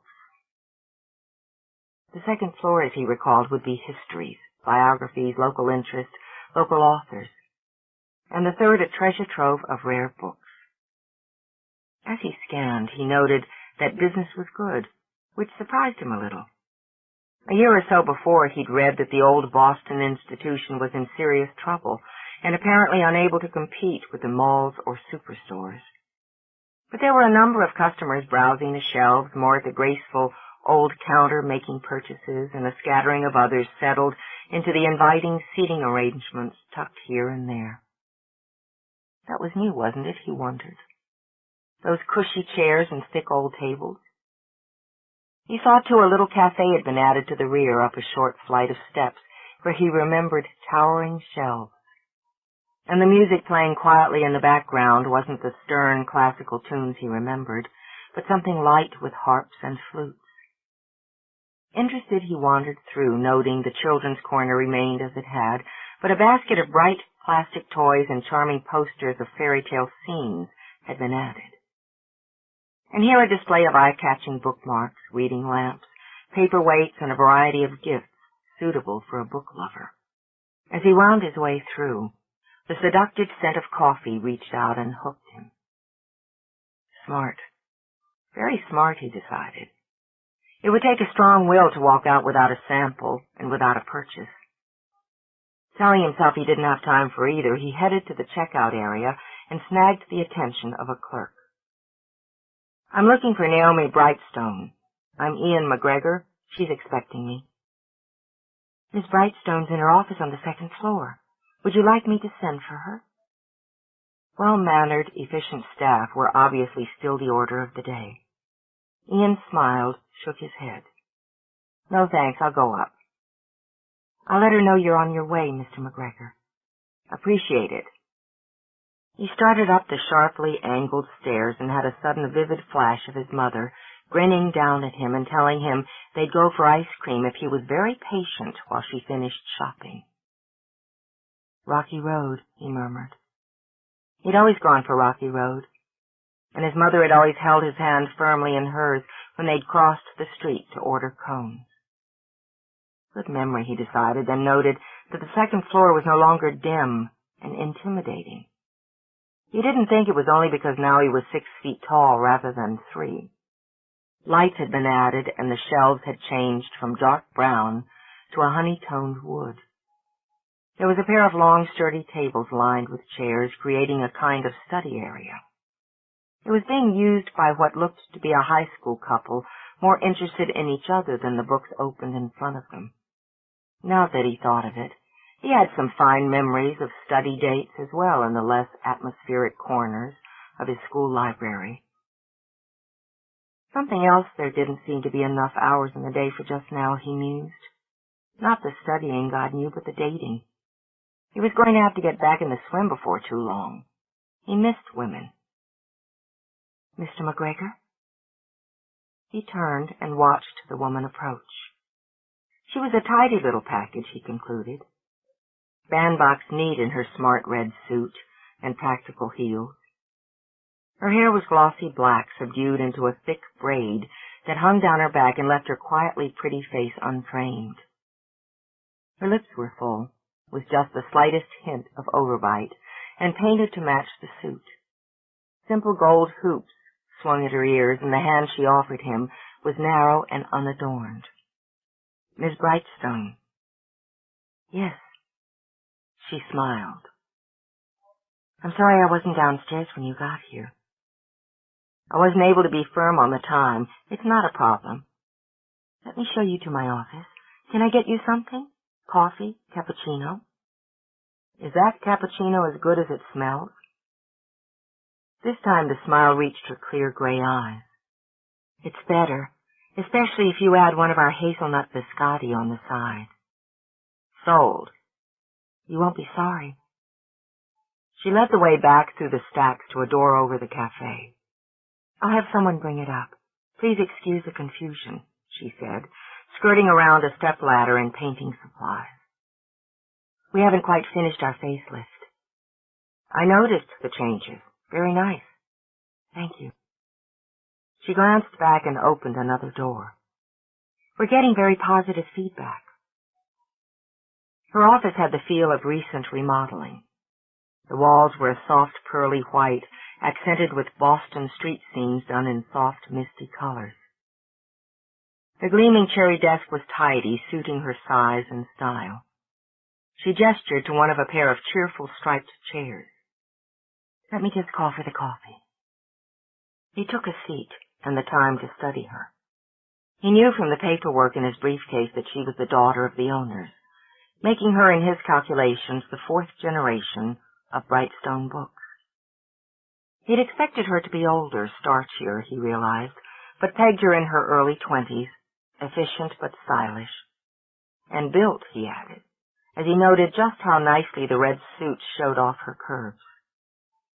When she hung up the phone, she took the seat across from him, folded her hands in her lap. "It'll be right up. I want to thank you for agreeing to meet me here. The store is taking all my time these days." Her voice, he noted, was as clear and quiet as her eyes. "I know the feeling, and I'm happy to oblige. You're on my way home anyway." "That's handy, then. Your secretary said you had the papers for me to look over and sign." "The partnership agreement, yes. Pretty standard, and I think we have everything detailed the way your father outlined. Curious, he opened his briefcase, stalling as he flipped through papers. Can I assume your father's retiring? More or less. He and my mother want to spend more time in their winter home in Arizona, perhaps relocate there permanently. My brother and his family already have. And you don't have any yen to go west? No. Boston is mine. And so she thought with a little flutter of the heart was Brightstone's. Or it would be. I've been taking on more responsibility for the store over the last 18 months. The change is your idea? Yes. One she'd fought for tooth and nail. The market changes, customer demands and expectations change. It was time to catch up. She rose at the knock on the door and, taking a tray from the boy delivering the coffee, murmured her thanks. The cafe, for one, she continued, setting the tray on the desk and offering Ian his frothy coffee in an oversized cup and saucer. It's a type of service that people want in a bookstore today. They no longer simply come for books, but for the atmosphere, a meeting place, a center. She smiled again as she sat with her own cup. And great coffee. Well, I can vouch for the last of that, Ian said after a sip. It's great coffee. And as I've gone over your files, your numbers, the profit and loss statements, and so forth, it appears your alterations are working. We increased sales by 15% in the last 9 months. She wouldn't think just yet about what it had cost to make those changes that had helped generate those increases. I estimate we'll be up another 15 within the next 6. I always loved to come here as a kid. And have you been a customer of Brightstone's within the last year? He shook his head. Not me, but I will be.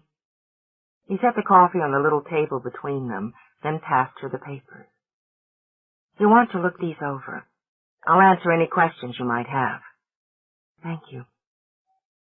She retrieved a pair of wire-rim reading glasses from the desk. The minute she put them on, Ian experienced a slow, inevitable meltdown. Women in glasses drove him crazy. He rolled his eyes, picked up his coffee, and told himself to get a grip. She was a client, whose sober and intelligent gray eyes looked fabulous behind those lenses. Then there was that hotly painted and sexily flawed mouth, the lushly curved body and the trim, nearly military-style suit, sensible shoes, great legs. All that stop and go in one package would drive a saint crazy, he comforted himself, and the MacGregors weren't known for being saints. Still, he gave his coffee his attention and tried not to think that the thick, neat braid and the subtle, all-female perfume was just one more combo to add to the whole. Besides, what was the harm in asking her out to dinner? No, lunch, he decided. Lunch was definitely better, more businesslike.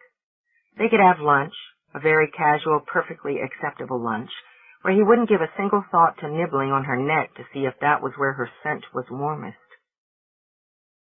Her nails were short, rounded, and unpainted. She wasn't wearing a ring, so he hoped that meant she was unattached. He sat waiting while she read and planning exactly how to broach the subject of a nice little lunch later in the week. Naomi read every line, then allowed herself a long, quiet breath. It was a momentous event for her, what these coolly legal papers symbolized. If she'd been alone, she might have clutched them to her breast and wept, or shouted with joy. But as she wasn't, she laid them on the desk, slipped off her glasses. Everything appears to be in order. Questions? No, I understand them. I minored in business law. Well then, you can sign them now if you're satisfied. You'll need a witness. Then I'll send them to your parents in Scottsdale. Once they're signed and sealed, it's a done deal. I'll just get my assistant. 5 minutes later, Naomi held out a steady hand. Thanks so much for taking care of this for us. Happy to help. Listen, I have a list here. My grandfather, you've met him. Yes, many times. Her eyes warmed again. The hot red mouth curved softly. He and your grandmother often come in when they're in Boston. A couple of first editions he's after. He asked if you'd see what you could do since I was coming in. I'd be glad to. We'll go up to the 3rd floor, and if we don't have what he's looking for, we'll do a search. Terrific. She stepped forward, and he stayed where he was. When her gaze flicked up to his, held, he smiled slow and easy. You smell fabulous. Oh. Her gaze dropped as warm color surged to her cheeks. The hands that had been calm and graceful fluttered once, then linked together, and she visibly shrank back and into herself. Thank you. It's, new. It is, well, she said, despising herself. We should go up. Hell, he thought as he opened the door and let her scramble out ahead of him. Blew that one, MacGregor. Chapter 21. As far as Naomi was concerned, the Grand Canyon wasn't a big enough hole to fall into. Only the fact that she was surrounded by books, always a comfort, and performing a set task had kept her from losing it until Ian was gone. After she'd located 2 of the books on his list and agreed to start a search for the 3rd, she'd formally shaken his hand, thanked him again, and politely seen him downstairs. Then she'd walked back to her office, quietly shut the door, and laid her head down on the desk. Moron. Idiot. Would she always turn into a babbling fool when an attractive man so much as hinted at a personal interest? Wasn't that supposed to be one of the benefits in the changes she'd made in herself? The transformation from the pudgy, awkward, and dowdy girl to the sleek, stylish, and confident woman. The one who'd made a fool of herself because Ian MacGregor had complimented her perfume. A full week later, and she still wasn't over it. She'd found the book.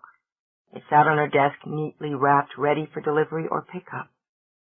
She'd yet to work up the courage to lift the phone and tell Ian his order was now in stock. Moron, she thought again. Idiot. After all the work she'd done, all the effort she'd put in. Brightstones wasn't the only project she'd taken on with a vengeance. Naomi had systematically and effortfully given herself a facelift over the past year. Not just the weight loss, which had started when she'd finally convinced herself to stop feeding her shyness, her social clumsiness, and her dissatisfaction with her self-image by going on eating binges, and had begun a search for the woman inside. A woman she'd found she could like and respect. A reasonable diet, healthy exercise, had become habit once she'd understood that all she'd been doing through her miserable teenage years had been hiding. It wasn't just her wardrobe, she thought, mentally reviewing the process, though it had taken her months to finally call the dowdy out of her closet and replace it with flattering and attractive styles. Incorporating color for a change, she reflected, sighing as she looked down at her new teal suit. Gone were the days of sensible navy, unobtrusive brown, and self-effacing gray, of boxy styles and baggy jackets. But that was just surface, she mused, just like the cosmetics she'd carefully learned to select and apply. She no longer faded back into crowds. She taught herself how to present a reasonably attractive, competent, and professional appearance. And she had, for the most part, managed the metamorphosis from socially awkward to socially adept on the inside as well.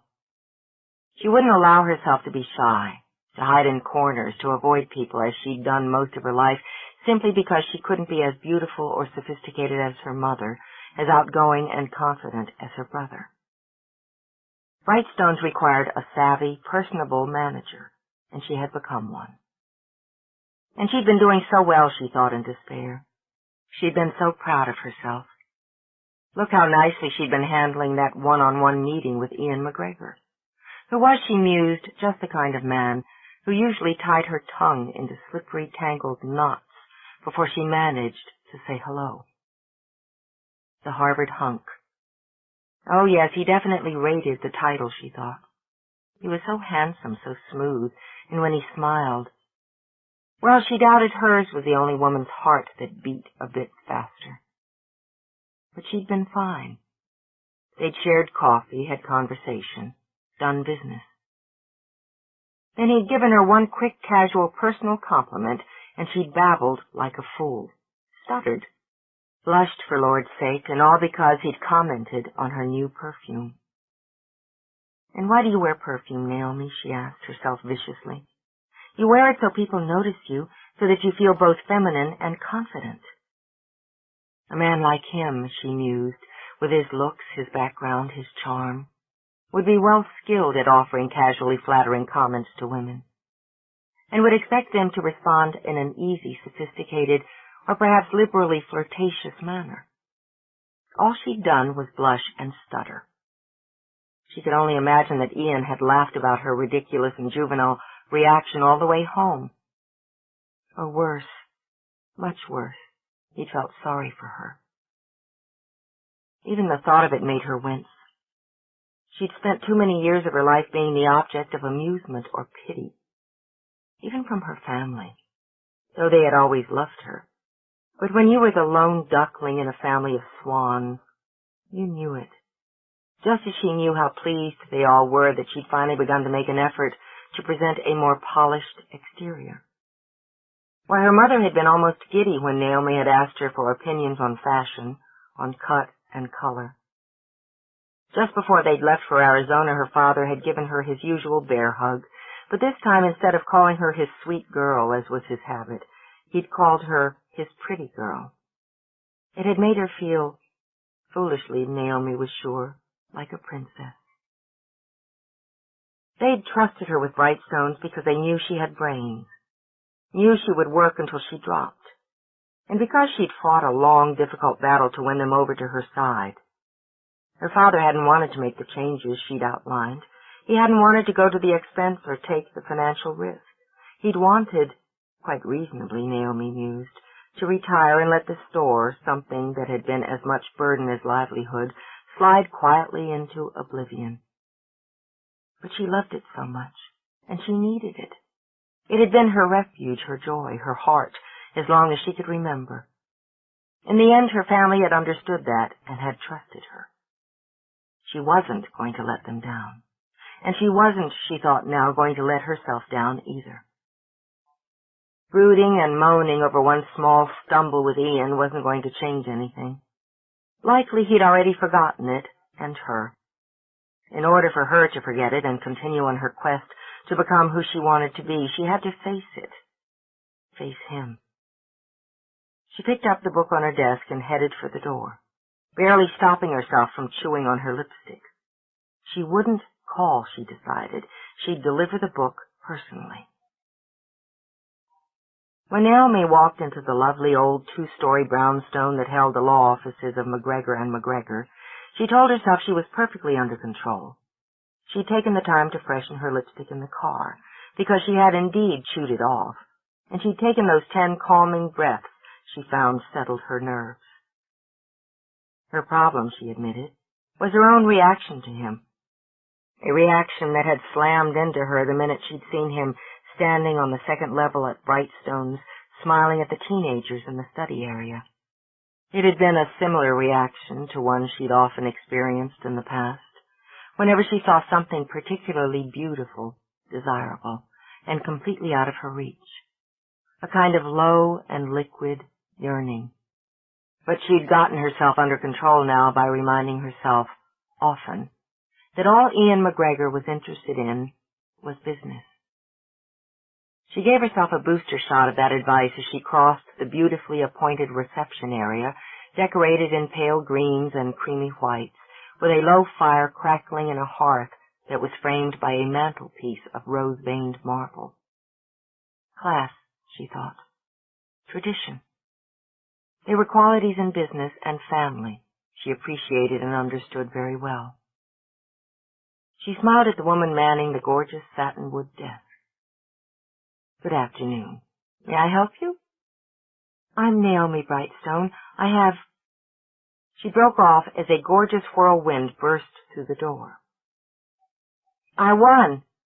Justice once more triumphs, and the world is safe for our children. The woman, A staggeringly lovely brunette in a plum-colored suit flashed Naomi a dazzling smile. Sorry, we're usually more dignified around here. I'm Laura Cameron. I'm Naomi Brightstone. And congratulations. Thanks. Are you waiting? Brightstone? The bookstore? Yes, that's right. Oh, I love that place, always have. Laura tucked up a strand of hair that had escaped her sleek coil on her dash inside. And the new cafe is fabulous. The quivers in Naomi's stomach smoothed out. Thank you. We're very proud of it. We're handling something for you, aren't we? Or rather, Ian's handling something for you? Yes. I just dropped by to... I'm his sister. Yes, I know. Your grandfather wanted a book. She lifted the small shopping bag. I had some errands out this way and thought I'd bring it by. Oh! Do you want me to take it, or did you want to see Ian? Well, She felt herself begin to fumble, then was both embarrassed and relieved when the cell phone in her purse rang. Isn't that the silliest thing? She said with a laugh. It always gives me a jolt. Excuse me a moment. She reached in her purse, drew out the trim little phone, and engaged. Hello? Naomi? Ian MacGregor. Oh. She felt the blood rush to her cheeks. How odd. What? I have the book you wanted. Great. We'll kill two birds. Your papers are in. I wanted you to know I'll be filing them this afternoon. I can swing by and pick up the book after I'm done at the courthouse. Actually, that's not necessary. You see, it's no trouble. On my way home, remember? Yes, I remember. But I'm downstairs. Where? Here? He let out a quick, delighted laugh. Stay, he ordered, and clicked off, leaving Naomi staring bemusedly at her phone. That was your brother? Yes, Laura grinned. So I gathered. The wonders of technology, she murmured, and wondered just what that sudden rush of color into Naomi's cheek signified. Ian came down the steps at a jog. Oh, yeah, he thought. She looked every bit as good as he remembered. He held out a hand, noted she was still holding the phone, and flashed that grin. You can hang up now. Oh, yes. I suppose I can. Brilliant, Naomi. Why don't you just let your tongue fall out and swoon at his feet while you're at it? I was just running some errands, so I thought I'd bring Mr. MacGregor's book by. Great, come on up. I don't want to interrupt your work. You're not especially. He glanced at his sister, lifted his eyebrows. Well? Slam dunk. Way to go, champ. He gave Laura a light punch on the arm that Naomi recognized as brotherly affection. You can give me the play-by-play later. He took Naomi's arm and began to steer her toward the stairs. You must be busy, she began.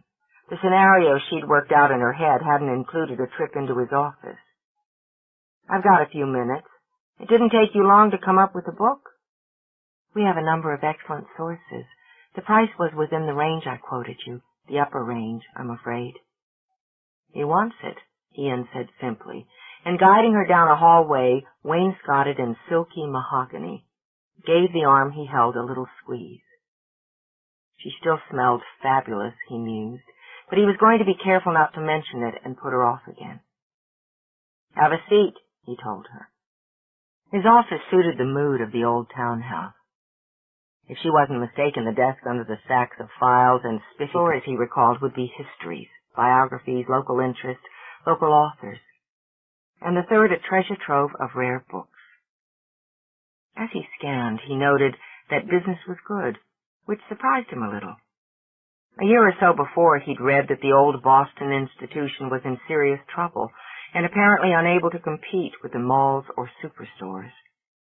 But there were a number of customers browsing the shelves, more at the graceful old counter making purchases, and a scattering of others settled into the inviting seating arrangements tucked here and there. That was new, wasn't it, he wondered? Those cushy chairs and thick old tables. He saw, too, a little cafe had been added to the rear up a short flight of steps where he remembered towering shelves. And the music playing quietly in the background wasn't the stern classical tunes he remembered, but something light with harps and flutes.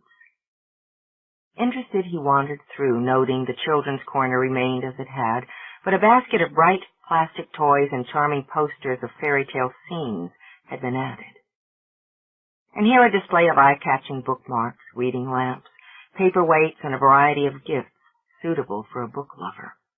As he wound his way through, the seductive scent of coffee reached out and hooked him.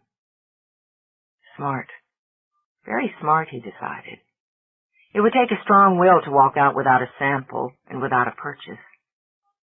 Telling himself he didn't have time for either, he headed to the checkout area and snagged the attention of a clerk. "I'm looking for Naomi Brightstone. I'm Ian MacGregor. She's expecting me." "Miss Brightstone's in her office on the second floor. Would you like me to send for her?" Well-mannered, efficient staff were obviously still the order of the day. Ian smiled, shook his head. "No, thanks. I'll go up." "I'll let her know you're on your way, Mr. MacGregor." "Appreciate it." He started up the sharply angled stairs and had a sudden vivid flash of his mother, grinning down at him and telling him they'd go for ice cream if he was very patient while she finished shopping. "Rocky Road," he murmured. He'd always gone for Rocky Road, and his mother had always held his hand firmly in hers when they'd crossed the street to order cones. Good memory, he decided, then noted that the second floor was no longer dim and intimidating. He didn't think it was only because now he was 6 feet tall rather than 3. Lights had been added, and the shelves had changed from dark brown to a honey-toned wood. There was a pair of long, sturdy tables lined with chairs, creating a kind of study area. It was being used by what looked to be a high school couple, more interested in each other than the books opened in front of them. Now that he thought of it, he had some fine memories of study dates as well in the less atmospheric corners of his school library. Something else there didn't seem to be enough hours in the day for just now, he mused. Not the studying, God knew, but the dating. He was going to have to get back in the swim before too long. He missed women. "Mr. MacGregor?" He turned and watched the woman approach. She was a tidy little package, he concluded. Bandbox neat in her smart red suit and practical heels. Her hair was glossy black, subdued into a thick braid that hung down her back and left her quietly pretty face unframed. Her lips were full, with just the slightest hint of overbite, and painted to match the suit. Simple gold hoops swung at her ears, and the hand she offered him was narrow and unadorned. "Miss Brightstone." "Yes." She smiled. "I'm sorry I wasn't downstairs when you got here." "I wasn't able to be firm on the time. It's not a problem." "Let me show you to my office. Can I get you something? Coffee? Cappuccino?" "Is that cappuccino as good as it smells?" This time the smile reached her clear gray eyes. "It's better, especially if you add one of our hazelnut biscotti on the side." "Sold." "You won't be sorry." She led the way back through the stacks to a door over the cafe. "I'll have someone bring it up. Please excuse the confusion," she said, skirting around a stepladder and painting supplies. "We haven't quite finished our facelift." "I noticed the changes. Very nice." "Thank you." She glanced back and opened another door. "We're getting very positive feedback." Her office had the feel of recent remodeling. The walls were a soft pearly white, accented with Boston street scenes done in soft, misty colors. The gleaming cherry desk was tidy, suiting her size and style. She gestured to one of a pair of cheerful striped chairs. "Let me just call for the coffee." He took a seat and the time to study her. He knew from the paperwork in his briefcase that she was the daughter of the owners, making her in his calculations the 4th generation of Brightstone Books. He'd expected her to be older, starchier, he realized, but pegged her in her early 20s, efficient but stylish. And built, he added, as he noted just how nicely the red suit showed off her curves. When she hung up the phone, she took the seat across from him, folded her hands in her lap. It'll be right up. I want to thank you for agreeing to meet me here. The store is taking all my time these days. Her voice, he noted, was as clear and quiet as her eyes. I know the feeling, and I'm happy to oblige. You're on my way home anyway. That's handy, then. Your secretary said you had the papers for me to look over and sign. The partnership agreement, yes. Pretty standard, and I think we have everything detailed the way your father outlined. Curious, he opened his briefcase, stalling as he flipped through papers. Can I assume your father's retiring? More or less. He and my mother want to spend more time in their winter home in Arizona, perhaps relocate there permanently. My brother and his family already have. And you don't have any yen to go west? No. Boston is mine. And so she thought with a little flutter of the heart was Brightstone's. Or it would be. I've been taking on more responsibility for the store over the last 18 months. The change is your idea? Yes.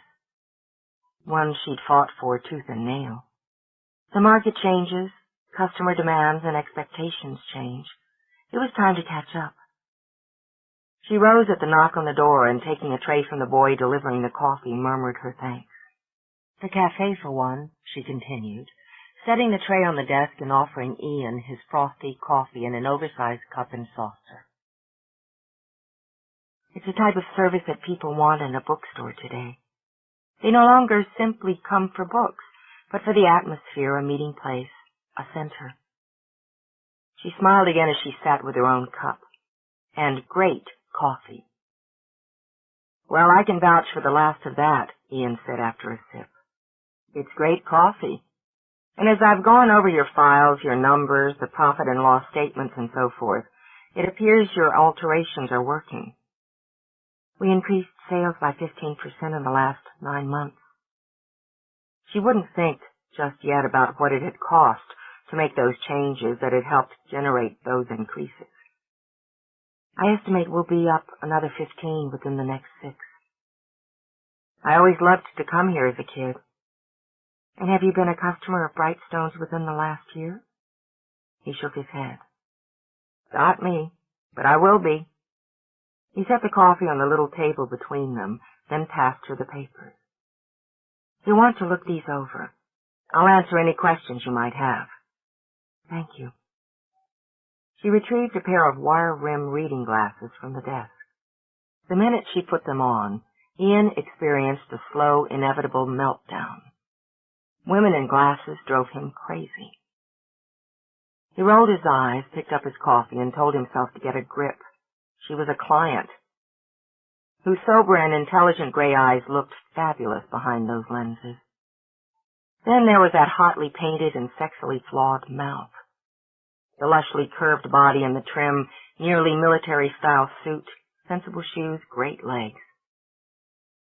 All that stop and go in one package would drive a saint crazy, he comforted himself, and the MacGregors weren't known for being saints. Still, he gave his coffee his attention and tried not to think that the thick, neat braid and the subtle, all-female perfume was just one more combo to add to the whole. Besides, what was the harm in asking her out to dinner? No, lunch, he decided. Lunch was definitely better, more businesslike. They could have lunch, a very casual, perfectly acceptable lunch, where he wouldn't give a single thought to nibbling on her neck to see if that was where her scent was warmest. Her nails were short, rounded, and unpainted. She wasn't wearing a ring, so he hoped that meant she was unattached. He sat waiting while she read and planning exactly how to broach the subject of a nice little lunch later in the week. Naomi read every line, then allowed herself a long, quiet breath. It was a momentous event for her, what these coolly legal papers symbolized. If she'd been alone, she might have clutched them to her breast and wept, or shouted with joy. But as she wasn't, she laid them on the desk, flipped off her glasses. Everything appears to be in order. Questions? No, I understand them. I minored in business law. Well then, you can sign them now if you're satisfied. You'll need a witness. Then I'll send them to your parents in Scottsdale. Once they're signed and sealed, it's a done deal. I'll just get my assistant. 5 minutes later, Naomi held out a steady hand. Thanks so much for taking care of this for us. Happy to help. Listen, I have a list here. My grandfather, you've met him. Yes, many times. Her eyes warmed again. The hot red mouth curved softly. He and your grandmother often come in when they're in Boston. A couple of first editions he's after. He asked if you'd see what you could do since I was coming in. I'd be glad to. We'll go up to the 3rd floor, and if we don't have what he's looking for, we'll do a search. Terrific. She stepped forward, and he stayed where he was. When her gaze flicked up to his, held, he smiled slow and easy. You smell fabulous. Oh. Her gaze dropped as warm color surged to her cheeks. The hands that had been calm and graceful fluttered once, then linked together, and she visibly shrank back and into herself. Thank you. It's, new. It is, well, she said, despising herself. We should go up. Hell, he thought as he opened the door and let her scramble out ahead of him. Blew that one, MacGregor. Chapter 21. As far as Naomi was concerned, the Grand Canyon wasn't a big enough hole to fall into. Only the fact that she was surrounded by books, always a comfort, and performing a set task had kept her from losing it until Ian was gone. After she'd located 2 of the books on his list and agreed to start a search for the 3rd, she'd formally shaken his hand, thanked him again, and politely seen him downstairs. Then she'd walked back to her office, quietly shut the door, and laid her head down on the desk. Moron. Idiot. Would she always turn into a babbling fool when an attractive man so much as hinted at a personal interest? Wasn't that supposed to be one of the benefits in the changes she'd made in herself? The transformation from the pudgy, awkward, and dowdy girl to the sleek, stylish, and confident woman. The one who'd made a fool of herself because Ian MacGregor had complimented her perfume. A full week later, and she still wasn't over it. She'd found the book. It sat on her desk, neatly wrapped, ready for delivery or pickup. She'd yet to work up the courage to lift the phone and tell Ian his order was now in stock. Moron, she thought again. Idiot. After all the work she'd done, all the effort she'd put in. Brightstones wasn't the only project she'd taken on with a vengeance. Naomi had systematically and effortfully given herself a facelift over the past year. Not just the weight loss, which had started when she'd finally convinced herself to stop feeding her shyness, her social clumsiness, and her dissatisfaction with her self-image by going on eating binges, and had begun a search for the woman inside. A woman she'd found she could like and respect. A reasonable diet, healthy exercise, had become habit once she'd understood that all she'd been doing through her miserable teenage years had been hiding. It wasn't just her wardrobe, she thought, mentally reviewing the process, though it had taken her months to finally call the dowdy out of her closet and replace it with flattering and attractive styles. Incorporating color for a change, she reflected, sighing as she looked down at her new teal suit. Gone were the days of sensible navy, unobtrusive brown, and self-effacing gray, of boxy styles and baggy jackets. But that was just surface, she mused, just like the cosmetics she'd carefully learned to select and apply. She no longer faded back into crowds. She taught herself how to present a reasonably attractive, competent, and professional appearance.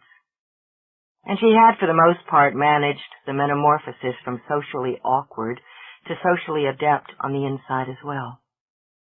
She wouldn't allow herself to be shy, to hide in corners, to avoid people as she'd done most of her life, simply because she couldn't be as beautiful or sophisticated as her mother, as outgoing and confident as her brother. Brightstones required a savvy, personable manager, and she had become one. And she'd been doing so well, she thought in despair. She'd been so proud of herself. Look how nicely she'd been handling that one-on-one meeting with Ian MacGregor, who was, she mused, just the kind of man who usually tied her tongue into slippery, tangled knots before she managed to say hello. The Harvard hunk. Oh, yes, he definitely rated the title, she thought. He was so handsome, so smooth, and when he smiled, well, she doubted hers was the only woman's heart that beat a bit faster. But she'd been fine. They'd shared coffee, had conversation, done business. Then he'd given her one quick, casual, personal compliment, and she'd babbled like a fool, stuttered, blushed for Lord's sake, and all because he'd commented on her new perfume. And why do you wear perfume, Naomi? She asked herself viciously. You wear it so people notice you, so that you feel both feminine and confident. A man like him, she mused, with his looks, his background, his charm, would be well skilled at offering casually flattering comments to women, and would expect them to respond in an easy, sophisticated, or perhaps liberally flirtatious manner. All she'd done was blush and stutter. She could only imagine that Ian had laughed about her ridiculous and juvenile reaction all the way home. Or worse, much worse, he felt sorry for her. Even the thought of it made her wince. She'd spent too many years of her life being the object of amusement or pity, even from her family, though they had always loved her. But when you were the lone duckling in a family of swans, you knew it, just as she knew how pleased they all were that she'd finally begun to make an effort to present a more polished exterior. Why, her mother had been almost giddy when Naomi had asked her for opinions on fashion, on cut and color. Just before they'd left for Arizona, her father had given her his usual bear hug, but this time, instead of calling her his sweet girl, as was his habit, he'd called her his pretty girl. It had made her feel, foolishly, Naomi was sure, like a princess.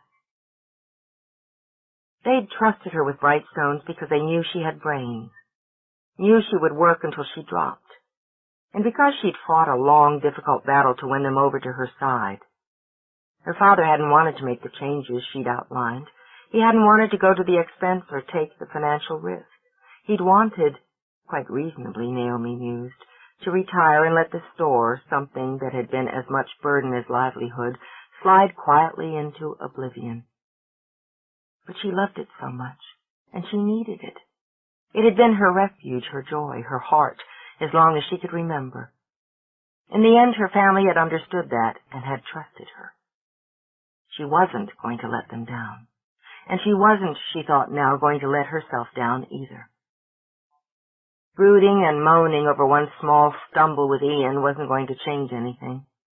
Likely he'd already forgotten it, and her. In order for her to forget it and continue on her quest to become who she wanted to be, she had to face it. Face him. She picked up the book on her desk and headed for the door, barely stopping herself from chewing on her lipstick. She wouldn't call, she decided. She'd deliver the book personally. When Naomi walked into the lovely old two-story brownstone that held the law offices of MacGregor and MacGregor, she told herself she was perfectly under control. She'd taken the time to freshen her lipstick in the car, because she had indeed chewed it off, and she'd taken those 10 calming breaths she found settled her nerves. Her problem, she admitted, was her own reaction to him, a reaction that had slammed into her the minute she'd seen him standing on the second level at Brightstones, smiling at the teenagers in the study area.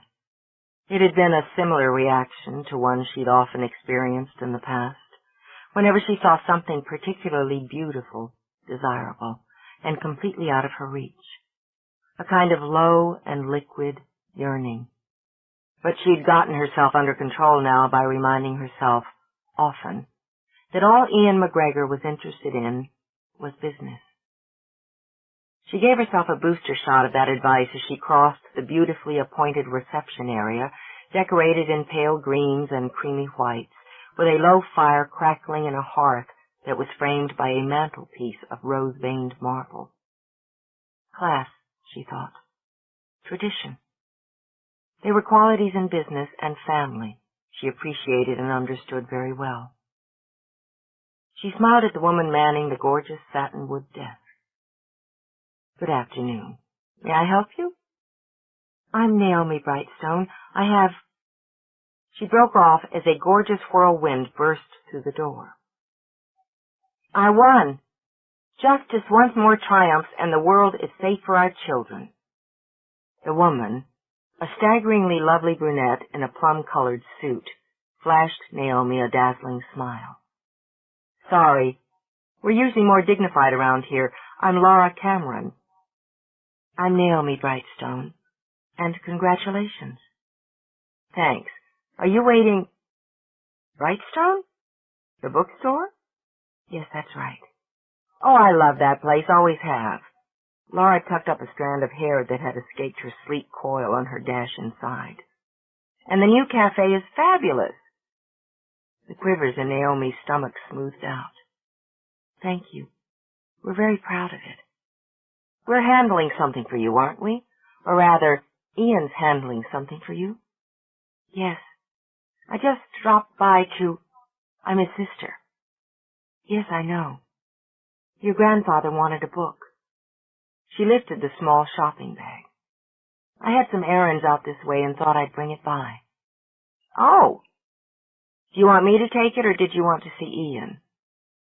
Well, She felt herself begin to fumble, then was both embarrassed and relieved when the cell phone in her purse rang. Isn't that the silliest thing? She said with a laugh. It always gives me a jolt. Excuse me a moment. She reached in her purse, drew out the trim little phone, and engaged. Hello? Naomi? Ian MacGregor. Oh. She felt the blood rush to her cheeks. How odd. What? I have the book you wanted. Great. We'll kill two birds. Your papers are in. I wanted you to know I'll be filing them this afternoon. I can swing by and pick up the book after I'm done at the courthouse. Actually, that's not necessary. You see, it's no trouble. On my way home, remember? Yes, I remember. But I'm downstairs. Where? Here? He let out a quick, delighted laugh. Stay, he ordered, and clicked off, leaving Naomi staring bemusedly at her phone. That was your brother? Yes, Laura grinned. So I gathered. The wonders of technology, she murmured, and wondered just what that sudden rush of color into Naomi's cheek signified. Ian came down the steps at a jog. Oh, yeah, he thought. She looked every bit as good as he remembered.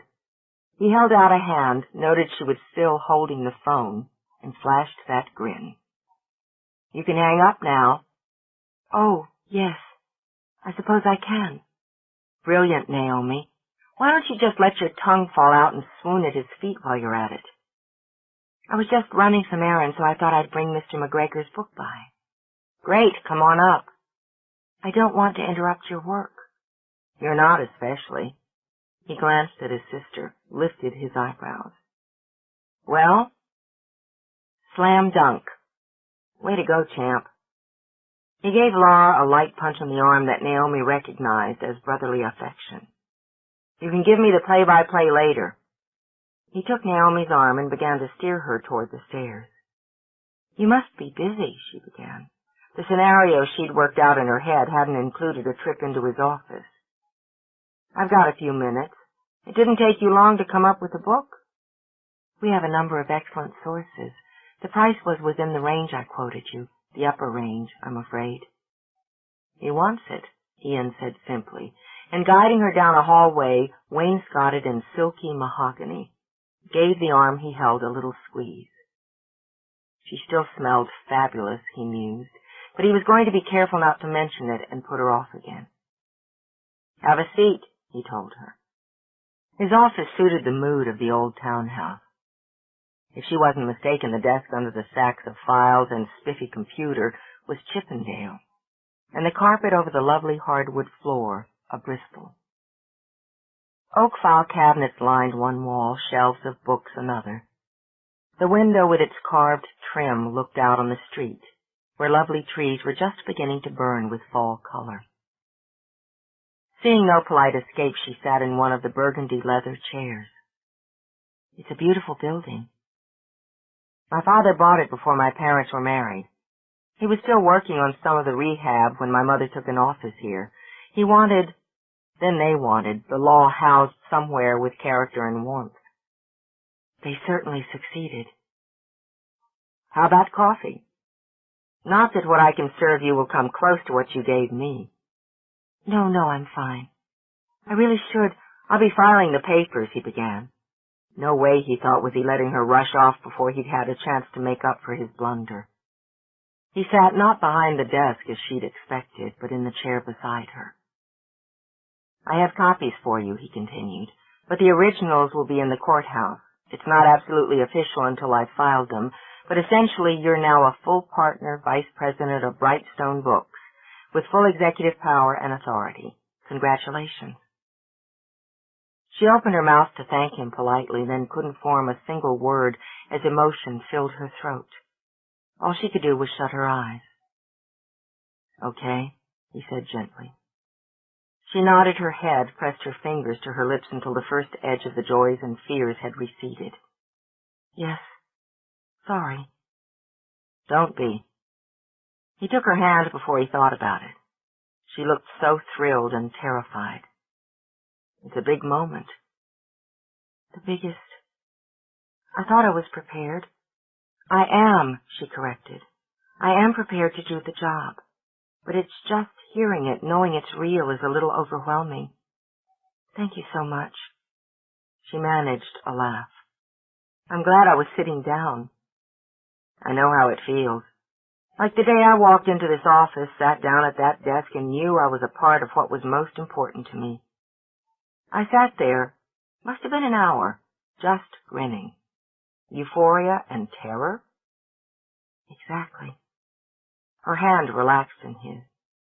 It's awesome, isn't it, to be the next step in a long flight of family tradition? It certainly is. What are you going to do to celebrate? Celebrate? Her mind went blank. I suppose I'll get back to work. Not nearly good enough. How about dinner? Dinner? Yes, I'll fix something when I get home. He stared at her a moment, then shook his head. Okay, he decided, no subtleties. Naomi, I'd like to take you out to dinner tonight if you don't have any plans. Oh, well, plans.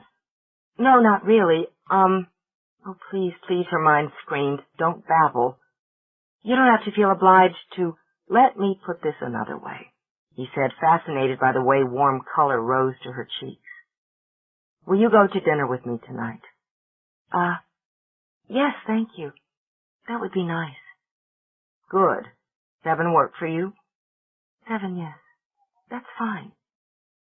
Should I pick you up at the store or your apartment?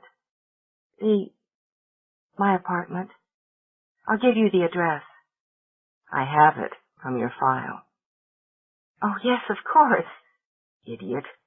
It's not far from the store. I can walk to work every day. I like the neighborhood. Shut up and get out before you make a total fool of yourself. I should get back. She got to her feet, jerking to a stop when she realized her hand was still caught in his. To work? At the store. Her eyes were huge, lovely, and for reasons that baffled him, full of nerves. Are you okay? Yes, fine. Just fine, thank you. I'll walk you down. No, don't bother. Desperate now, she tugged her hand free. I know the way. Naomi, he said before she could get out the door. The book? Book? Oh! Cursing herself, she turned back and handed him the bag she still carried. Silly of me. I forgot all about it. Well, goodbye. See you tonight. Yes, tonight, she managed, and escaped. Ian slipped his hands into his pockets and rocked back on his heels. Funny, he mused, she hadn't struck him as a scatterbrain. He supposed the finality of the partnership agreement had muddled her mind. Or he considered he made her nervous. Now, wouldn't that be a nice little side benefit? He wouldn't mind making the pretty and efficient Naomi Brightstone nervous. Not a bit. Strolling over to the desk, he buzzed his secretary and asked her to make reservations for dinner for 2 at Rinaldo's at 7:30. Then, tucking the paperwork into his briefcase, he headed out to the courthouse, whistling on the way. He couldn't remember ever looking forward to an evening more. Chapter 22. Ian was just nodding his tie, he recalled, would be histories, biographies, local interests, local authors, and the third a treasure trove of rare books. As he scanned, he noted that business was good, which surprised him a little. A year or so before, he'd read that the old Boston institution was in serious trouble and apparently unable to compete with the malls or superstores. But there were a number of customers browsing the shelves, more at the graceful old counter making purchases, and a scattering of others settled into the inviting seating arrangements tucked here and there. That was new, wasn't it, he wondered? Those cushy chairs and thick old tables. He saw, too, a little cafe had been added to the rear up a short flight of steps, where he remembered towering shelves. And the music playing quietly in the background wasn't the stern classical tunes he remembered, but something light with harps and flutes. Interested, he wandered through, noting the children's corner remained as it had, but a basket of bright plastic toys and charming posters of fairy tale scenes had been added. And here a display of eye-catching bookmarks, reading lamps, paperweights, and a variety of gifts suitable for a book lover. As he wound his way through, the seductive scent of coffee reached out and hooked him. Smart. Very smart, he decided. It would take a strong will to walk out without a sample and without a purchase. Telling himself he didn't have time for either, he headed to the checkout area and snagged the attention of a clerk. "I'm looking for Naomi Brightstone. I'm Ian MacGregor. She's expecting me." "Miss Brightstone's in her office on the 2nd floor. Would you like me to send for her?" Well-mannered, efficient staff were obviously still the order of the day. Ian smiled, shook his head. "No, thanks, I'll go up." "I'll let her know you're on your way, Mr. MacGregor." "Appreciate it." He started up the sharply angled stairs and had a sudden vivid flash of his mother, grinning down at him and telling him they'd go for ice cream if he was very patient while she finished shopping. "Rocky Road," he murmured. He'd always gone for Rocky Road, and his mother had always held his hand firmly in hers when they'd crossed the street to order cones. Good memory, he decided, then noted that the 2nd floor was no longer dim and intimidating. He didn't think it was only because now he was 6 feet tall rather than 3. Lights had been added, and the shelves had changed from dark brown to a honey-toned wood. There was a pair of long, sturdy tables lined with chairs, creating a kind of study area. It was being used by what looked to be a high school couple, more interested in each other than the books opened in front of them. Now that he thought of it, he had some fine memories of study dates as well in the less atmospheric corners of his school library. Something else there didn't seem to be enough hours in the day for just now, he mused. Not the studying, God knew, but the dating. He was going to have to get back in the swim before too long. He missed women. "Mr. MacGregor?" He turned and watched the woman approach. She was a tidy little package, he concluded. Bandbox neat in her smart red suit and practical heels. Her hair was glossy black, subdued into a thick braid that hung down her back and left her quietly pretty face unframed. Her lips were full, with just the slightest hint of overbite, and painted to match the suit. Simple gold hoops swung at her ears, and the hand she offered him was narrow and unadorned. "Miss Brightstone." "Yes." She smiled. "I'm sorry I wasn't downstairs when you got here." I wasn't able to be firm on the time. It's not a problem. Let me show you to my office. Can I get you something? Coffee? Cappuccino? Is that cappuccino as good as it smells? This time the smile reached her clear gray eyes. It's better, especially if you add one of our hazelnut biscotti on the side. Sold. You won't be sorry. She led the way back through the stacks to a door over the cafe. I'll have someone bring it up. Please excuse the confusion, she said, skirting around a stepladder and painting supplies. We haven't quite finished our facelift. I noticed the changes. Very nice. Thank you. She glanced back and opened another door. We're getting very positive feedback. Her office had the feel of recent remodeling. The walls were a soft pearly white, accented with Boston street scenes done in soft, misty colors. The gleaming cherry desk was tidy, suiting her size and style. She gestured to one of a pair of cheerful striped chairs. Let me just call for the coffee. He took a seat and the time to study her. He knew from the paperwork in his briefcase that she was the daughter of the owners, making her in his calculations the fourth generation of Brightstone Books. He'd expected her to be older, starchier, he realized, but pegged her in her early 20s, efficient but stylish.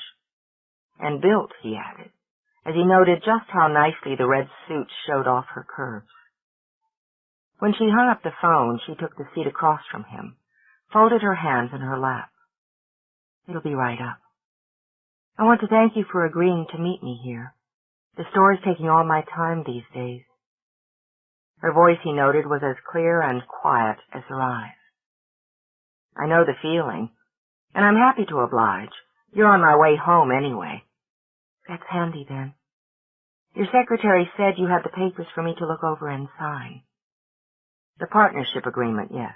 Pretty standard, and I think we have everything detailed the way your father outlined. Curious, he opened his briefcase, stalling as he flipped through papers. Can I assume your father's retiring? More or less. He and my mother want to spend more time in their winter home in Arizona, perhaps relocate there permanently. My brother and his family already have. And you don't have any yen to go west? No. Boston is mine. And so she thought with a little flutter of the heart was Brightstone's. Or it would be. I've been taking on more responsibility for the store over the last 18 months. The change is your idea? Yes.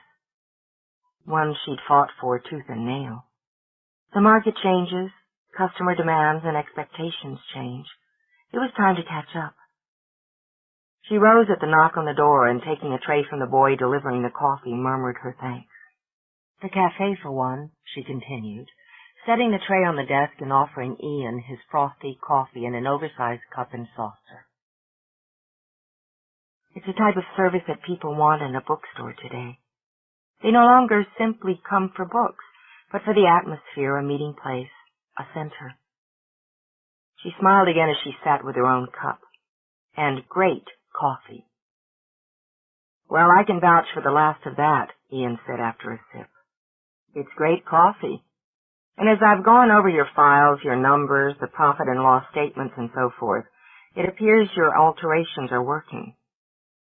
We increased sales by 15% in the last 9 months.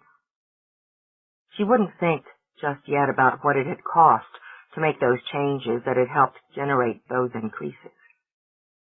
I estimate we'll be up another 15 within the next 6. I always loved to come here as a kid. And have you been a customer of Brightstone's within the last year? He shook his head. Not me, but I will be. He set the coffee on the little table between them, then passed her the papers. You want to look these over. I'll answer any questions you might have. Thank you. She retrieved a pair of wire-rimmed reading glasses from the desk.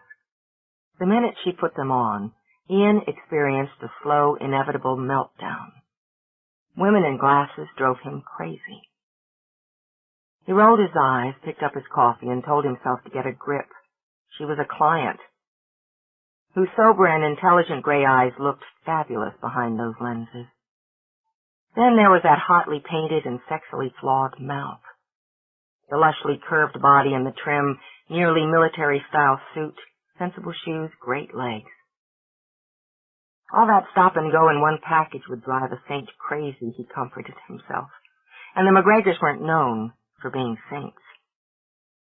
Still, he gave his coffee his attention and tried not to think that the thick, neat braid and the subtle, all-female perfume was just one more combo to add to the whole. Besides, what was the harm in asking her out to dinner? No, lunch, he decided. Lunch was definitely better, more businesslike. They could have lunch, a very casual, perfectly acceptable lunch, where he wouldn't give a single thought to nibbling on her neck to see if that was where her scent was warmest. Her nails were short, rounded, and unpainted. She wasn't wearing a ring, so he hoped that meant she was unattached. He sat waiting while she read and planning exactly how to broach the subject of a nice little lunch later in the week. Naomi read every line, then allowed herself a long, quiet breath. It was a momentous event for her, what these coolly legal papers symbolized. If she'd been alone, she might have clutched them to her breast and wept, or shouted with joy. But as she wasn't, she laid them on the desk, slipped off her glasses. Everything appears to be in order. Questions? No, I understand them. I minored in business law. Well then, you can sign them now if you're satisfied. You'll need a witness. Then I'll send them to your parents in Scottsdale. Once they're signed and sealed, it's a done deal. I'll just get my assistant. 5 minutes later, Naomi held out a steady hand. Thanks so much for taking care of this for us. Happy to help. Listen, I have a list here. My grandfather, you've met him. Yes, many times. Her eyes warmed again. The hot red mouth curved softly. He and your grandmother often come in when they're in Boston. A couple of first editions he's after. He asked if you'd see what you could do since I was coming in. I'd be glad to. We'll go up to the 3rd floor, and if we don't have what he's looking for, we'll do a search. Terrific. She stepped forward, and he stayed where he was. When her gaze flicked up to his, held, he smiled slow and easy. You smell fabulous. Oh. Her gaze dropped as warm color surged to her cheeks. The hands that had been calm and graceful fluttered once, then linked together, and she visibly shrank back and into herself. Thank you. It's, new. It is, well, she said, despising herself. We should go up. Hell, he thought as he opened the door and let her scramble out ahead of him. Blew that one, MacGregor. Chapter 21. As far as Naomi was concerned, the Grand Canyon wasn't a big enough hole to fall into. Only the fact that she was surrounded by books, always a comfort, and performing a set task had kept her from losing it until Ian was gone. After she'd located 2 of the books on his list and agreed to start a search for the 3rd, she'd formally shaken his hand, thanked him again, and politely seen him downstairs. Then she'd walked back to her office, quietly shut the door, and laid her head down on the desk. Moron. Idiot. Would she always turn into a babbling fool when an attractive man so much as hinted at a personal interest?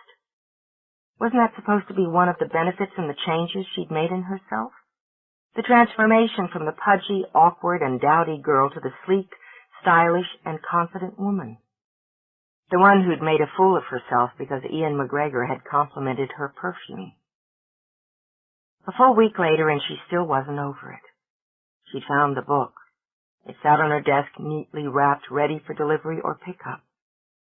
She'd yet to work up the courage to lift the phone and tell Ian his order was now in stock.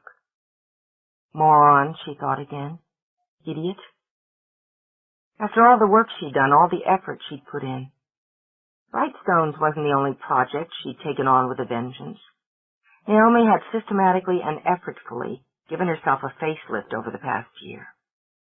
Not just the weight loss, which had started when she'd finally convinced herself to stop feeding her shyness, her social clumsiness, and her dissatisfaction with her self-image by going on eating binges, and had begun a search for the woman inside. A woman she'd found she could like and respect. A reasonable diet, healthy exercise, had become habit once she'd understood that all she'd been doing through her miserable teenage years had been hiding. It wasn't just her wardrobe, she thought, mentally reviewing the process, though it had taken her months to finally call the dowdy out of her closet and replace it with flattering and attractive styles. Incorporating color for a change, she reflected, sighing as she looked down at her new teal suit. Gone were the days of sensible navy, unobtrusive brown, and self-effacing gray, of boxy styles and baggy jackets. But that was just surface, she mused, just like the cosmetics she'd carefully learned to select and apply.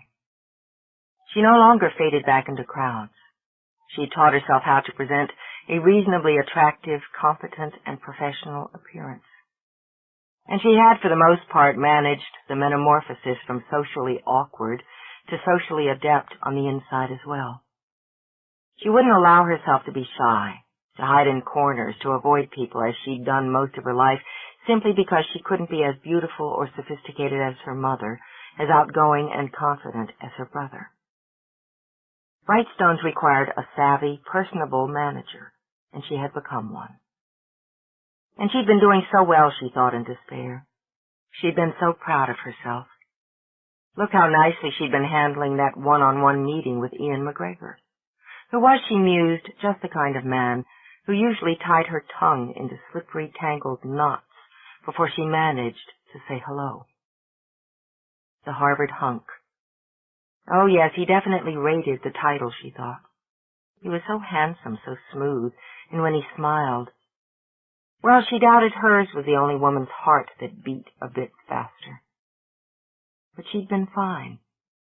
They'd shared coffee, had conversation, done business. Then he'd given her one quick, casual, personal compliment, and she'd babbled like a fool, stuttered, blushed for Lord's sake, and all because he'd commented on her new perfume. And why do you wear perfume, Naomi? She asked herself viciously. You wear it so people notice you, so that you feel both feminine and confident. A man like him, she mused, with his looks, his background, his charm, would be well skilled at offering casually flattering comments to women, and would expect them to respond in an easy, sophisticated, or perhaps liberally flirtatious manner. All she'd done was blush and stutter. She could only imagine that Ian had laughed about her ridiculous and juvenile reaction all the way home. Or worse, much worse, he felt sorry for her. Even the thought of it made her wince. She'd spent too many years of her life being the object of amusement or pity, even from her family, though they had always loved her. But when you were the lone duckling in a family of swans, you knew it, just as she knew how pleased they all were that she'd finally begun to make an effort to present a more polished exterior. Why, her mother had been almost giddy when Naomi had asked her for opinions on fashion, on cut and color. Just before they'd left for Arizona, her father had given her his usual bear hug, but this time, instead of calling her his sweet girl, as was his habit, he'd called her his pretty girl. It had made her feel, foolishly, Naomi was sure, like a princess. They'd trusted her with Brightstones because they knew she had brains, knew she would work until she dropped, and because she'd fought a long, difficult battle to win them over to her side. Her father hadn't wanted to make the changes she'd outlined. He hadn't wanted to go to the expense or take the financial risk. He'd wanted, quite reasonably, Naomi mused, to retire and let the store, something that had been as much burden as livelihood, slide quietly into oblivion. But she loved it so much, and she needed it. It had been her refuge, her joy, her heart, as long as she could remember. In the end, her family had understood that and had trusted her. She wasn't going to let them down, and she wasn't, she thought now, going to let herself down either. Brooding and moaning over one small stumble with Ian wasn't going to change anything. Likely he'd already forgotten it, and her.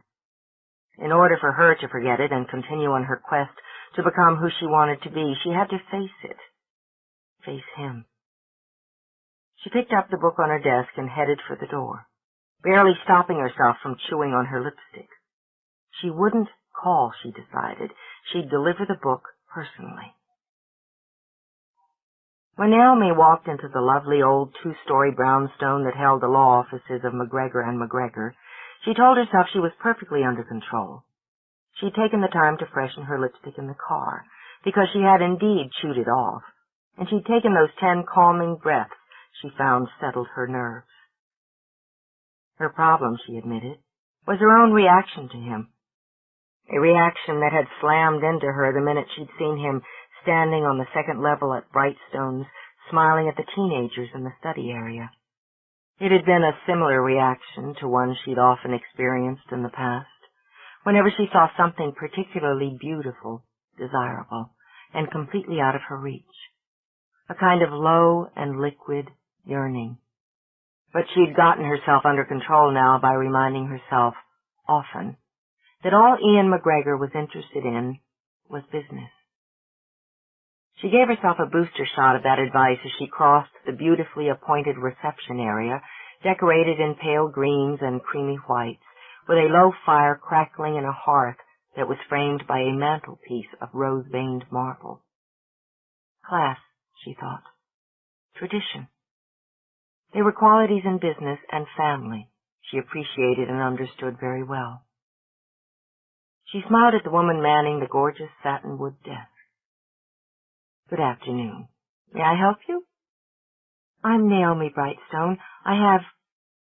She broke off as a gorgeous whirlwind burst through the door. I won. Justice once more triumphs, and the world is safe for our children. The woman, a staggeringly lovely brunette in a plum-colored suit, flashed Naomi a dazzling smile. Sorry. We're usually more dignified around here. I'm Laura Cameron. I'm Naomi Brightstone. And congratulations. Thanks. Are you waiting... Brightstone? The bookstore? Yes, that's right. Oh, I love that place, always have. Laura tucked up a strand of hair that had escaped her sleek coil on her dash inside. And the new cafe is fabulous. The quivers in Naomi's stomach smoothed out. Thank you. We're very proud of it. We're handling something for you, aren't we? Or rather, Ian's handling something for you? Yes. I just dropped by to... I'm his sister. Yes, I know. Your grandfather wanted a book. She lifted the small shopping bag. I had some errands out this way and thought I'd bring it by. Oh! Do you want me to take it, or did you want to see Ian? Well, She felt herself begin to fumble, then was both embarrassed and relieved when the cell phone in her purse rang. Isn't that the silliest thing? She said with a laugh. It always gives me a jolt. Excuse me a moment. She reached in her purse, drew out the trim little phone, and engaged. Hello? Naomi? Ian MacGregor. Oh. She felt the blood rush to her cheeks. How odd. What? I have the book you wanted. Great, we'll kill two birds. Your papers are in. I wanted you to know I'll be filing them this afternoon. I can swing by and pick up the book after I'm done at the courthouse. Actually, that's not necessary. You see, it's no trouble. On my way home, remember? Yes, I remember. But I'm downstairs. Where? Here? He let out a quick, delighted laugh. Stay, he ordered, and clicked off, leaving Naomi staring bemusedly at her phone. That was your brother? Yes, Laura grinned. So I gathered. The wonders of technology, she murmured, and wondered just what that sudden rush of color into Naomi's cheek signified. Ian came down the steps at a jog. Oh, yeah, he thought. She looked every bit as good as he remembered. He held out a hand, noted she was still holding the phone, and flashed that grin. You can hang up now. Oh, yes. I suppose I can. Brilliant, Naomi. Why don't you just let your tongue fall out and swoon at his feet while you're at it? I was just running some errands, so I thought I'd bring Mr. MacGregor's book by. Great, come on up. I don't want to interrupt your work. You're not especially. He glanced at his sister, lifted his eyebrows. Well? Slam dunk. Way to go, champ. He gave Laura a light punch on the arm that Naomi recognized as brotherly affection. You can give me the play-by-play later. He took Naomi's arm and began to steer her toward the stairs. You must be busy, she began. The scenario she'd worked out in her head hadn't included a trip into his office. I've got a few minutes. It didn't take you long to come up with a book? We have a number of excellent sources. The price was within the range I quoted you, the upper range, I'm afraid. He wants it, Ian said simply, and guiding her down a hallway wainscoted in silky mahogany, gave the arm he held a little squeeze. She still smelled fabulous, he mused, but he was going to be careful not to mention it and put her off again. Have a seat, he told her. His office suited the mood of the old townhouse. If she wasn't mistaken, the desk under the stacks of files and spiffy computer was Chippendale, and the carpet over the lovely hardwood floor a Bristol. Oak file cabinets lined one wall, shelves of books another. The window with its carved trim looked out on the street, where lovely trees were just beginning to burn with fall color. Seeing no polite escape, she sat in one of the burgundy leather chairs. It's a beautiful building. My father bought it before my parents were married. He was still working on some of the rehab when my mother took an office here. They wanted the law housed somewhere with character and warmth. They certainly succeeded. How about coffee? Not that what I can serve you will come close to what you gave me. No, I'm fine. I really should. I'll be filing the papers, he began. No way, he thought, was he letting her rush off before he'd had a chance to make up for his blunder. He sat not behind the desk as she'd expected, but in the chair beside her. I have copies for you, he continued, but the originals will be in the courthouse. It's not absolutely official until I've filed them, but essentially you're now a full partner vice president of Brightstone Books, with full executive power and authority. Congratulations. She opened her mouth to thank him politely, then couldn't form a single word as emotion filled her throat. All she could do was shut her eyes. Okay, he said gently. She nodded her head, pressed her fingers to her lips until the first edge of the joys and fears had receded. Yes, sorry. Don't be. He took her hand before he thought about it. She looked so thrilled and terrified. It's a big moment. The biggest. I thought I was prepared. I am, she corrected. I am prepared to do the job.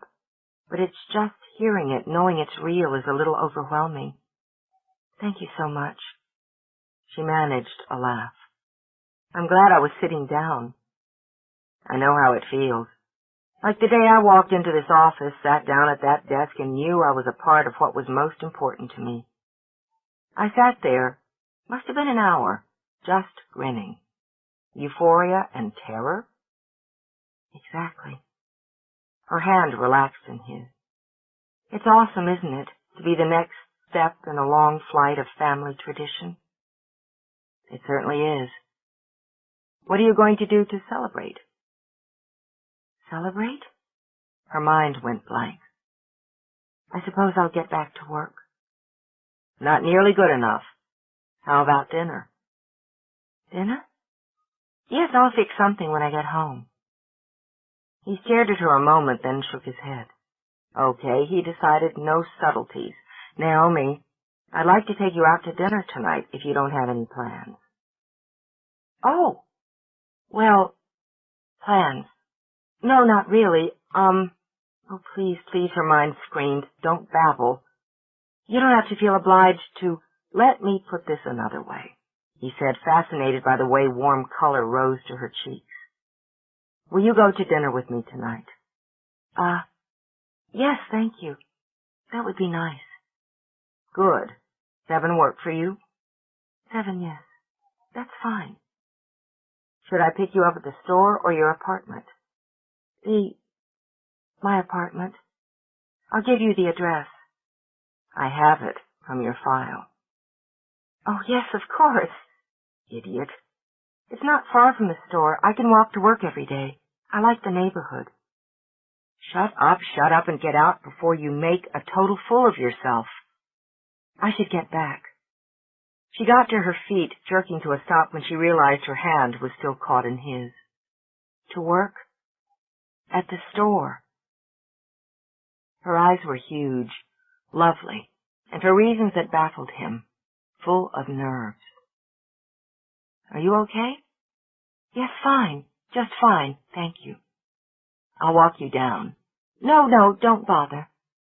Desperate now, she tugged her hand free. I know the way. Naomi, he said before she could get out the door. The book. Book? Oh! Cursing herself, she turned back and handed him the bag she still carried. Silly of me. I forgot all about it. Well, goodbye. See you tonight. Yes, tonight, she managed, and escaped. Ian slipped his hands into his pockets and rocked back on his heels. Funny, he mused, she hadn't struck him as a scatterbrain. He supposed the finality of the partnership agreement had muddled her mind. Or he considered he made her nervous. Now, wouldn't that be a nice little side benefit? He wouldn't mind making the pretty and efficient Naomi Brightstone nervous. Not a bit. Strolling over to the desk, he buzzed his secretary and asked her to make reservations for dinner for 2 at Rinaldo's at 7:30. Then, tucking the paperwork into his briefcase, he headed out to the courthouse, whistling on the way. He couldn't remember ever looking forward to an evening more. Chapter 22. Ian was just knotting his tie when the phone rang. He ignored it, not wanting to take time for conversation. He still had to go by the florist's on the way to Naomi's apartment. But when he heard, "Why the devil aren't you home?" delivered in a booming voice rich with a Scottish burr, he grinned and snatched up his portable. "Well, I am home, but not for long." "Can't any one of my grandchildren stay put?" Daniel demanded. "Gallivanters, the lot of you. Your grandmother doesn't get a moment's peace worrying over you." "Oh?" Ian stuck his tongue in his cheek. "I thought she worried I never got out, always had my nose in a law book." "That, too," Daniel said without missing a beat. "The woman frets night and day. When are you coming out to see her?" "Grandpa, I was there last month for Duncan's wedding, remember?" "So? That was last month, wasn't it? What's wrong with this month?" "Not a thing. I'll come out soon." "See that you do." "Do you think I want your granny nagging me half to death? Now, what are you up to?" "I'm up to going to dinner with a pretty woman, thanks to you." "Me? Me? Why, I haven't done a bloody thing. Don't you be telling your grandmother I have, either. All I did—" "Relax," Ian said with a laugh. "I wasn't accusing you of meddling. It's just a happy coincidence. You asked me to have Brightstones find your books while I was there for my meeting with Naomi. And what if I did? A man's entitled to his books, isn't he?" "Yes, Grandpa." Ian raised his eyes heavenward. "Naomi dropped the Walter Scott off at my office today, right after her paperwork came through. So instead of the phone call the papers would have generated, your book got me another personal meeting, and I asked her out. So, thanks." "Ah, well then." In his office in Hyannisport, Daniel grinned like a maniac. The boy was sharp, he thought, but not quite sharp enough to match his grandpa. Ha! "That's fine. She's a nice young woman, little Naomi. Got manners, got brains. It's just dinner, Grandpa. Don't get started."